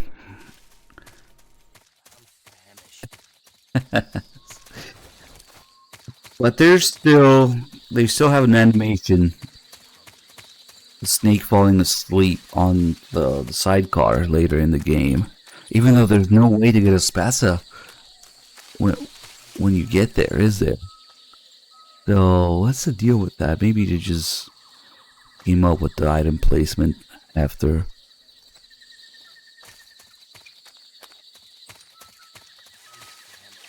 Oh yeah, that would be amazing if he fell asleep. Everybody respawn here now. Well, maybe he tries something else first and he doesn't like it. Nice CQC range.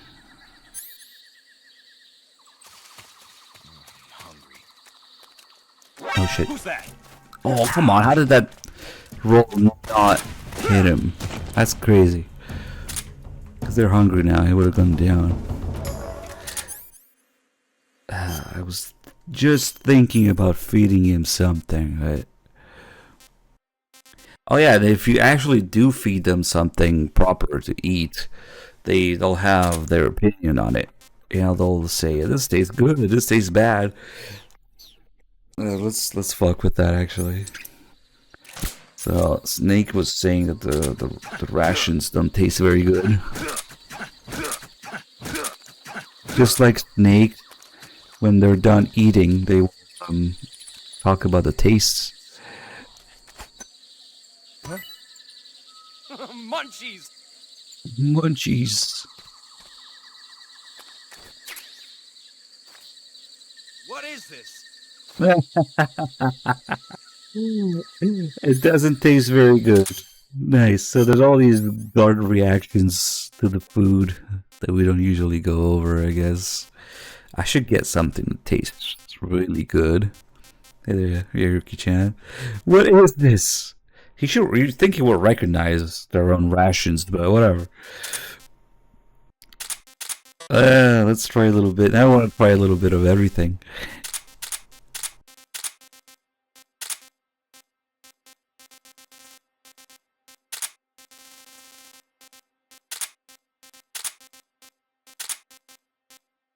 Damn, Calorie Bay, spoiling them.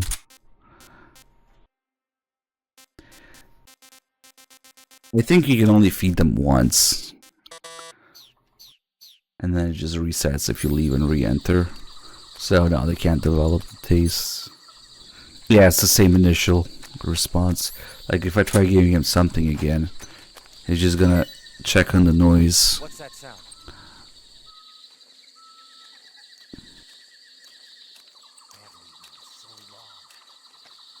Yeah, he's no longer hungry.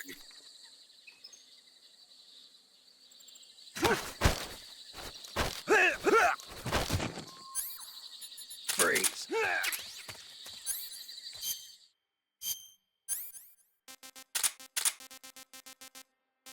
Need to find something that tastes bad, other than the ration. Like one of those mushrooms here.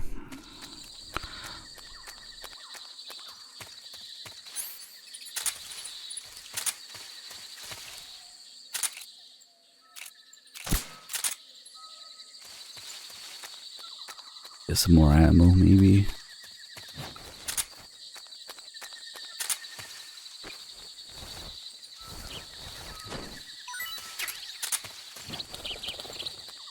Oh wait, the freaking mushrooms here are poisonous. That's right.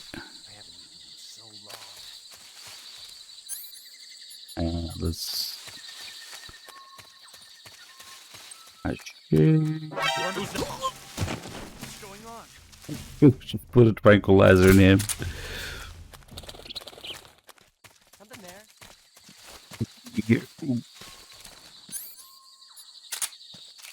Huh? Who's that? I was hoping that I could hold them up. Okay, they're all hungry.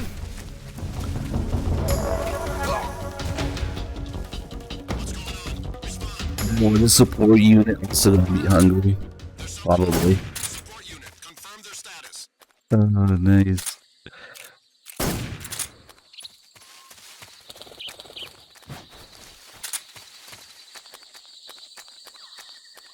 Except those guys don't patrol around, so maybe you wouldn't hear them complain about it.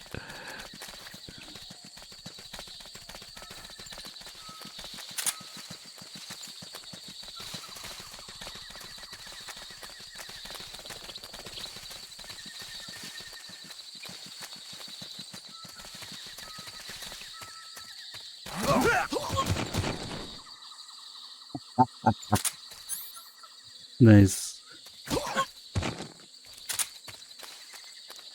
They're all hungry. Yep. They're all low stamina. Okay. We got more volunteers.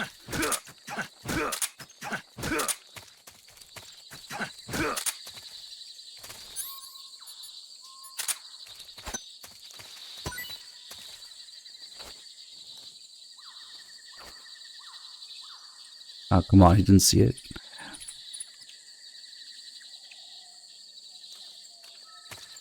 Come on. Huh? I hear something. Are you serious? Oh, there you go. Food!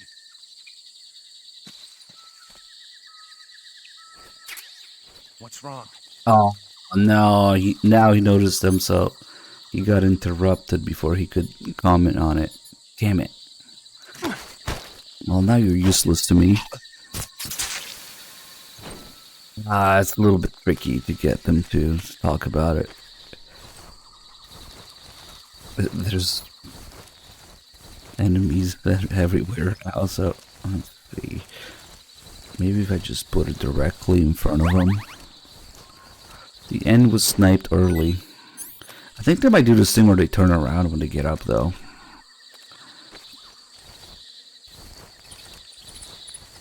Okay, let's just put it here.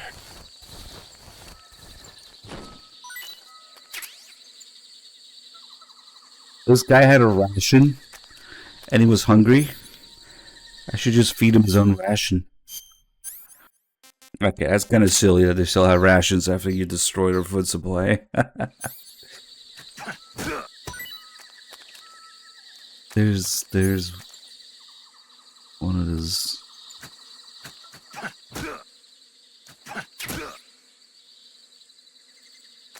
Pick up. I don't want to pick that up. Let's see if that works.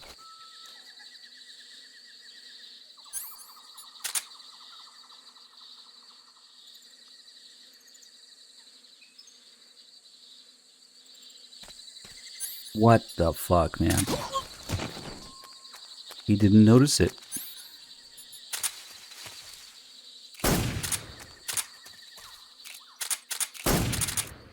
Wait, that was an assault unit guy, right?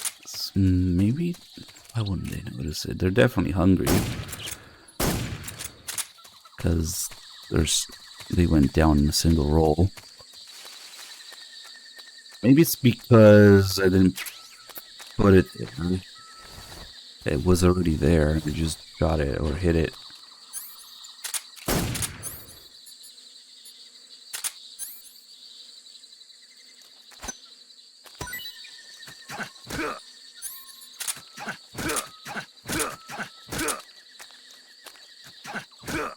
Wake up, damn it, it's time to eat. Huh? Food.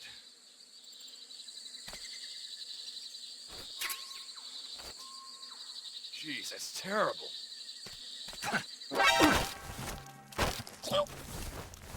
Nice.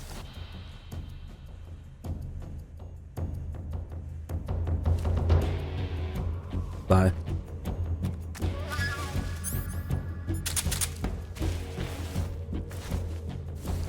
I guess that's the spot to do it. Oh shit, somebody woke up.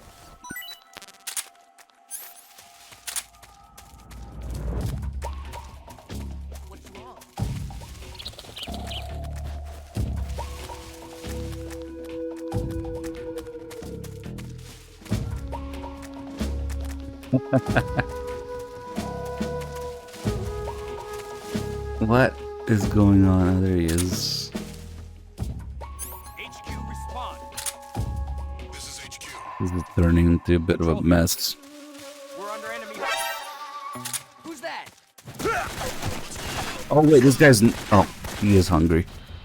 Then... Oh wait, I forgot to check actually. After feeding them, does their stamina actually go up? Okay. This is definitely a job for her.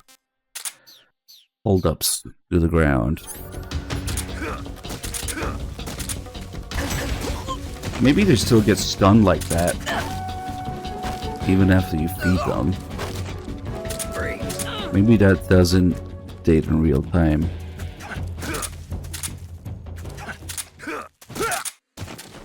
Freeze.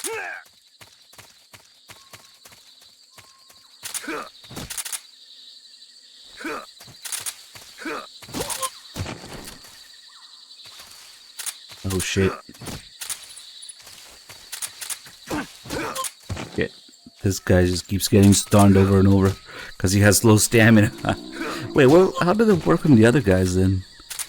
Okay, that's weird. Maybe you just need to kick him.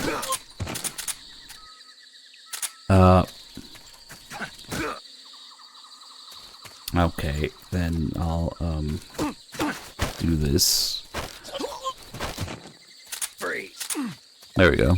I don't know how it works on those other two guys. Okay, we'll do some experimentation here. Close enough. The 2 gamer. What the worst of it is done, I guess. But it's ugly.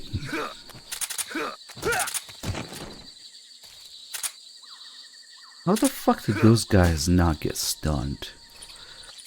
Then go down in single roll. Yeah, that doesn't work if they have low stamina. You just get stunned repeatedly.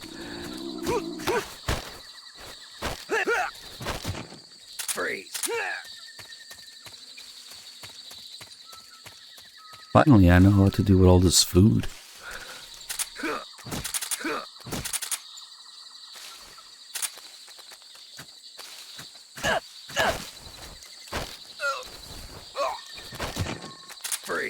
I wonder if they make a few punches so that you can grab them like that without stunning them. Who else? I think that might be it.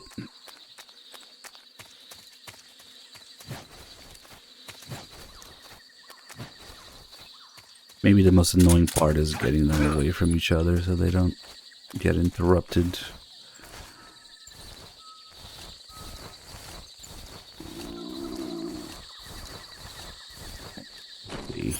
And then he has to be asleep or he will be suspicious when he wakes up.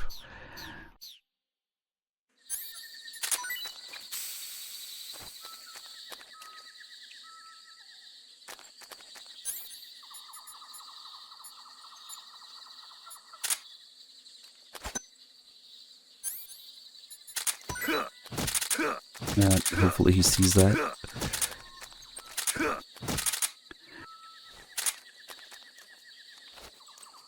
Huh? Munchies!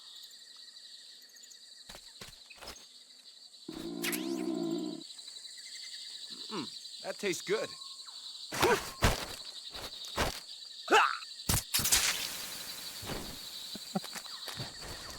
Yeah, hope I don't.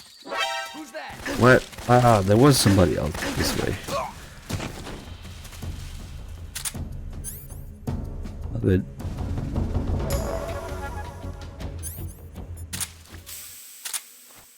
I'm gonna give him something bad.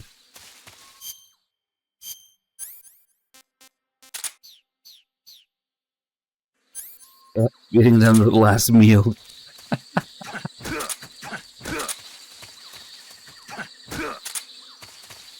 The fuck, is that a crawl space in there? No way.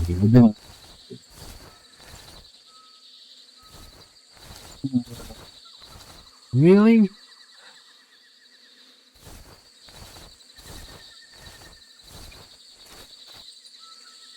This one's a little bit more obvious. Okay, I didn't know about this hole in here.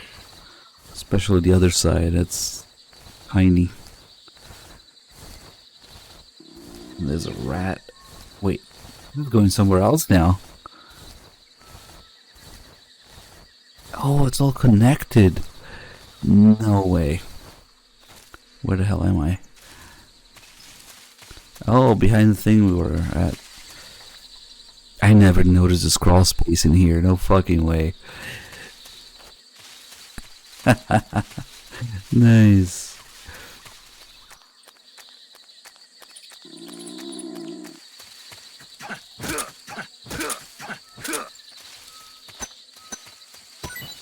Who's that?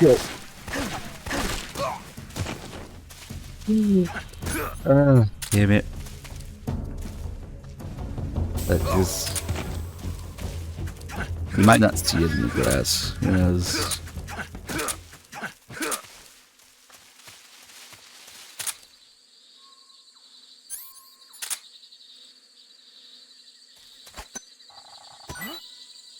What was that? Oh, nice. Is he not hungry?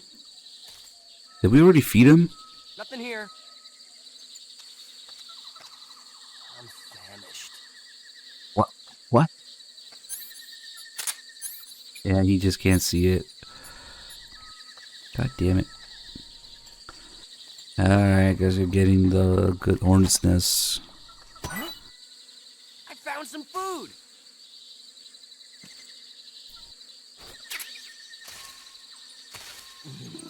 That is good. What's wrong? Close enough.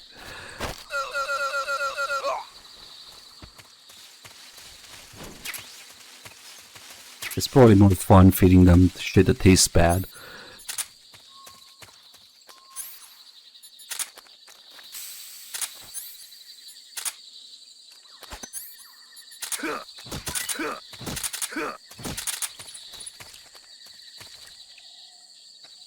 We're under attack. Why do you turn around?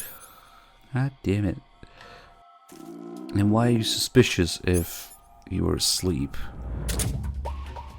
I'm not giving you the calorie, mate. Turn around. Ugh, damn it.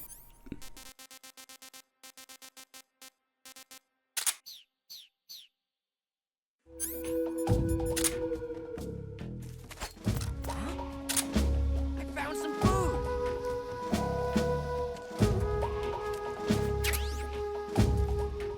Oh man. Who's that? Okay. And all of this snake's hungry too. Maybe we should give somebody calorie mate. Just to see if they have a unique reaction. It's probably just a taste good reaction. Oh, we haven't gotten this yet.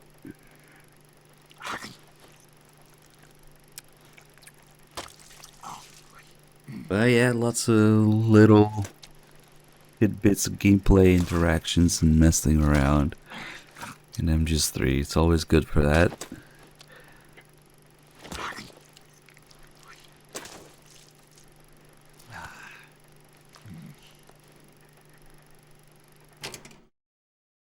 That's tasty.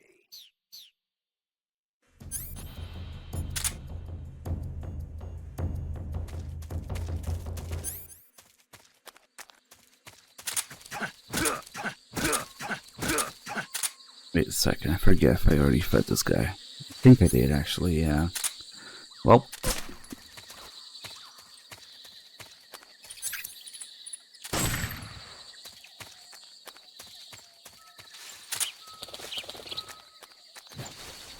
Well, what it is predictable. Of course, after years of playing the game, you know how the AI reacts to everything. Very rarely something will happen that you don't see coming because probably human error.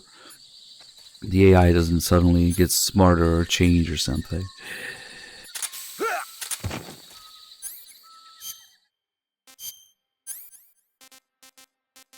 It's more about reaction time than variety, really, with AI. Like, MGS2 cars will fuck you up because of that. What do we... let's just give him the calorie mate. Yeah, that's also the other thing. If they wanted to make a game impossible, or impossibly hard, or the AI impossibly hard to deal with, they could do that.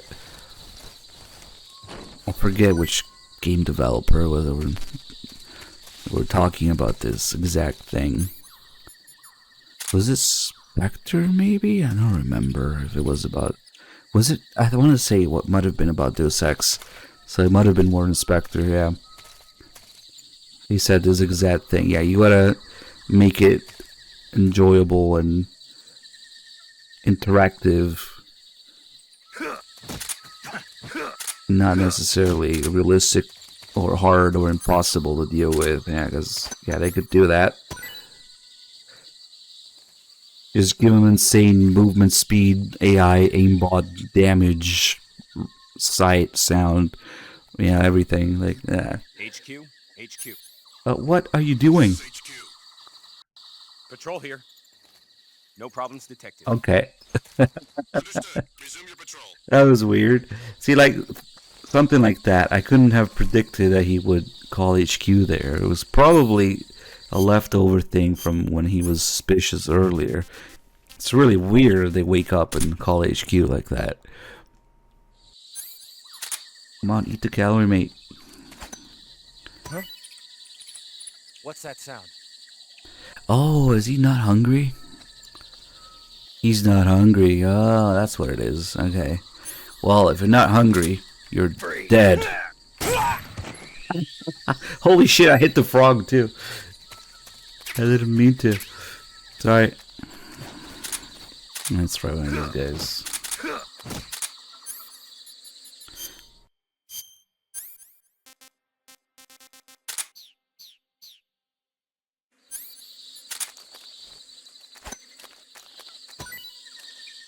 We're under attack! Huh? I found some food! You know how lucky you are. That is good. Oh, he just said the same thing? Okay.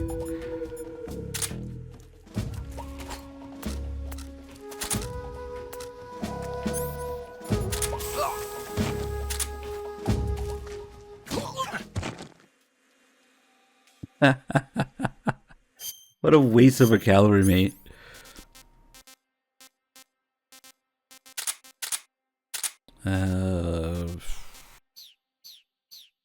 Alright, I guess we'll do this last guy here. He might see the body instead. We're under attack? I should just throw it after they wake up. I just ignored him, nice. Where is he going? I'm so hungry. Okay.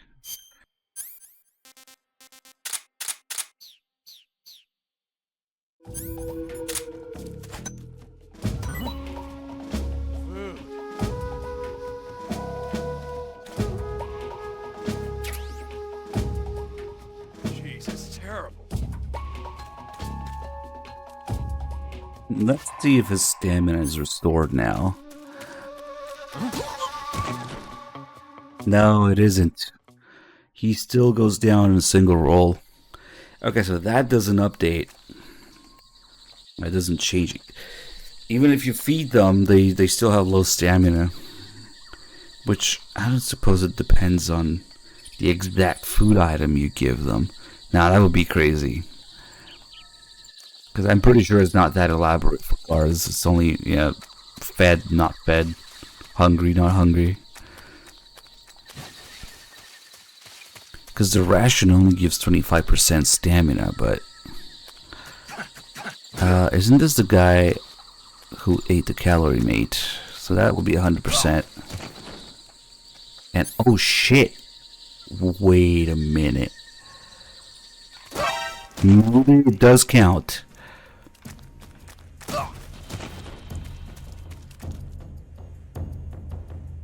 He took 3 rolls to go down. Is it really that advanced?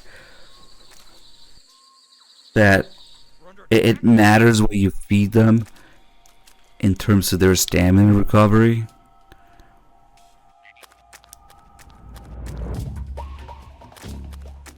Okay, holy shit, hold on. I gotta do one final test for this. Who's that? Yeah, hold on. Get us some backup. He's chasing me around with a knife. There.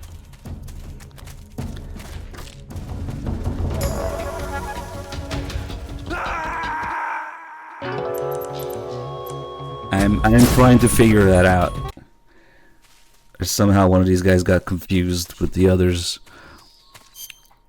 Let's just do the test on the exact same guy with two things. So the calorie mate, it gives 100% stamina, and something that gives very little, like the ration, is only 25%. I won't be using both here, but we'll do one and then reset and try again on the same exact guy. So basically the guards have like a hidden stamina bar. You telling me? No way. Okay, so first we'll double check that he's hungry. He's got no stamina.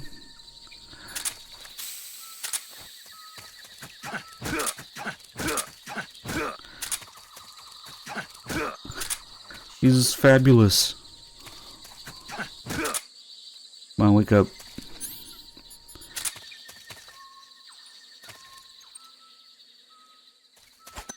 Then we'll give him a ration. Found some food.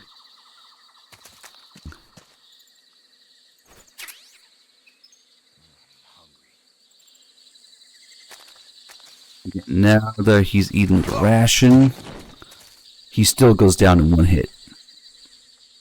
Okay. Now let's test the same thing with the calorie mate.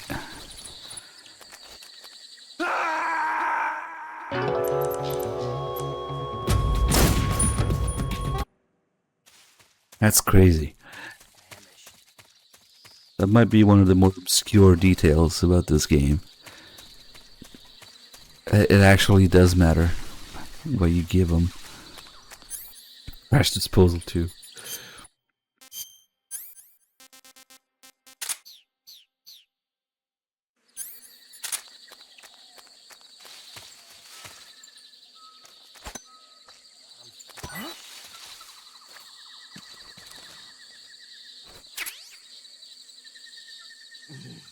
That is good. I guess if they have a different reaction, they can also have a different value. No way. 3. It really does matter. Although I think it takes more than 3 on a full stamina bar or a full stamina guard that's not hungry. So even the calorie mate technically didn't give him 100%. Maybe it works differently. Nice. I had no idea. I thought I was just hungry and not hungry, yeah?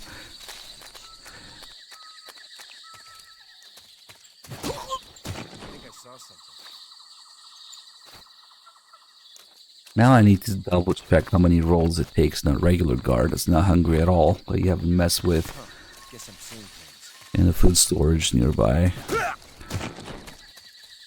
Nice. Nah, it's not the distance on the roll, no.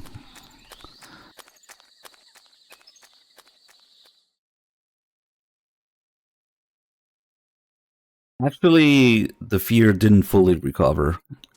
He recovers like 80-85% of his stamina, so usually, unless he has very, very little left, you don't notice. But earlier, we did it. I let him eat something, and it was so low that he didn't recover everything. He recovered like maybe 75-80%, something like that.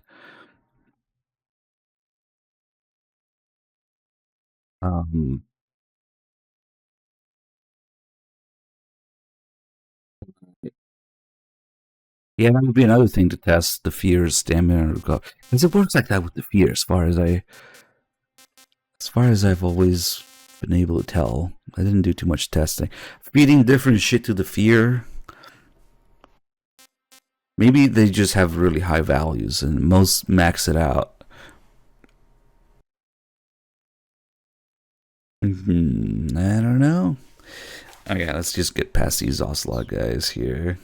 You don't actually have to get rid of them like in the first Ocelot fight, even though it shows you that there's 10 enemies. Since the end is dead already, the thing made of bee roots or whatever the hell it is that leads to the mountain is already open, so we just need to go there.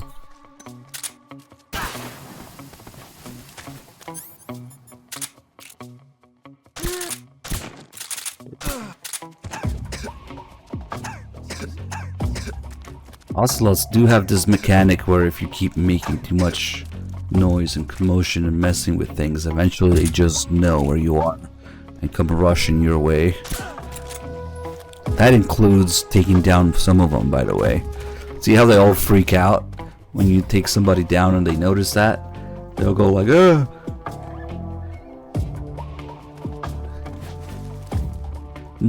Wow, I didn't know you could do that. Nice. They all come running eventually.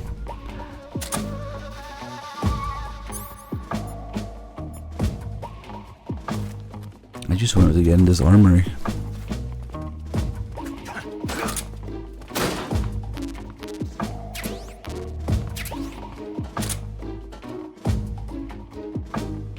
Here's the sniper guys here. Jankle, get out, man. The Russians come rushing with a Russian ration. Actually, they're still pretty chill about it right now. They're walking. Sometimes they just run. What? Oh, I have complete dog shit camo index. That's right. I don't know what I was doing with this camo index. Damn, you. That reminds me. I have one too. It's going crazy with that thing.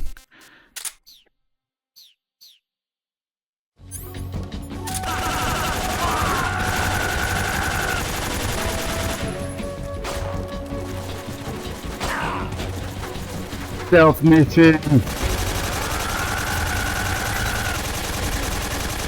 Not hitting shit. Dodge.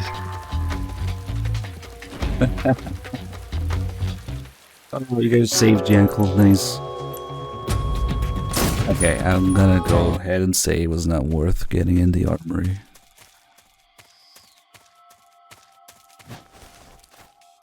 Come on.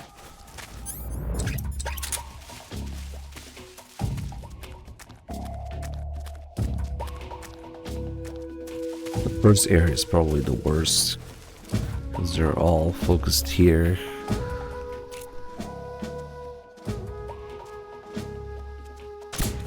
Damn it. Look at that. Look at that. He just knows. Yep, that's what they do. Oh well. Crazy. Oh, there's more of them doing the same thing. What's wrong?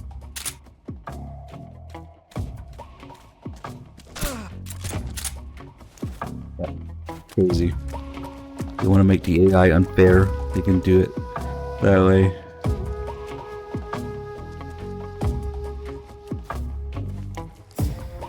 Also, I don't think you can hold them up. If I try to hold them up, it might just give me an alert. Yep, exactly. It immediately alerts if you hold them up.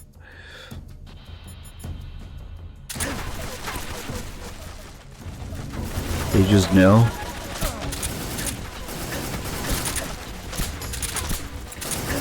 Oh, fuck's sake. What freaking gun does this guy have? Okay, I meant to take a picture.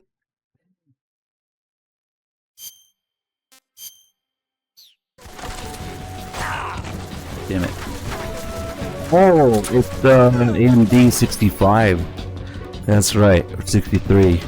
Sounds different than the AK. Interesting. Oh man, fuck. Why did I hold that guy up even though I knew it was gonna give me a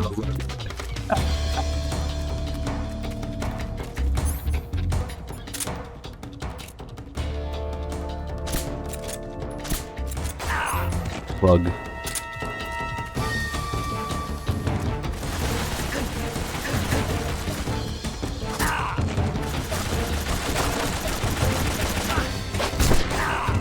I guess it's important to show the differences in the AI. How about we don't hold them up this time?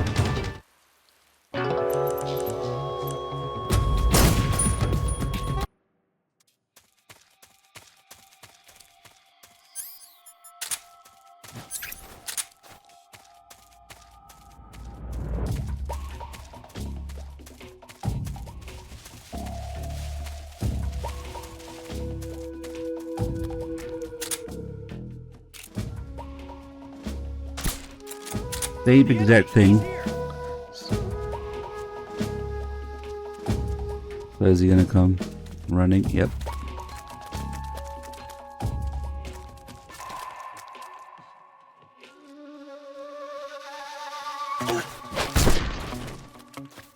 And then the other guy.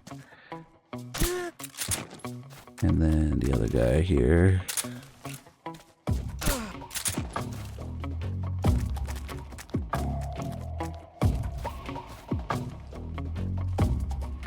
We kind of want to test the suppressor thing now, but it's probably a bad idea to do it.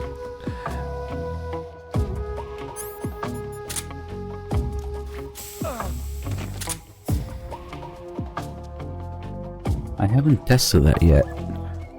We did in MGS1 and 2.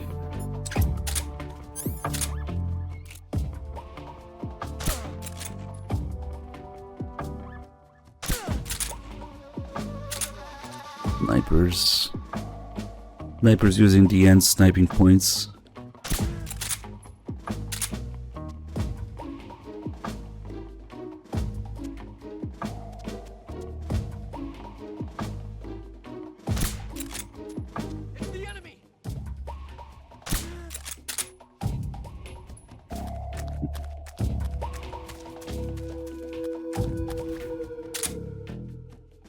Here, the other one up there.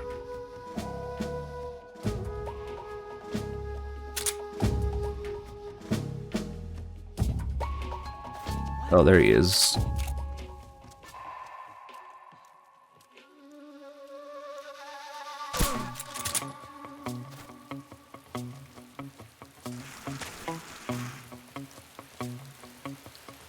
Let's see if they also do the box. Wait, no, because this is in the jungle. The box is just instant alert.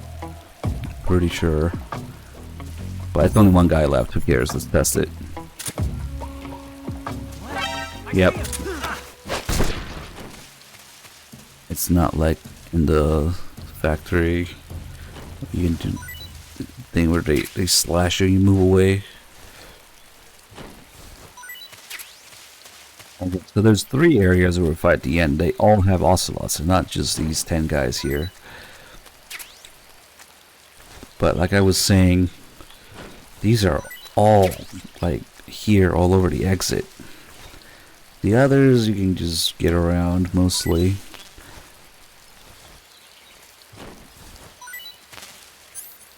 It'd be nice to have some ammo.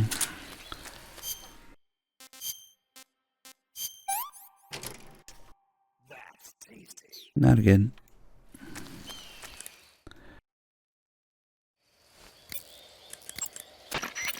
The entrance to the shaft leading to the mountains is in the northeast part of the northern area. Take out those ocelots and head for the shaft. The shaft. Oh my. Yeah, if only we're that easy falling asleep. Right? Shit.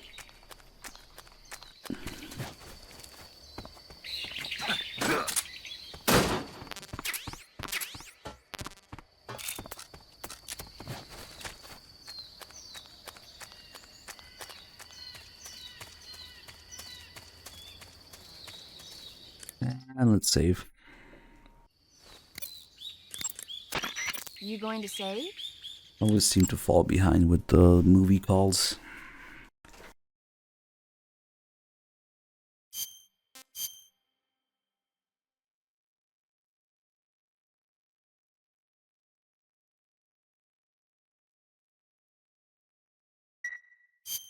Good luck.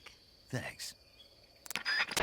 Nope, the Mozunagan is gone forever too.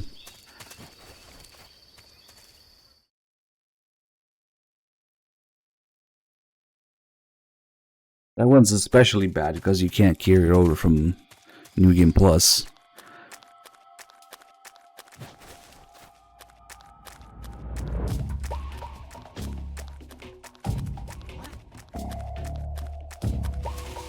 Don't mind me.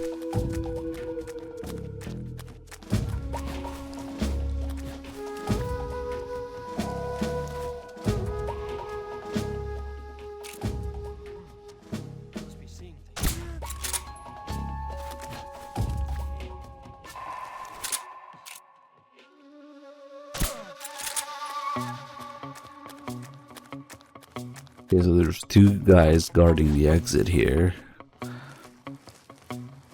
Let me see if we can do some shenanigans. I think it changes.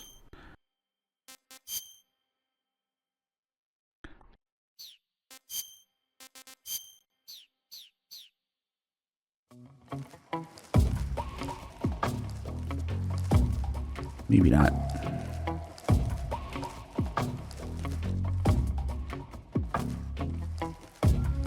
Oh, I thought it would change this. Okay, never mind. It's later in the mountains.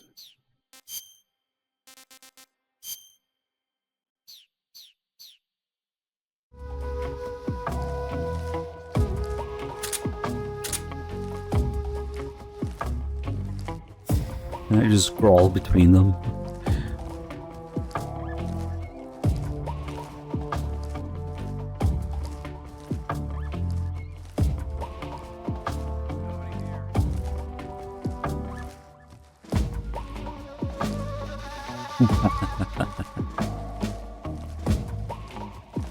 Oh shit. There's no way he noticed me. 95%. Did they just have... They probably just have better vision because regular enemies wouldn't see you there at 95%. I'm pretty sure.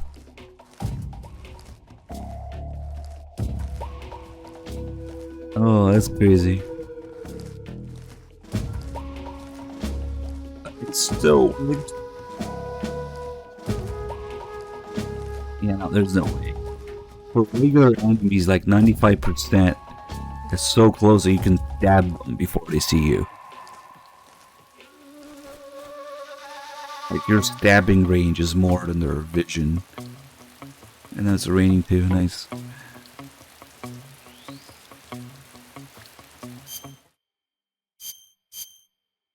In fact, we might do that in the mountain. Because animals and desert should give me 95% up there.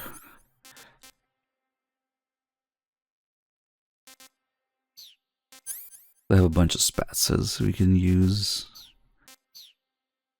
Maybe get the calls about this location from Eva. If she still does that. The forest you're in now is known as Sokrovieno. The name means the most holy woods. It's been venerated since ancient times as the sacred home of the spirits of the forest. I forgot to do the starting area calls. It's the largest and deepest forest in the region, and is divided into 3 areas: south, west, and north. Try not to get lost, okay? There's an armory in the southern area. If you need some extra ammo, you might want to pay it a visit. Be careful. I've heard the ocelots are lying in wait for you in the forest. The entrance to the tunnel is in the northeastern part of the northern area. Try to make it there in one piece. The ocelots are an elite unit hand-picked from the ranks of Spetsnaz, Gru's special forces. So naturally, their fighting skills are second to none. So there's special forces. And if they hit you, you'll likely be seriously wounded. Avoid taking them head on. If they manage to surround you in large numbers, you're finished. Use your camouflage to conceal yourself from them and keep moving. The ocelot. Snake, watch out for ambushes by the ocelots. Use your motion detector and active sonar to help you get ahead. Those rifles the ocelots are using aren't AK-47s, are they? No. They kind of look like AKMs, but they're different. Different how? They've got steel handguards and vertical type foregrips, and the muzzle suppressor is bigger. A carbine version of the AKM, huh? Hungary has a unique modified version of the AKM called the AMD-63. I heard something before about them making a prototype carbine version of that. My guess is they probably imported some of those prototypes. If they're using a carbine version of the AMD-63 like I'm thinking, then they could be a serious threat. Those things handle better than the AK-47s, especially at close range. And don't forget, the ocelots are elites. They're gonna be better shots than normal Spetsnaz, and you're that much more likely to get seriously hurt. Keep your eyes open. No way they refer to muzzle brake as a muzzles to. Oh well. Snake. Looks like some of those guys are equipped with M63. Oh, that's right. I still have to do the call. The M63 is an American-made light machine gun. It's got more firepower than you might think. It can punch through a wall too, so watch out. You said some of them are using shotguns? Those shotguns are M37s. They're an American model designed for field combat. Not all that dangerous from a distance, but at close range, they'll tear you to shreds. Be careful. Looks like some of them are using Scorpions. The Scorpion is a Czechoslovakian submachine gun. They don't have the stopping power of a rifle, but they're easier to handle and lethal at a medium range. If you eat more than a couple of rounds, it's not gonna be pretty. Don't fool around. Oh, you can eat a couple of rounds and be okay. Snake, watch out for those grenades they're tossing. You'll be injured pretty bad if you get caught in the blast. You could get burned too. If somebody throws a grenade at you, get away from it and hit the deck. Snake, if you fire that thing without a suppressor attached, the bang and the muzzle flash will give your position away to the enemy. Attach a suppressor and you won't have to worry about all that. To attach a suppressor... Snake, they're using stun grenades. Watch out! Stun grenades? Yeah, it's a new weapon they invented themselves. It uses an intense blast of light and sound to knock out the enemy temporarily. If you're looking at the light from one of those things when it goes off, you can kiss your optics goodbye. If one gets tossed your way, turn around quick.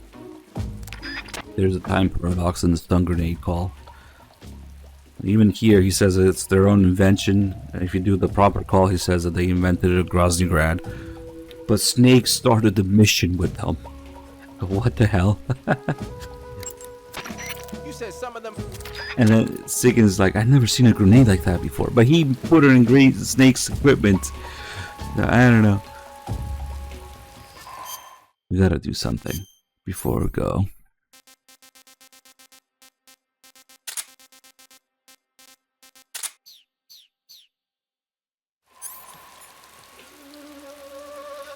No.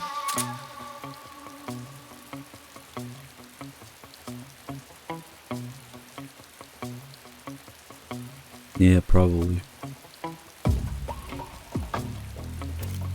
Oh, come on, really? Maybe you can't put TNT on the Ocelot's backs.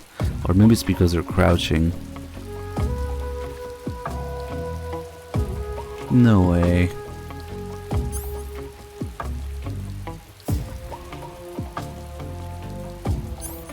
Shit. Oh shit, it works. Fuck, they're gonna turn around and see me. Huh? No, okay, I didn't notice. You can't put TNT on the Ocelot's backs? No.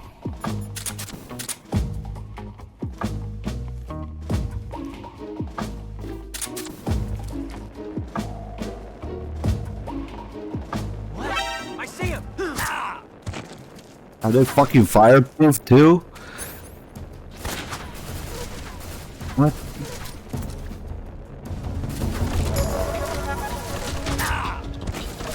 so fucking fireproof, dude. Fuck this.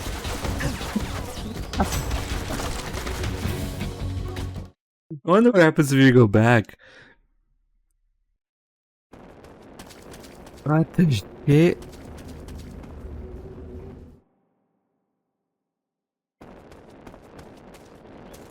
They're gone now. Oh wow, they're all gone now. Shit, I really wanted to put some TNT on them and set it on fire, but maybe you just can't do it with the ocelots. Or maybe I wasn't still long enough, I don't know. Damn. Okay. That's funny. So MGS3 also has guards that disappear in the previous area if you go just in and out immediately. Nice. Metal Gear 2 has it, MGS1 has it, MGS3 has it. Not sure about MGS2. Oh well, let's just keep going. It's been crazy enough.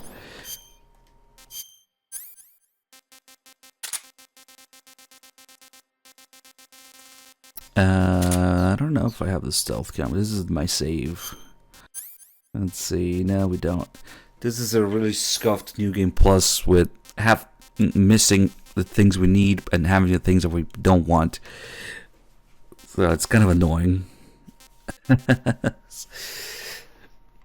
Maybe I'll make up for it by burning some people up the mountain.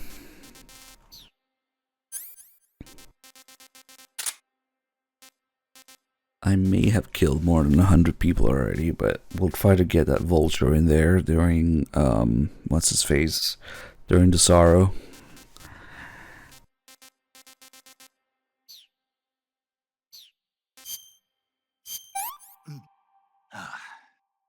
Can't complain.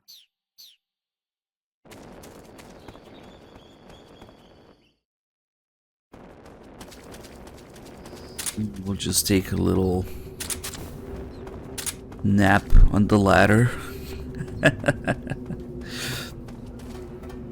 Even if you just barely start climbing it.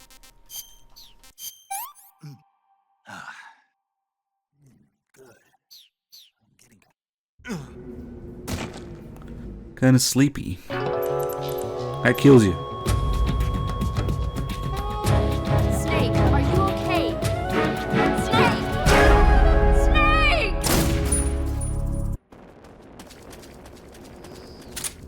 Like I was saying, this is for science. There's a certain height at which this regular fall animation turns into the game over fall scream animation. Let's count. 8, 9, 10, 11, 12, 13, 14, 15, 16, 17, 18, 19, 20, 21. If I remember right.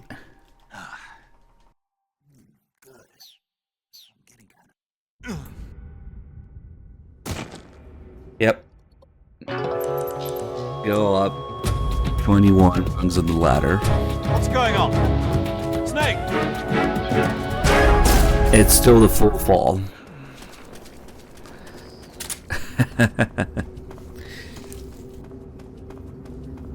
Is it 22 or 23 that it changes?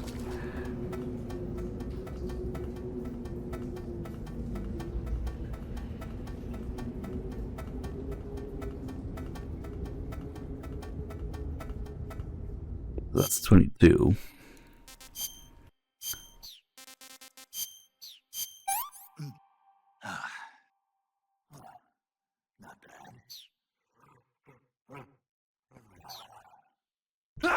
Yep. At 22 it changes to this. That's the magic number. Okay. So any height over 21 rungs climbed just triggers that animation. So it's not too interesting if you, even if you jump up from all the way up there, it's... Come here, rat, I'm trying to cook you. that works. Maybe we can cook the spider here. He's in a good spot for it. The spider's like, leave me alone. No, not even. I'm being mildly inconvenienced by this. Damn, it's right on it. Kill it. Kill it with fire. Nope, he doesn't care. You can definitely set people on fire, and even bosses. You can set the end on fire, you can set the fear on fire, we saw earlier. But it takes a long time of sitting. Well, they have to be sitting still. And you have to keep the flame on them for quite a few seconds. And then on animals, I don't think it works at all. Nice. Fireproof spiders.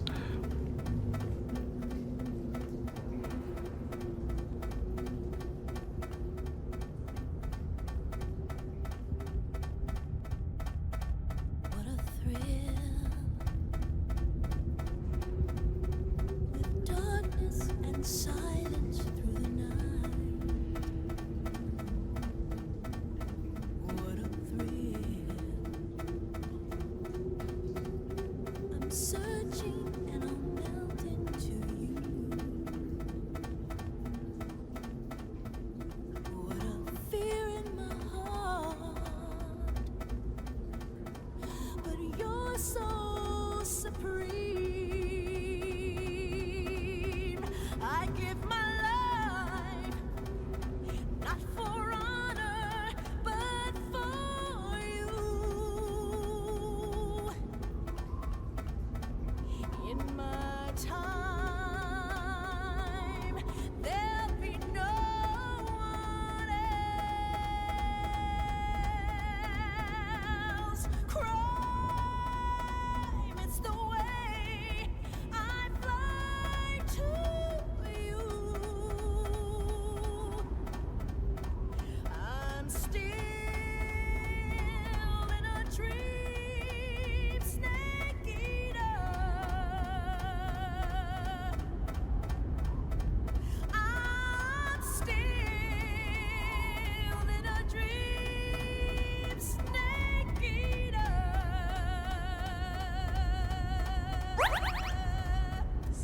Nice. Imagine being the maintenance guy trying to change those lights, or fix those lights.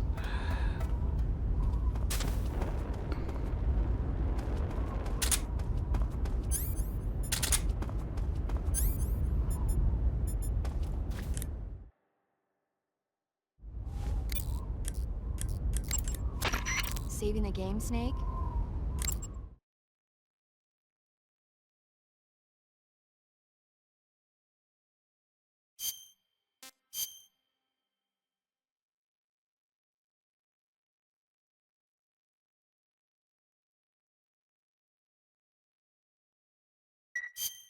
Snake, have you seen Earth versus the Spider? Nope. It's about this spider that suddenly mutates into a giant monster. They bring it into the city in a state of hibernation, but it wakes up and starts wrecking the place. So why did the spider turn huge? I told you, it suddenly mutated. Yeah, right. Snake, it's people like you that take all the fun out of watching movies. Always nitpicking and taking things too seriously. Honestly, why even bother? Look, the important thing isn't that it got big. Then what is important? The fact that there's a huge spider destroying the city. Suspend your disbelief. That's the whole point of movies. I wonder if that's how Kojima feels about his audience too, or felt back in the day. Yeah, it was that's kind of what happened with Abjus too. People nitpicking and asking things and not understanding things and applying a lot of real life logic to things that are not like meant to be taken that way in a lot of ways. Which Metal Gear and Xbox, most of them now that the Master Collection's out. Hey, this works. Oh wait, I forgot they don't have Aegis 4.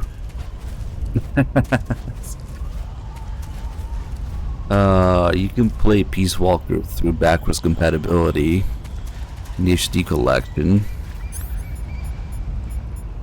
And that's about it. Yeah, it's been about 10 hours since I took over. Just lots of fucking around and things to show and calls to do.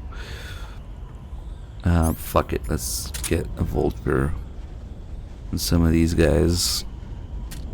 Yeah, about 18, 20 something hours. It varies because it depends on the amount of fucking around.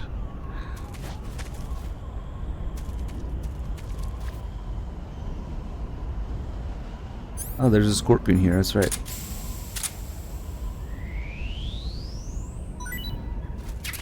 Maybe we'll just get a whole bunch of vultures on these guys.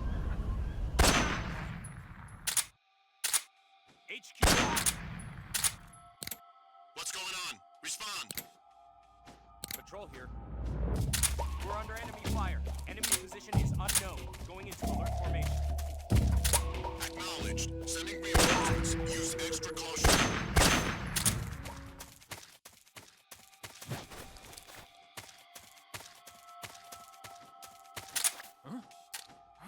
What's wrong? Damn, all the RPG guys.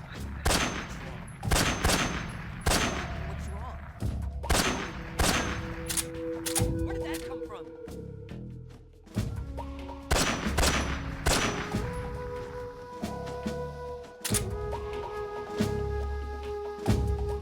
I hear vultures, but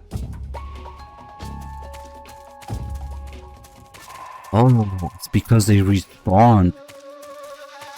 Maybe the bodies disappeared. The vultures went back. What?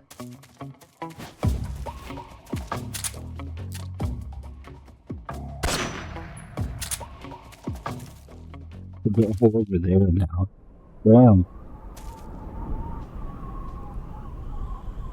Why do I hear wings flapping around but don't see any?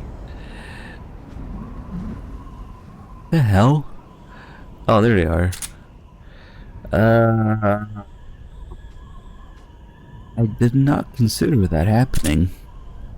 Actually. I guess they... God damn it, we'll have to drag the bodies here. They only really... Oh, there's one. Okay. That'll do.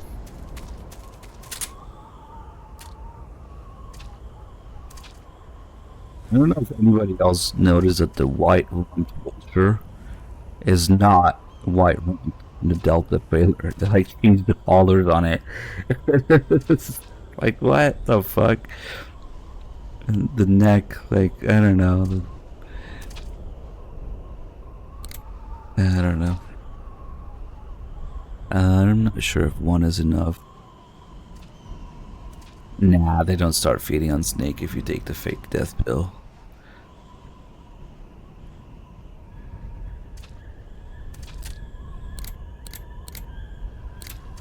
Oh, I didn't like it when I said the white rumped vulture. This thing. Yeah, the collars are just off. It's like the very first thing you see in a Delta trailer, the first one. And it's like the wrong collar already. Off to a good start.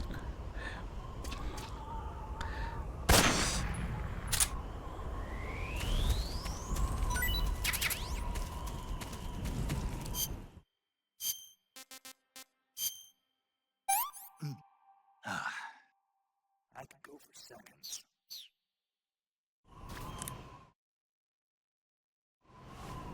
Let's see. Snake, the altitude in those mountains is pretty high. That means the oxygen concentration in the air is lower than normal. When there's less oxygen in the air, naturally you'll be breathing less oxygen as well, and the oxygen content of your blood will go down. In other words, you run the risk of becoming hypoxic. Hypoxia is a very serious condition. In the worst cases, it can lead to pulmonary and cerebral edema. I don't think you need to worry right now, but all the same, be careful. So, what do I need to be careful about? In high altitude areas, you will tire quicker than normal. Okay. Snake, climbing uphill takes a lot of stamina as it is, but on top of that, the air up there is thinner than normal. You're burning through stamina a lot faster now than ever before. Keep an eye on your stamina gauge. Be sure to eat something to restore your stamina before you run out. I see you've captured a white-rumped vulture. The white-rumped vulture is a type of vulture found in India. Its diet consists mostly of dead animal carcasses. I don't think it'll attack you, but it's a fairly large bird of prey, so you probably won't be able to capture it alive using the tranquilizer gun. Got it. But there is something here that's bothering me. What is it? They say the white-rumped vulture doesn't just eat animal carcasses. It eats human ones as well. Is that so? Yeah. So then if a person eats a white-rumped vulture, does that mean he's eating human meat too? What do you think? Yeah, you had to tell me that after I ate Eh, it's okay, it's all protein. We have one guy being eaten by the vultures. May or may not be enough for him to show up during the sorrow. We will do some more in the next area. So get that free headshot here.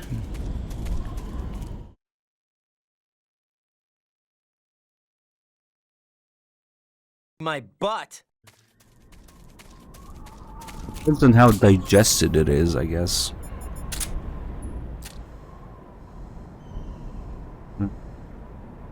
Fuck it.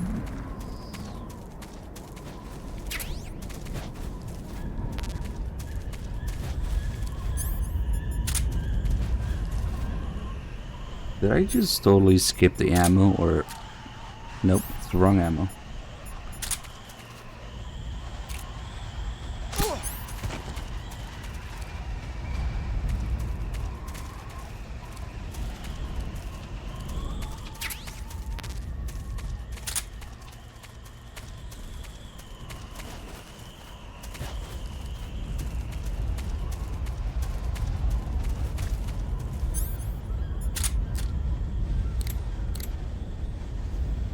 Damn, is it eating his face? No, okay. It's the little tiny bits of human flesh that they rip out.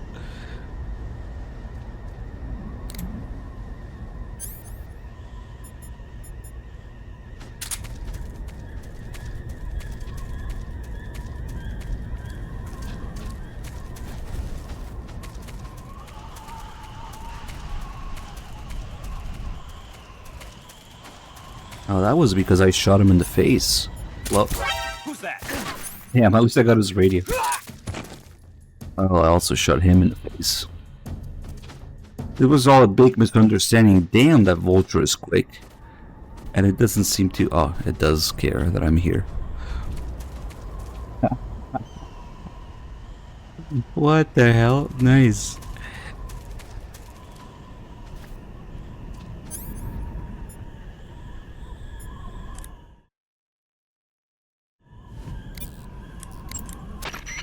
I see you've caught yourself an Emperor Scorpion. The Emperor Scorpion is said to be the largest scorpion in the world. Its venom is a potent neurotoxin, so take care that you don't get stung.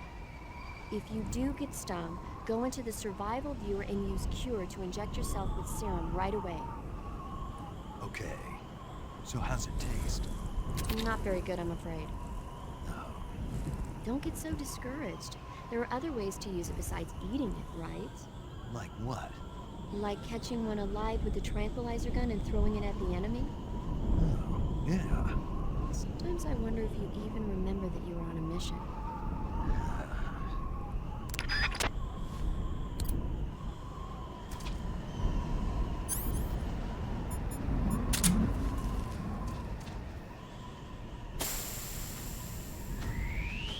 That's a huge fucking scorpion. Yeah, he just wants to eat everything. Let's mess around with the RPG here. Maybe these anti-air replacements.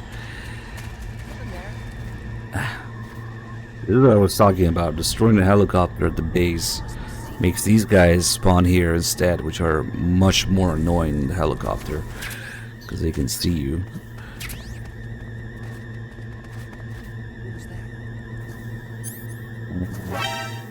Well,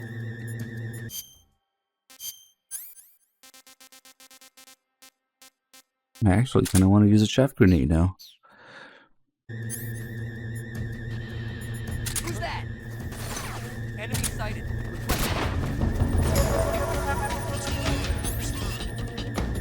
Fuck those guys.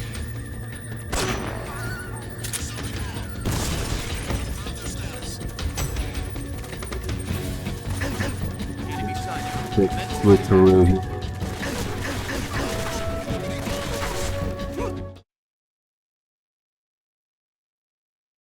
He's just pumping those guys, nice.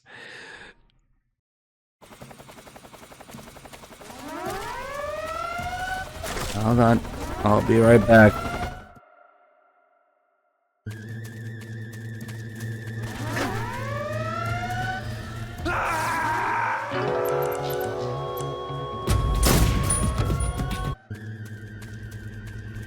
Alright.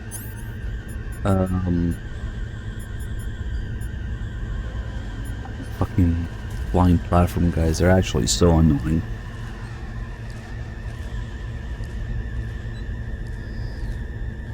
There's nothing you can do to them without getting at least a caution.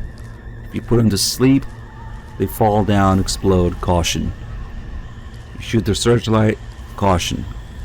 Maybe chaff grenade, but it only lasts like 2 seconds. And it only works the first time. Go away. And they see, notice, and hear things. Is this guy gonna turn around or what?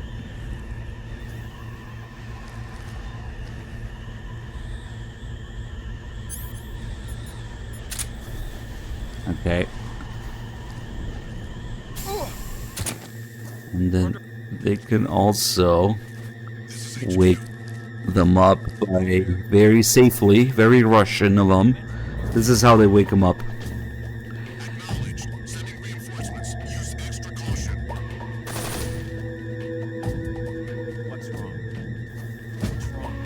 Wait, what the fuck? It didn't actually wake up. Is it because someone else noticed them?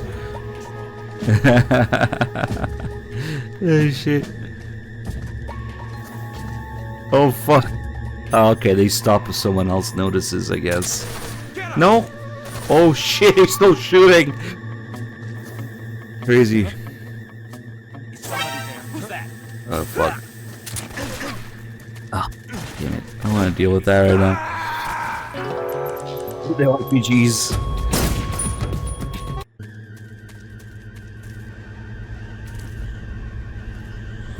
See with the chaff grenade. The chaff grenade confuses them for sure for a couple seconds, but... Oh, then the other guards notice that those guys are confused. I didn't even know that. Oh, that's crazy. But then they don't care. Okay. At least they don't go into a caution from it. But it only works the first time. Maybe not. I don't know why I thought I tried that earlier and it didn't work a second time. It just lasts nothing. Like less than 5 seconds, 3 seconds.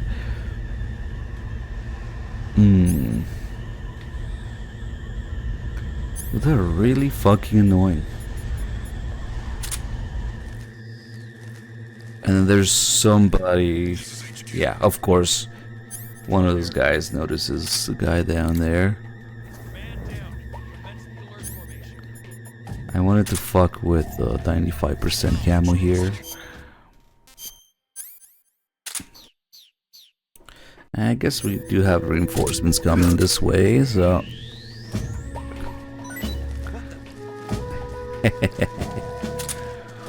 No! Come on. They're not noticing me, come on. God damn it.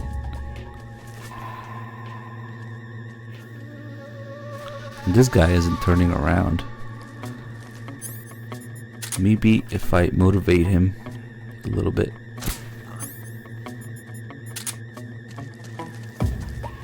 The enemy! He's here!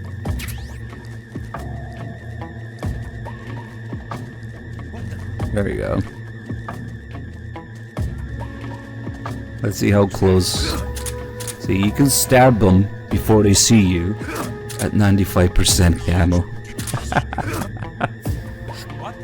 What the? What? Who could be doing this to me?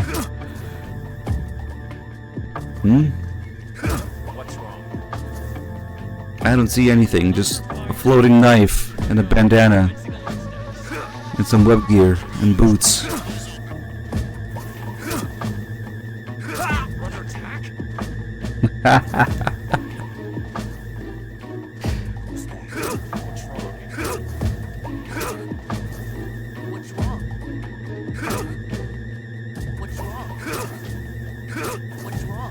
Be fair, the knife range is pretty decent. It's more than you think. I saw something. Who's that? That guy? Right. I know he's close. What the?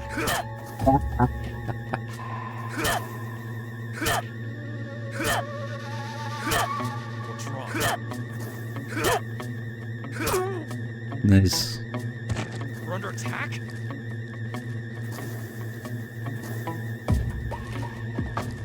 Where's he hiding?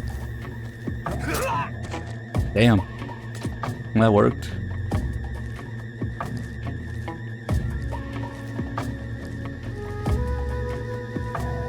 Yeah, they don't have the searchlights on right now because it's daytime. I wonder what happens if I shoot it anyway. Still breaks.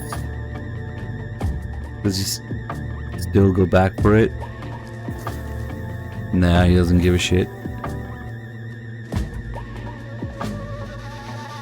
I think they have the same range. Yeah, the fork and the knife. And the stab while you're crawling is different than the stab while you're standing or crouching.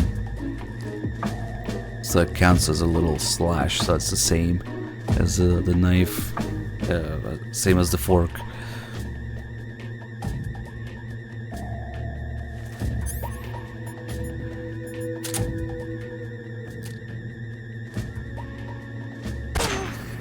Fuck that guy.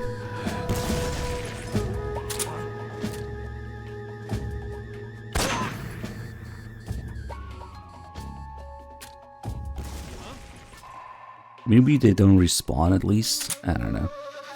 No, they probably do. I'm gonna make a huge fucking mess of it with this thing.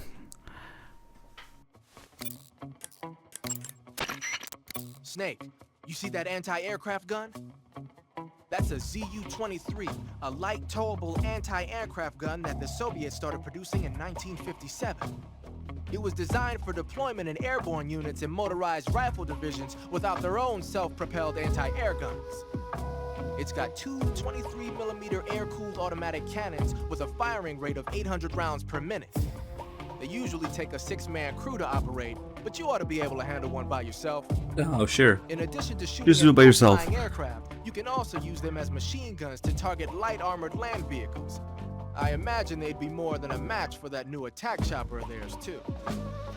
You can take over an anti-aircraft gun the same way you take over a gun emplacement. Stand next to it and press the action button.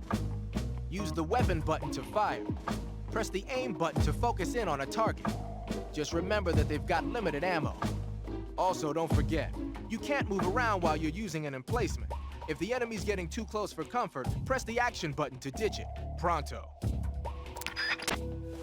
The thing is, the second you fire one of these, they alert immediately.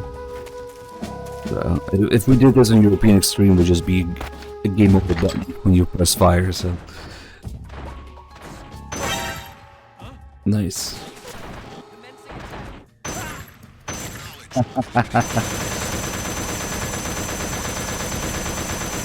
Maybe you can destroy them now. Fuck those guys. Oh shit. Is there some RPG person somewhere? Yep. Over there. Hold on a minute.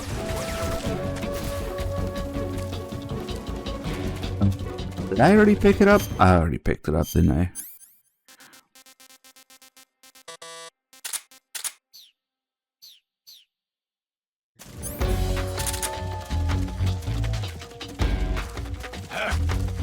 Damn. Hold on, we don't even need the RPG for this, because...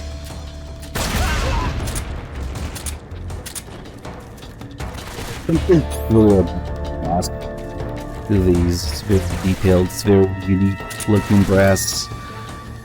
You look at the white band on it, additional notches, and the huge ass link. Alright. Wait. Oh. How to die? I was like, wait a second, I didn't press triangle. That's hilarious. He gets out to die. Snake, what happened?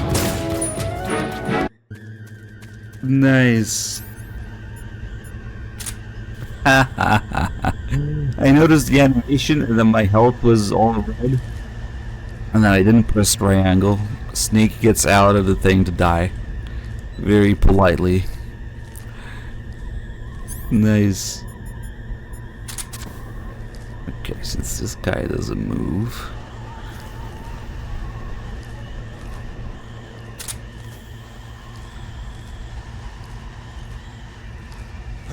Shit. Who's that? Got too close. Damn it. Nice. You fucking owned me. What a kick. Nice. Oh shit. Who's that? That's not the greatest idea. Hold on, let's do that again. That was too good. Good knife this time. All because of these flying platform guys, man. Fuck them. Next time I'm just gonna leave the helicopter there.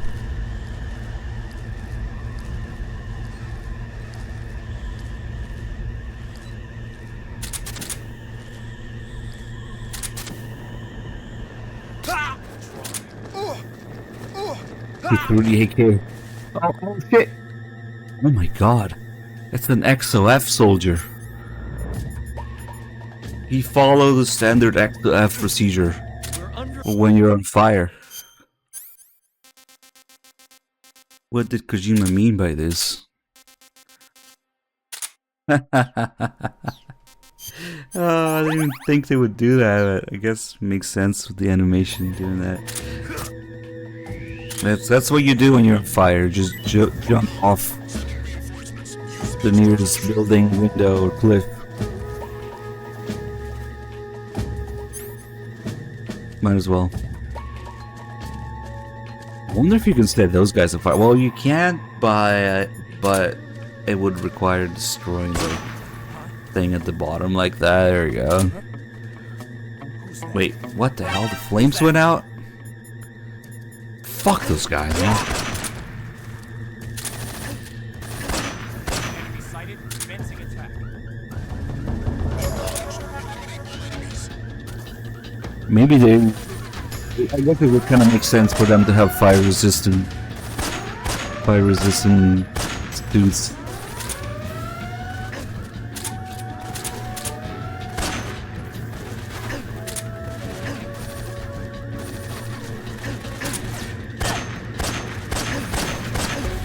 Really doesn't be in the game.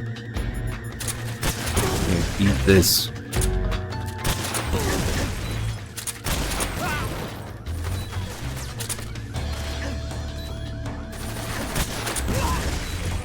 Fuck it.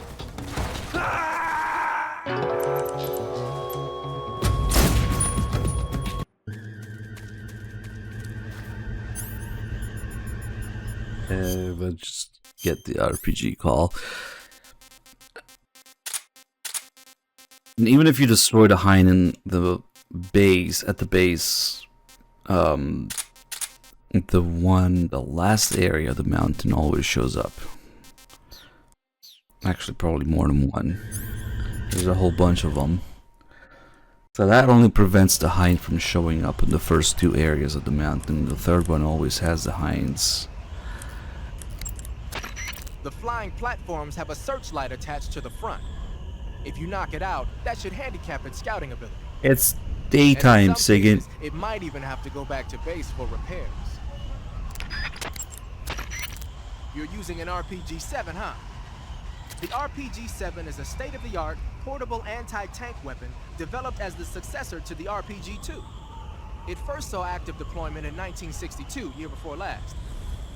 Actually, maybe portable is not the right word. The launcher and the grenade together weigh over 20 pounds. It's not something you can use on the move. When you equip it, make sure you use first-person view to aim. Got it. You can fire it as soon as you're in position, but if you use the aim button to look through the scope, you should be able to get a pretty accurate shot. Yeah, Then just definitely, use the Dr. weapon Gray. button to pull the trigger, and the propellant will shoot the grenade out of the launcher. Immediately after that, stabilizer fins will deploy from the back of the grenade. After it travels about 35 feet, the rocket fuel inside the grenade will ignite, accelerating the grenade towards its target. Even if it doesn't hit the target, the safety mechanism will kick in and cause it to self-destruct when it exceeds the target range or after a few seconds of flight. The warhead is made of the plastic explosive heat. It's capable of penetrating up to 13 inches of armor. That should be enough to shoot down a heavily armored attack chopper. Oh, one more thing. The rocket fires when the grenade first starts its descent, so don't try to fire it real close to the ground. So you can't use it from a lying position. Right. Don't forget that. I won't.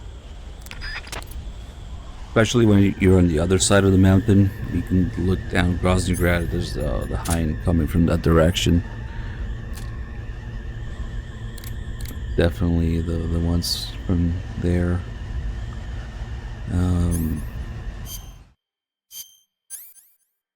Let's get all this stuff back here because I usually don't even pick up the RPG because when you defeat Vulcan and escape and Eva arrives at the bike, she always basically brings Snake the RPG once you get on the bike or the bike chase. Maybe a smoke grenade. I'm getting kind of tired. Several days in a row of marathoning will start taking its toll. At some point, you're just not catching up with sleep anymore.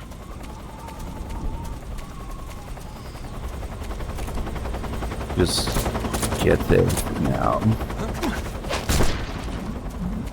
Won't come back and mess around with this area some more. That guy's just too busy looking at the guy with sleep.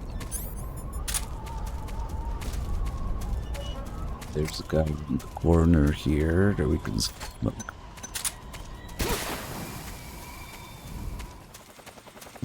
Actually, there's something interesting about being Eva here. If we go pretty close to the door, by calling Eva because she's already in there,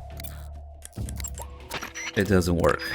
And it's actually very exact. I thought maybe it might be area or loading screen dependent. If you take just a few steps, let's see. She's still not answering. A few steps more. Let's see, I forget exactly where it changes. So there's that guy there. We're under enemy fire. Enemy's position is unknown. Going into alert formation. That'll do. Maybe here.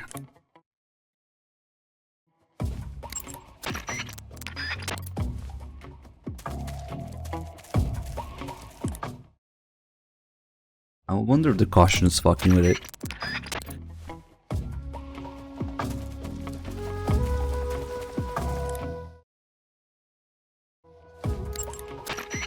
It might be the caution that's fucking with it, I wonder. Or maybe go this direction instead. At some point she should pick up the radio. because we're far enough from it. But maybe the caution wasn't the best idea here.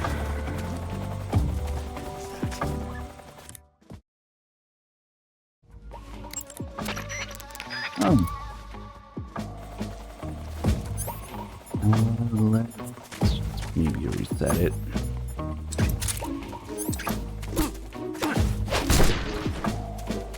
I think something else is wrong. If we're that far. Oh, wait, no, I think I remember what it is. It might not change back after you get close to the door. It doesn't change back when you leave. But when you first get there, she still should be answering the radio. Fuck it, let's reset it then.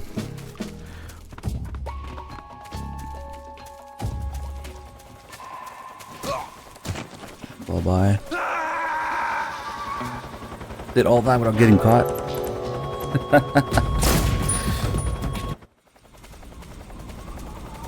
But when we first enter the area, she should be available. You made it to the mountains.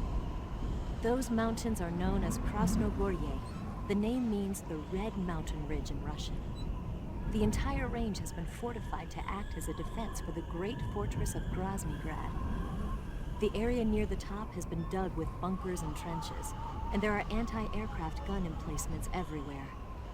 It's literally an impenetrable wall. Proceed with caution. Oh, there's a provision storehouse in the hillside area, and there's an armory at the summit. I'll meet you in the ruins at the top of the mountains.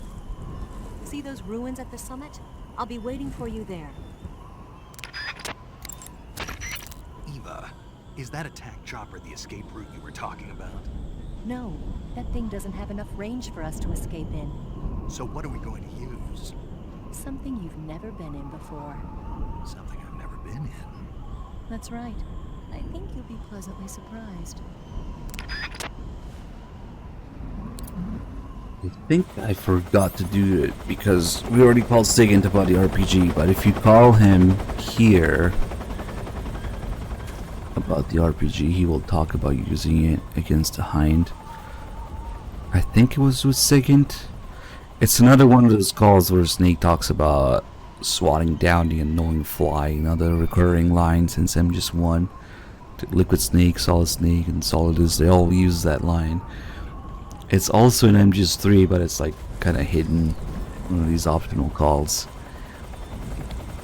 I want to say it was the Sigint call about the RPG here.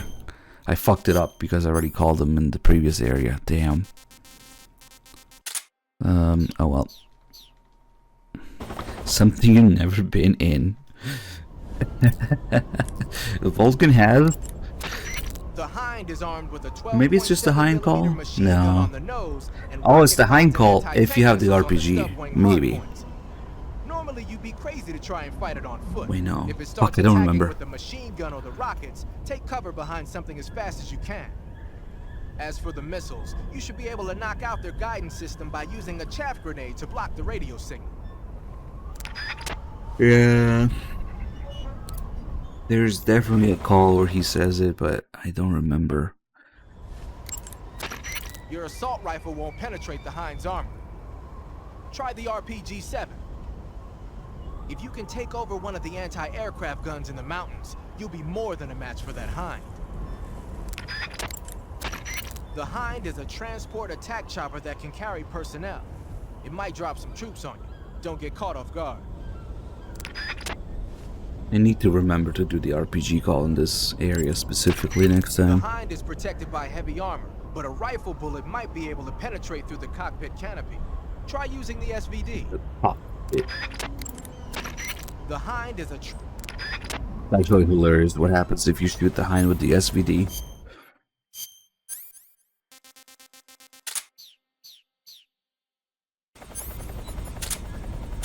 The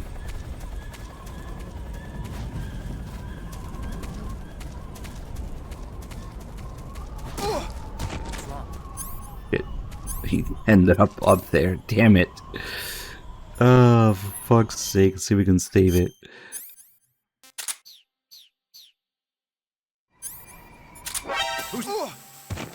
Almost. Oh well, I wanted to mess with the Heinz anyway.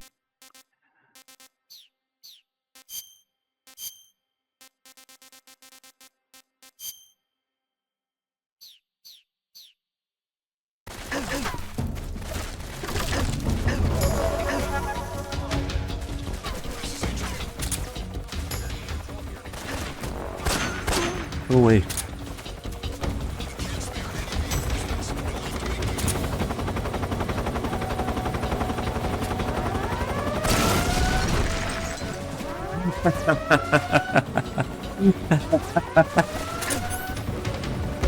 Holy shit, what was in that round?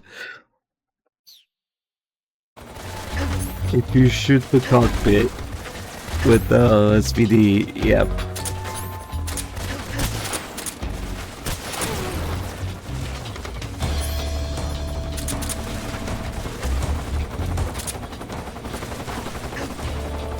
Takes his gun. Well placed. Oh shit.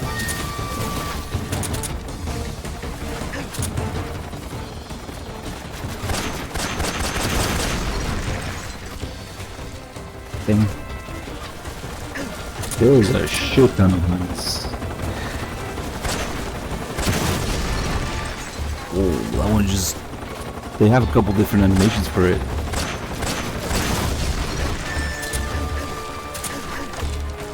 I think it might be a headshot to the pilot to do that. And then of course you can use the RPG. Kinda hard. Oh shit.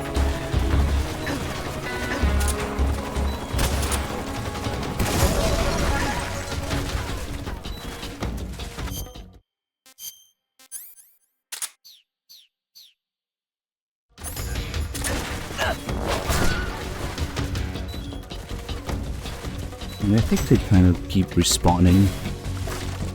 Like Sigyn was saying, if you let them do it, they'll eventually drop troops.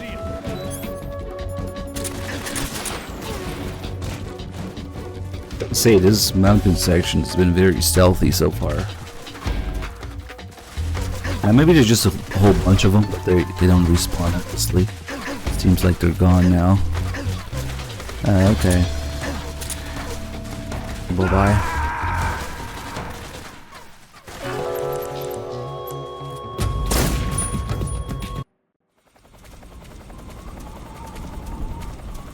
Okay, let's figure out when exactly Eva stops picking up the radio. She actually has a couple interesting calls there. But I always fuck around with this area so much, get all the continues and the calls get lost.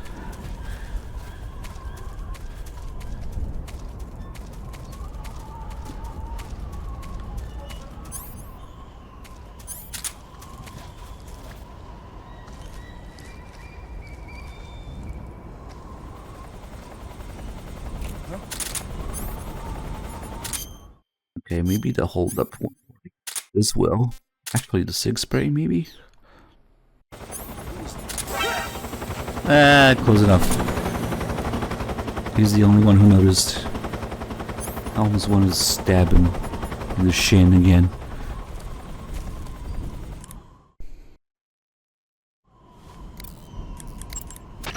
You made it to the mountain. Okay, so she's still picking up here. Where did this call? Stay alert. Volgan has sent out attack choppers to stop you. You saw them at the heliport, didn't you? They're probably already patrolling the area. If you get spotted by the enemy, you'll be dealing with them. Maybe it's the Eva call? Don't worry. There we go. An RPG-7. That should be enough to swat down. Ah, there it is. You could also try using an anti-aircraft gun. You can take over an anti-aircraft gun by pressing the action button when you're near it. So you gotta do the skull and have the RPG. So it was Eva, not Sigyn's call. There has it. You must be worn out from all that mountain climbing. There's a provision storehouse at the back of the hillside area. And good. I'll meet you in the room.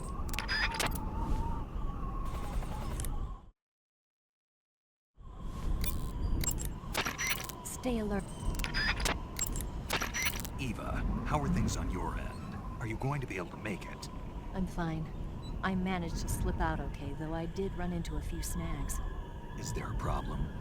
I took a little detour on my way here. Detour? Yeah, I thought since you went to all this trouble to meet me, I should give you a present. A present? What is it? You really want to know? Yeah. It's a secret. You'll find out when you get here. It's the noodles.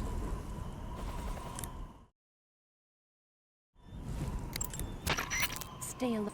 There's another call where she talks about how she even got 3 whole packs of them, but she only gives Snake 2. By the way, Snake, do you There we go. mate? Yeah. Is it any good? Yeah. Oh. You want it? What? Do you want the calorie? Are you on a diet? What? Are you fat, Eva? You want it, don't you? I didn't say that. So you don't want it then? No. But if you were going to give it to me as a token of thanks for me helping you out, then of course I wouldn't refuse it. Are you on a diet? What did you say? Calorie Mate is supposed to be really good for losing weight. Are you saying I'm fat? No. I'm not on a diet, and I don't need one. I just wanted to try the taste. Oh, sorry. Be careful with what you say. Yeah, sorry. So, is it true? Is what true? That it's good for losing weight. Yeah. Nate just repeats what Calorie paramedic Mate provides says. a nutritionally balanced source of energy, and it makes counting calories easy.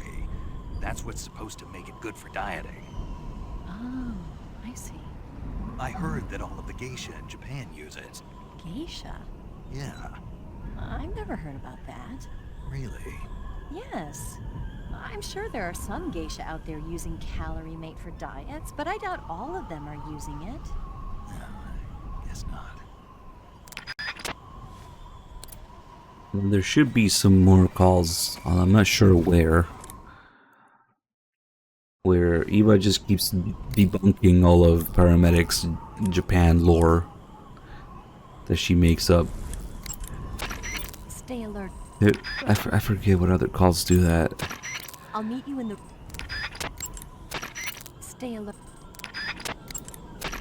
I'll meet... That might be it for now. Stay... Okay, so let's see exactly when she stops picking up. Get rid of this guy. If I remember right, it's pretty close to the door. But once it happens, you can't go back and have her pick up again. I'll meet you... I guess it's just, she's still picking up here.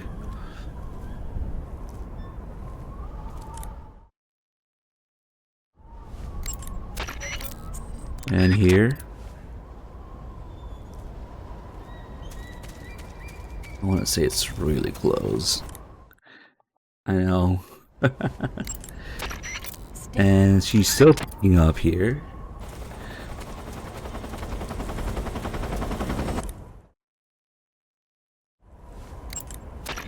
Stay up. Okay. It's really freaking close.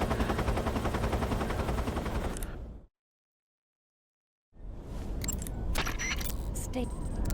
Maybe you have to be touching the door. Oh, maybe it's the when the bars kick in. Ah, shit, that might be it. The loading zone bars. Never even thought about that. Yep. So now she's not picking up anymore. Just kind of cool that it changes, kind of like in real time as you get close. And then, yeah, it doesn't matter where we go now.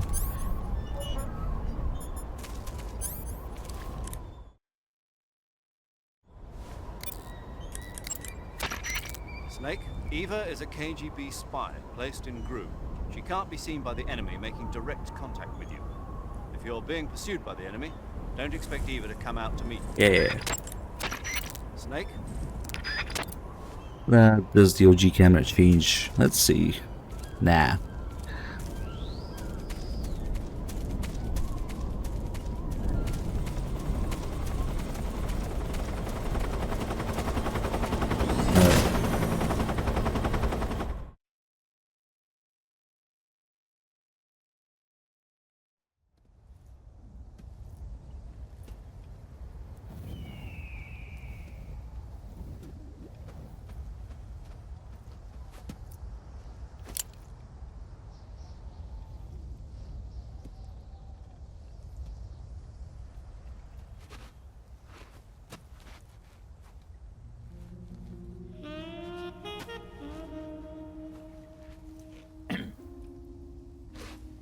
Well, that was quick. You look like you could use some rest. I'll be fine. It's just that playing these 2 roles hasn't left me much time to sleep. Where'd you get those cuts? The Colonel. He found out? If he knew, I'd be dead already. No, this is his hobby. He's a sadist. He gets pleasure out of making people suffer. He's scum.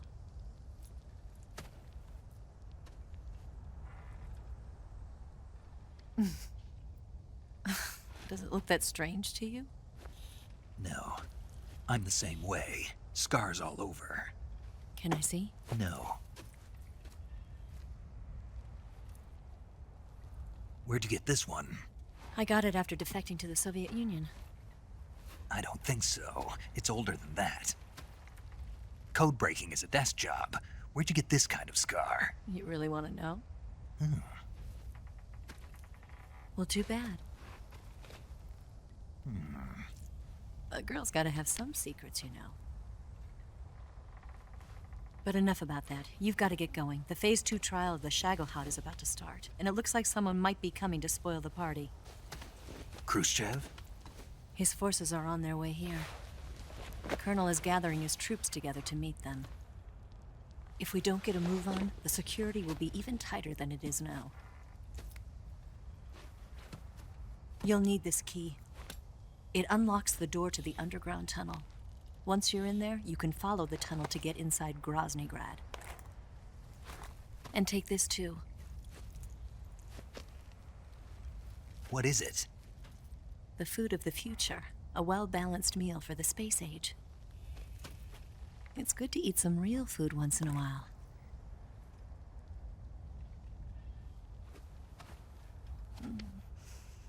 I'll bet if I kissed you, you'd taste like a wild beast.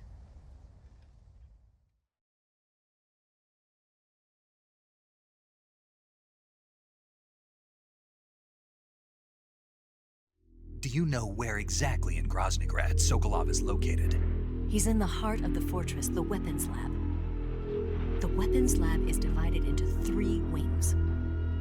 There's the East Wing, which houses the research facilities. Then there's the main wing where the weapons are assembled. That's where the Shagohod is. Finally, there's the West Wing, which is connected via a passageway to the main building. That's where Sokolov is.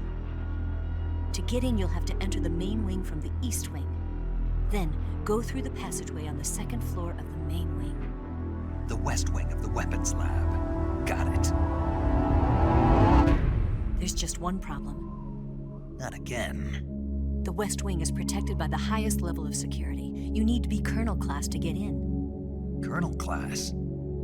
Here, look at this picture. Major Ivan Rydenovich Rykov. Pretend you're him. How do I do that?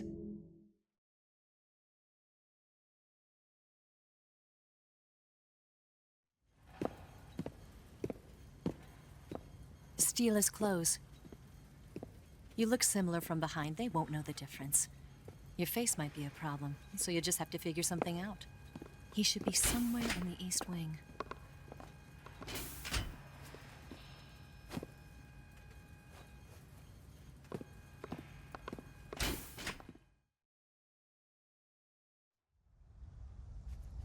All right. But how am I supposed to escape once I get Sokolov out of there? Command said you're supposed to have something ready for me. And I do. There's a lake 30 miles north of here. I hid a wig there. A wig? It's a state-of-the-art ground effect vehicle. A ground effect vehicle? I can't fly one of those. That's okay. I happen to be an excellent pilot. Taking off from a lake is trickier than it looks. It's not like riding a motorcycle. You've got to be more delicate. Of course I will. You've seen how good I am with the bike, right?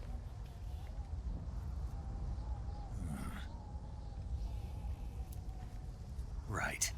You handle the escape then. I'll head for Groznygrad. Wait a minute. There's something I wanted to ask you. What? What's the story between you and the boss? She was like a mother, and my master. And your lover? It went deeper than that. Deeper? Half of me belongs to the boss. Do you love her? No, nothing like that. Do you hate her? Does it have to be one or the other? Love or hate? Between a man and a woman? You bet. For 10 years, we lived and died together. You couldn't possibly understand. And you think you can kill her now? That's your mission, isn't it? Assassinating the boss?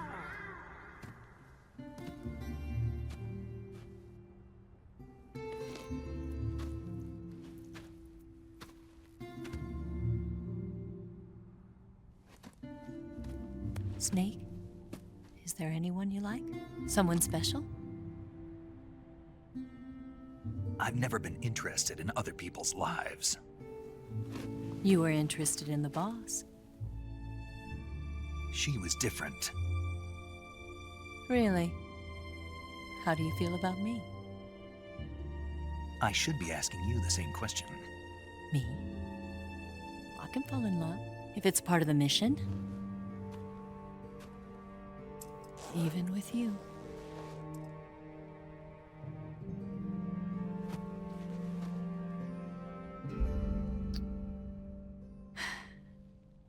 Snake?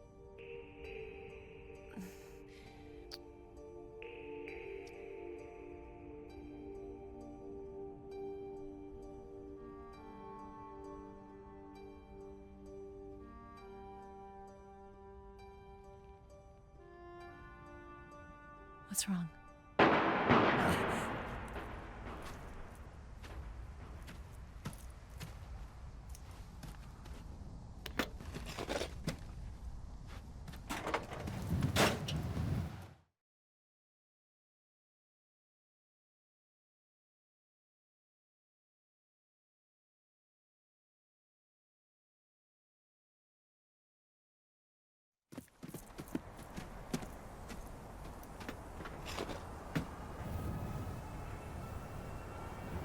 See you around, Snake.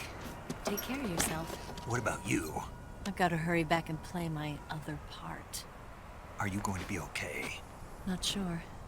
They're not stupid, and they know there's a spy. There's no way you could have gotten this far all by yourself.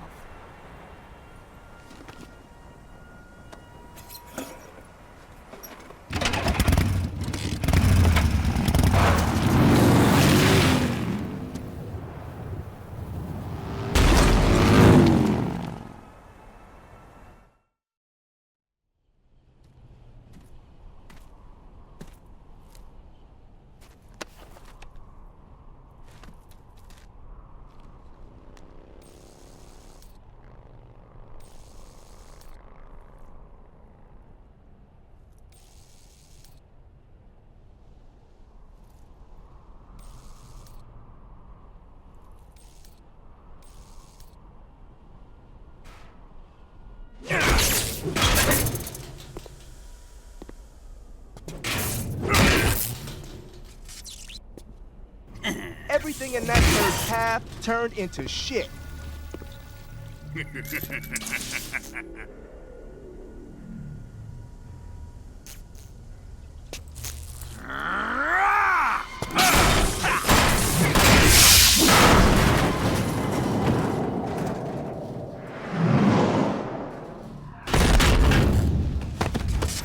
Colonel, Did he talk? No, he died before I could get it out of him.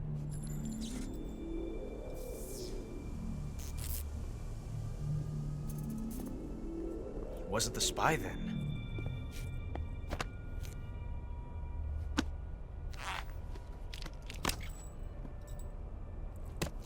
Look at this. A transmitter? Exactly. Planted to keep someone informed of his location.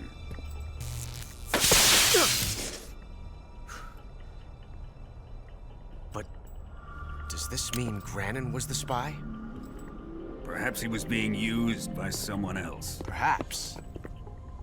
This man was our comrade.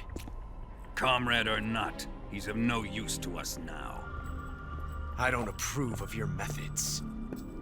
I don't need your approval. I'm in command here. And that nuclear shell? Still feeling sore about that, are you? What are you gonna do? Report it to the authorities? This is war, Major. The Cold War, fought with information and espionage. We must root out spies wherever they hide. It is kill or be killed. Potential threats must be weeded out. Your feelings are a menace to the unity of our organization. Someone is guiding the enemy's hand. A single man can only accomplish so much. Make no mistake, there is a spy among us. But casting suspicion on our own comrades. The C3 explosives have been stolen. You think it was the American? No. He could not have reached this fortress yet. Then who? I'd be careful about suspecting your own men. Boss! Where have you been? The fear and the end have fallen.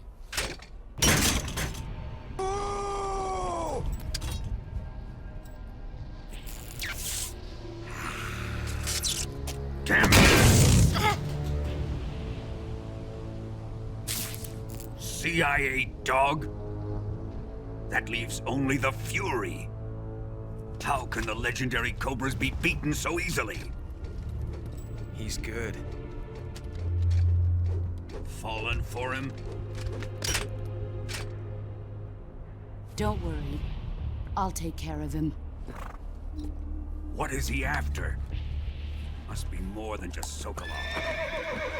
America is out to destroy the Shagohod and get its hands on your inheritance. The Philosopher's legacy. Impossible. The legacy, Then they're out to kill me as well. Colonel, tighten the security on this place. He's coming here, I'm sure of it. I'm gonna get the Davy Crockett.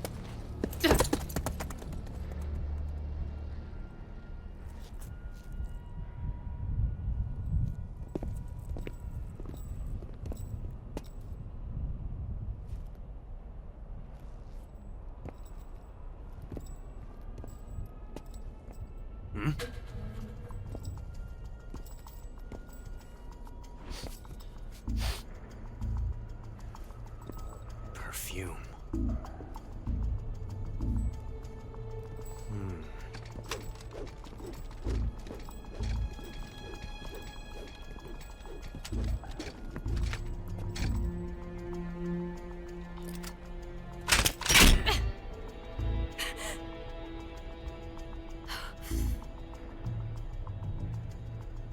Nice boots.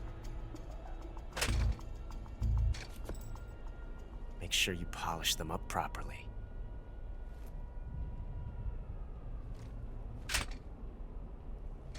We got the hidden R1 prompt here in first person. Watch Eva do the Ocelot hand gesture back at him. Kind of over exaggerates it, kind of mocking him in a way. And then he notices a scuff mark on her boots because she's actually wearing the wrong ones right now. When we first get here, Snake, she says, "Oh, that was quick," and she kicks her other boots under the chair. because she has 2 pair of boots, one for her disguise outfit and one for riding the bike. And she didn't have time to change them, apparently. So we can still see the other pair of boots under her hair here she was supposed to be wearing. And if we pick up these noodles but not eat them for a while, she'll have a call about it. Punch the spider. Too much food. Everything in that turd's path turned into shit. Oh man, we're actually nearing the part where that call would be with the shit call. Yeah, those scuff marks from riding the bike, the clutch. We can actually see some guards down there, this far, which is kind of cool. If we zoom in, there's guards patrolling Groznygrad. And if you mess with them, I think it's like an instant alert if you shoot. Maybe not. Okay, after a couple hits, maybe a couple misses, they just immediately alert and send the helicopters.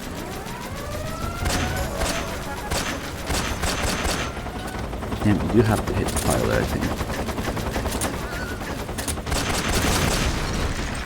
Oh, we got the other animation. It slowly gets destroyed instead of immediately blowing up.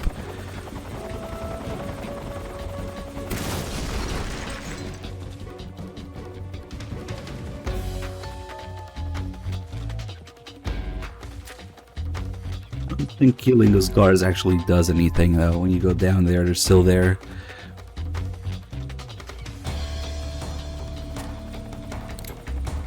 The thing with Ocelot, oh shit, knowing that Eva is a spy, it's kind of weird. Obviously he knows everything, mostly. And he even tries to rat her out. He tries to just straight up tell everybody that she's the spy in the torture room. But nobody seems to really take him seriously. I don't know. I don't have the Mosin now because we sniped the end early, so I couldn't get it. But maybe? I'm not sure if any other weapons can reach down there. Probably not. Yeah, Vulcan is just completely surrounded by spies. Ooh, maybe the RPG? No, it just disappears. Let's see, maybe if I account for the drop.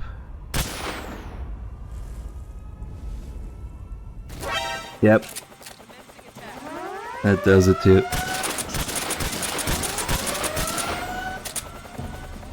You just bomb the whole base from here.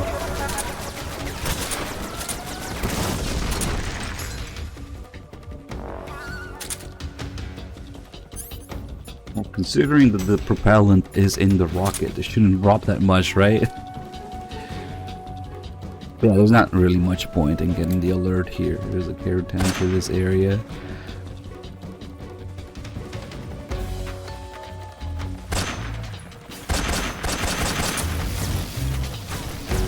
Let's see if he does a crazy attack or flies all the way in the back. And then they shoot the 2 bigger missiles. It actually goes quite far. The scale of this area is kind of crazy for a PS2 game.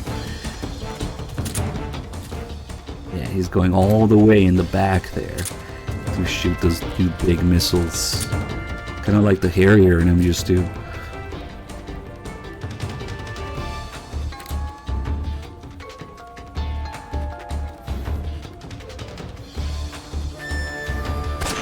If you can shoot him down, you can. Nice. Oh shit, there's more than 2. There were 3 or something. I thought it was just 2. Nice. Oh well, let's just go.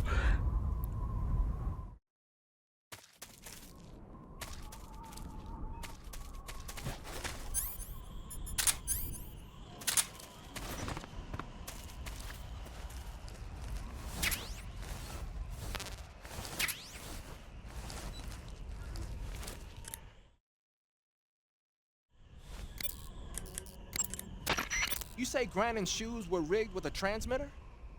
That sounds like something the KGB's been working on lately. It's exactly like you described. A miniature transmitter that's small enough to put in a shoe.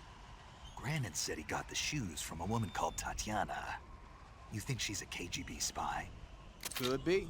Or maybe it's some kind of ploy to throw suspicion on her. Anyway, it's your job to find out. Good point. Sigint. Yo. Eva said she set up a ground effect vehicle for us to make our escape. So I heard. The ground effect vehicle, or WIG, is something like a cross between an airplane and a boat. It uses ground effect to fly. Ground effect basically means that when the craft skims the surface of the ground, the air between the ground and the wing is compressed, which gives the wing an extra boost. From what Western intelligence agencies have been able to gather, the Russians are pretty serious about developing these WIGs. Apparently, they're planning on using them for anti-submarine patrols. I guess I can see why. The WIG's long cruising range and high-speed capabilities make it a good choice for that kind of mission. Eva must have gotten her hands on one of the first prototypes while it was being field tested as a transport craft. The WIG has a top speed of over 400 miles per hour, and its range is pretty good too. Not that speed is gonna help you if you've got a supersonic fighter jet on your tail, but if you hug the surface and stay off the radar, you should have no problems getting away. The audio is still there in the game files. It's just the call triggers and the nightmare. They're all removed. But since we have the developer save, there's actually a menu for playing all the sound files in the game, and there's thousands and thousands of them, so it's hard to find exactly. This one time I was messing around with it and found some extra lines from the Sorrow, for example, that are not used, where he also repeats the Japanese train stations. So I'll bet that the sound files are still there, just the triggers are completely removed for the calls. Yep. And they went one step further with the Master Collection. They erased that call from existence completely from the script. If you look at the screenplay book, where all the calls are supposed to be listed, that call is just not there at all. In the English one, the Japanese one is still there, because the Japanese one is apparently less offensive or something. I don't know. Looks like you got your face painted in desert color. Yep, okay. You've got the key from Eva. Now use it to enter the underground tunnel. The great fortress of Groznygrad is at the end of that tunnel. The door to the underground tunnel is in the summit area. Hurry. You've got the key. Saving the game, Snake?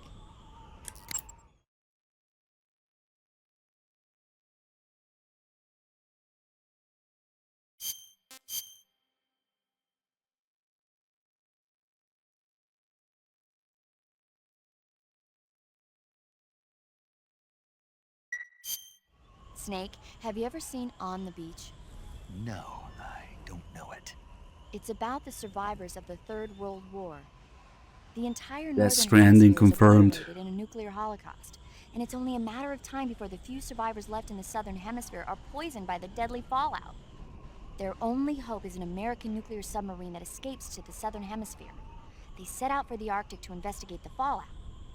The movie came out in '59, and the year that the war was supposed to happen was 1964. Oh, that's right. In other words, this year. DS2 is literally called On the Beach, right? It's just a movie. Kojima does it again. It looks like you're in a building. If people are living there, there's bound to be people food. People food. By the way, Snake, What? you know the Ocelot unit commander? Ocelot? Yeah, that's not his real name, is it? I wouldn't think so. Is it a code name? You mean like Snake? Yeah. Maybe. Why? Is that strange? No, I was just wondering why he's called Ocelot. Why's that? Well, I looked it up, and it turns out the ocelot is a wild cat whose habitat stretches from the southern US down to northern Argentina. They live in a variety of different environments from tropical rainforests to savannas. The biggest ones can grow up to 1 meter in length. They're normally solitary creatures, and their diet consists mainly of small animals and fish. During the day, they sleep up in the trees, but at night... Yeah, paramedic. Oh, right. So, the ocelot is an animal that lives on the American continent. But then I wondered, why would a Soviet officer be using the name of an American wildcat? Good question.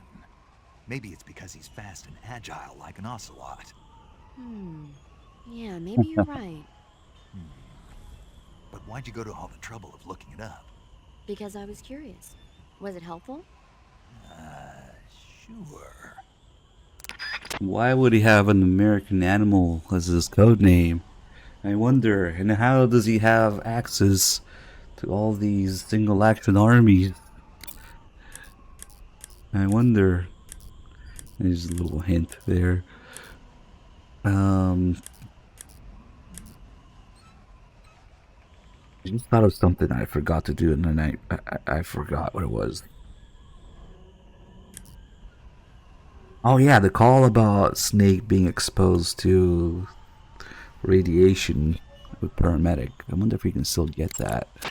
The horse the boss was riding sounds like an Andalusian. Andalusians are from the region of Andalusia in Spain.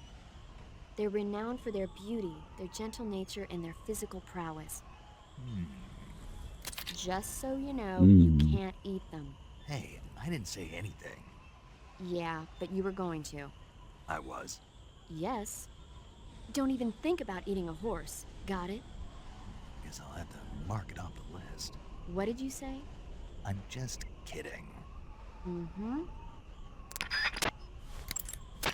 Cuts happen when you get slashed with a knife or other sharp object. Really? Yeah, he says, it appears that no one knew that I was Adam. Eat food. You'll suffer broken bones. Snake, I looked Oh, at there your it is. medical record. You've been exposed to an atomic blast? Yeah, the Bravo shot. It was a hydrogen bomb test conducted at Bikini Atoll on March 1st, 1954. I was at the American base on Kwajalein in the Marshall Islands when the ashes of death started falling from the sky. Any symptoms? None. At least, not yet. But a lot of the guys who were in it with me are now suffering from thyroid cancer and leukemia. Some of them are dead already. One of these days. Anyway, I'd better get back to the mission. Yeah. See, the thing is, I'm not sure that Ocelot was sent there to help Snake. It sounds like when they first meet, he's looking for the boss. First thing he tells him is, "You're not the boss, are you? Then die." So I think Ocelot was sent there to aid in the boss's defection, going there looking for the boss instead of Snake. I don't know. But then something happened that no one could have predicted. Yeah, the Virtuous mission. You mean like if he showed up later? He just doesn't because reasons. Some types of food. Eat food. Would Ocelot had the password? I don't know. You can capture. Eva just briefly talks about it. The real Adam never showed up to the meeting place, saving me the trouble of having to kill him. Like, what? You can cap. When you get to take a rest. She's probably done here. To eat. How do I eat food? You're on a solo sneaking mission. Hey, maybe now it actually is morning. Thank you for the 37 months.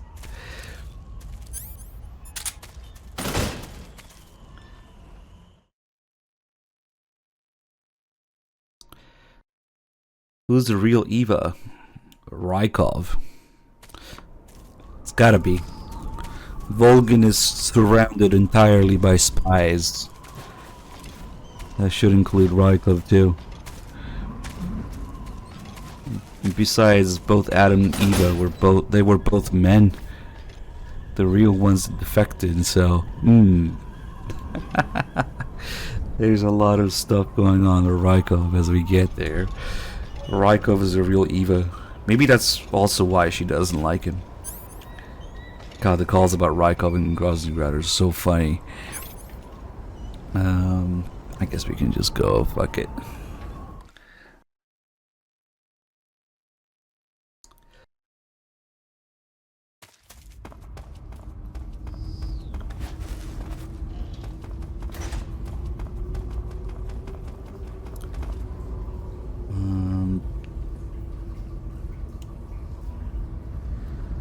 Trying to think.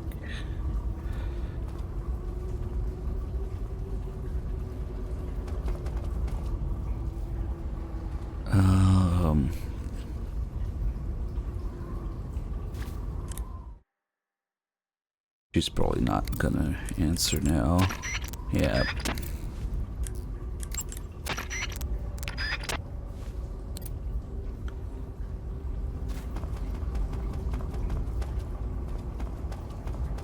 So that picture that you see of Volgin and Rykov standing in front of each other, that Eva shows Snake.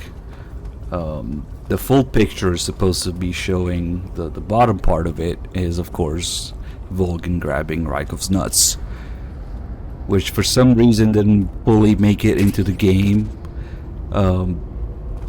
But that was actually some of the commentary that Kojima had at this point in the game, that the full picture is supposed to be Volgin grabbing his nuts. Later there'll be a call about it, and he was like, even after seeing that photo, you don't get it? You don't know why he's treated like a colonel class? And what's funny is, now that this game is on PC, you could see the file name of every texture, every picture in the game. And the internal file name for that photo is Homo Picture 01. If you have MGS3 installed on PC, you can go look in the texture folder. It's called Homo Picture 01. Yep, it's just there, unencrypted, and the internal file names for the game. Yep. They don't mean anything bad by it, yeah. It's just for convenience.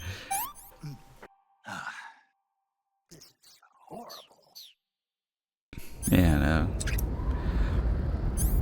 Yeah, here we got a few different versions of this scene. So we could go in there with the thermal, or night vision goggles, or the torch, or nothing. Usually items don't show up in cutscenes, but for this one, it's unique. And if you go with the NVGs, you get an extra R1 first person prompt to show the burn in from the fire.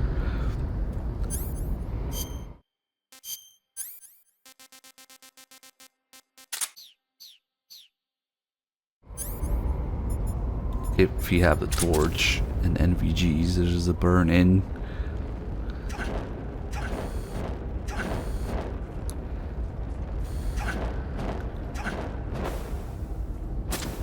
Nice. Yep. And the Fury's fire, of course, does the same thing. Just worse.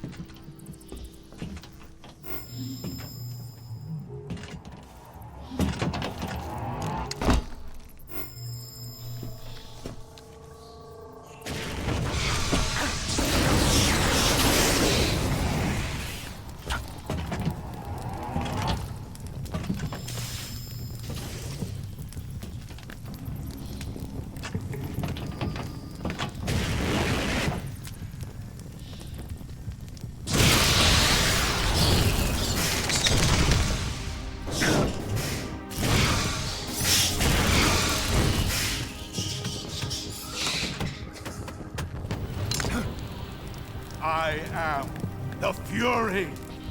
The flames of my rage will incinerate you.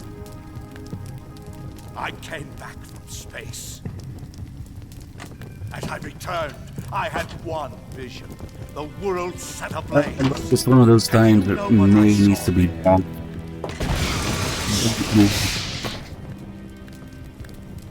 Fury.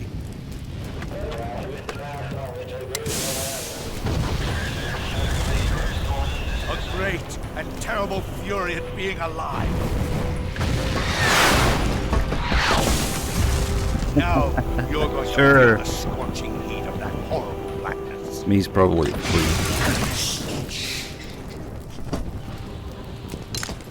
Yeah, I can't see anything. That's kind of cool as the first person. Okay, let's take our shit off. We don't need it.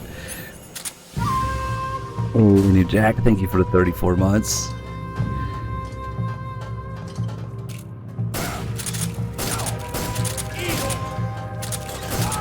Nice. Here is one of the most annoying enemies in the game. Fuck those flames. Ah.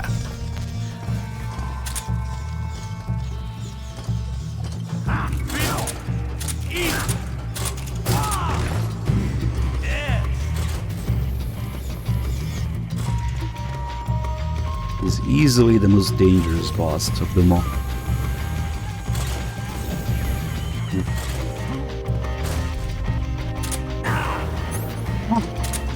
Come on, there isn't even any fire. I guess there's a little bit here. It's so fucking annoying when that happens.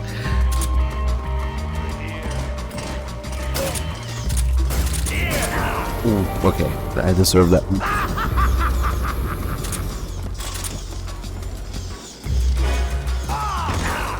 Ow. Oh shit. Ah.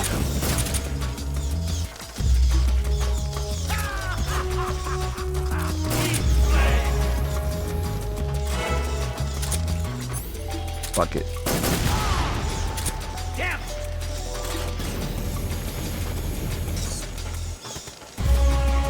That's why the tranquilizer ammo all the way here. Ah. Wait. SPD ammo. Oh, now we're fucked. Ooh. Is it here? Where the fuck was it? Here we go. No, that's AK ammo. I forget what the tranquilizer ammo is, because when I do this, usually with the Muzen, is that it?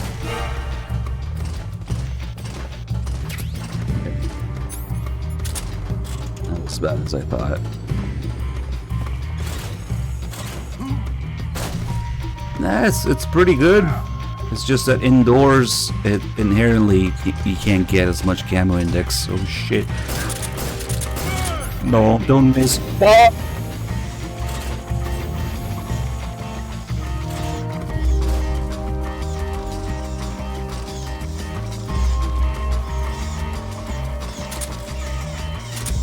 You gonna count down?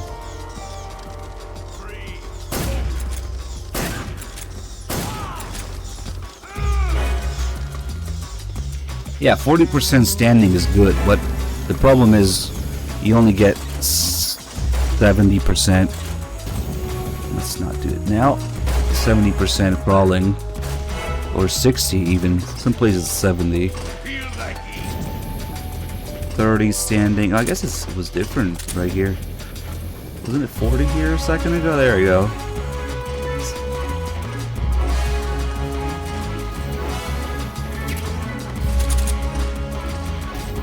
It's much easier to camouflage yourself in grass. Makes sense. Are you ready for this? We're fooling around.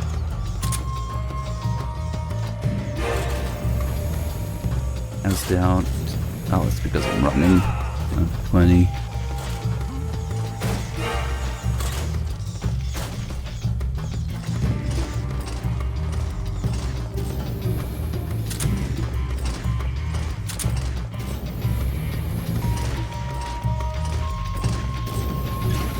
Fury on low health or stamina is the craziest fucking enemy in the whole game.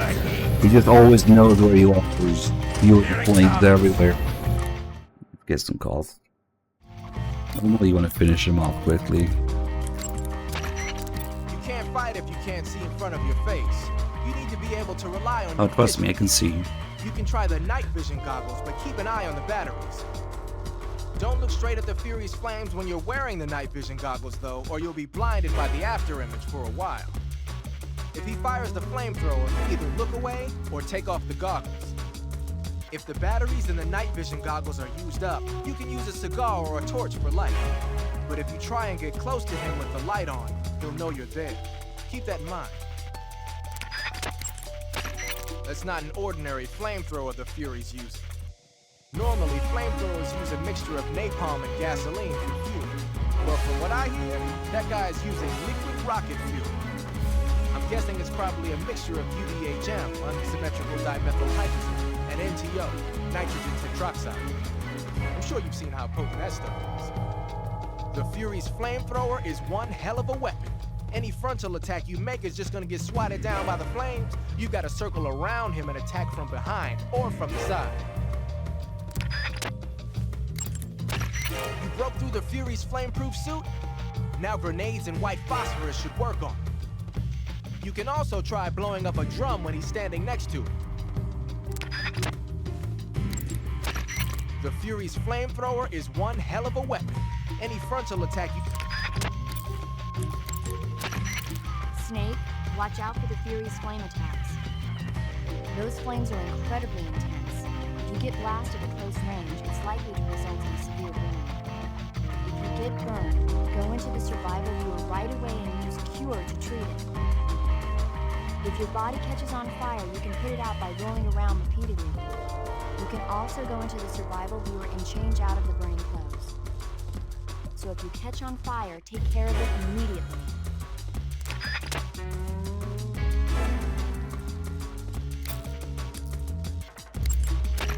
The Fury is equipped with a powerful flamethrower. Whatever you do, don't attack him from the front. Get behind him and attack him from there. You'll never get anywhere fumbling around in the dark. You need to be able to see first. Use the night vision goggles. It's not dark. How fucking bright it is.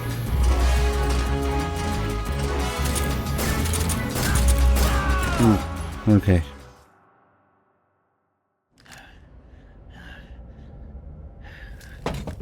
Boss, this is the end of the Cobras. You've got to live on. You're the only I one. don't think it's supposed to make sense, like, oh, they're melting in mid-flight. It's kind of like how the Patriot stops all attacks from the front. It's just a gameplay mechanic.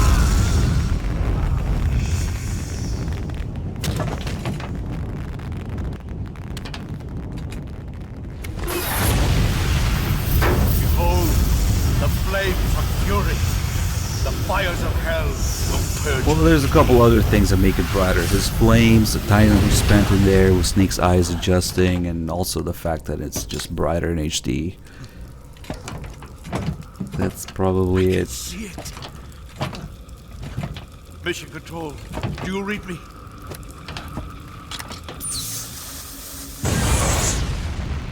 Just like the cave when you fight the pain.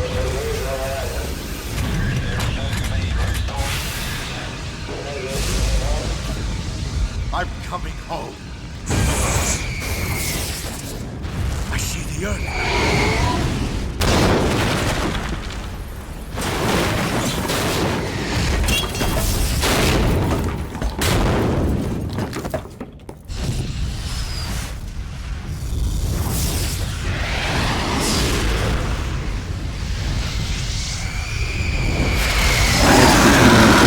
I get it. Hold on, guys. I'm gonna stab this fire real quick.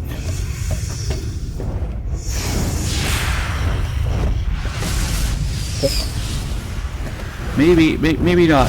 Fuck this.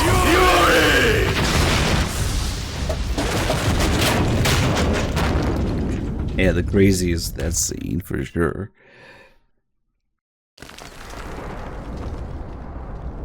Nice. Oh, we didn't have the party uniform. Nice. Now they gave it to you. You don't need it until New Game Plus.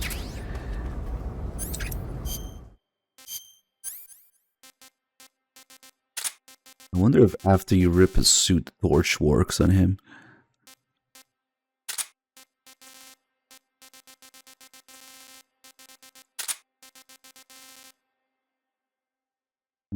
What do we want to do?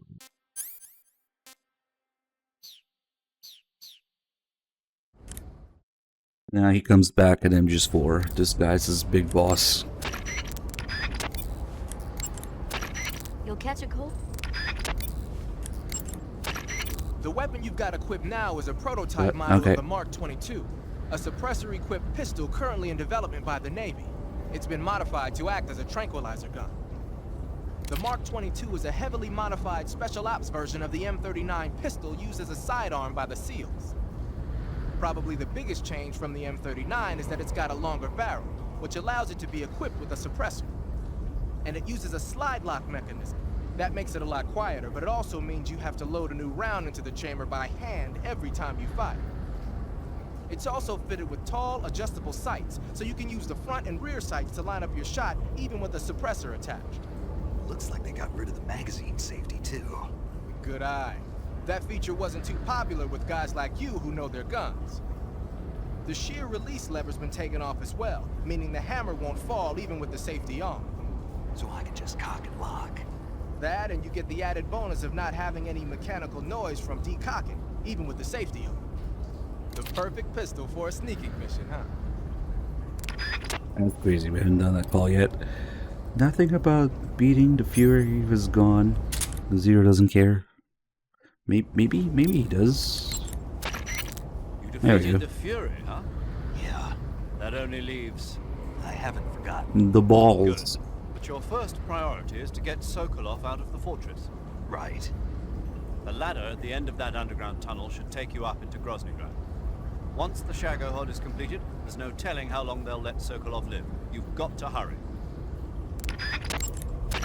The assault rifle works a little differently from the handgun. Really?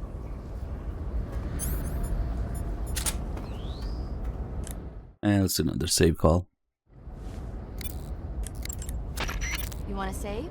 Hold on a sec.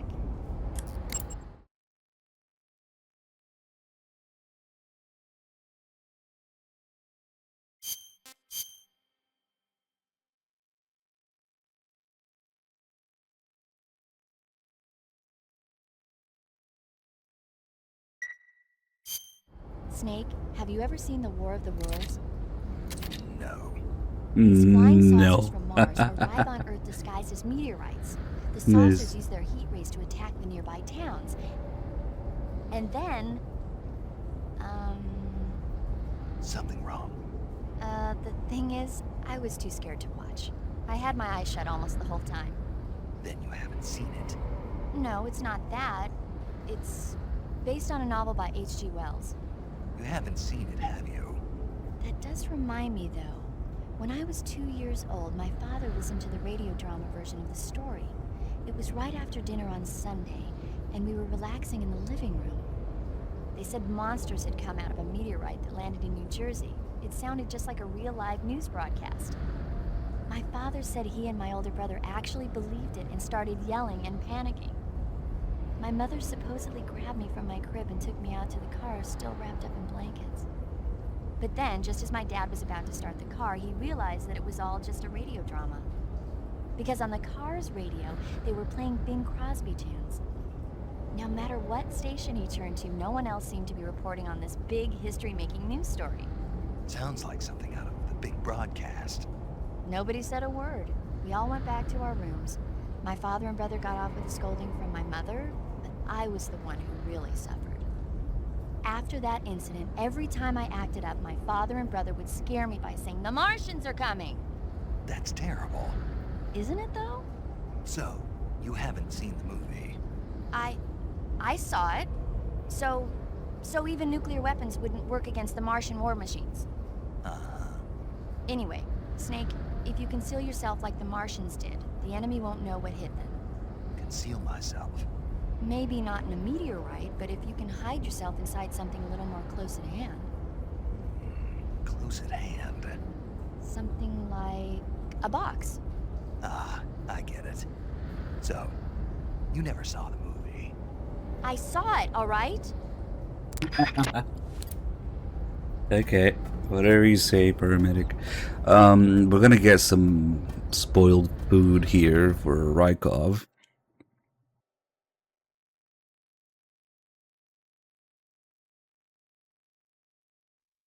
To fiddle around with the time settings in the PS3 to do that.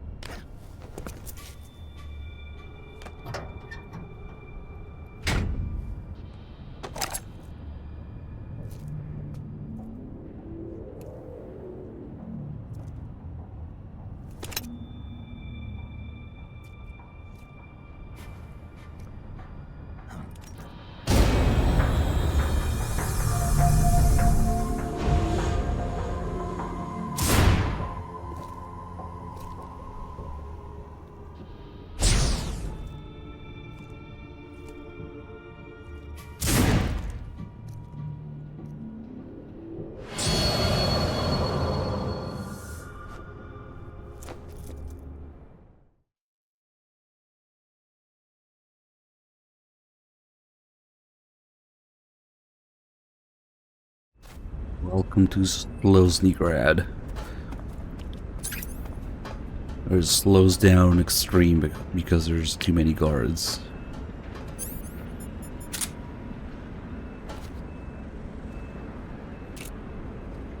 And we'll just wait for them.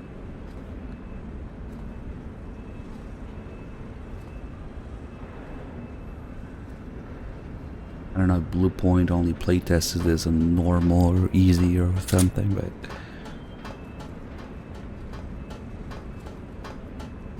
that's what happens.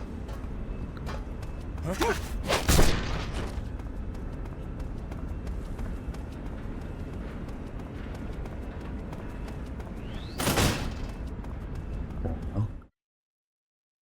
That was a weird spin. Okay, before we actually get in there, let's see what foods I have that can spoil. The vulture, even the spasta can spoil, but I think it still puts people to sleep. Well, actually, most of these don't spoil. Calorie mate, rations, noodles. Yeah, we have a shit ton of food. What should we give? Maybe we can fuck around with the spastas too. We'll give him some rotten rabbit, I guess. So right now it's not spoiled. No, they're still doing loading screens in Delta. Thank God. At least that. That makes me feel a little bit better about it. So in order to get the food to spoil, time has to pass. Them frames. First we'll get in there and save. Let me think, how else do I want to prep it? Maybe the scientist disguise.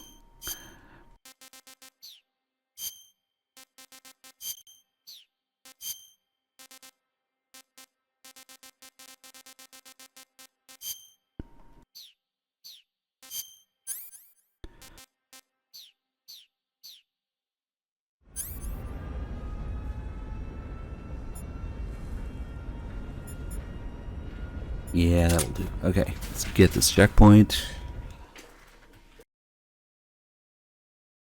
There's even a loading screen for changing camos in Delta already. So, yep. Okay, now we'll save. Do you want to save?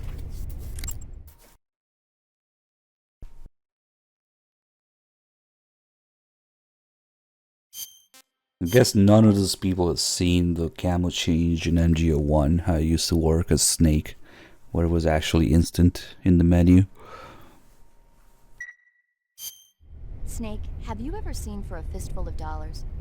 Nope, never. It's a spaghetti western. Spaghetti western?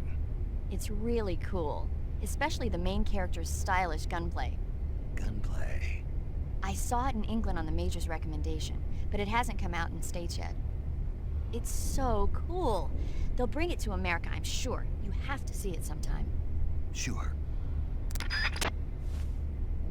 Now we go change the time on the PS3. It already thinks it's July because I was fucking with the dog tags in MGS2.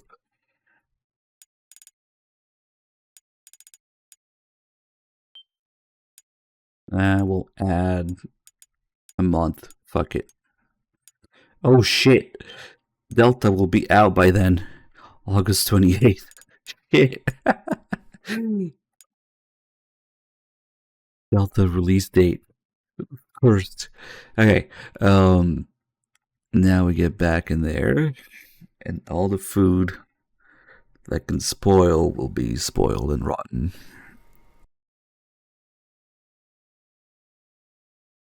That way we can give Rykov a tummy ache. Which does a few things.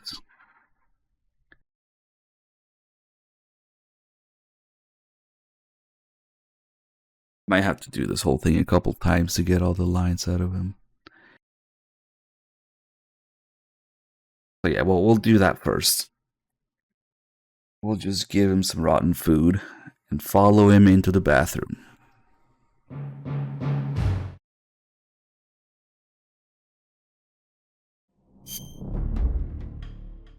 Yeah, no, this is just the PS3 HD edition.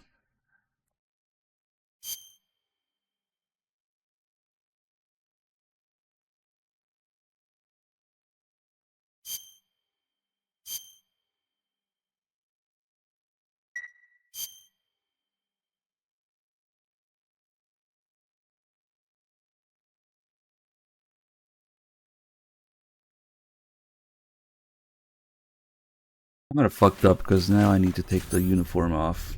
See, now there's flies all over it. All textures technically and the base resolution, but it's not worth it if you ask me.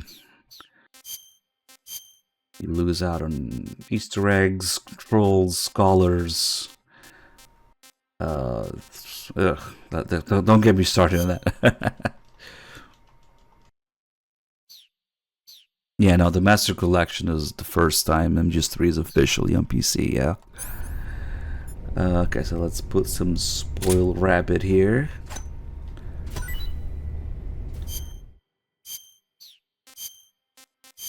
And then I guess I can fuck with him.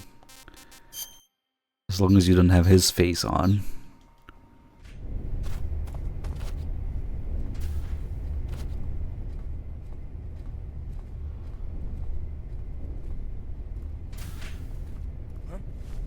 What do you think you're doing? What's up? Hey, stop! MGS4, yeah. It's technically still only on PS3, although the emulation is pretty good now.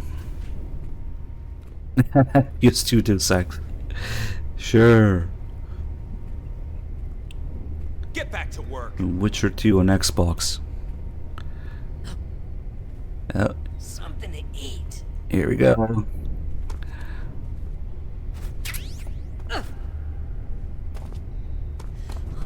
God, it hurts. That run.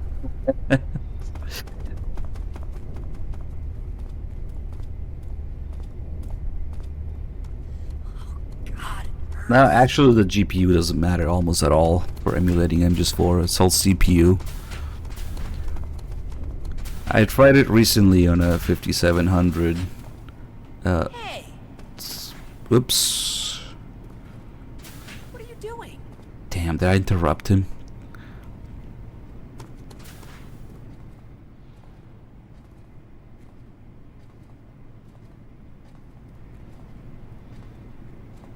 Now, usually I run on a 5800 X3D, but I recently tried on a 5700. Not even X, just a regular 5700, and it was still serviceable. So really you need a 8 cores, 16 threads, AM4, Ryzen 5 and above to do it. Okay, it seems like I fucked up his toilet adventure here. Fuck. Okay. I followed him too closely. That's what happened. Ryzen! Rise off.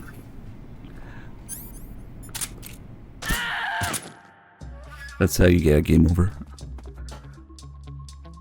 Hello? Major. There we go.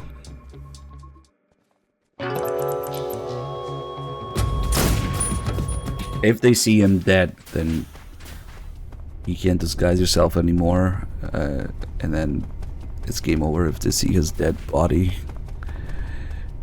God damn it.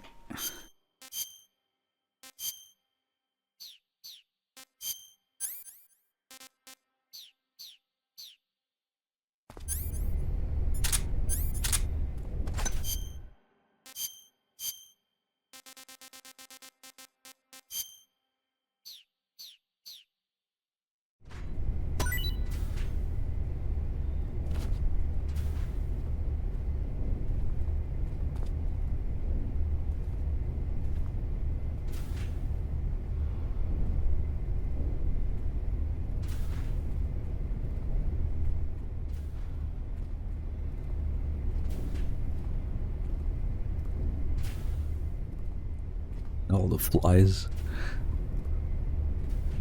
Something to eat. Something to eat.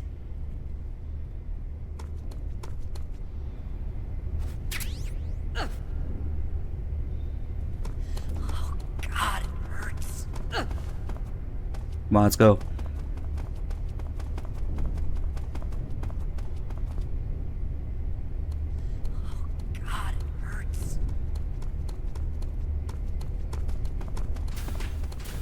This time we'll let him lock the door behind him first. Okay. Now we can go investigate.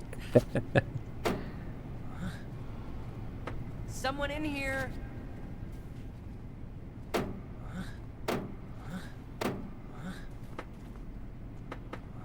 Fucking scientists running it. Give me a break. Enough already. What, you want to join me? Yes. It always fucking does this shit, man. It skips the last line that he has before he opens the door. Because a fucking scientist up there is hearing me knock on the wall. That's so annoying. That...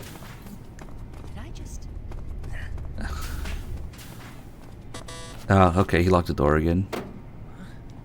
Someone in here. There's a scientist up there in the second floor, that's Give me a why. break. Enough already. What, you want to join me? Hey. God damn it. There's one more line. Might not work now. Yeah. The punch kick combo, of course.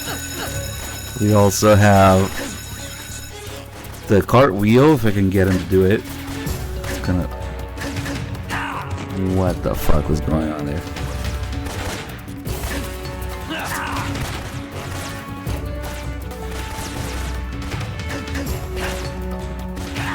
There it is.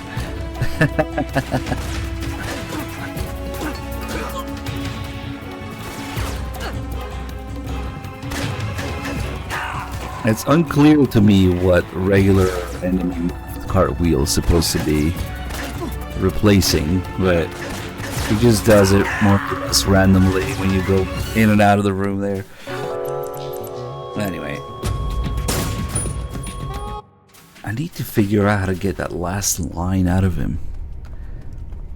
Because after he says, what, you want to join me? He says, fine then, come on in. And then he opens the door. But I think because of the scientist that keeps hearing the knock, it's one of these assholes.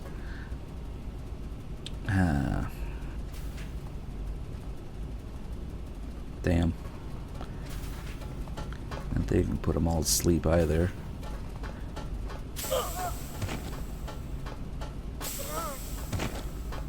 Maybe. It's probably this guy. Shut up. Damn it. Yeah, no, that just makes a bigger mess. Also, the sig spray doesn't work on the last one.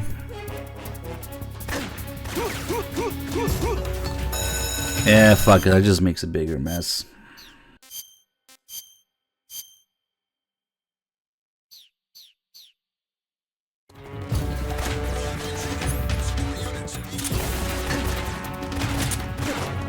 Watch, guys, I'm gonna kill... What the fuck happened? Oh, was Rykov going for a punch there?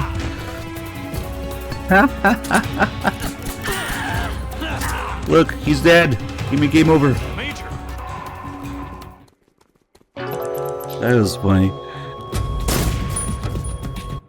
I think maybe Rykov doesn't care about human shields. That's why... Or maybe it's because it was his punch. That's like the equivalent of the knife attack. He went for it. And then the guy went flying and hit him too. Nice.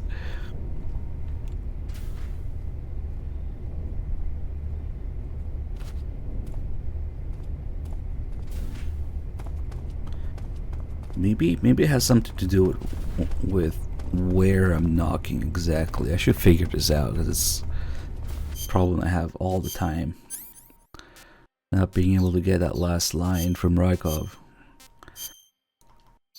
Unless... What if I just fucking get rid of all the scientists and then redo a checkpoint? I don't know, let's try one more time. Because I was able to do it before, I just forget where to knock, I guess.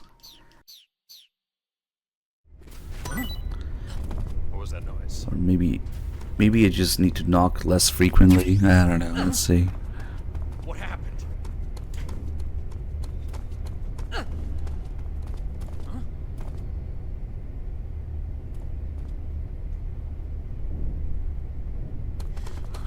God, it hurts.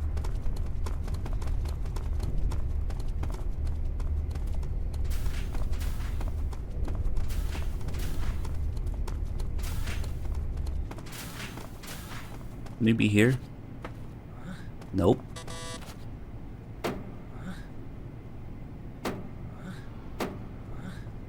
Fuck that guy up there. Fuck him. Someone in here. Give me a break.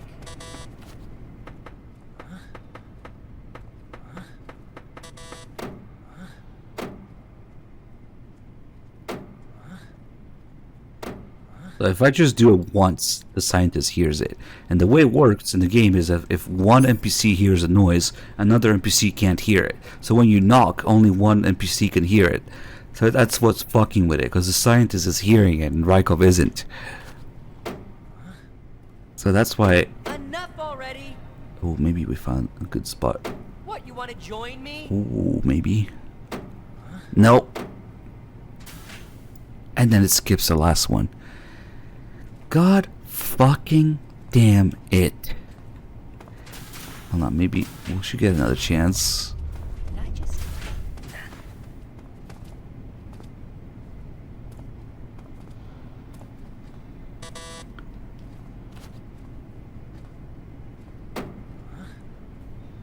Someone in here. Give me a break. Enough already.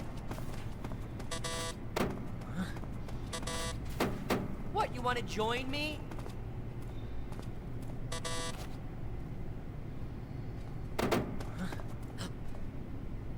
Just Oh, we get another chance. It starts over again. Someone in here. Fuck that scientist. Give me a break. Enough already.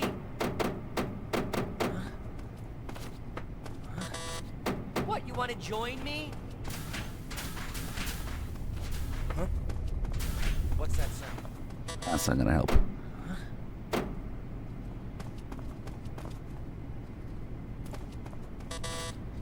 Fine then. Come on in. Finally, there it is. There's the last line. What the hell is going on here? Hey.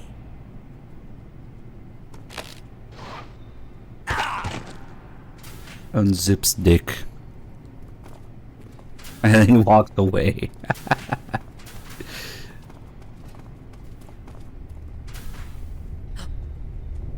Sexually assaulted in the bathroom.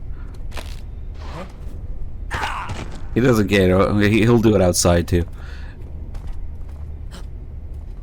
Hey.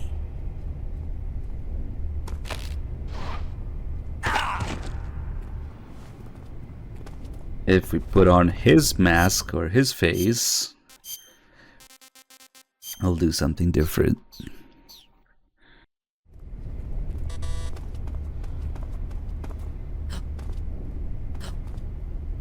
Hey. I think I had to bump into him for him to do it.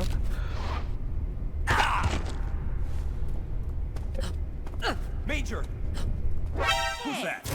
Oh, come on. Maybe because that guy was there. Ah, fuck it.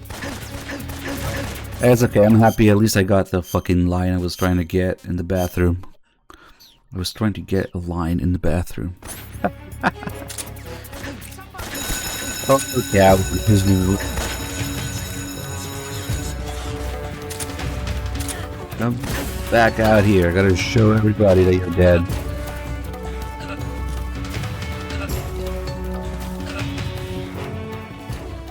Watch this.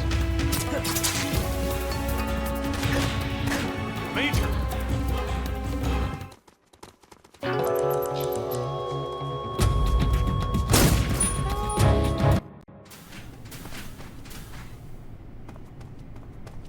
Let's go bump into him with his face on.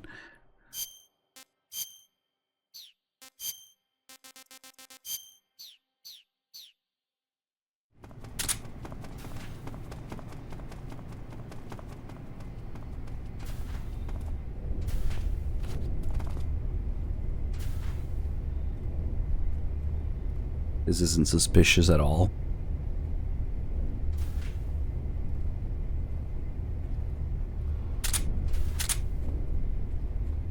Yep, keep going.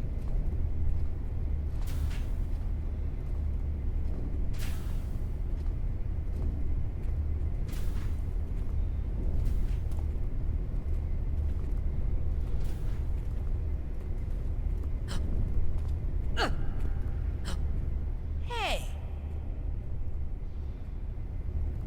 How beautiful.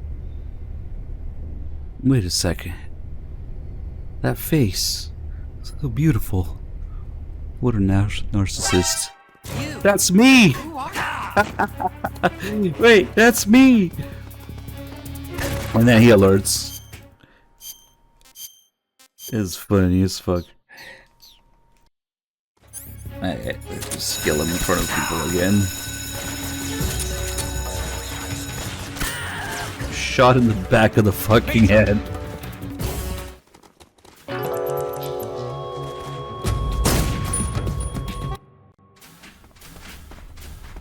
Ah, now I forget what happens if you bump into him with just Snake's face. I thought it was a nut grab thing. I changed it, but let's see. This is now a legitimate disguise. He shouldn't alert, because you see he even has his ID. Something crazy about this fucking ID on Snake's scientist disguise is that didn't they make this like one of the digital or deluxe edition pre-order bonuses of Delta?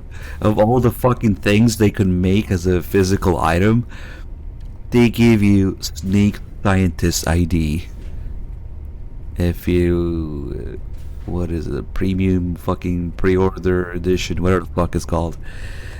If you get that, like, what the f. Hey.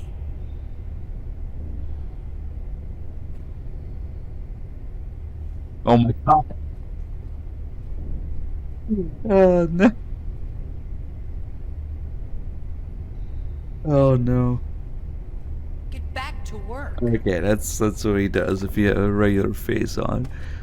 Yeah, I'm just a scientist with a bandana and earpiece, and soon an eye patch, a cigarette, a cigar. Why not? My ID is legit though. Somehow Eva got that picture of Snake wearing a scientist disguise before meeting Snake. How does that work? Okay, so the next thing we're gonna do is actually a little bit tedious, but it's worth it. Okay, stop looking at me. First we can maybe we'll just give him the spatza for now.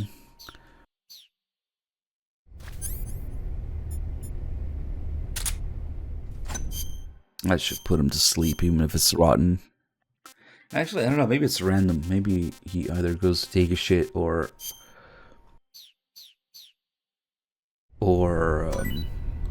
puts him to sleep. Or maybe it does both.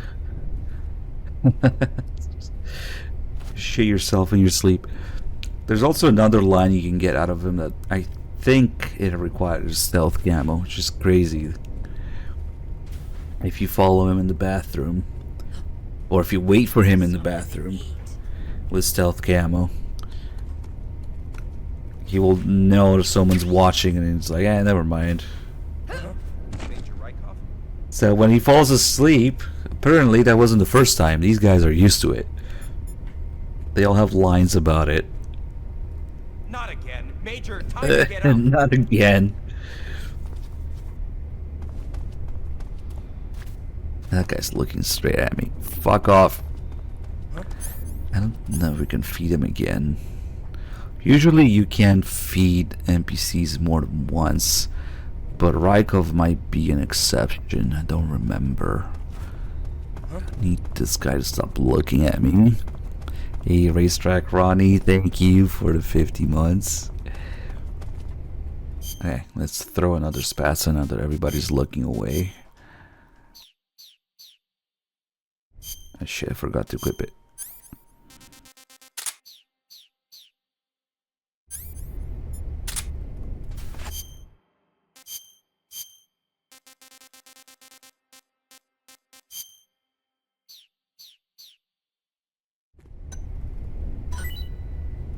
Something to eat. Nice, he does eat more than once. Perfect.